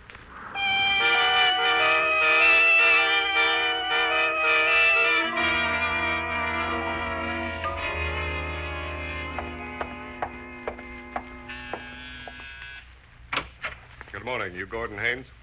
Yes. What is it, officer? Name's Slade, Sheriff's Office. May I come in? Oh, of course. What's wrong? Afraid I have some bad news, Mr. Haynes. It's about your wife.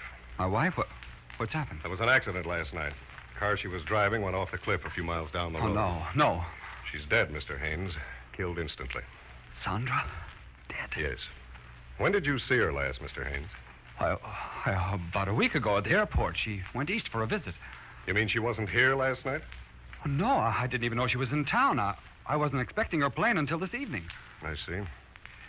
Tell me, Mr. Haynes, how well do you know a man named Peter Lacey? Fairly well. He's really a friend of Sandra's. Known her for years. Why do you ask? She was driving his car when the accident happened. Peter's car?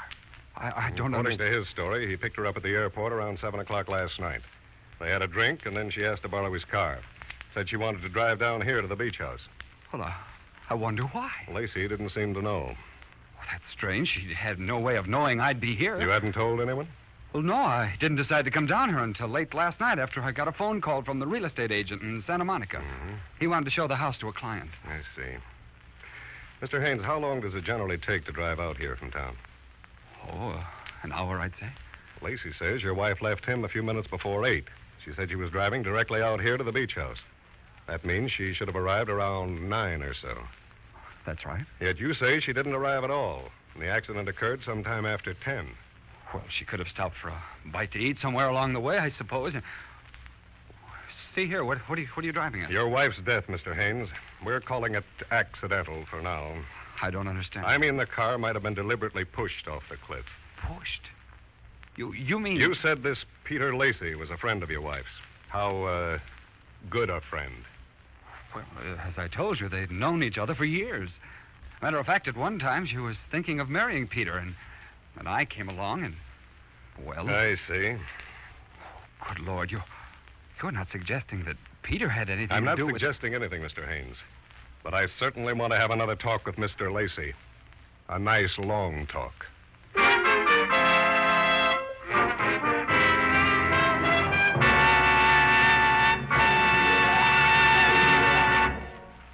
The cheapest battery you can buy is the battery that costs the least per day. And when it comes to low cost per day, none can beat Signal Deluxe, the extra long life battery, guaranteed for a full 30 months on a service basis. Here's the reason Signal can guarantee these batteries for such an extraordinarily long time. Microporous all-rubber separators, considered the greatest battery improvement in 20 years, hold twice as much acid solution between the plates. As a result, Signal Deluxe batteries deliver up to 35% more power to take care of the many electrical gadgets on today's cars. Also, their new design all-rubber case means that your battery needs water less often. What more could a battery buyer ask? Unless it's a trade-in for your old battery, which Signal dealers give. Or liberal credit terms, which are available. So any way you look at it, if you need a new battery, it'll pay you to play safe. Buy the long, long life battery that guarantees you low, low cost per day. The Signal Deluxe battery.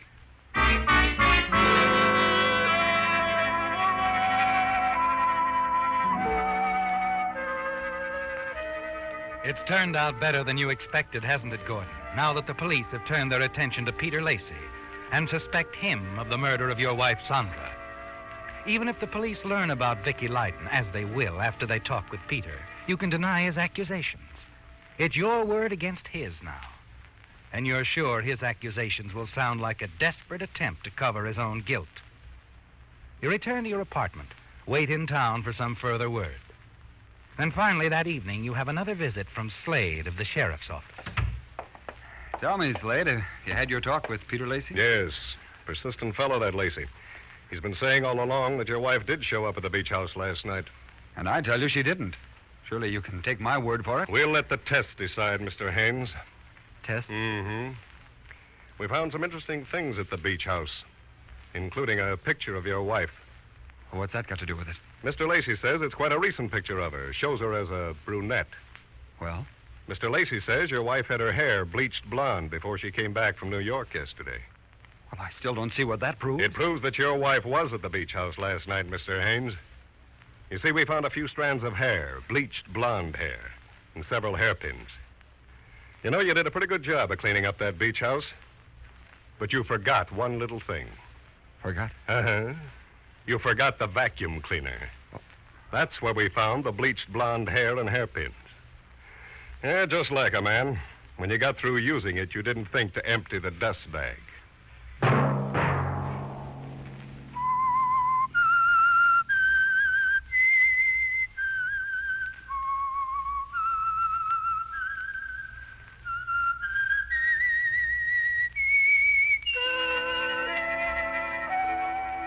Let that whistle be your signal for the Signal Oil program, The Whistler, each Sunday night at this same time.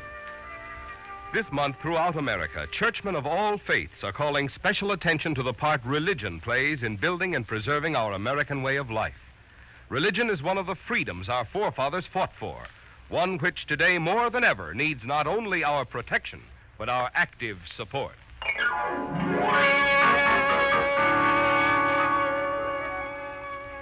Featured in tonight's story were Bill Foreman, George Neese, Virginia Gregg, and John Daner.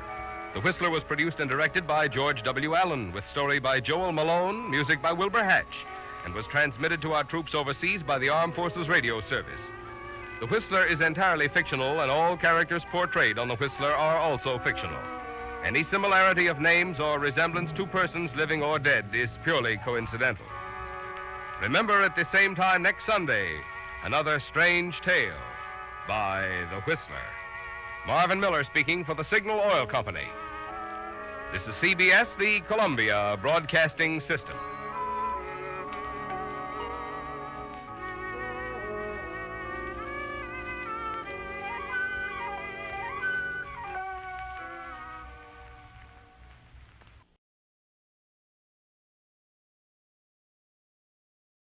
And now, stay tuned for the mystery program that is unique among all mystery programs.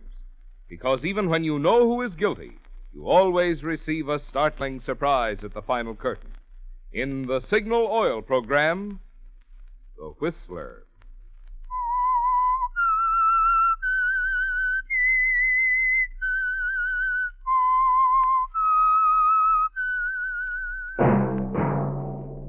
Signal, the famous Go Farther gasoline, invite you to sit back and enjoy another strange story by The Whistler.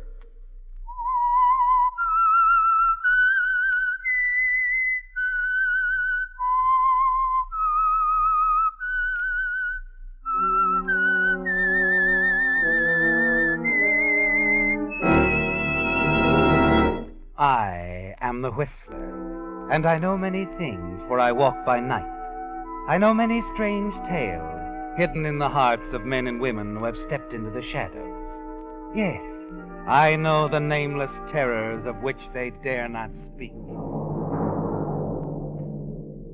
And now for the Signal Oil Company, The Whistler's strange story. Two Smart People.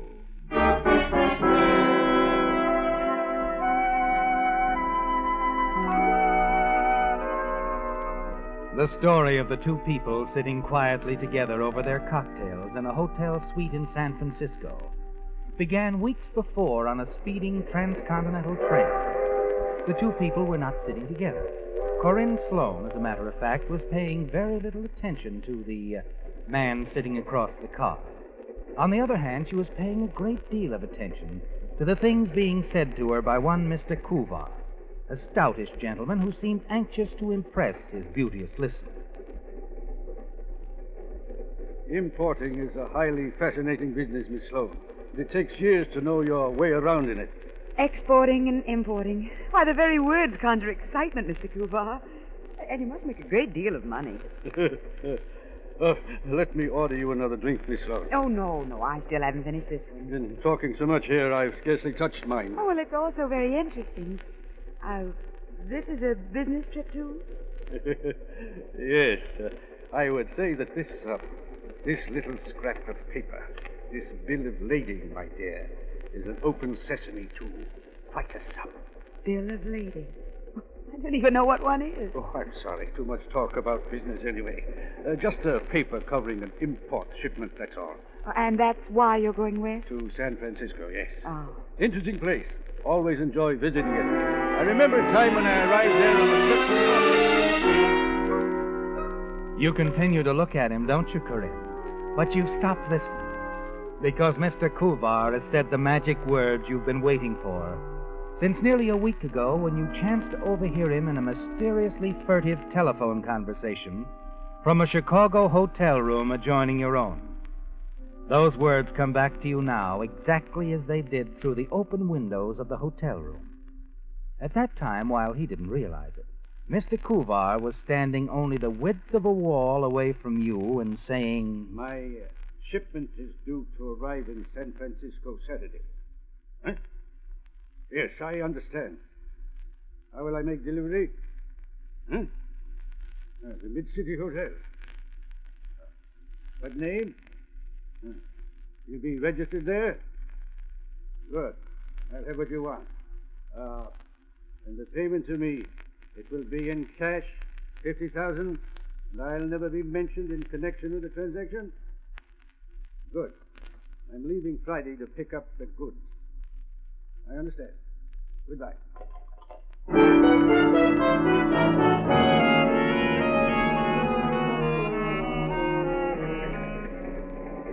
That short conversation you overheard is what brought you on this train, isn't it, Corinne? Caused your accidental meeting and conversations with Mr. Kuvar. And now you're well prepared for your next move. A tiny white tablet hidden in your glove. You glance around the car. There's only you, Kuvar, and the man sitting across the way. Your gloved hand darts out swiftly, passing over Kuvar's unfinished cocktail. And then you sit back, wait, and appear interested in his rambling story. The captain himself said he'd never brought his ship through a worse fog, when suddenly we passed through the Golden Gate, and the fog parted, and there in all its splendor was this beautiful city in the hills. Magnificent, my dear. I'll never forget it. Never. My, you tell it so graphically, I can almost see it in your words. Mr. Cooper, you still haven't finished your drink. Huh? Oh, so I haven't. That's what you need after all that storytelling. No, I think I've had enough.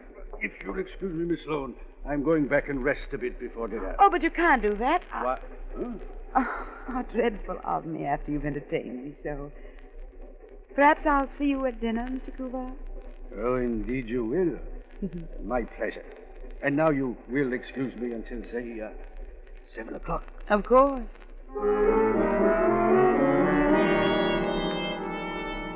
He walks away without touching his drink. A moment later, the man across from you gets up and leaves the car, too. Sitting there alone, you wonder what your next step will be. Decide that you'll wait until after 7. Search Kuvar's compartment while he's waiting for you in the dining car. The time passes slowly. Then at 15:15, you try the door, look inside. Mr. Kuvar! Mr. Kuvar, what's happened? Did you fall? What? You stop, almost ready to step out, call the conductor. When you think of something else, quickly you search the unconscious man for the precious bill of lading. You look in his wallet, briefcase, search the room and his luggage. But it isn't anywhere to be found. Is it, Corinne? Someone else. Someone else got it. I better get out of here.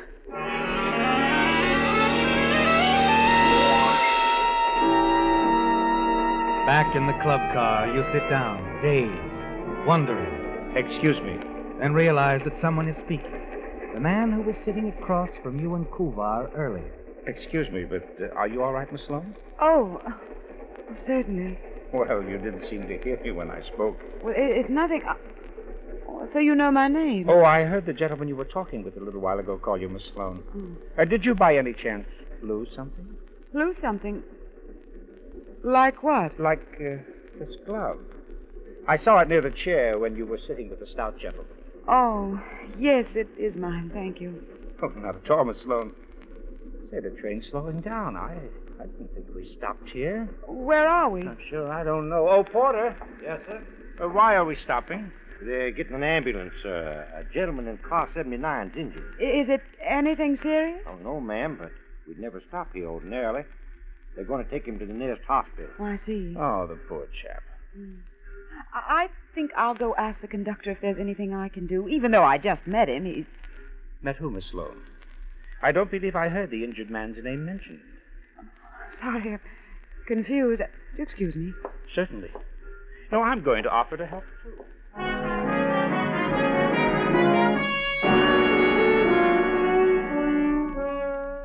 It was a terrible slip of the tongue, wasn't it, Corinne?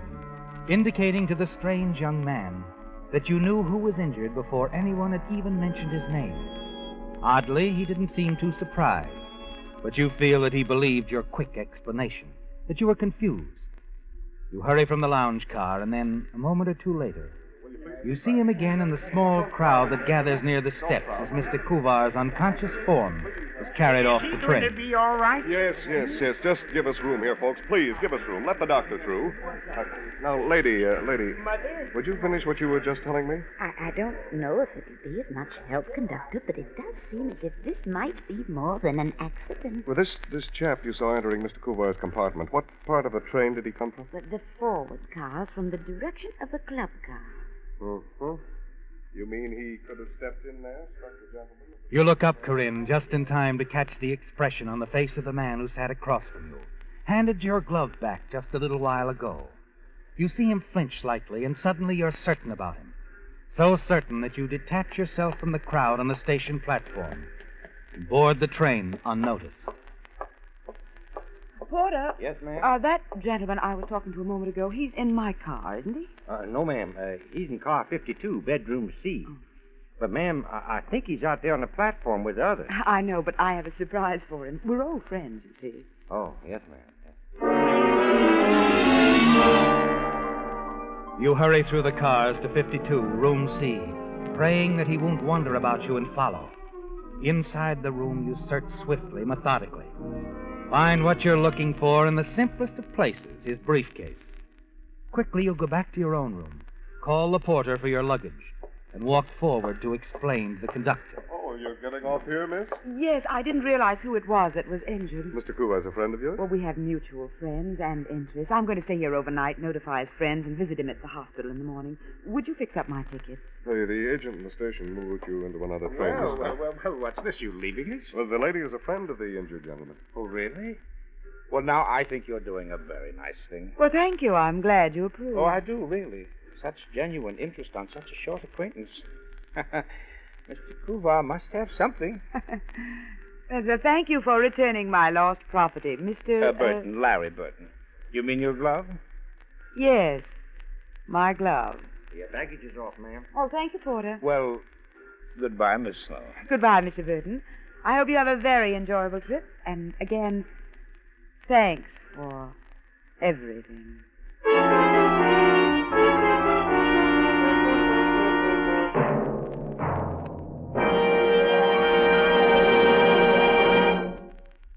The high-compression motors of many of today's newer cars are designed and built to perform best on a premium quality gasoline, such as Signal Ethyl.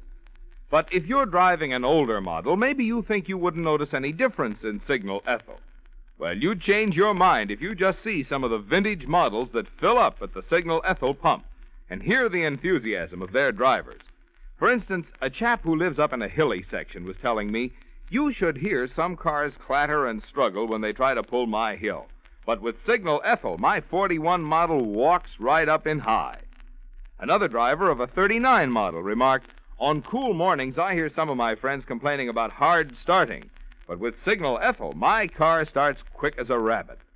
Yes, folks say mighty nice things about Signal Ethyl because this premium grade of Signal's famous Go Farther gasoline is a real super fuel, scientifically engineered to bring out the best in any car of any age. For proof, just treat your car to a tank full of Signal Ethyl. Then see if you don't feel a difference, a wonderful difference, in Signal Ethyl.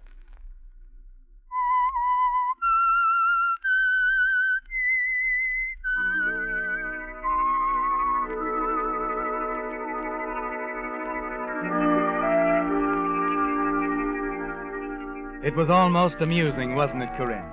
The swift exchange on the train with Kuvar and Larry Burton. First, Kuvar's failure to drink the cocktail into which you had dropped the sedative. Then Larry's bold attack, which may even yet prove fatal to Kuvar. Larry must have been very confident that you didn't suspect him to let you out of his sight without checking the contents of his briefcase. He'll be confused and angry when he discovers that the precious little slip of paper, which seems to be worth so much, is missing. It's safe in your purse, isn't it, Corinne, as you board the next airplane west. At San Francisco, you check into a hotel, hurry to the steamer docks and the freight offices of the American-Italian Steamship Company. This shipment will arrive on the SS Allegretti, miss. Docks tomorrow, 4 p.m. Tomorrow, 4 o'clock. Do you know what the delivery charges will be? I mean, from the dock to my hotel. You staying in the city? At the Bayview, yes. Let's see. Charge won't be much. Well, I wanted to pay now and have the shipment sent there. All right, ma'am. I'll frig it for you. No trouble at all.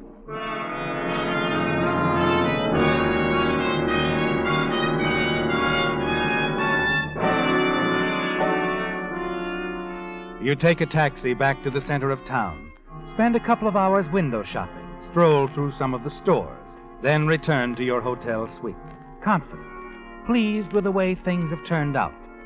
But the moment you step inside your bedroom, you know something is wrong, don't you, Corinne?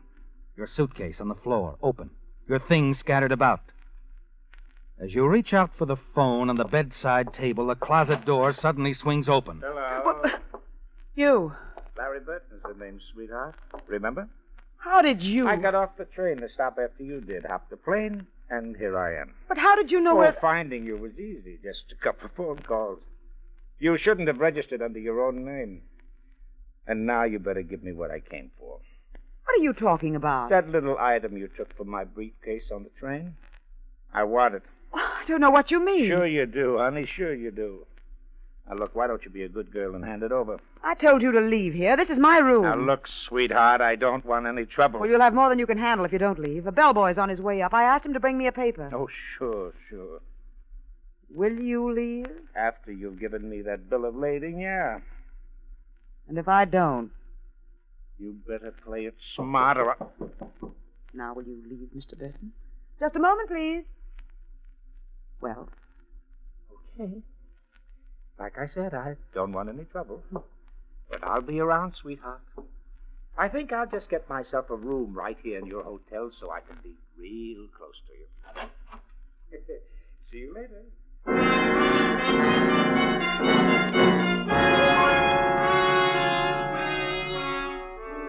It was a shock, wasn't it, Corinne, finding Larry Burton in your hotel suite, when all the time you thought he was still on the train. Long after he's gone, you pace the floor, wondering what you must do, how you can outsmart him. Finally, you pick up the phone, call the steamship company, and ask them to have the shipment delivered to another hotel, the Carson House. Late that afternoon, you leave your rooms, and as you step out onto the street...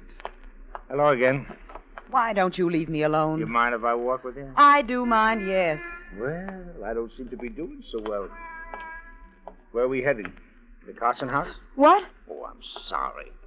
But I just couldn't help overhearing your telephone conversation this afternoon. In fact, I'd been right outside for an hour hoping I would hear it. Open transom, you know. Should watch those things. Thanks for the advice. You're welcome. And I've got lots more advice for you, sweetheart. I'm not interested. Now, look. I've got a proposition for you. Yes? Mm-hmm. You know, Corinne, we'd make a great team, the two of us. Really? Mm-hmm. I knew it from the time I saw you on the train. When you dropped that tablet in Kuvar's cocktail.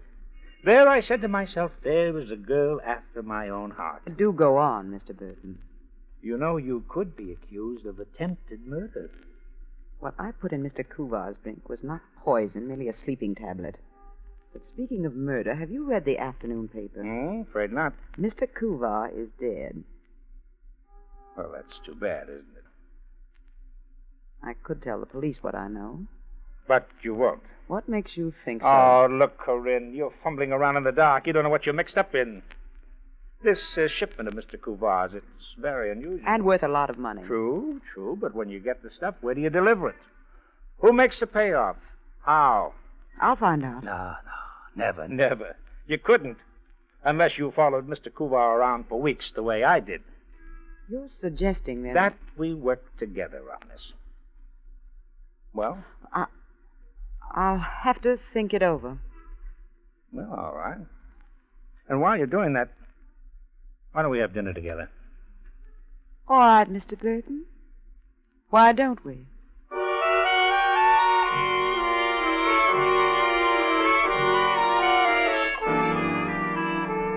It's the smart thing to do, isn't it, Corinne?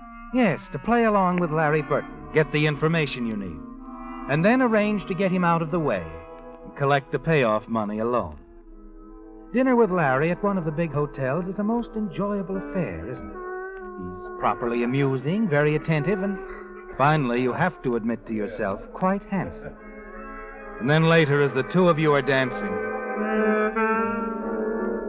Having fun, Corinne? Of course I am. Dinner was superb. The music's just the way I like it. And you're an awfully good dancer. Ooh. Thanks. You've been rather quiet all evening. I was just wondering if... No, I'm sorry. Just that I have something on my mind. Remember? You reached a decision yet? Yes. Well? All right, Larry. We're a team. You sure? Of course. You wouldn't be figuring on a double cross? No, Larry. The way I feel, I couldn't double cross you. Oh, that's what I've been waiting to hear, sweetheart. Come here. Larry, please, not here on the dance floor. Oh, who cares, honey? Who cares? All right. Who cares?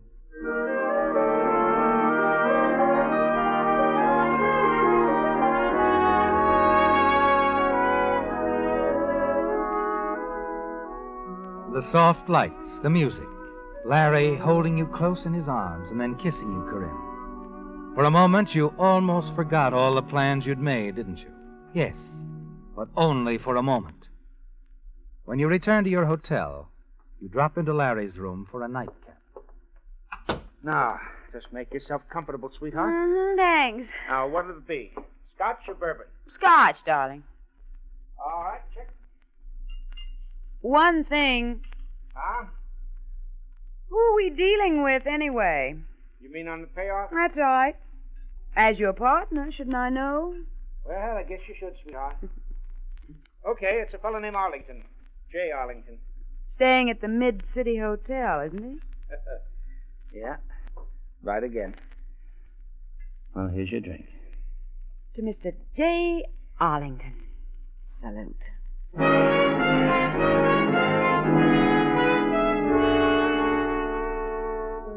You have all the parts now, haven't you, Corinne? All the parts to the jigsaw puzzle for the highest stakes you've ever dreamed of. An hour or so later, that same night, back in your own suite, you put through a call to Mr. J. Arlington. Hello? Mr. Arlington? Yes. This is Corinne Sloane, a friend of Kuvar's.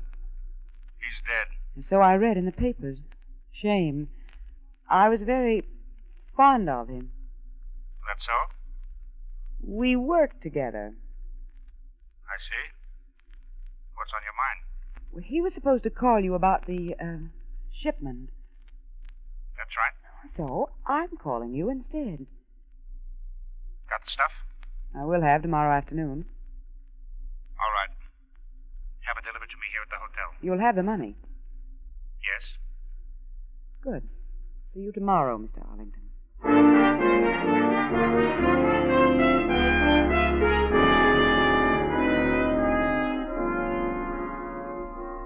It's done, isn't it, Corinne? You've established contact with a man who is going to pay you $50,000. You should be pleased, shouldn't you? But something's troubling you. It's Larry, isn't it? The following afternoon, the shipment is delivered to your hotel suite. Heavy wooden box. You're puzzled, wonder what it is. Whether to call a bellboy to help you open it. Then, as you're fixing a drink, Larry arrives unexpectedly, and the two of you open the box and examine the contents. Rugs. Just some Italian rugs. Larry, who'd want to pay $50,000 for these? I told you this was a very unusual shipment. What's this all about? Here. Now, here. Take a look at this rug. This label here, sewed in the corner. No. What about it? It just gives the rug size, value, pattern number, materials used, date of manufacture. Well, just things like that. Yeah, that's what you think. I don't get you. It's a code, sweetheart. What? Those value figures, pattern numbers, and dates are code words. But what? Who? You remember that $250,000 Pemberthy payroll robbery last year? Oh, yes. The money was never recovered, was it? No. But the words and numbers on this label tell somebody where to find that $250,000. Arlington? Right. $250,000. Too bad we can't decipher this. Well, I'll settle for the $50,000. Oh, so will I. Do you know who sent these rugs and this code? You've heard of a gent named Despegos, haven't you? Chris Despegos, the racketeer? He was deported, wasn't he? Yeah, sure. But now he wants some of that dough. Oh, I see, but why didn't he Uncle just... Sam watches people who get mail from certain countries, especially cables and code. So he sends his instructions this way. Rather neat, I'd say. Neat and worth $50,000. And that's where we come in, isn't it? Yeah, that's right, sweetheart. 50-50? 50-50. That calls for a toast, darling. Sure, Corinne. I was going to make the same suggestion. We'll drink a toast to the future, Larry. To us.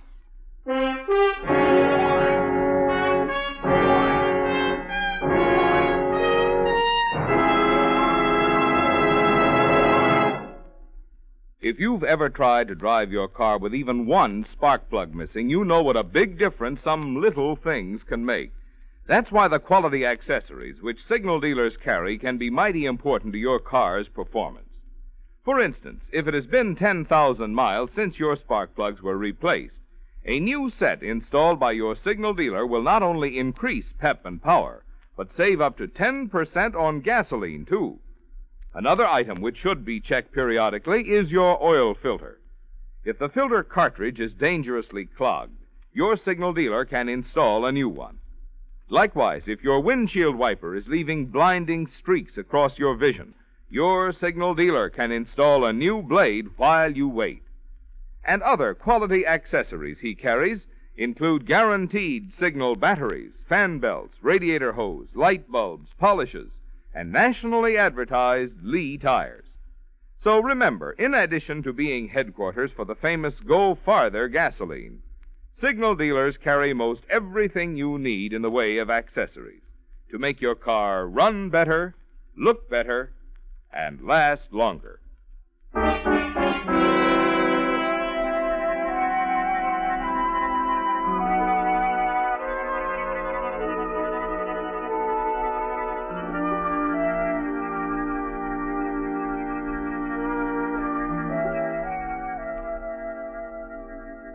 The story of the two people sitting together quietly over cocktails came to an end there in Corinne Sloane's hotel suite in San Francisco.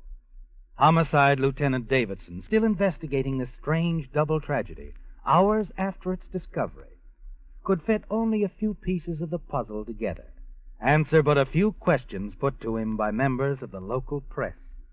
Who found him, Lieutenant? The maid came in to fix the rooms, discovered the two of them sitting there, both dead. I heard the name Arlington mentioned. How does he fit into the picture? I wish I knew. According to papers found on both Larry Burton and the Sloan girl, they each had an appointment to meet Arlington at the Mid-City Hotel. Both of them? Yeah. And we checked with the Mid-City Hotel. Found out that Burton himself had checked in there as Arlington. You mean Burton and Arlington were one and the same guy? Mm-hmm. They said at the hotel he'd stayed there only long enough to get a phone call from some woman. The late Corinne Sloan, here. Could be. Well, who do you figure poisoned the two cocktails? Corinne Sloan or Burton? It's hard to say. Looks to me like each of them poisoned the other. Just two smart people who outsmarted each other.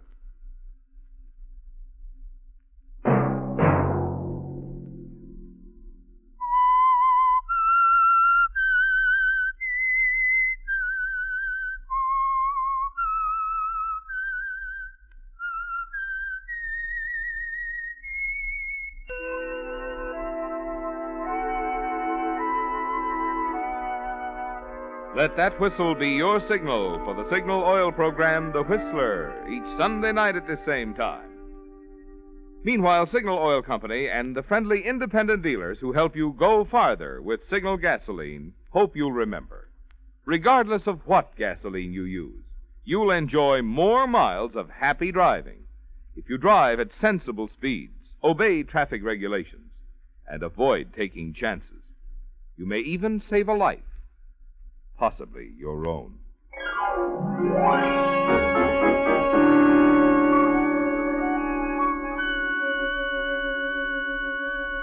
Featured in tonight's story were Bill Foreman as the Whistler, Betty Lou Gerson, Wally Mayer, Herb Butterfield, Herbert Litton, and Bill Boucher. The Whistler was produced and directed by George W. Allen, with story by Joel Malone, music by Wilbur Hatch, and was transmitted to our troops overseas by the Armed Forces Radio Service. The Whistler is entirely fictional, and all characters portrayed on The Whistler are also fictional. Any similarity of names or resemblance to persons living or dead is purely coincidental. Remember to tune in at this same time next Sunday when the Signal Oil Company will bring you another strange story by The Whistler. Marvin Miller speaking for the Signal Oil Company. Stay tuned now for the Horace Height Show, which follows immediately over most of these stations. This is the CBS Radio Network.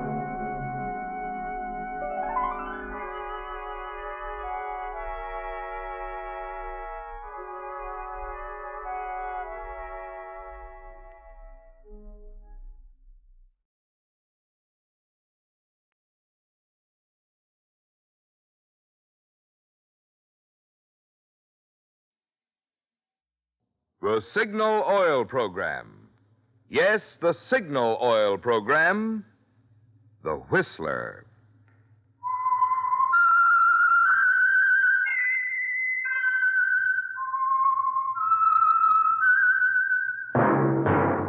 That whistle is your signal for the Signal Oil Program, The Whistler.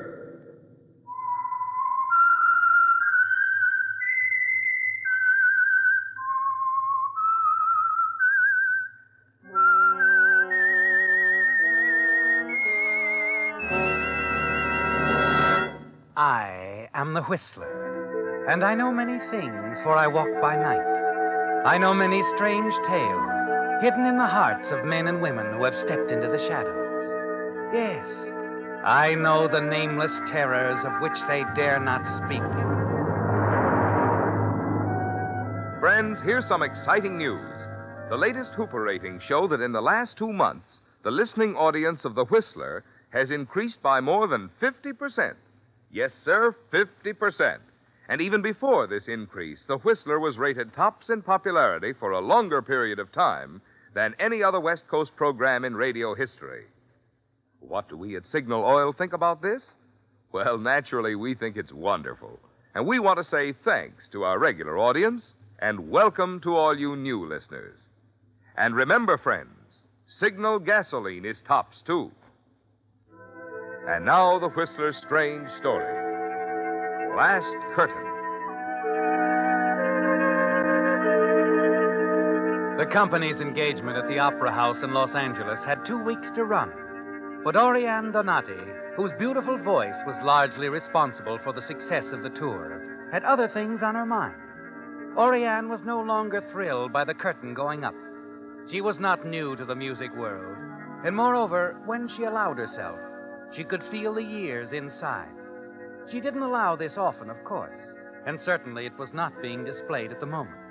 With Charles beside her, quietly reassuring her, Oriane found it a simple matter to face the anger of the impresario, Giulio Cassini. Have you lost your mind, Oriane? You cannot just tear up a contract. I'm protected by the law. Law. There is only one law I recognize. I do as I please, and I will not desert my Charles. And why should you, my dear? Do marry Charles, but remain with us for the season at least. Please, cara It mia. is impossible. Charles will not hear of it. We are both desperately in love. Am I right, my darling? Yes, you're quite right, Oriane. Oriane, please, Sorry, reconsider. Julio, my mind is quite made up. Come, Charles. Let's go someplace where we can be alone. By all means. All right, play your games, but if you want my advice, It was rather unpleasant, dear. Julio, he only thinks of the money he will lose. Enough of him, though. Do you really love me? Don't you know? Yes, I suppose I do. That was nice, darling. Now I must go to my dressing room. Can you amuse yourself for a little while? Yes, but do hurry back.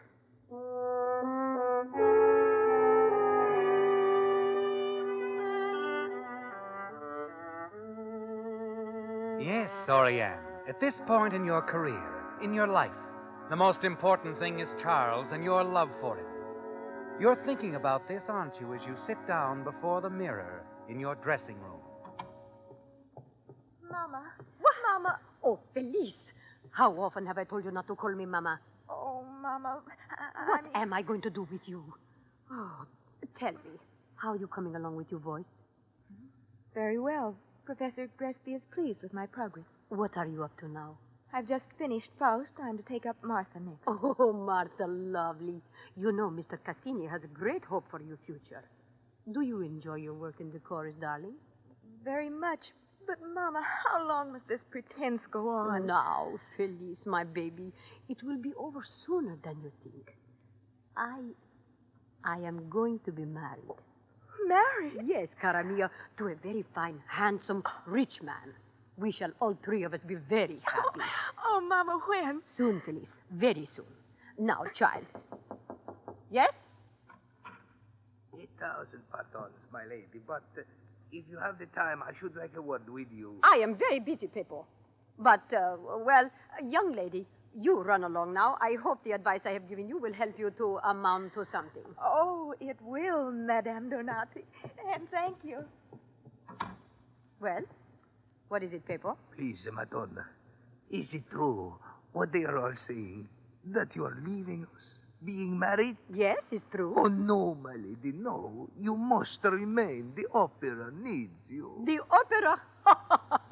Go away, old man. Go to your world of props where you belong. You fatigue me. Oh, you grieve me, Madonna.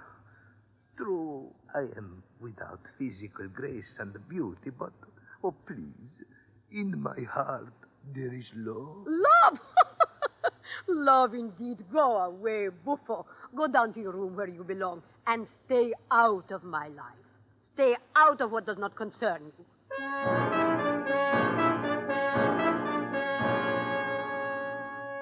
Peppo doesn't really annoy you, does he, Oriane? He only amuses you. But you're genuinely disturbed about your daughter Felice, because you haven't mentioned her to Charles, have you?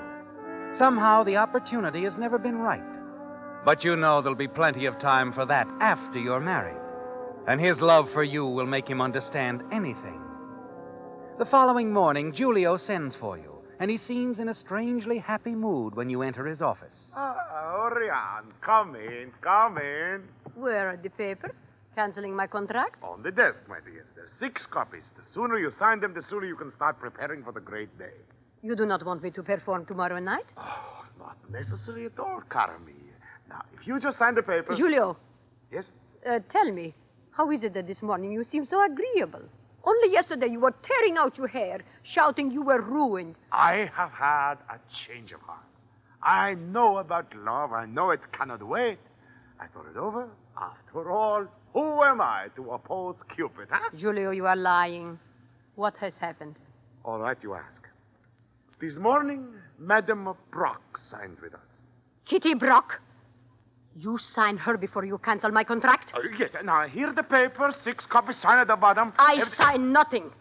Good day, Giulio. Wait, Oriane, we must discuss this, please. There is nothing to discuss.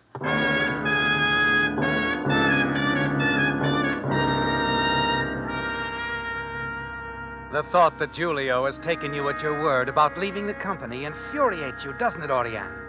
That he would sign someone else before you've even given the final release on your contract. And of all people for him to choose, Kitty Brock, a woman you've never liked. Since you refused to cancel your contract, you continue to sing your roles. Then a few days later, you learn even more about Kitty. It's during a lull in the rehearsal while you're standing in the wings that Peppo, the property man of the company, whispers the unpleasant news in your ear. My lady. Huh? You?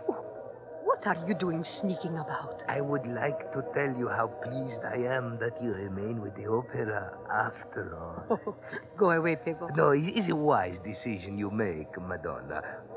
That Porco, he's not worthy of you. Porco. How dare you speak of my beloved in that manner?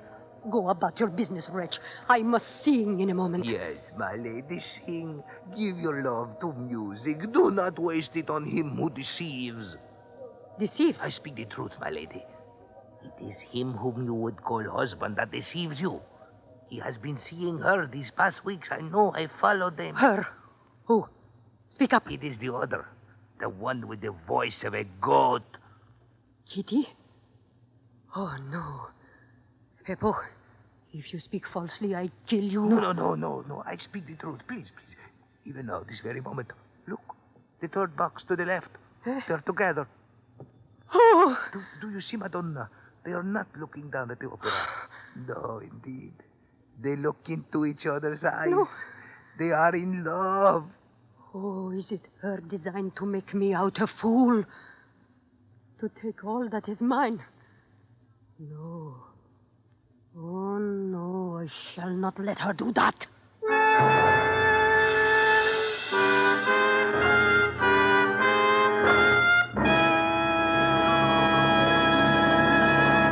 With the prologue of Last Curtain, the Signal Oil Company brings you another strange story by The Whistler.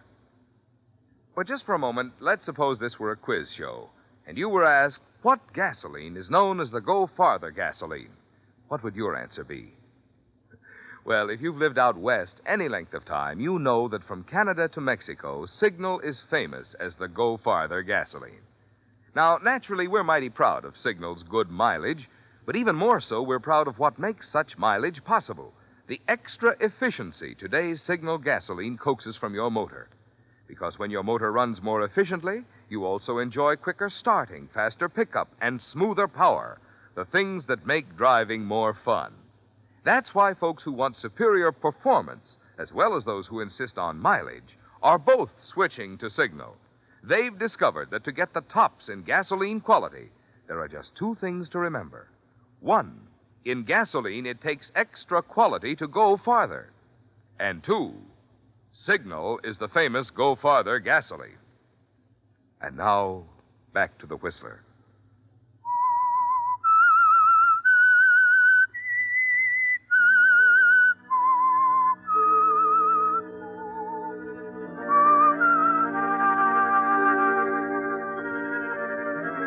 The worst has happened, hasn't it, Oriane? Charles and Kitty. The shock of it keeps you confined to your hotel rooms all the next day. And the evening's performance goes badly. And the day after that brings angry words between you and Giulio when he tells you that Kitty Brock is going to sing your role tonight, regardless of your contract. Later, the odd, strangely devoted little Peppo comes to your dressing room. My lady. Peppo, please, let me be. Madonna, I beg of you, listen to what I have to say. Oh. Look, after tonight, Madame Brock will bother you no longer. What are you saying, Peppo? In the room where I keep my props, there is a mirror. A mirror especially created for the use of Madame Cazzana. A mirror? Yes, but such a mirror. And so practical. You see, it was purchased for Madame Cazzana nearly 20 years ago by a man who was madly in love with her and very jealous. Oh, come now. You're speaking in riddles, old man. Explain yourself. Well, the mirror, the glass, was treated in such a way that a high-pitched trill or vibrato would instantly explode it in one's face. A just reward for vanity, Madonna, would you not agree? Especially if one is accustomed to singing into one's mirror, like the good Faust Margherita. How is that you have come to possess this mirror? Madame Cazzana was in love with another, so she gave the mirror to me. You're dreaming, old man. If you were telling me the truth, you could not know of the mirror's treatment. Cazzana herself did not know. But I do know. The jealous lover told me. When Cazzana sang Margherita, and the mirror did not explode, The man came to see why. When I told him I had the mirror, he begged me to give it back for fear some innocent one would be hurt. But you kept the mirror? Yes. I was certain that someday it would serve its purpose. Oh, get out of here, Pippo. So, this then is my reward for offering you happiness. I told you to leave, Pippo. Very well, my fine lady. But the next time, you will come to me. Really? You think no, Madonna? I shall be waiting for you downstairs in my room with my props where I belong, where all the ugly things are kept.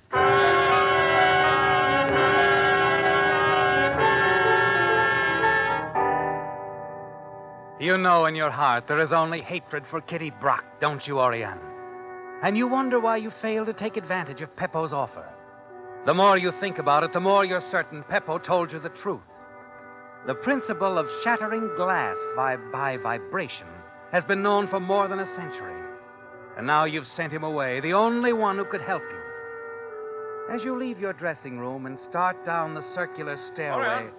Oriane! Oh, Charles. Oriane, where have you been? I've tried to reach you. Charles, you have to excuse me now. I must see Julio. Oh, wait, it's important. I have something to say to you. Well, all right, but do hurry. I hardly know how to begin. It's rather difficult to... Charles, what is it? Oriane, I must ask you to release me from my promise. Release you? Oriane, please don't hate me. So it's true. The Brock woman, is it? Yes, it happened all at once. It was sudden, overwhelming. Neither of us could help it. Oh, Charles, you fool! Wait.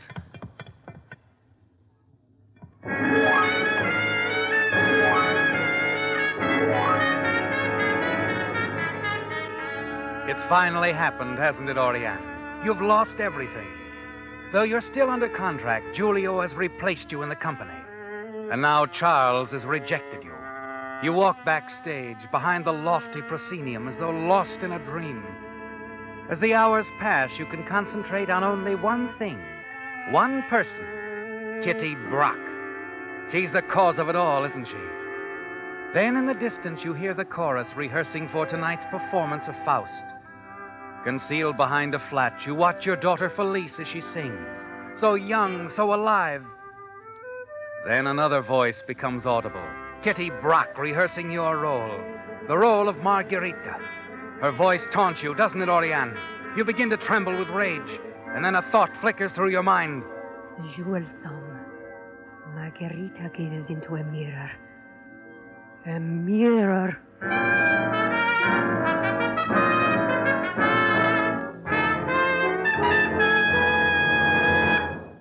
The hatred you feel for Kitty Brock swells within you.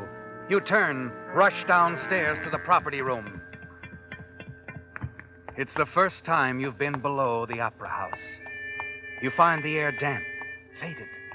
And as you walk along the dark corridor, you see a dim light at the far end, and you hear Peppo. Peppo!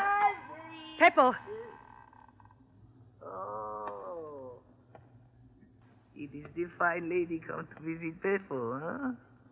What an honor you accord me. Peppo, I am in need of your help. I have no time to lose. I must have the mirror. Peppo, please give it to me. A moment. For what reason do you want it? For what reason do you think? The Brock woman. She has robbed me of my fiancé, my position, everything. Everything, my lady? Or is it just that she has robbed you of your lover? Are you going to give me the mirror? Yes, I will give you the mirror. Take it. Thank you. And then now, Peppo. Yes? You leave the building and stay away until after the performance tonight. Oh, but Madonna, Mr. Cassini, what will he say? When he asks me, what shall I say? You were called away suddenly. Somebody in the family was ill. Anything, I don't care. It will be safer. If you are not here, they cannot blame you. An accident. Someone picked up the wrong mirror by mistake. Yes, I understand. Yes, I will go immediately. You watch Peppo back out of the room, twisting the tattered cap in his hands. The moment he's gone, you pick up the mirror. Quickly, you slip it under your wrap and hurry to your dressing room.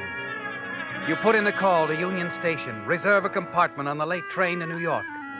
Moments later, you're backstage, to the left wing, where the garden sequence paraphernalia is set and waiting. You hurry to the jewel box on the table. Quickly, you remove the mirror from the box. Replace it with the deadly one you got from Peppo. Yes, Oriane. In a fraction of a second, the deed is accomplished.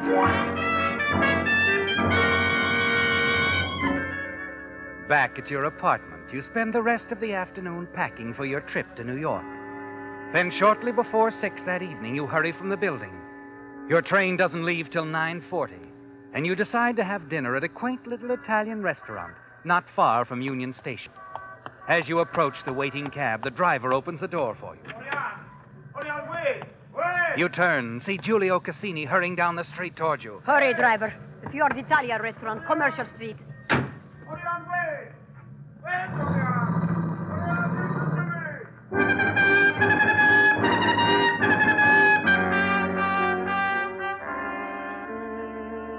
You're relaxed, aren't you, Oriane? Hours later, as the train pulls out of the station, you lean back in your chair, give yourself up to the slow, hypnotic rhythm of the wheels on the track. Wheels that every moment take you further away from the opera house, where the performance is now in progress. Suddenly, a picture flashes through your mind. The opera. Kitty Brock and the Jewel Song. You can see her now, can't you? Singing into the mirror. You can almost hear the high-pitched trill and then the glass shattering.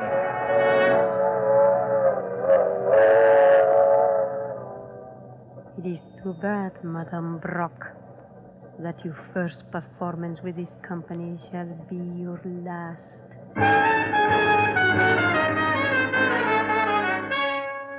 About 10 o'clock, you step out of your compartment, start down the narrow corridor toward the club car, and then suddenly your ears become alert. Your brain starts spinning wildly as two voices emerge from a compartment up ahead. Oh, come along, darling. That's Kitty Brock's voice. What is she doing on this train? A moment later, you see her step into the corridor, followed by Charles.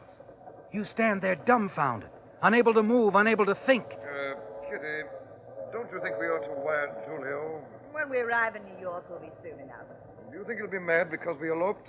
Missing the performance tonight, I mean. He'll be furious, of course. But who cares? I doubt very much if Oriane will ever sing for Cassini again. That's true, I suppose. Well, it's Felice. She's quite good, you know. Felice? Who is...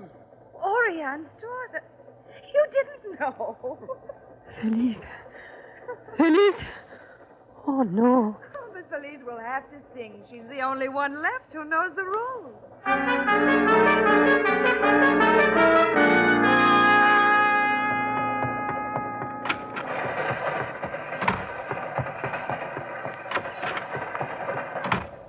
Conductor!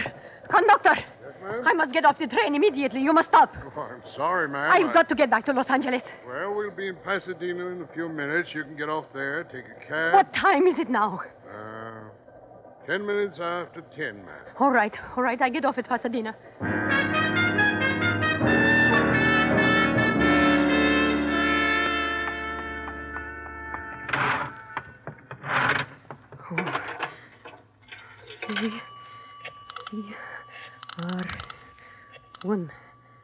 CR1794. Busy. Oh, no. It can't be. It can't. Try operator. Oh.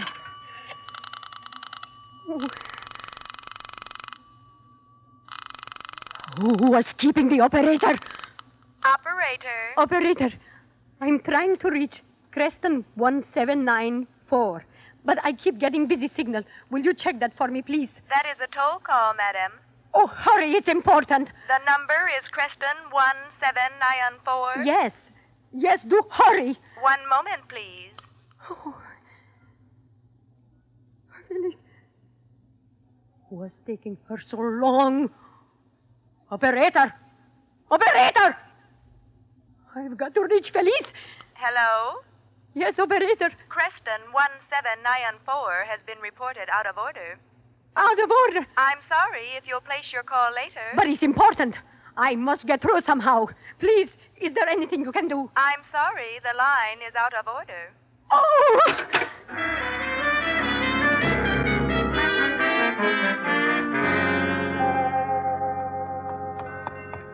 Taxi!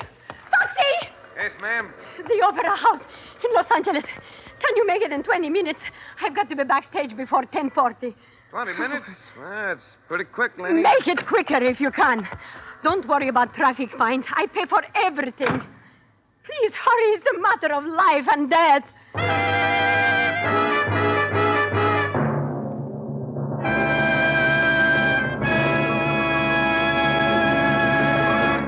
The Whistler will return in just a moment with the strange ending of tonight's story. Meantime, a brief weather forecast. No, I'm not going to predict just how cold it's going to be or how often. But this much I do know. The kind of weather we're likely to have during the next couple of months is tough on car batteries. And you can never tell how suddenly you may need a new one.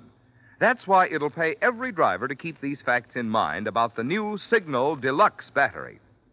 Unlike ordinary batteries, which may be guaranteed for 12 or 18 months, Signal Deluxe batteries are guaranteed for a full 30 months on a service basis. The secret of this extra long life in Signal Deluxe batteries is their superior construction, which includes improved type rubber separators and a new design all-rubber case, which requires water less often. As a result, Signal Deluxe batteries deliver up to 35% more power for quick, dependable starting. So before you buy any battery, stop by your Signal service station. Find out the liberal trade-in your Signal dealer will offer you on today's finer, longer life battery, a new Signal Deluxe battery. And now, back to the Whistler.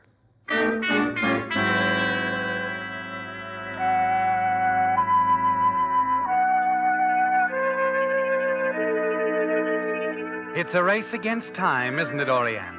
The minutes tick away, precious minutes. And finally, your cab roars into downtown Los Angeles. You must reach the opera before the jewel song begins, before your daughter Felice, as Margarita, sings into the deadly mirror you had hoped would shatter in Kitty Brock's face. Then, as you're within half a block of the opera house... Driver, what's the matter? Why are you stopping? Sorry, lady, I can't run over the car in front of me. Can't you go around there? Sorry again, that's impossible. All right. Here's your fare. Keep the change. I run the rest of the way. I must get backstage before 10:40. Well, lady, you can't get out here. Be careful.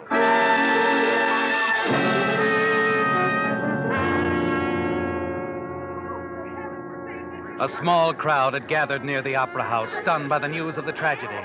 They saw Giulio Cassini slip out the side entrance with Felice Donati. They watched the sobbing girl, a handkerchief covering her face, being assisted toward the waiting ambulance. Now, my dear, everything will be all right.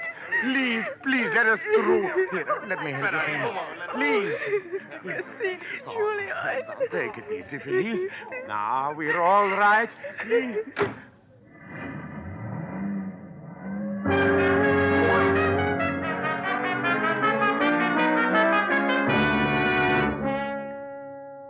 Hours later, in the hospital waiting room, Giulio Cassini, hands clasped behind his back, stood by the window staring out into the night.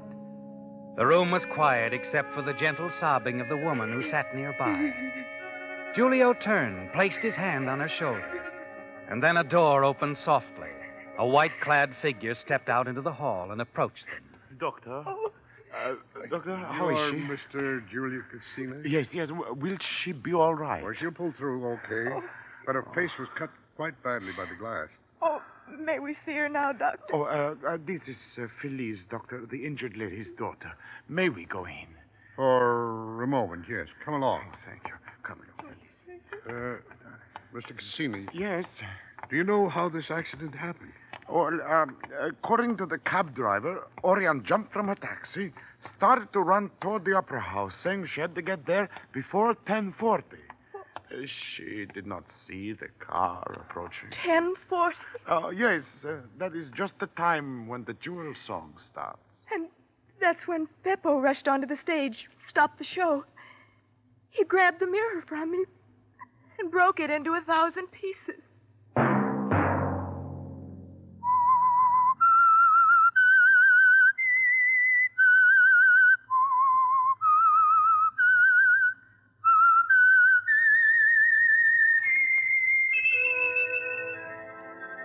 Let that whistle be your signal for the Signal Oil program, The Whistler, each Sunday night at this same time.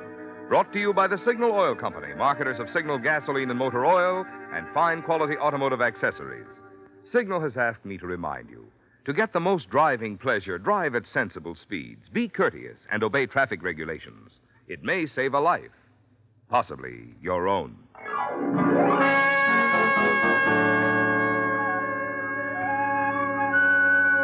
Featured in tonight's story were Jeanette Nolan and Mary Kroger. The Whistler was produced and directed by George W. Allen, with story by Frank DeFelitta and music by Wilbur Hatch, and was transmitted to our troops overseas by the Armed Forces Radio Service. All characters portrayed on the Whistler program are fictional. Any similarity of names or resemblance to persons living or dead is purely coincidental.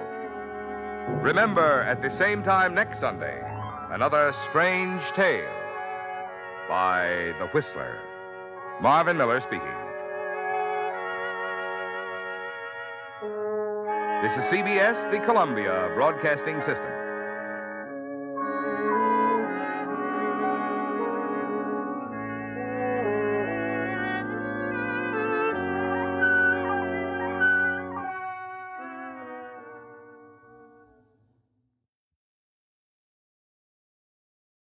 And now, stay tuned for the mystery program that is unique among all mystery programs. Because even when you know who is guilty, you always receive a startling surprise at the final curtain. In the Signal Oil program, The Whistler.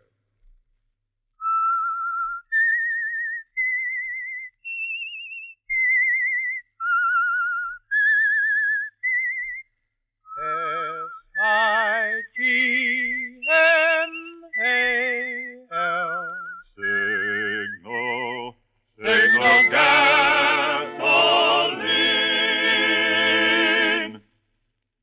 Signal, the famous Go Farther gasoline, invites you to sit back and enjoy another strange story by The Whistler.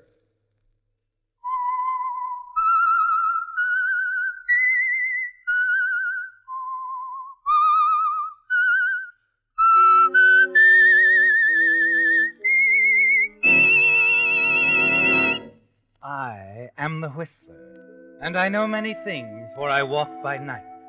I know many strange tales hidden in the hearts of men and women who have stepped into the shadows. Yes, I know the nameless terrors of which they dare not speak. And now for the Signal Oil Company, The Whistler's strange story. A matter of odds.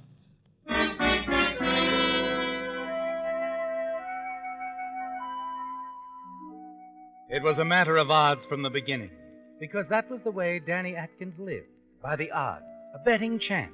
But he played safe, carefully figured the odds in Danny's own favor. It was that way right now, in a dimly lit back street in Panama City. Danny was carefully following a sailor named Keller, with whom Danny had had several drinks, before Keller left the Seven Sinners bar with a little too much alcohol aboard. Then 2 blocks and an alley later it happens. Up ahead, a dark figure leaping forth, an exchange of blows, and then Danny running forward. I'll get him, Keller. Oh, okay, mister, I had enough. Let me go. Try to jump my pal, will you? Let me go. All right, keep that going. Get him, Danny. Oh, skip it. But I thought that You thought nothing. Here. Your wallet. Are you too tight to see? Oh, now look, Danny. Sure. Look, Keller, I suppose you didn't talk too much back there in the Seven Sinners, huh? Well, I suppose you didn't go big shot, flashing that wad.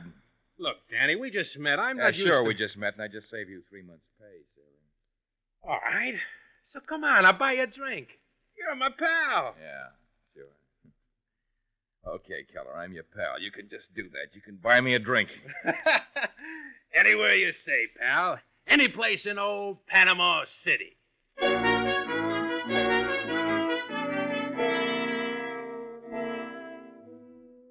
Amusing, isn't it, Danny? The way you picked up with Sailor Keller and the Seven Sinners, became friendly with him. He showed you a picture he had taken in Tokyo, and you even showed him an old snapshot of yourself when you were a high school baseball star. And all the while you were figuring the odds, weighing how much bigger Keller was, how drunk. How much of a protest he'd put up verbally and physically. Someone else jumped in. And now you emerge as a hero instead of a villain. But as you enter another bar, the Blue Moon, you tell yourself that it isn't over. Not yet. The Blue Moon here's as good a place as any. I even know somebody in here. Hiya, Francie. Hey, take it easy, Keller. They'll toss us out of here. Hey, who's your friend, Sailor? Danny Boy? He's just Danny Boy, sweetheart. Don't you go getting too well acquainted. Don't worry. Well, ditto. Hey, I'm not so sure I want to sit at the same table with him. Oh, come on. He's my pal. Just saved my neck. Okay. Here we are. Sure, my pal. Quite an athlete, too. Show Francie that baseball picture of you, Danny Boy. She isn't interested. Go on. Hey, waiter, a round of drinks for my friends here, huh? Joey! Hey, Joey, got a customer for you. Huh? Who's Joey? Ticket vendor. You heard of the National Lottery. Lot of dough gonna be changed hands soon. Oh, sure. Yeah, really. Hello, Francie. Want to buy some tickets? Well, my friend does, Sailor Keller. Oh, Mr. Keller. All right. How many, sir? I'll take a fistful. Joey, a fistful. A fistful? Hey, look, Keller. Relax, Danny. I feel lucky. Give me lots of threes, Joey. Three's lucky for me. Sure, Mr. Keller, sure. How about 3303? Okay. Buy some for the lady, too? Yeah. Oh, gee, And thanks. for my pal, Danny Boy. Oh, no, never mind me. I'm no gambler. I thought you were always figuring the odds, Danny.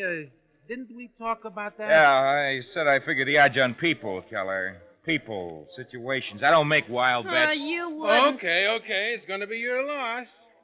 Skip him, Joey. But me, give me a fistful of those threes. And waiter, another round for us here for Francie, Joey, and me, and my pal, my old pal, Danny Boy. Oh, you're a sport, Oh, sweetie. look, Keller, you're a sucker. The odds are against you, 50,000 to 1. Pay no attention to him, Against honey. me?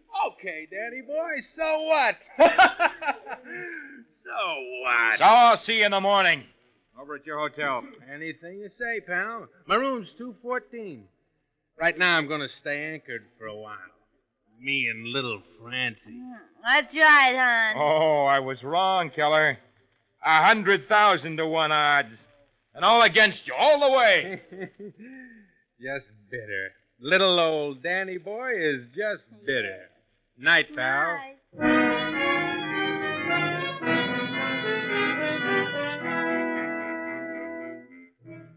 It's infuriating, isn't it, Danny? Watching Sailor Keller spend his money so foolishly. Money you'd hoped for. Money that might have taken you back home to the States. But there's very little you can do about it, is there? And the next morning on your way to Keller's hotel, you look into the bar, wondering if he even made it home last night. And then something hits you. A number marked on the mirror in the back of the bar. Number 3303, Keller's number. The winning ticket in the week's lottery. Your mind spins, already starting to figure the odds in still another direction. In his hotel room, Keller is probably still sleeping off last night.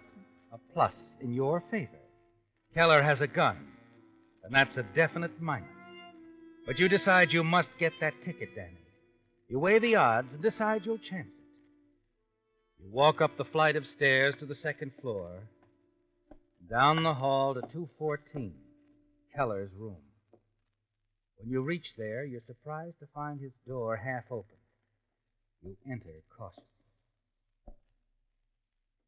Sailor. Sleeping like a baby. It's great. Here are the tickets. Let's see. Wait a minute. 3303 is missing. Winning ticket's gone. Francie, she beat me here. That's why that door was open.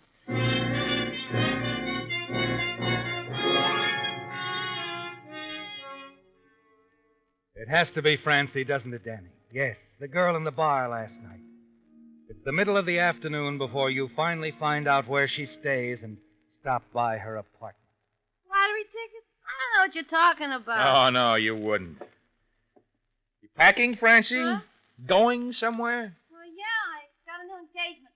I'm being booked in a San Francisco Oh, sure. It's funny, I'm heading that way myself. Yeah?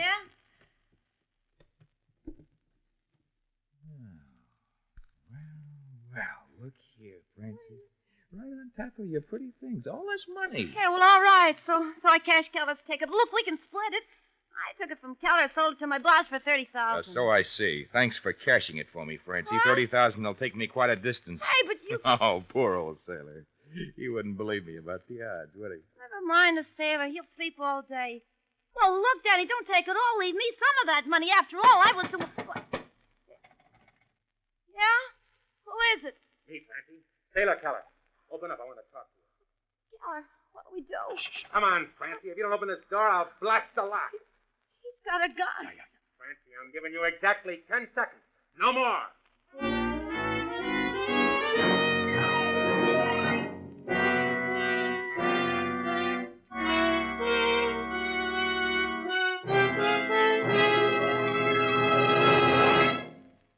When Milady gets spring fever, out she goes and buys a new hat to perk up her spirits.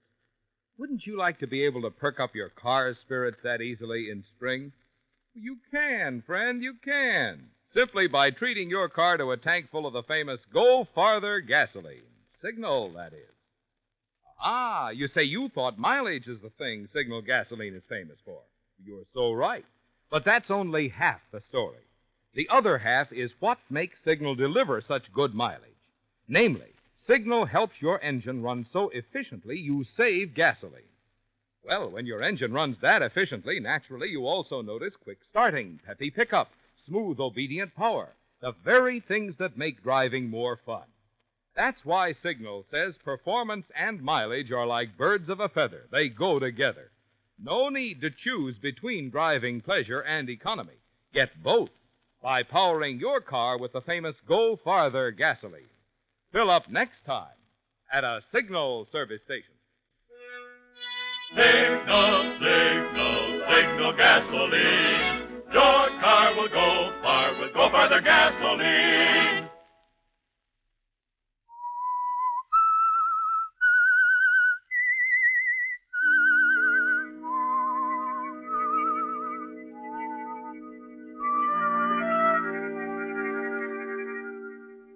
Well, Danny, it was a frightening moment, wasn't it? Trapped in that Panama City hotel room with a furious armed man on the opposite side of the door. The odds were poor then, weren't they? But the window and the fire escape gave you a way out. Once you've given Keller the slip, you hurry to the airport, make airplane reservations for Mexico City under your own name of Dan Atkins to throw Sailor Keller off your trail. At midnight, you take passage on a slow freighter for San Francisco, where you arrive 3 days later. Once there, you relax. Begin to enjoy yourself with Keller's money. You replenish your wardrobe, buy a new sports model car, and start driving north. The odds you always figure seem definitely in your favor, don't they? With little chance of Keller finding you in your old hometown of Trent City. When you arrive there, you pull in at a gas station. Yes, sir. Fill her up. Hello, Jack. Well, what do you know? Danny Atkins. Hey, welcome home. You here to stay? Maybe. Nothing like the old hometown, Danny. Yeah, looks good to me, Jack. Nothing changed much, has it? The old gang's still around, too. Most of them married now, though. Freddie, Bert, Marilyn. Yeah? Just about all of them, I guess. Except Diane. Remember her? Diane Johnson? Oh, she was just a kid out of high school. But my, how she's grown. Why don't you look her up? Yeah, maybe I will. You notice that new ranch house on the left as you came into town, just past the bridge? Yeah, I did. A lot of class. I was wondering. Her old man built the place last summer. Some of that mining property he owned up there in the hills paid off. You're kidding. Nope. Looks like maybe it was a mistake for you to leave town, Danny. He always wanted you to go into business with him. Still playing the odds, Danny? Yeah, yeah, that's right. Yeah. What are the odds in you staying on here? Oh, right now, Chuck, they look pretty good.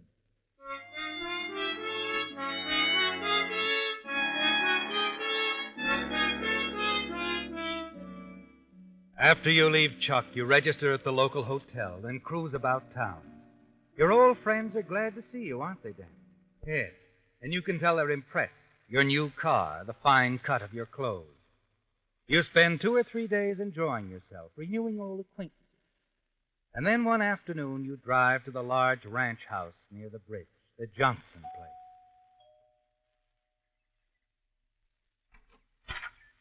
Danny Atkins. How are you, son? Hello, Mr. Johnson. Well, I'm glad to see you. I heard you were in town. Come on in. Thank you. You're looking fine, Danny. Fine. Thank you, sir. From what I've heard from the folks around town, you seem to have done pretty well for yourself. Oh, I've heard the same about you, Mr. Johnson. Oh, I've been lucky, I guess. I've been lucky, too. Oh, I know better than that, Danny. It's more than luck with you. Good common horse sense, that's what it is. You figure things out. Your dad was like that. Oh, Diane. Yes, sir. Come here, honey. I haven't told her you were in town. Wanted to be a surprise.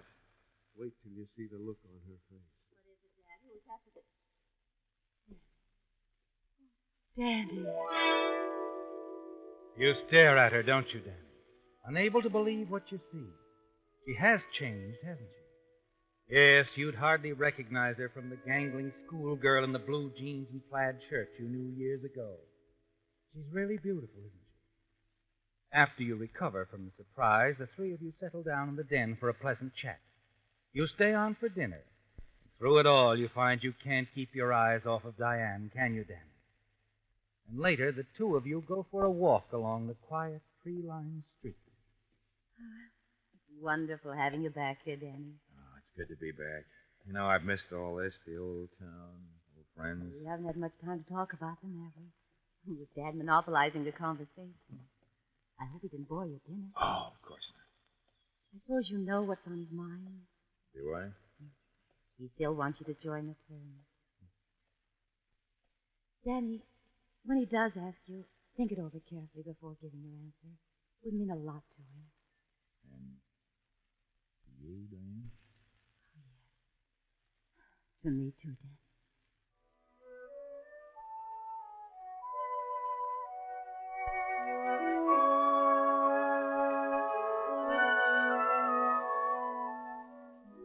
It becomes quite clear to you in the days that follow, the hours you spend with Diane, that your friend Chuck was right, Danny. Yes, the schoolgirl crush she had on you hasn't left her, has it? Only it's more than that now. She's very much in love with you, isn't she? And then early one evening, the two of you drive down to San Francisco and have dinner at a fashionable hotel.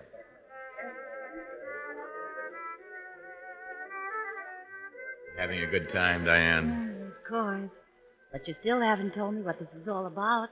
Are we celebrating something? Yes. I am in your father's firm. Danny, that's wonderful, Dad didn't say. I wanted to be the one to tell you, darling. Danny, I'm just so happy about this. I just don't know what to say. Well, you could say yes when I ask you to marry me. Well? Let's go out on the terrace, darling. I think little Diane is going to burst into tears.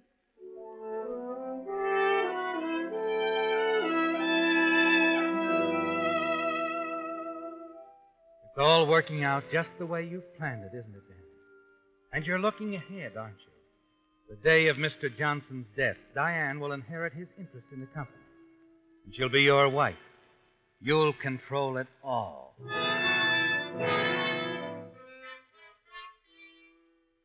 The following morning, you accompany your future father-in-law into the hills to look over his newest project, the abandoned Crofton mine. You catalog each item in your mind. Listen to Mr. Johnson's suggestions. And then you have some of your own to offer. Seems pleased. Son, I go along with those ideas of yours 100%. A lot of angles there I hadn't figured on. Oh, Mr. Johnson, one more thing. About that double cable running from the mine entrance here across the river to the road on the other side. Yeah, they're pretty worn out and rusty, aren't they? Well, I've already taken care of that, Danny. Going to have the boys put in a couple of new cables. Well, why? Like I said, they're all rusty. They won't hold up. I mean, why use the cables at all? Well, how else are we going to haul the stuff we take out of the mine here to the tracks across the river? We don't have to cross the river, Mr. Johnson. If we build a road from the main entrance to the new highway a few miles down, trucks could drive from the highway here to the mine on this side. We could load them on this side. Forget about the river. Cost a little money, wouldn't it? Yeah, but be worth it in the long run, considering the time saved. Yeah. Yeah, maybe it's worth that. Doggone it, Danny, that's what I mean. Something as simple as this staring me right in the face and I don't see it. Takes a little figuring, Mr. Johnson. That's all.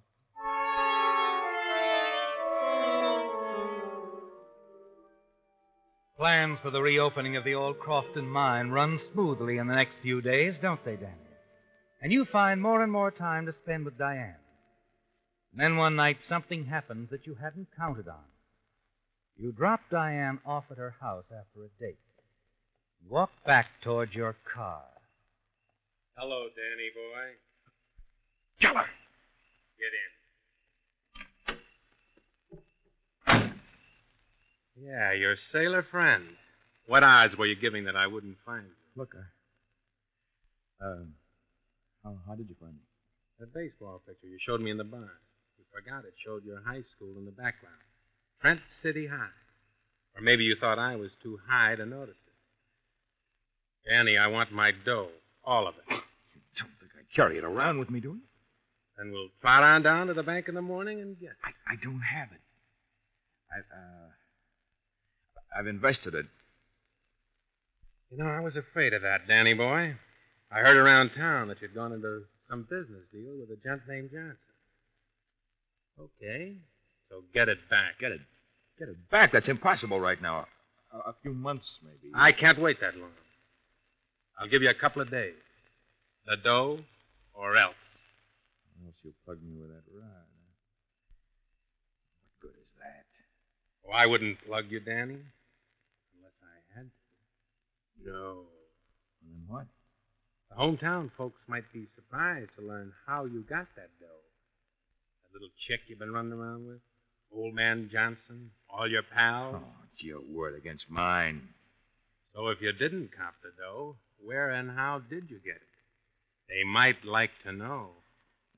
Look, Keller, you'll get your money. Sure I will. One way or another. But how do I know you won't tell him anyway? You're good at laying odds. Suppose you figure that one out.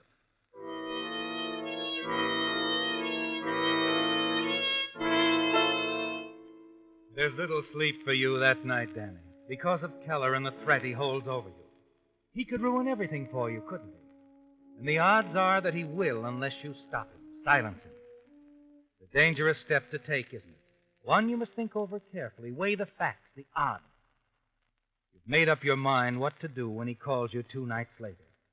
You arrange to meet him on a quiet road just outside of town. He's standing by his car, waiting for you when you walk by. Right on time, Danny boy. That's fine. What's in the shoebox? You wanted cash, didn't you? Yeah. Hold still. I want to make sure you... I don't have a gun. I'll decide that. No? No gun. All right, now how about putting yours away? Makes me nervous. Sure. Why not? Okay, let's have the dough. Open the box. The moment he slips his gun into his pocket, you open the shoebox, and your hand closes over the .38 you've hidden inside. Kelly staggers forward as he's hit. The brief struggle, his hands close around your throat. You pull away. Then he falls back and slumps to the ground. You stare at him for a moment. Suddenly you're aware that a car is approaching. You dive into the ditch. A truck, Danny, loaded with townspeople coming home from the barn dance at Fondale. And you recognize the voice of your friend Chuck. Hey, there's been an accident. Yeah, but let's have a look. What's going on? Hey! This guy's been shot, Chuck. He's dead. Yeah. You better go for the police, Jimmy. All right. Rest of us stay here. Wait. What's this in his hand? Part of somebody's shirt collar. Your hand goes to your collar. You realize for the first time that in the struggle, Keller ripped a good part of your shirt collar away. And if you're caught, it will be easy to prove the torn collar in Keller's hand came from your shirt. The odds against you have mounted fast, haven't they, Danny? You decide you've got to make a run for it. There's nothing else you can do. Hey, look! Look over there. Somebody running across the field. Hey, maybe that's the killer. Let's get him, you guys. Come on.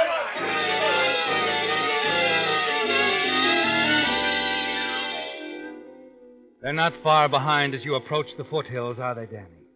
And then as you reach the river, you know you're trapped. There's no way to get across. But then suddenly you remember. Yes, the mine cable stretching across the river, not far downstream. A few minutes later, you reach them. What are the odds now, Danny?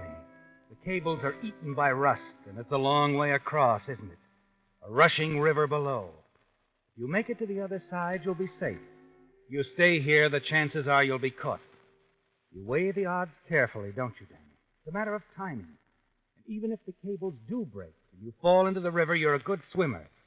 And you're certain you can make the other side. And then... I tell you, I'm sure he came up this way. Well, he isn't here.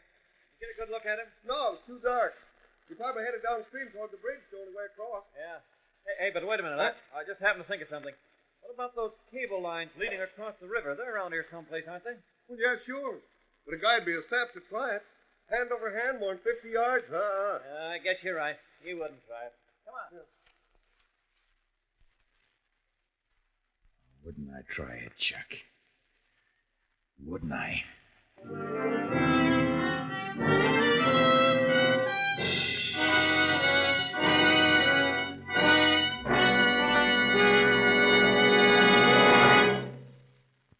Time to change.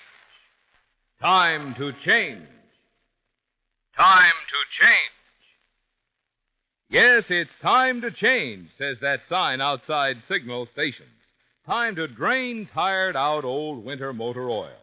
Time to refill with fresh, clean Signal Premium Motor Oil, the new heavy-duty signal oil that reduces engine wear 50%. Think what a 50% reduction in engine wear means to your wallet and your car's performance. Engines not only keep that new car pep and power twice as long, they also run twice as far between overhauls, because new Signal Premium Heavy Duty does so much more than just lubricate. In addition, it cools, cleans, cushions, seals, and protects. No wonder so many motorists who want to protect their car are changing this spring to new Signal Premium Heavy Duty Motor Oil. Changing at Signal stations, where you see that sign outside. Time to change. Time to change. Time to change.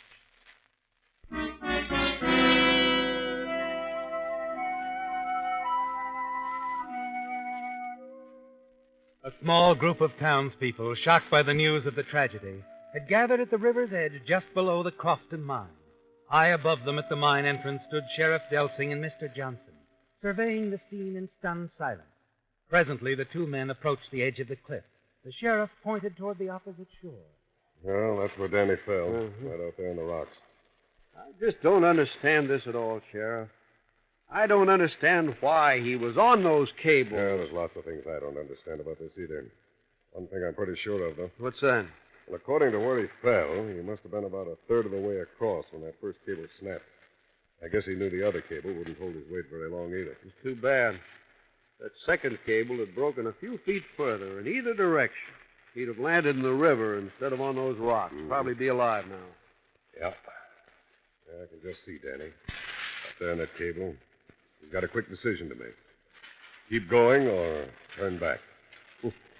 You know how Danny was about decisions. Yeah, the odds. Always thinking about the odds. I guess this time he took just a little too long to figure them out.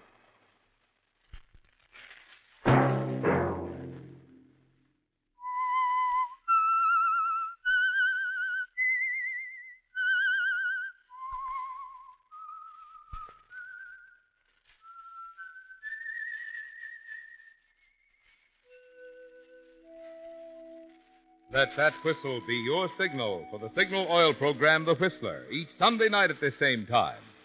Meantime, Signal Oil Company and the friendly independent dealers who help you go farther with Signal gasoline hope you'll remember. Regardless of what gasoline you use, you'll enjoy more miles of happy driving if you drive at sensible speeds, obey traffic regulations, and avoid taking chances. You may even save a life, possibly your own.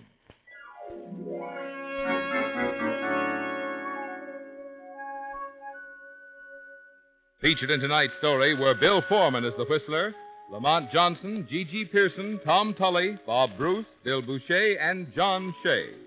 The Whistler was produced and directed by George W. Allen, with story by Adrian John Doe, music by Wilbur Hatch, and was transmitted overseas by the Armed Forces Radio Service.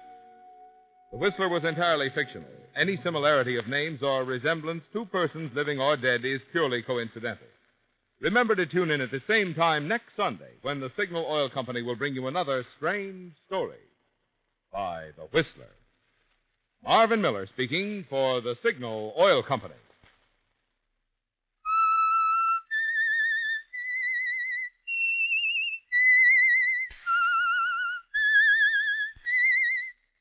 S-I-G-N-A-L.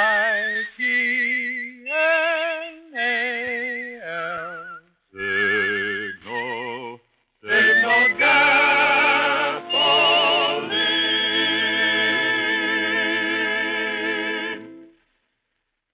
Stay tuned now for Our Miss Brooks, starring Eve Arden, which follows immediately over most of these stations. This is the CBS Radio Network.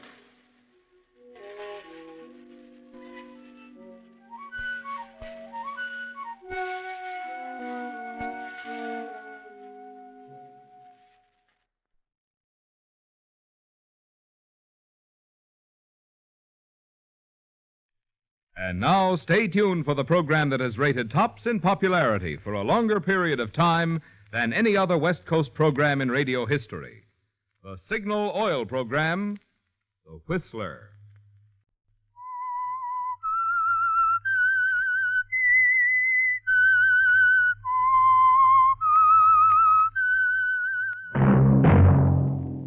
Signal, the famous Go Farther gasoline, invite you to sit back and enjoy another strange story by The Whistler.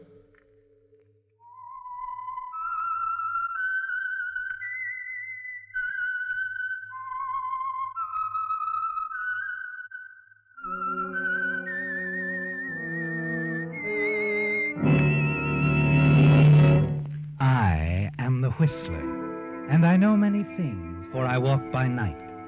I know many strange tales hidden in the hearts of men and women who have stepped into the shadows. Yes, I know the nameless terrors of which they dare not speak. And now for the Signal Oil Company, The Whistler's strange story, The House on Hainsley Boulevard.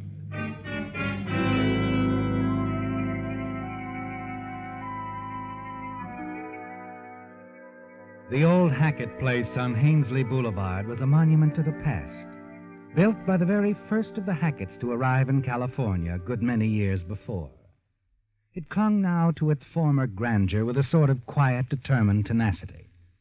But one evening shortly after midnight, the quiet of the neighborhood was suddenly shattered, the air torn with a startling cry.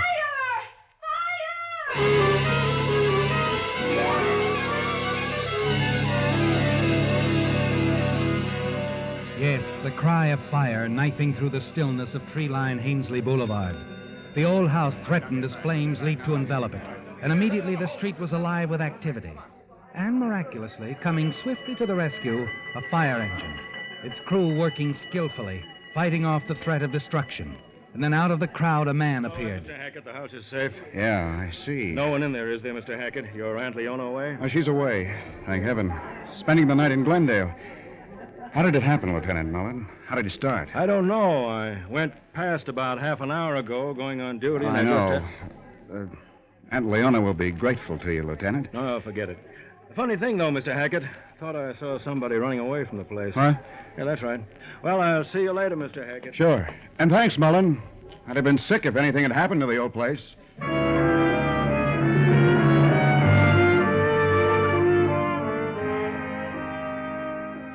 You are sick inside, aren't you, Frank? Because your plan failed so completely. And even as you thank Police Lieutenant Mullen for his swift action, you inwardly curse yourself, forgetting that he passes this way regularly, and that only a matter of a half an hour destroyed your timing. And you have to have money soon. $5,000 to clear your gambling debt with Dino DaCosta, or the payoff will be your life. Even with the damage very slight, the scene with Aunt Leona the next morning is an unpleasant one, as she surveys the scorched section at the rear of the old place. Disgraceful. Oh, there's very little damage, Aunt Leona. It isn't the extent of the damage. It's your carelessness that disturbs me. I've left you everything I have in my will, and all I ask in return is that you assume some responsibility and make things easier for me while I'm still here. Look, Aunt Leona, it could have been much worse. You worry yourself sick over this house. It's my home, isn't it? It's my home, too, Aunt Leona. Half mine, half yours, according to Cappy's will. And it'll be all yours when I die, along with everything else I have. But I'm not dead yet, Frank. Just the same, we ought to accept Mr. Fleming's offer to buy, if you ask me. No one's asking you.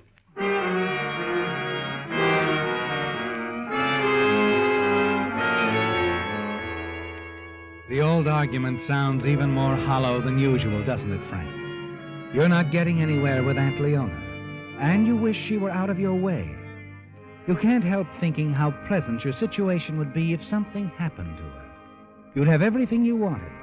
You could square yourself with Dino and have all you'd ever need besides. And there isn't much time, is there, Frank? Dino's given you 10 days. You can't stall much longer. Later that day, you seek out the only solace these last few months have offered. Adele Richards. Lovely, beautiful. You could marry her if you could support her. Couldn't you, Frank? She's a stubborn old woman. Fleming's outfit has bought up most of the other houses along the street, but she won't sell. She's going to put up an office building eventually. Probably want to sell then. Sure, when it's too late. Old Cappy had the right idea. Cappy? Captain Hackett, Aunt Leona's husband. Oh. He up and left about 8 years ago. Went out one night for some pipe tobacco. So he said. Never came back. I don't blame him. But then he had some money. He could afford to run. I can't. You want to run, Frank? From her and from that infernal old house, yes. From you, darling, never. Oh, Frank. Oh, great. Don't answer it. It's silly. I have to. Hello? Oh, yes. Yes, he's here. I'll call him. It's for you, Frank. It's Dina DaCosta. He knows you're here. Okay. Hello, Dino. I thought I might catch you at your girlfriend's. I was reading the papers, Frank. That was a dumb thing to do. What was? Setting fire to your house. You're nuts. No, Dino, you're wrong. I didn't do it. Sure you did, and it didn't work. Just wanted you to know that's a bum angle, Frank. I don't like it. What difference does it make to you what I do to settle with you? I don't like strings on anything that's mine. That $5,000 you owe me. I want it on time, but I want it clean. Remember that, Frank. Hello? Hello? Frank, what is it? Nothing. Frank. I'm sorry, honey. I've got a lot on my mind. Oh, something to do with gambling and Dino DaCosta, that's obvious. What is it? It's... Well, might as well know. I'm into Dino for $5,000. Frank. I've got to get hold of the money some way. Oh, Frank, why don't you go to your aunt? Tell her everything. She'll She'll be able... blow her stack. You don't know Aunt Leona, Adele. If I did that, she'd cut me out of her will, everything. No. I'll have to get the money for Dino some other way.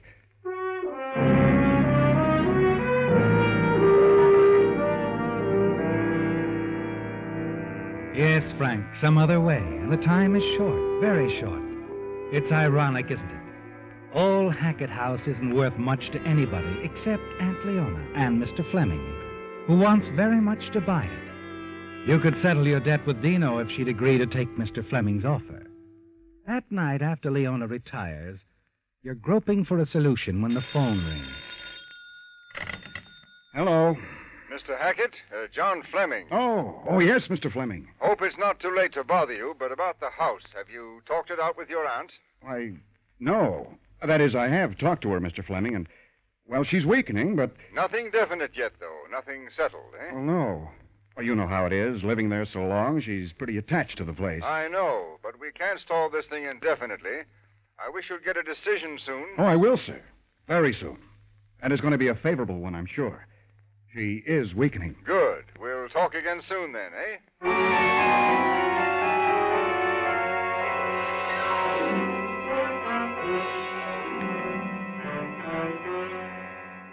You wish it were true, don't you, Frank? That there was even a slight sign of Aunt Leona weakening in her stand against selling the house. The next morning, you decide to bring the subject up once more, when, as you step out into the yard, you hear voices raised angrily. Aunt Leona's voice, and the voice of old Bosun Pete, an old friend, former shipmate of Captain Hackett, who now does odd jobs about the place. This mess, my rose bed, my favorite rose bed. And what do? Neglect it? Ignore it? Oh, the soil's been worked to death there, Miss Hackett. Best thing to do is rip all them prickly old scrags out of there. Don't you dare talk that way about my roses. Your roses, your house. Don't you ever think anything of anybody else's? Like my patience? It wears mighty thin around you, miss. I want to tell you right here. Now, look here, Bosun. If you don't enjoy the way I do things, you don't have to stay around, you know. All right. I will quit, and with pleasure. Goodbye to you, Miss Leone. Old fool. Aunt Leona. Oh, Frank. Well, I suppose you heard. Who didn't? Well, the neighbors must have heard you, too. Aunt Leona, you can't send that old gent away. Can't I? Cap Hackett said he was to have a place here as long as he wished it. Captain Hackett's been gone over 7 years, Frank. I'd say that makes him legally dead. And dead people don't dictate to me. Nor live ones either.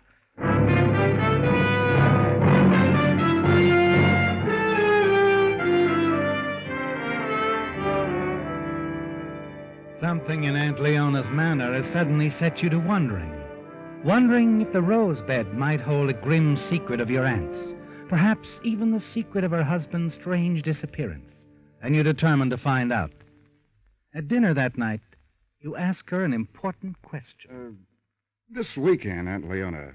Going to Glendale as usual? Cousin Ellie's? Thought I might. Why? Well, nothing. Just wondered. Oh. If I do go, I hope I can trust you to remain in the premises and look after the place better than last time. Oh, of course you can, Aunt Leona. I'll look after the place very well this time.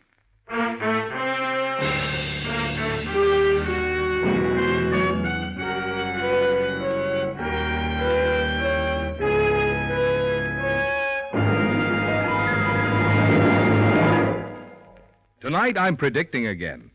This time, a sight you're going to see oftener and oftener as the days grow warmer. Overheated cars parked at the side of the road to let their steaming radiators cool off. To make sure this annoying occurrence doesn't mar your summer driving fun, Signal service stations are now ready to serve you with these useful little items to rejuvenate your cooling system. Radiator cleaner to remove clogging scale, sludge, and rust.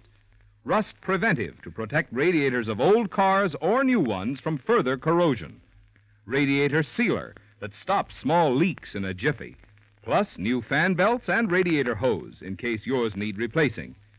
And these, mind you, are just 5 items from your Signal dealer's complete line of recognized quality motoring needs, which include Lee tires, nationally advertised brands of spark plugs and windshield wiper blades, plus many others. So when you drive into a Signal dealer's to fill up with the famous Go Farther gasoline, remember he's also headquarters for a complete line of fine accessories and services to help your car run better, look better, and last longer.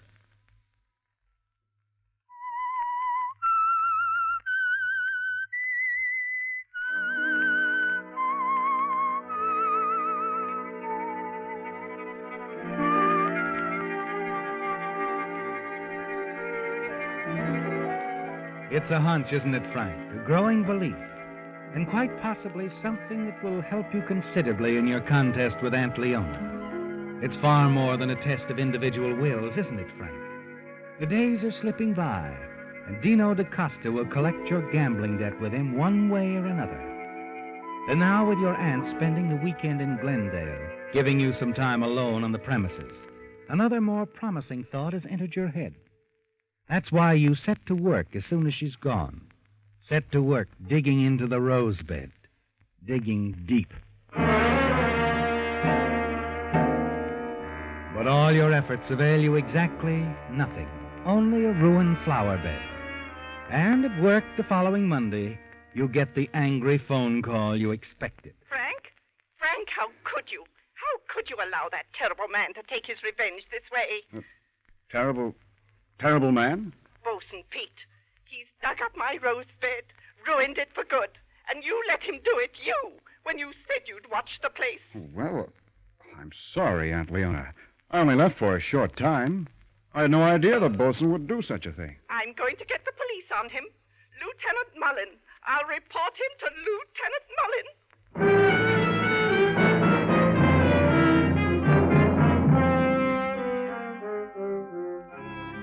That evening, as you sit on the front porch of Hackett House with Aunt Leona, you're a little hesitant to bring up the matter of Mr. Fleming's offer, aren't you, Frank? Yes, because you know she's still upset about the rose beds. You're sitting back, puffing on a cigarette, trying to think of some way you can ease into the subject when... Someone's coming up the path, Frank. Oh, yeah. Looks like Bosun. Bosun? Well, I've got something to say to him. Now, take it easy, Aunt Leona. I'd say from the looks of that walk, he's had a few beers. Yeah, hello, Frank. Miss Leone. Well, you have a nerve coming back, showing your face around here after what you've done. What are you talking about? I'm talking about your tearing up my rose beds. Me? I didn't have nothing to do with them rose beds. I just come for my money. Your money? What money? You know what money. Long before Cappy went away, he said I should have part of his money when he died. Oh? Did he tell you that? He told you, too, and you know it. Really? Huh. I don't seem to recall. Listen, Miss Leone, I'm warning you. I better get my money or you'll be sorry. Are you threatening me? Well, call it what you want. I'll get my money if I have to choke it out of you. Come on, Bosun. Let's take a walk. Now, let go, Frank. I ain't finished here yet. Yes, you are. Yeah. Come on.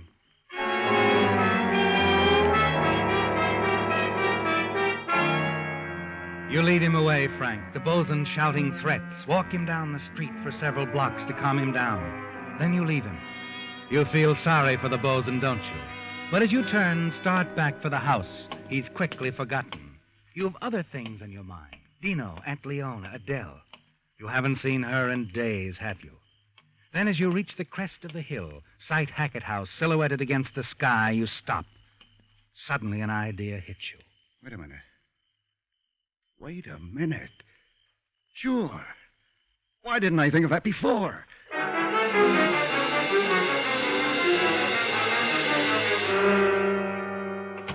Aunt Leona! Aunt Leona? In the kitchen, Frank. Oh. I was fixing a cup of tea. Would you care for No, one? no, thanks. Look, I just got an idea, Aunt Leona. Cappy left you several lots up in Glendale, didn't he? Not far from Cousin Ellie's place? Yes, that's right. Aunt Leona, why couldn't we have the house moved there? Just have it picked up, hauled away. Move? To the lots in Glendale. Why not, Aunt Leona? Why not? Why not, indeed? It'd be nice being close to Ellie. Sure it would. But wait, wouldn't it cost a bit of money? Oh, I don't know. Look, let me talk to Fleming. Now, don't rush me into this, Frank. I want some time to think it over. Okay, you think it over. But I've got another idea, and I'm going to see Fleming about it first thing in the morning.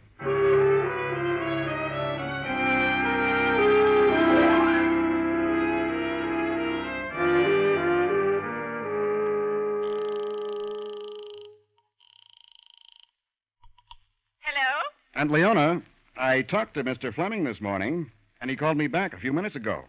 His company is willing to move the house for us, stand all the expense. Oh, really, Frank? How about it? Do I tell him it's a deal? Well, all right, Frank. All right. Good. Now, listen, they're anxious to get on this thing right away, so you'd better scout around, see if you can find us another place to live for the time being. There's a cottage just round the corner from here and up the street. It's for rent. I saw it this morning. Check on it right away. I'll see you tonight, Aunt Leona.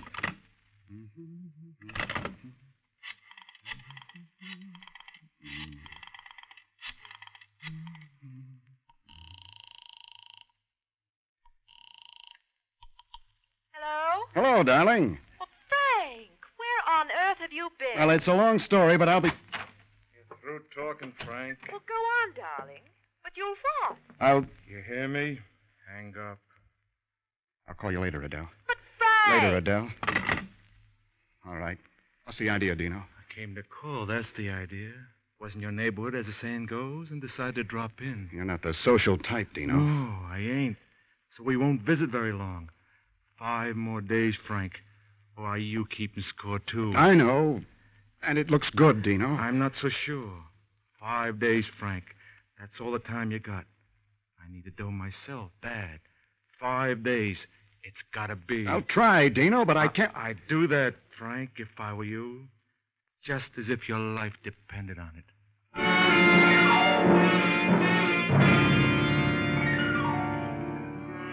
Dino means business, doesn't he, Frank? 5 more days, and that's all. Somehow you managed to move yourself and Aunt Leona to the little cottage not far from Hackett House in 2 days' time. And then you go to Mr. Fleming's office to press for payment for your property. So, any time your company wants to start moving the house is fine with us. Good, my boy, good. I'll file for the moving permit right away. Sometimes there are little delays in getting it, and sometimes not. But we'll move the house as soon as we get the permit. Well, as a matter of fact, Mr. Fleming, when you move the house is of no importance to me.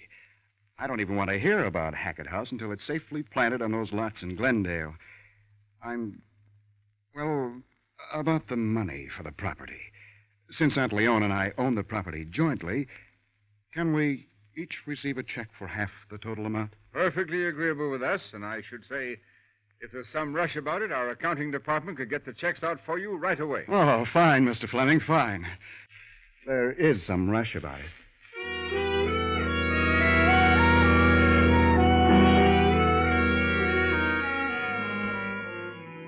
It's a relief, isn't it, Frank? You leave Fleming's office fortified with 2 checks. One made out to Aunt Leona for her half. The other to you for exactly the amount you must pay Dino da Costa. $5,000, your half. All for Dino. You're glad you have the money for Dino. But after you pay him, you'll be no better off than you were before. And now you know you'll never be. Unless something happens to your Aunt Leona. As you walk along the busy downtown street, you suddenly see an old friend right in front of you. Well, Bolson, how are you? Oh, hello, Frank.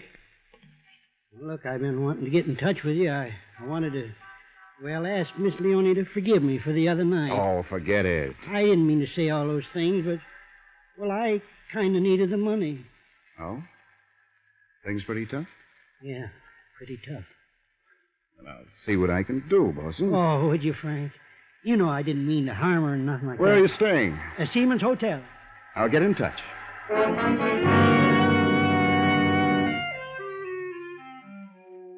You watch Bosun as he turns away, disappears into the noonday crowd.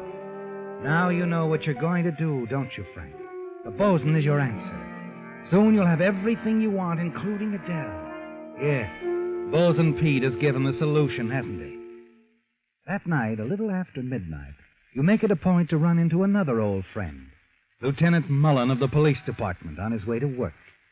And as the two of you stand and chat on the street corner, you manage to steer the conversation in the direction you want it to go. Yeah, I was beginning to wonder about Bosun. Haven't seen him in the neighborhood for some time. Well, he's living downtown now, I understand. Heard he had a run-in with your aunt, is that right? About the rose beds? Yeah. What a session it was. He'd been drinking. Well, I really don't think he meant what he said. Threatening her, you know. Really? Still, you can't be too sure. He's got quite a temper. And a gun. I didn't know that. Yes. But I don't think you have to worry too much about the Bosun. Oh, here comes my streetcar. I'll see you later, Mr. Hackett. Good night. Night, Lieutenant.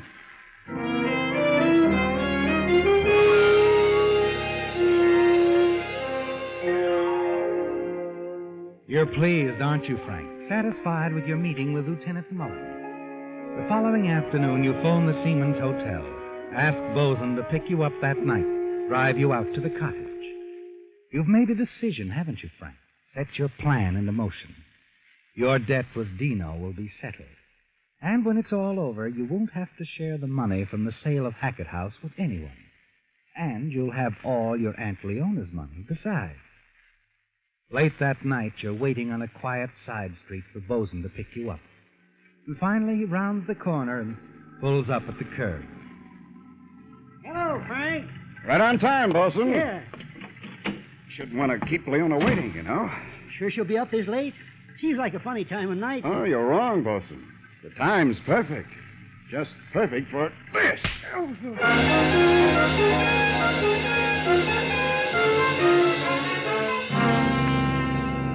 10 minutes later, you're parked in front of the cottage, and you're wearing Bosun's pea jacket and cap. Bosun is out of sight, slumped down on the seat beside you, still unconscious. You glance at your watch, then slip out of the car and hurry quietly up to the porch of the cottage to wait. It'll all be over soon, won't it, Frank?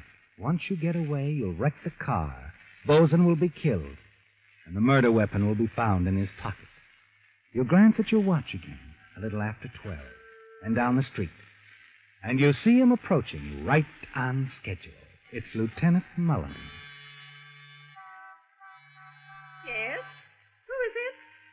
It's Frank. Well, Frank, did you forget your keys? What in the world are you doing in the bosun's cap? What?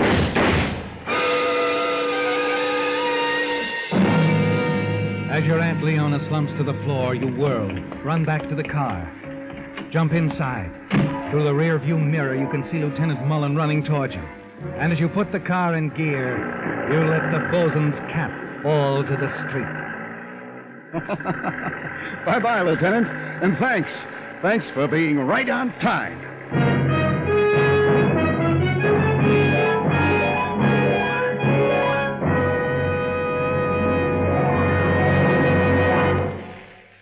Like a spare tire without air. That's just how much good an oil filter does your car when the filter cartridge inside is filled up with sludge and goo. It can no longer do the job it was put there to do. And what is that job? Well, for every 1 gallon of gasoline an engine uses, it sucks in up to 9,000 gallons of air. And air carries gritty dust which gets into the oil and has to be strained out by the oil filter. Also, tiny metal particles wearing off engine parts must be trapped by the oil filter so they won't act as an abrasive on other costly parts. In recognition of the importance of oil filters, signal dealers are this month joining in the national program of the Purolator Company to check the condition of oil filters. If he finds your filter cartridge too clogged to give your motor proper protection, your signal dealer can replace it with a genuine Purolator filter cartridge. After all, the best two ways we know to prevent engine wear are 1, a good, clean oil filter, and 2, a change to new Signal Premium, the heavy-duty type oil that reduces engine wear due to lubrication 50%.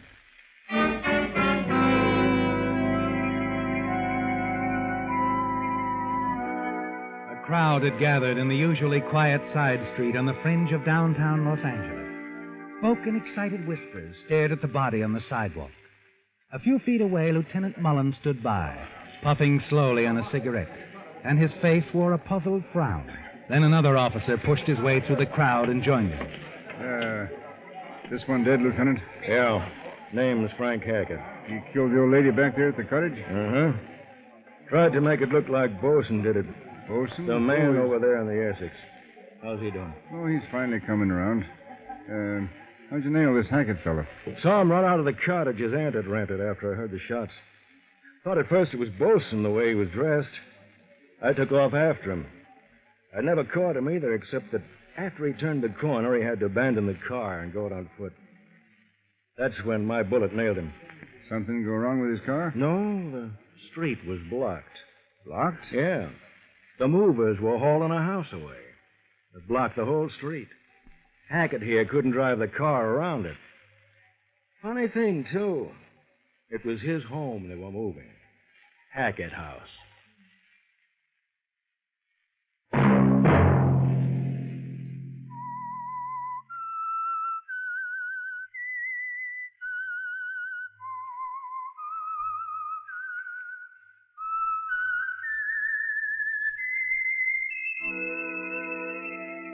Let that whistle be your signal for the Signal Oil program, The Whistler, each Sunday night at this same time.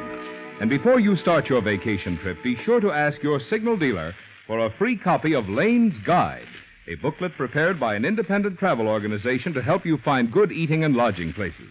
While no pocket-sized booklet can include all the good hotels, motels, and dining places, Lane's Guide covers a representative selection in hundreds of cities and towns. And a copy of this handy publication is yours free at Signal stations. Featured in tonight's story were Bill Foreman, John Stevenson, Norma Varden, Gene Bates, Cliff Arquette, Herbert Rawlinson, Frank Richards, and Charles Seal. The Whistler was produced and directed by George W. Allen, with story by Adrian John Doe, music by Wilbur Hatch, and was transmitted to our troops overseas by the Armed Forces Radio Service. The Whistler is entirely fictional, and all characters portrayed on The Whistler are also fictional. Any similarity of names or resemblance to persons living or dead is purely coincidental. Remember to tune in at the same time next Sunday when the Signal Oil Company will bring you another strange story by The Whistler. Marvin Miller speaking for the Signal Oil Company. Stay tuned now for our Miss Brooks starring Eve Arden, which follows immediately over most of these stations. This is CBS, the Columbia Broadcasting System.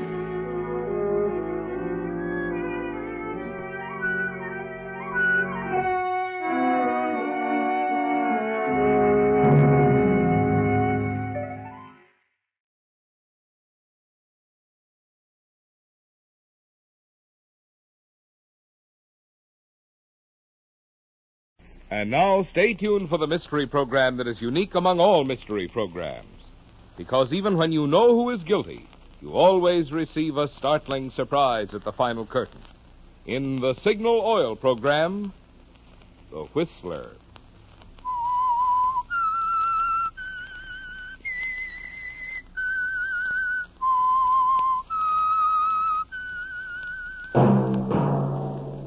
Signal, the famous Go Farther gasoline, invite you to sit back and enjoy another strange story by The Whistler.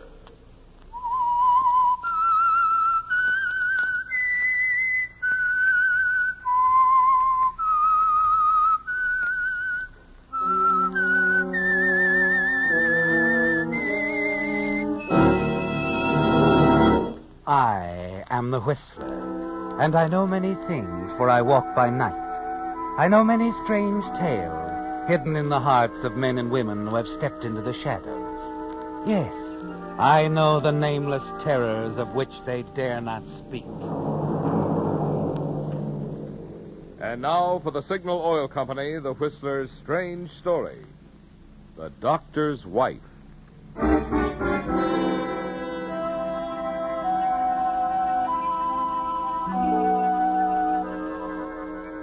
The Boston firm of Beneke and Woodruff, dealers in antiques, art objects, and rare books, has welcomed scholars and collectors into its long, narrow, and dimly lit showrooms for over 100 years. And since 1850, the same motto in neat gold letters on the plate glass window reads, "A firm of integrity." But Charles Beneke, one of the present owners of Beneke and Woodruff, is too restless a man to follow in the traditional footsteps of his forebears. Even now, though his policies have brought the firm to the brink of disaster, Charles remains self-assured and unruffled as he enters the showrooms late in the afternoon and walks back to the office of his partner, Paul Woodruff. Oh, there you are, Paul. Yes, here I am. Well, I did some good. Did you forge another letter by Keats, or was it Shakespeare this time? Lower your voice. What for? Because if I have to spend the next 10 years in jail, I assure you, you will be in an adjoining cell. Thanks. Okay, what happened? They proved the Keats letter was a forgery. But they couldn't prove we, or should I say, I did it. But inasmuch as we guaranteed the letter in the bill of sale... Never mind the fine print. How much? Well, the judge awarded them $100,000. $100,000? You know what that means? We're through. Now, look, I told you 5 years ago when you started working in this dirty racket that I didn't want any part of it. But you never objected to sharing the profit. That's a lie. I objected then, I object now. I never wanted to get rich quick. Forget it.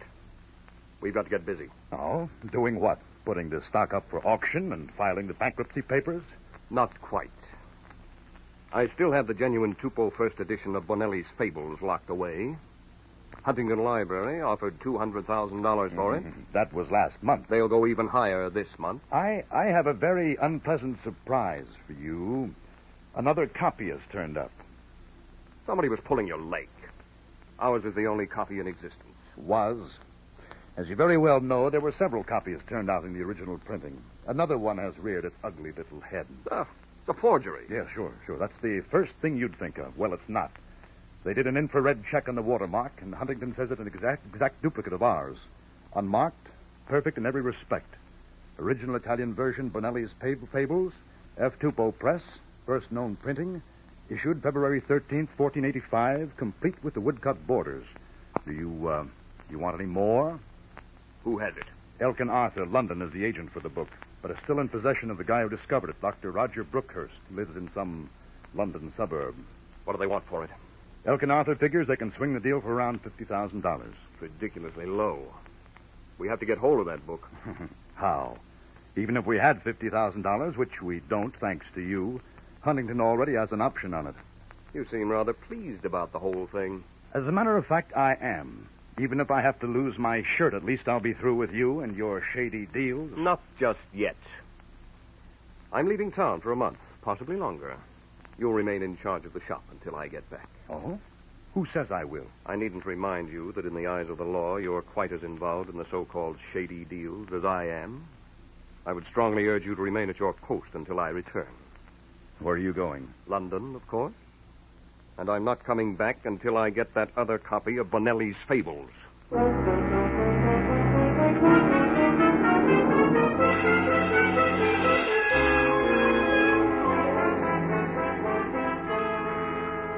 3 days later, you're aboard a World Airline Clipper, completing your trip across the Atlantic, aren't you, Charles? You lose no time sightseeing in London, do you? And after finding yourself in a quiet, fashionable apartment, you immediately put through a call to Dr. Roger Brookhurst. Hello? Dr. Brookhurst's office? It's Dr. Brookhurst's residence. I'd like to make an appointment to see him. The doctor's no longer receiving patients. Oh, well, I'm not sick. I wish to see the doctor on a business matter of extreme urgency. I'm afraid Dr. Brookhurst will be unable. Oh, please. I've come all the way from America to see him. I'll do my best. I can't promise anything, but you may call at the house tomorrow at 4.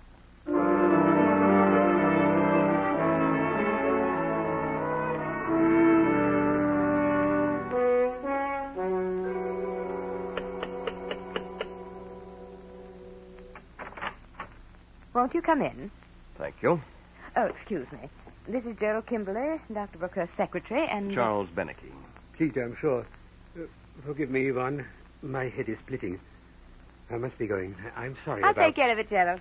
Don't worry. Well, then, goodbye, Yvonne. And good day to you, sir. Good day. Are you the doctor's daughter? I'm his wife, but that is a compliment. Oh, the truth. Are all Americans like you? In the presence of a beautiful woman.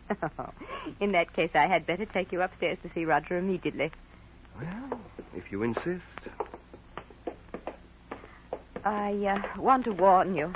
He's been an invalid for some time, stomach disorder. It makes him very short-tempered. I understand. Oh, Roger, the gentleman who phoned is here. Oh, yes, the American. Show him in.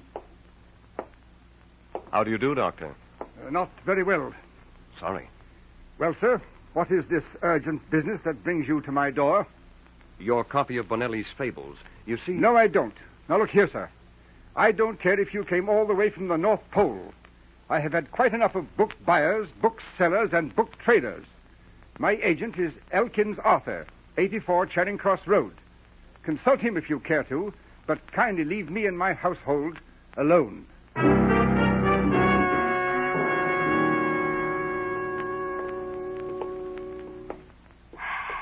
Well, I did tell you. Oh, no fault of yours. I try not to judge him, but cooped up with him day in and day out, well, it's just... Can't you ever get away? Oh, I can occasionally, but it's no fun by yourself. Well, why don't you let me... Oh, no. I didn't mean to hint. After all, you're a complete stranger. All the more reason. Someone has to show me around London. I couldn't. Oh, nonsense. You can, and you will. Let me take you out dancing somewhere after dinner tomorrow night. And you can get away, can't you? Easily. But do you really want to? Oh, very much. Well, all right, I'll do it. Thank you. But I'm certain that neither of us will regret your decision. Yvonne.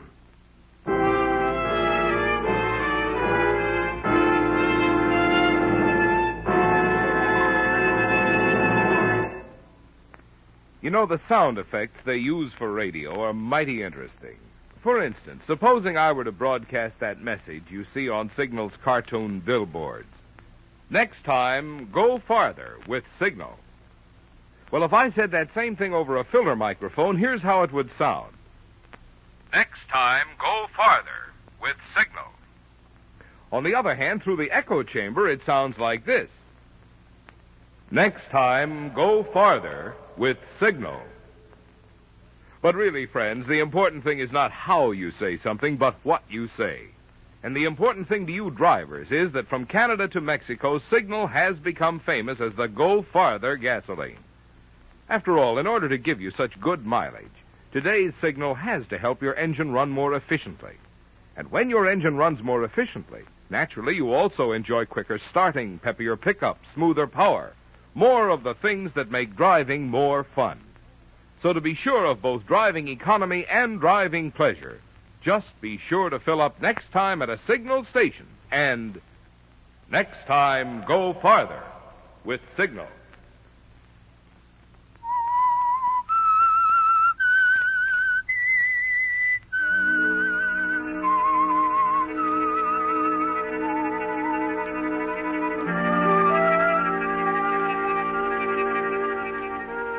Well, Charles, it looked very bad when you first arrived in London. With Dr. Roger Brookhurst, the owner of the only other first edition of Bonelli's Fables, in very ill health and equally ill nature. It seemed as if you'd be completely unable to talk him out of his copy of the book, which you must have to ensure the value of the one which you and your partner in America now possess. But the doctor's wife is going to make a difference, isn't she? You two get along beautifully the first night that you take her out, don't you? Dining in a secluded restaurant, dancing afterwards, and then a romantic stroll along the Thames. You don't even mention the precious book until you're riding home together in a cab. I don't know when I've enjoyed myself so much. Oh, it has been a splendid evening. You know, I can't see how a woman of your beauty endures Don't that. say it. I am married to Roger, and it's not his fault. Well, all the same, I don't want to think about it. Very well.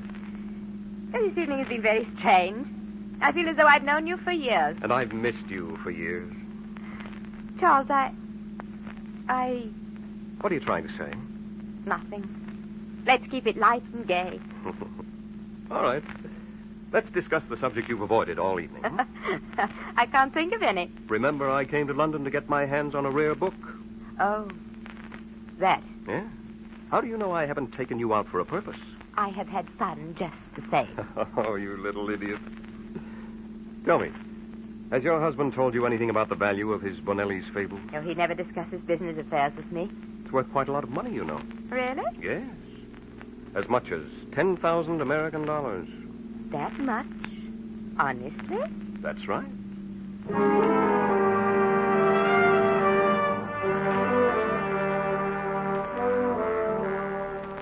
You see Yvonne the next Friday, and then the weekend after that. You're sure she's in love with you, Charles, and you're sure she loathes her husband. But you have to find a way of bringing it out into the open, of taking advantage of it to get that book. Luck is with you there, isn't it, Charles? For on Wednesday evening, as you walk hand in hand down a quiet lane, Yvonne turns to you. You won't think I'm vicious, Charles, if I... I know you're not. It's about Roger. I can't stand it another minute.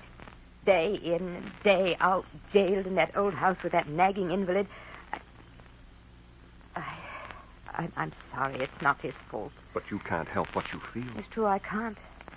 I'm young and I want to taste life. Of course you do. Do you care anything about me at all, Charles? Don't lie or pretend, please. I love you, Yvonne. You're not just saying that to get hold of that old book, are you, Charles? Yvonne, the book is important to me. I'm short of cash at the moment, and the client I represent will give me a handsome bonus for getting it, but, well, it has nothing to do with my love for you. You don't have to explain. Oh, darling, what can we do? Why don't you take the confounded book and run off with me? The devil take it all. I want to. I wish I could. Well, why can't you? The scandal would kill my family. Well, sometimes, Yvonne, we have... No, Charles, it won't work. There must be some other way. If I could get a divorce, I'd... Oh, well, that's impossible, isn't it? Under the circumstances, yes. But you've got to help me, Charles. There is another way. What do you mean? It could be done quickly and safely. No one would be the wiser. No, Charles. Your husband is in a great deal of pain, Yvonne. No, not murder. Don't forget I mentioned it. Perhaps we'd better say goodbye. No. Wait. How would we do it if we decided to do it?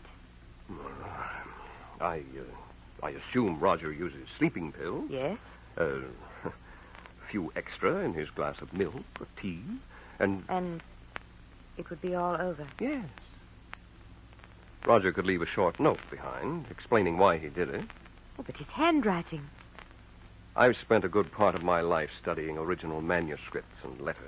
I'm something of an expert on handwriting. I see. Oh, but I'm afraid, Charles. I'm very afraid. Come here, darling.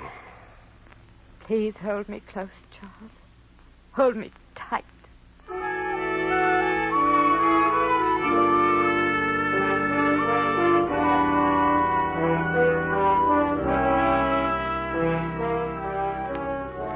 A few days later, Charles, as you sit in your lounging jacket reading a French novel, the phone rings.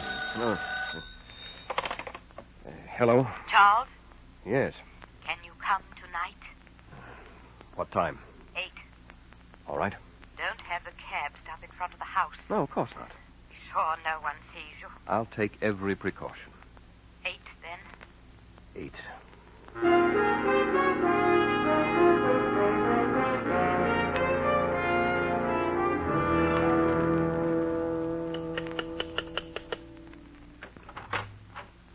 I was afraid you wouldn't come. You know I wouldn't let you down. Did you get everything? Yes, in here. Mm-hmm. These are his letters? Yes, and they're recent, too. Good. Here's his pen.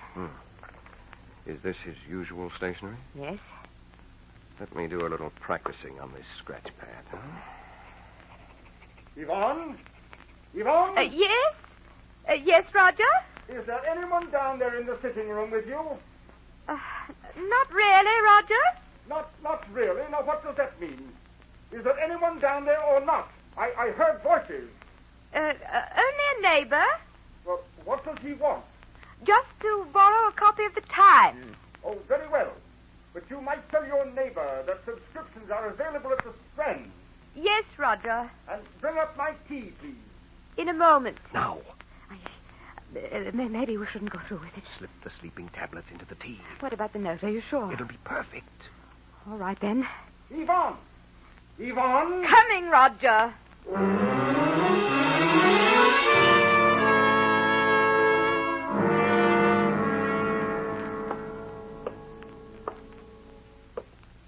Well? He's drinking the tea now. The note?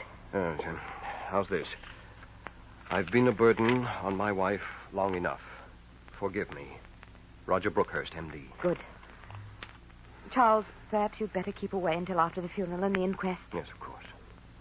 I'll miss you, darling. I'll miss you too, Charles.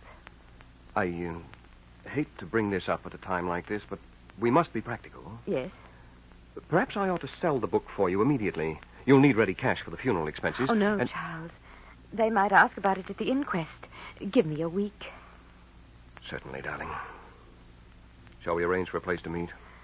What about our pub off Piccadilly Circus? Just the place. A week from today. 4 o'clock be all right? Yes. Anything else? No. I only hope I can stand the ordeal. When it gets bad, think of us in America, married, happy, together. I will. And now, upstairs. Do you suppose he's... Yes. We'd better have a look.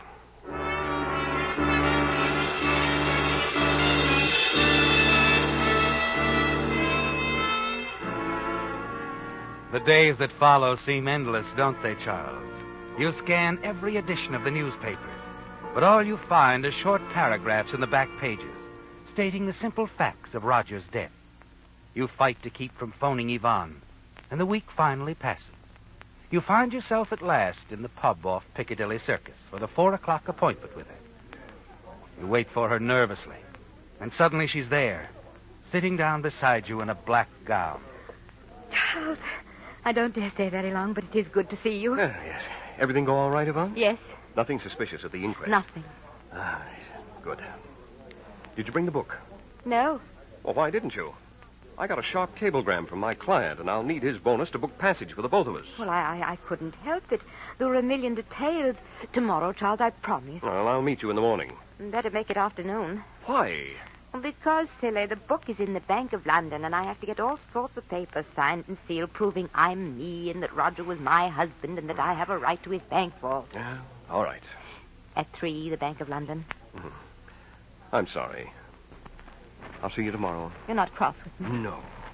You still love me? Oh, you know I do. 3, Bank of London.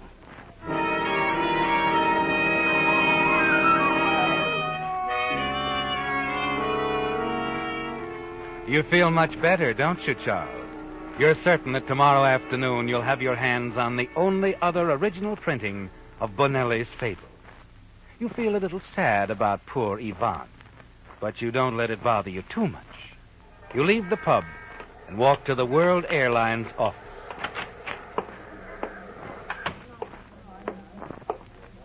Can I be of service, sir? I wish to book passage back to America. Boston. Oh, yes, sir. We have a flight leaving tomorrow night at 9. I'll take it. How many in your party? 1. As you're about to get your ticket, you suddenly hear a familiar voice from another ticket window close by. 2 for Paris. Yes, they'll do. I'm in a hurry. Here. You can only catch a glimpse of her back, but you're sure it's Yvonne. Your ticket, sir? Hold it for me. But, sir, I'll be back.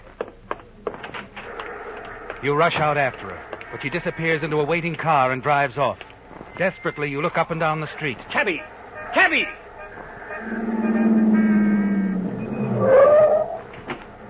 Off in, Yank. Bromley suburb, and step on it. Number and street, if you don't mind. I'll show you. Get going.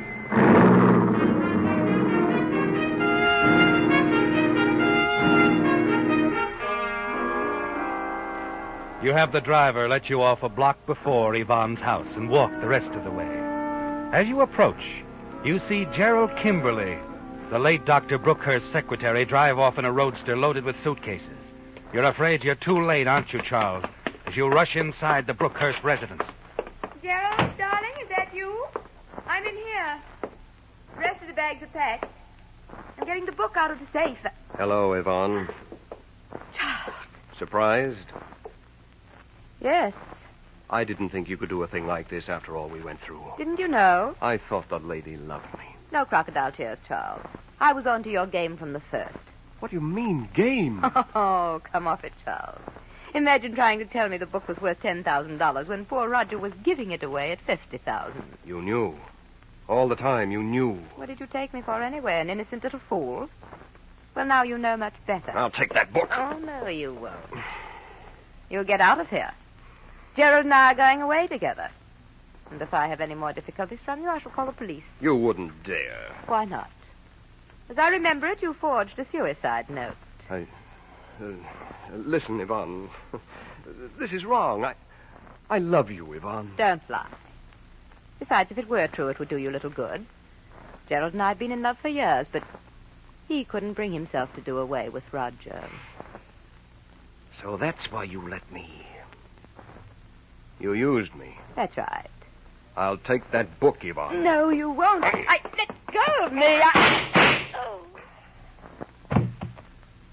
Too bad, Yvonne. You could at least have had your life. And Gerald.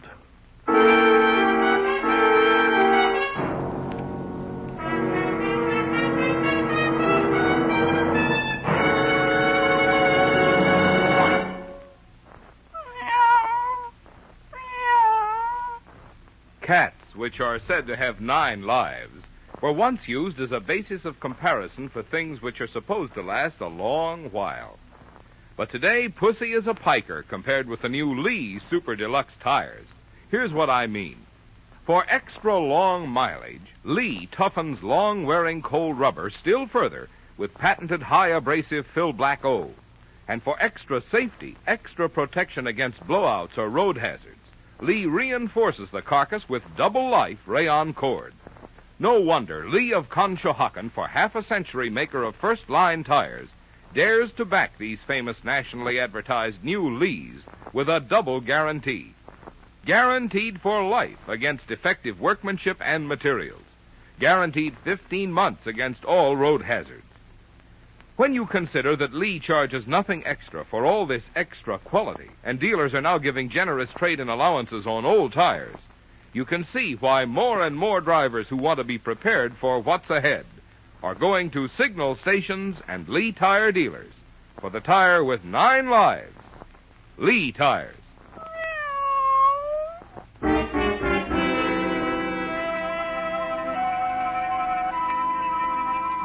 It was over quickly, wasn't it, Charles? With Yvonne dead, you were able to take the book, dispose of your gun, and leave the house without being seen. Then you hurry to the transatlantic telephone, talk to your partner in Boston, give him some hurried instructions. You're certain you can expect a visit from the police, probably soon. And after talking with your partner, you're sure you're prepared for them, aren't you? Yes. You own an identical copy of the book. It's a matter of public record in book catalogs throughout the world. You're sure all you have to do is say that this is your copy of Benelli's Fables. Both volumes are identical, aren't they? Even the printing errors, the flaws in lithography. And no one can know that your copy of Benelli's Fables is locked in the safe of your office in America. It's a risk, but only a slight one which you will have to take. You jump at the sound of a knock on the door. You wonder if it can be the police so soon. Quickly, you slip the stolen book from your briefcase and put it in a desk drawer and lock it. Coming. Yes? Who are you? I'm Inspector Kramer of Scotland Yard. May we come in? Oh, please do. Sorry for the delay. It's quite all right. And, sir, I am here about a murder. Murder? Yvonne Brookhurst was found shot to death 2 hours ago. This is a shock. Rare volume was stolen by the murderer.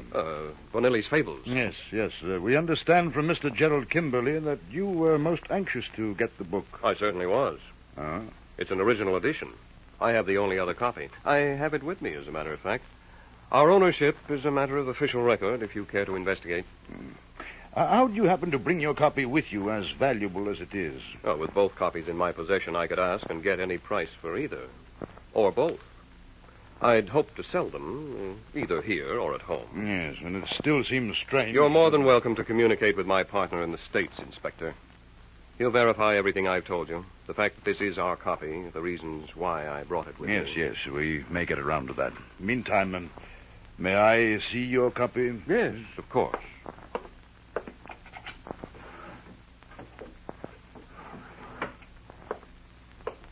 Here you are, Inspector. Yeah, thank you.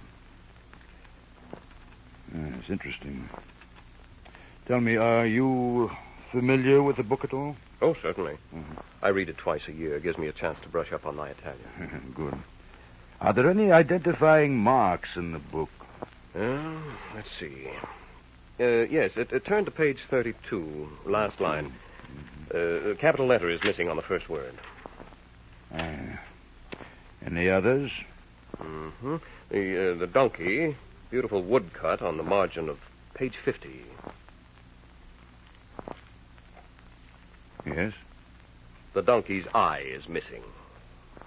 Mm-hmm. Mr. Beneke, I shall have to arrest you for the murder of Yvonne Brookhurst. This is not your copy of the book. It's the Brookhurst copy. What do you mean, Inspector? What I said. You've never read this book, nor has anyone else. The 2 pages you mentioned are still uncut.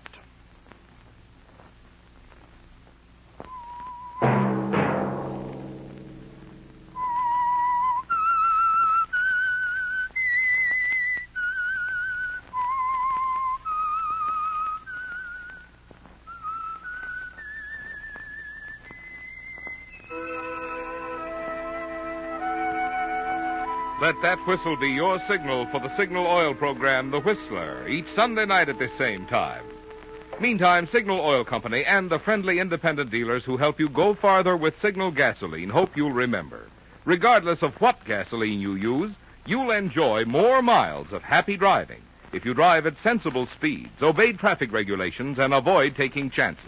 You may even save a life, possibly your own. Featured in tonight's story were Bill Foreman as the Whistler, Les Tremaine, Alice Reinhardt, John Daner, Herb Rawlinson, and Donald Morrison. The Whistler was produced and directed by George W. Allen with story by Meyer Dolinsky, music by Wilbur Hatch, and was transmitted overseas by the Armed Forces Radio Service. The Whistler was entirely fictional, and all characters portrayed on The Whistler are also fictional. Any similarity of names or resemblance to persons living or dead is purely coincidental.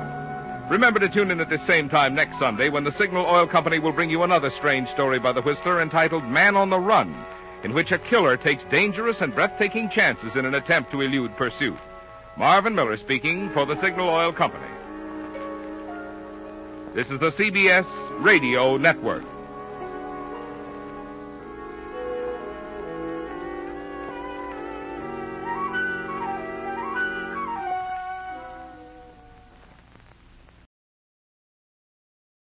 Signal gasoline. Let every traffic signal remind you, you do go farther with Signal gasoline. Yes, you do go farther with Signal.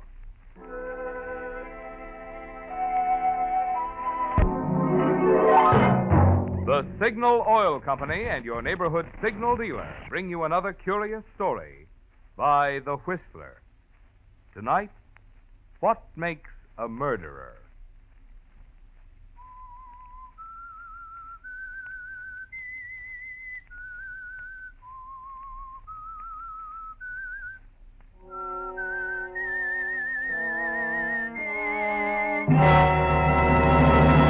I am the Whistler, and I know many things, for I walk by night.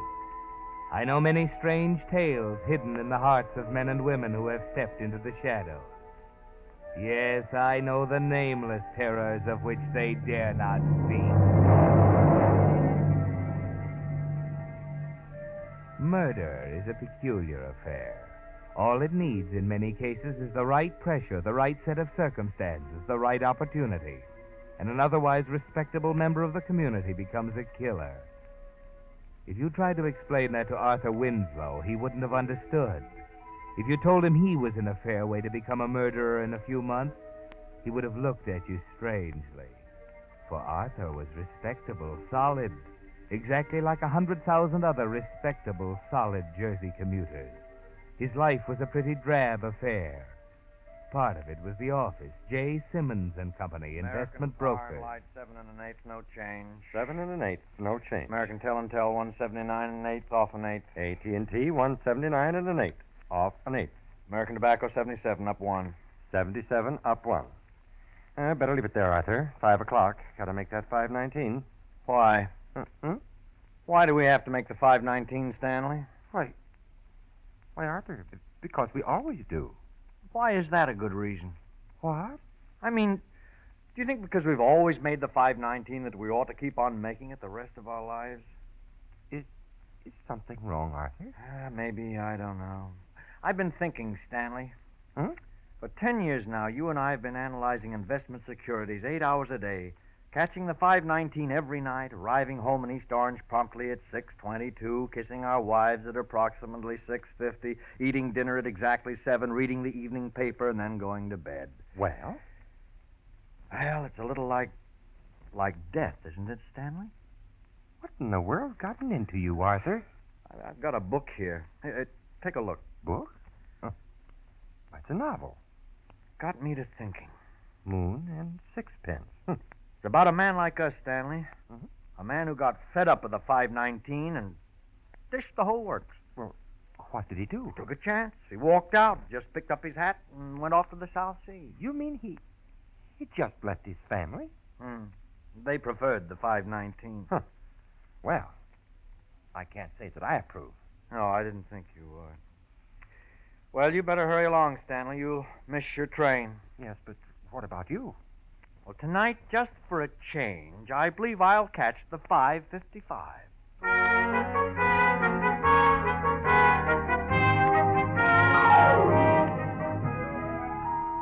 Just for a change, Arthur, after 10 years.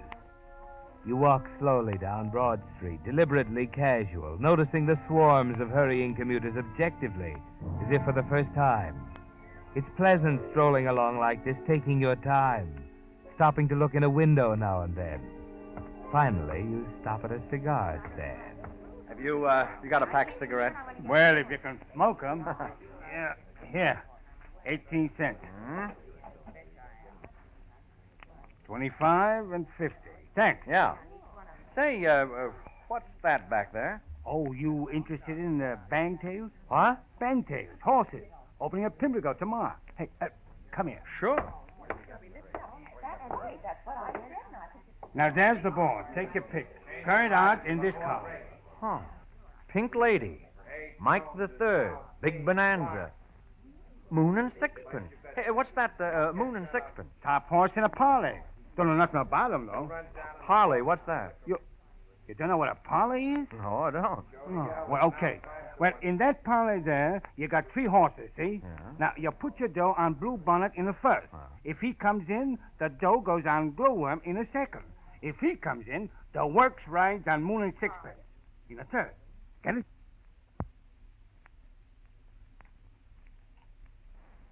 We interrupt this program.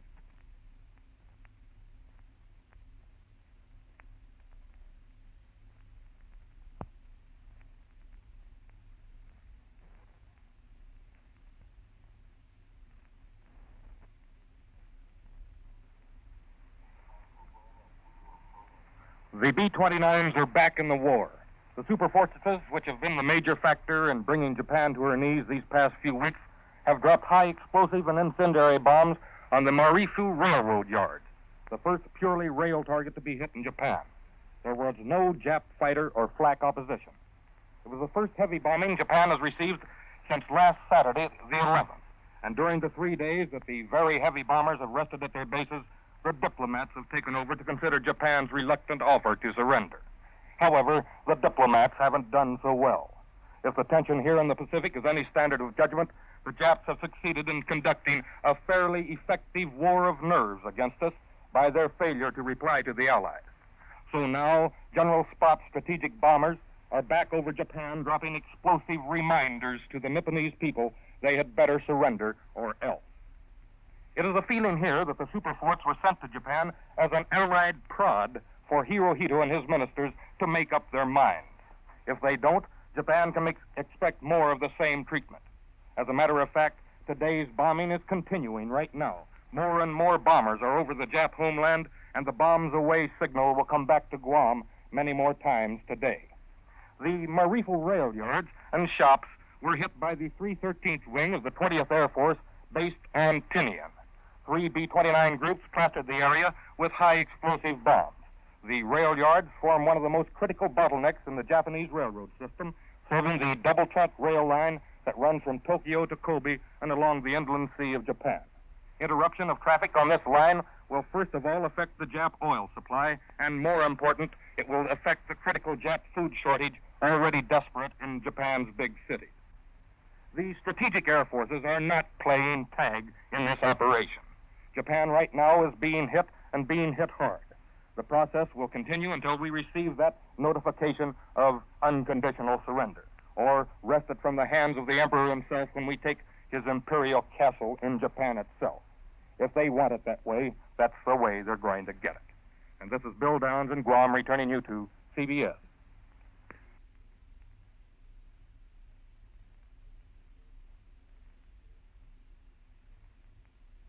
But that's almost a year's salary, and you're holding it right in your hand.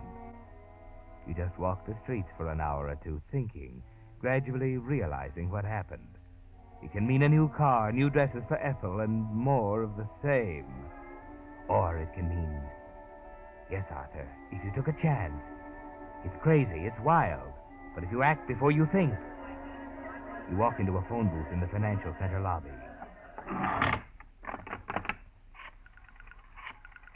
The South Seas. No more figures. No more 519. Hello? Brighton Travel Agency? I'd like to inquire about a reservation to Let's see. To Florida. Yeah. The name? Oh, yes, the name is Charles White.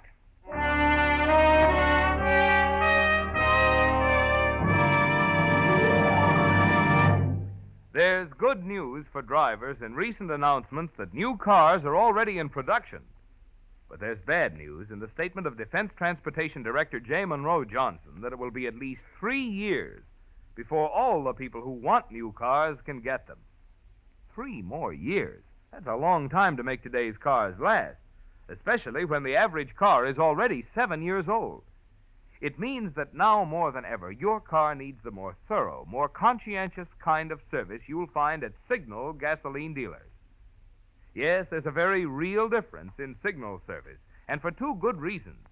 You see, being in business for themselves, Signal dealers have made car care their specialty. Their experience, they know cars. And 2, because independent Signal dealers are in that business not just for today, but permanently. They're eager to please you so well, you'll come back regularly and be their steady customer. Added up, that assures you the kind of service that will keep your car happy and you satisfied. The kind of service that makes it well worth your while getting acquainted with your neighborhood Signal gasoline dealer. And now, back to the Whistler.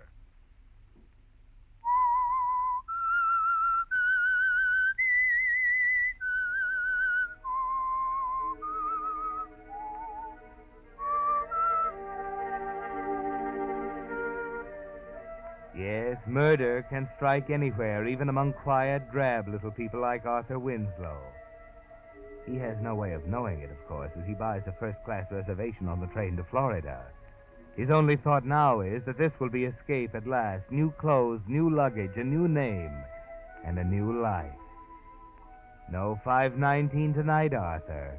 It's the 7:30 to Florida and Waypoint.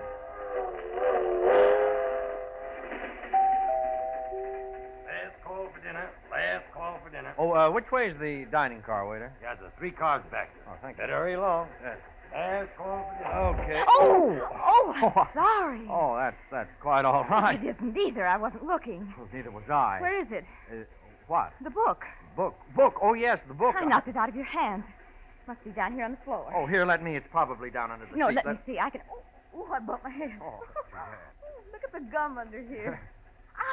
But you get it? Last year's timetable. I've wanted one for ages. Oh, wait a minute. There it is. Where? To the right, just a little, under the seat. Here, let me... No, let me get it, please. Here we are. It's a fine thing getting yourself all dusty that way. Turn around. Oh, thanks. Moon and Sixpence. There we are. That's a little better anyway. Wonderful, isn't it? Hmm? Moon and Sixpence. I loved it.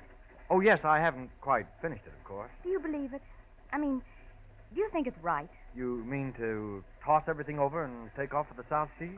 If you don't mind, pal, while you're going to the South Seas, I'll go to dinner. Oh, I'm sorry, sir. Excuse me. We seem to be holding up traffic. We do, don't we? Matter of fact, I was just going into dinner myself. So was I. Well, would you consider... Why not? Yes, why not?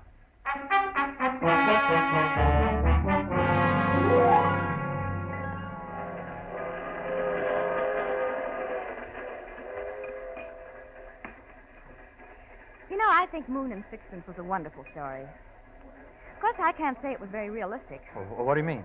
Well, I admit it was convincing, but when you stop to think about it, this running away business. Oh, you don't believe in it, huh? Well, after all, running away is no solution.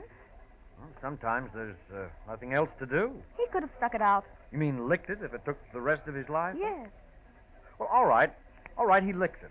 He's found happiness at last, and he's 70. Mm-hmm. Is that all there is to life? Well, I haven't seen too much of it yet. I know it sounds cowardly, but I think there are times when sticking it out for 20 years is wrong. Time doesn't wait, you know. We beat our heads against a wall day in, day out. We're tied down to a deadly routine. And then the first thing you know, it's too late. No, I think running away is better than that, don't you? I did once. Oh, sorry, I didn't mean to. Oh, that's all right. That's quite all right. You see, I did run away. It was just as you said. It was routine, a deadly routine. And when I couldn't stand it any longer, I ran away. Well, what kind of routine was it? Well, perhaps you've heard of my father, Edgar Brewster. Edgar Brewster? Mm-hmm. He's in Miami Beach now, waiting for me. Oh, I see. I'd finally decided to go back and face it, but, oh, dear. Now you've got me confused again. Oh, I'm sorry if I'd Oh, don't known misunderstand. You've really helped me a lot. How do you mean? Well, you seem to know why I did it. It's a kind of moral support. Oh. You're going to Miami? Yes. Oh, by the way, I'm Charles White. I'm Vivian Brewster. Well, perhaps I'll see you in Miami, huh? I hope so. Yes, so do I.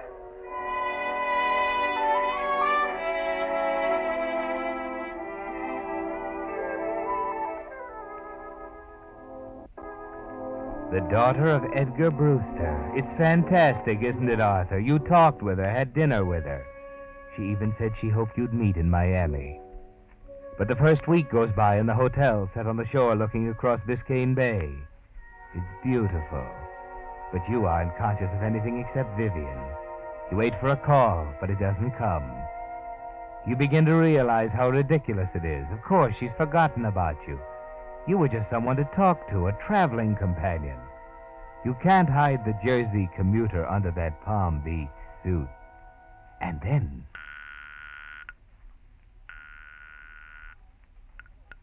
Hello? Oh, hello. I'd like to speak to Miss Vivian Brewster. Speaking? Oh, this is Charles White. Well, hello, Mr. White. I thought you'd forgotten me by this time. Oh, no, not at all. I thought we might have a drink together or something. Well, why don't you come out? You mean to your house? Of course. Father would love to meet you. Your father? Yes. What about it? When? Oh, tonight. All right, tonight.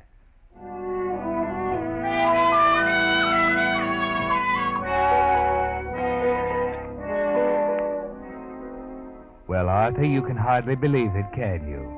A few days ago, an obscure clerk. Today, sitting with Edgar Brewster, drinking his bourbon.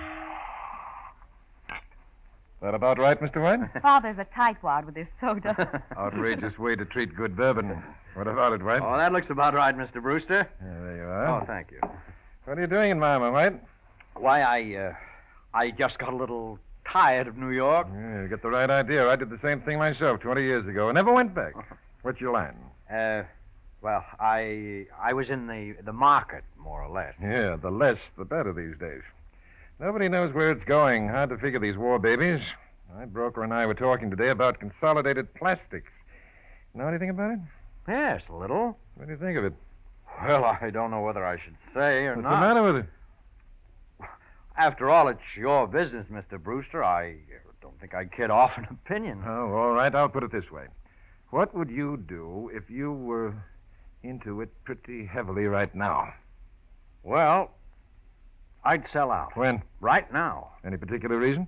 Only that I happen to know that stock is being manipulated by an inside ring.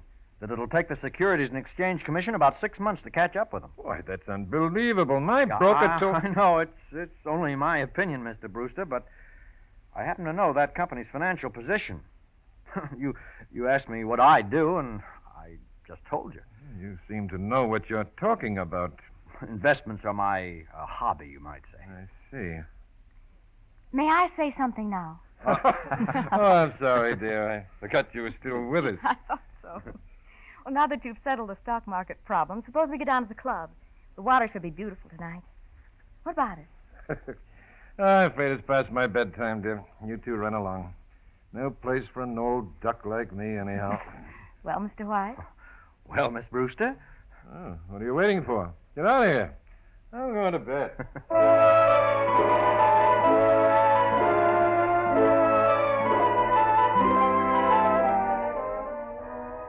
And that was the beginning, wasn't it, Arthur?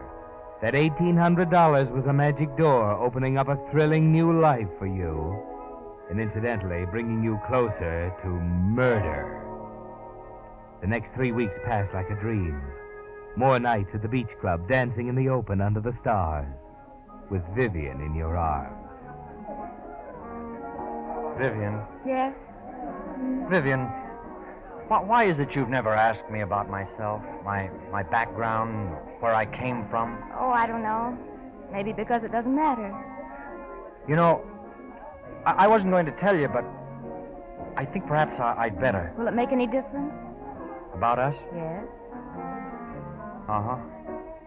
Yes, it will make a difference. It'll make a lot of difference. Well, then don't tell me. I really don't want to know. No, but Vivian, you... Please. Oh, darling. Darling, did I ever tell you I like you very much? I'm glad, Charles. I'm so glad.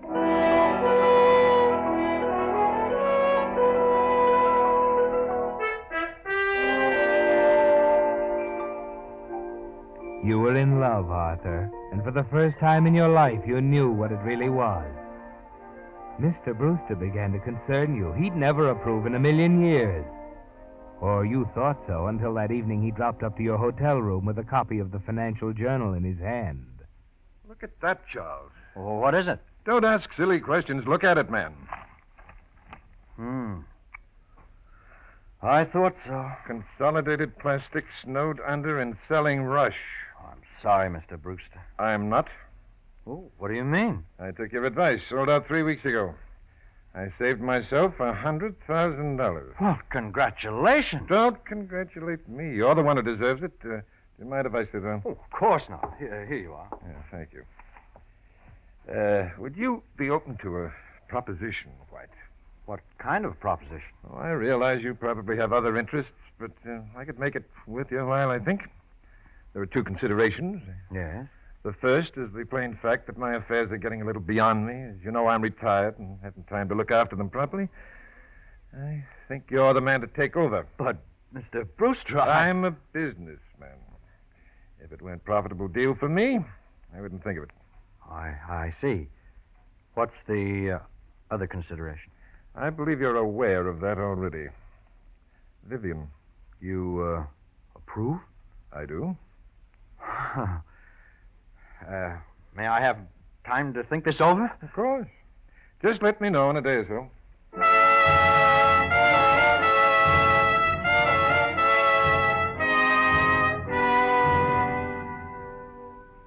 There it is, Arthur, brief and to the point. Everything you ever wanted right in the palm of your hand. Open sesame, he said, and there it was. You go into the bar downstairs to think. There's only one thing in your way now, Ethel. You can't run away from that. You've got to make her see your side of it. You've got to go back to her and face it. Make her give you a divorce. You walk out of the bar, through the door into the hotel lobby, and just as you're rounding the corner by the desk, something stops you in your tracks.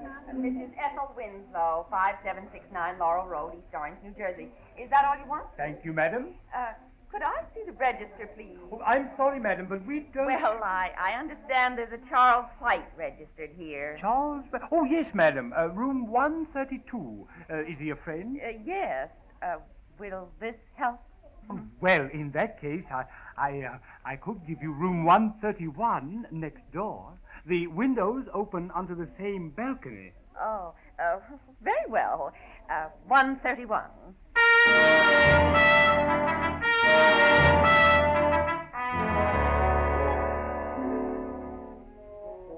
It was too good to last, Arthur. Just a beautiful dream, and you're just waking up. It's all over. Go back in the bar and think.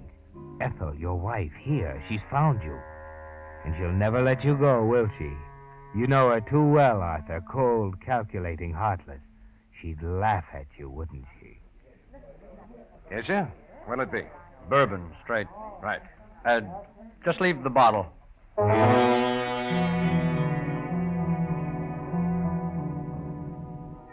You're beginning to see now, Arthur, what makes a murderer. You couldn't get away from her. Just as Vivian said, you can't solve anything by running away. All you get is a build-up to nothing. Whatever made you think you could talk her into a divorce? There's no other way out, is there, Arthur? You sit in the friendly darkness of the bar all afternoon, late into the evening, thinking.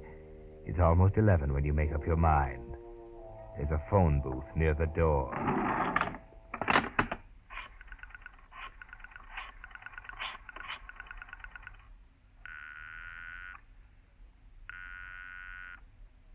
Hello? Hello, Vivian. Vivian, I have to talk to you. It's important. Why, Charles, what's the matter? Never mind. Just listen to me, Vivian. Just listen. I'm a phony. My name is Arthur Winslow. I was running away when you met me on the train. I'm just an investment clerk. I have no money. I have nothing. Just $1,800 I won in a horse race. Listen, Vivian, I got a wife in East Orange, New Jersey. I've hated her for 10 years. I'd rather be dead than go back to her. I'm not going back to her. I'm telling you this, Vivian, because I love you more than I ever dreamed I could love anyone. And I probably won't ever see you again. Goodbye, Vivian.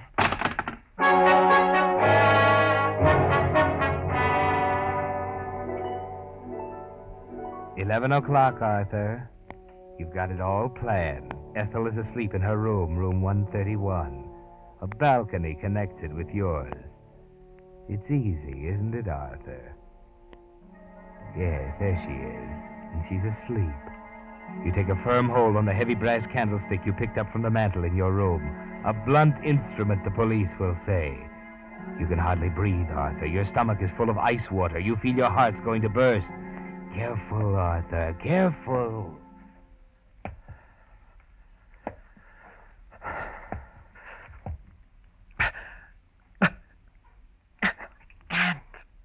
I can't do it. I can't do it.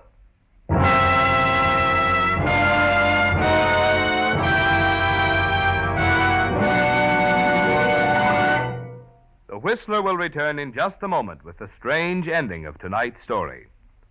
Meantime, a word about teeth and tires. They have a good deal in common, you know. For the good of your teeth, you see your dentist twice a year so he can catch small cavities before they grow big and endanger the tooth. And for the good of your tires, it's equally important to have your Signal gasoline dealer inspect them regularly, so any small injuries can be repaired before they spread and ruin the carcass. Or so he can warn you before your tread is worn too thin for proper retreading. You'll find your Signal gasoline dealer is completely equipped to give you the finest in modern tire repair, whether it's a small patch or a full recap. For those friendly dealers displaying Signal's yellow and black circle sign are much more than just a place to get Signal Go Farther gasoline and fine Signal double-check lubrication. Each Signal dealer offers a complete line of automotive services and fine accessories to help your car run better, look better, and last longer. And now, back to the Whistler.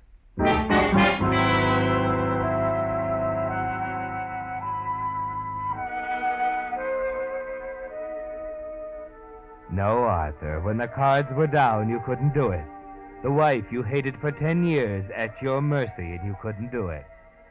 But you came close enough to see what makes a murderer. And now you're standing over her. I can't do it. Arthur! I'm sorry, Ethel. I'm sorry I woke you up. Well, turn the light on. Don't stand there. Yes, Ethel. Oh, hand me my other slipper. Yes, Ethel. Well, you thought you could get by with it, didn't you? No, Ethel, I didn't. Don't deny it. I know what's been going on, and I can prove it, you philanderer. Ethel, I tell you... What did you say? Well, I have a complete report on your activities for the last month. You weren't very clever, Arthur. The detectives say you left a trail a child could follow. What are you getting at, Ethel? Charles? Charles? Listen, there's someone knocking on your door. A woman. Ethel, come back. Where are you going? This door, Miss Brewster. Oh, Vivian. A pretty picture. And you have the crust to ask me what I'm getting at. I've known about Miss Brewster all along. In fact, we've had a little talk. And for your information, Arthur, I'm leaving for Reno in the morning. In view of what's happening, I don't think you'll feel it's wise to contest the case. Contest it? We've waited 5 years for a chance like this. We? Mr. Dinwiddie and I. Mr. Dinwiddie. Mr. Dinwiddie. Arthur, what in the world were you doing with that brass candlestick?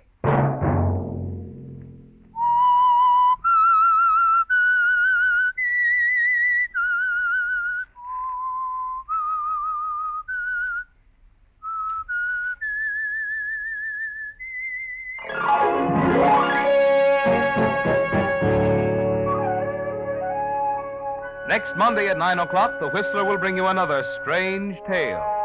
The Whistler is broadcast for your entertainment by the marketers of Signal gasoline and motor oil and fine quality automotive accessories, and by your neighborhood Signal dealer.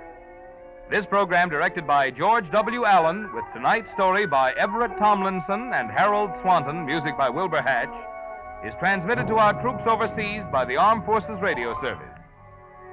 This is Marvin Miller speaking, and suggesting that you let every traffic signal remind you that you do go farther with Signal gasoline. Yes, you do go farther with Signal. This is CBS, the Columbia Broadcasting System.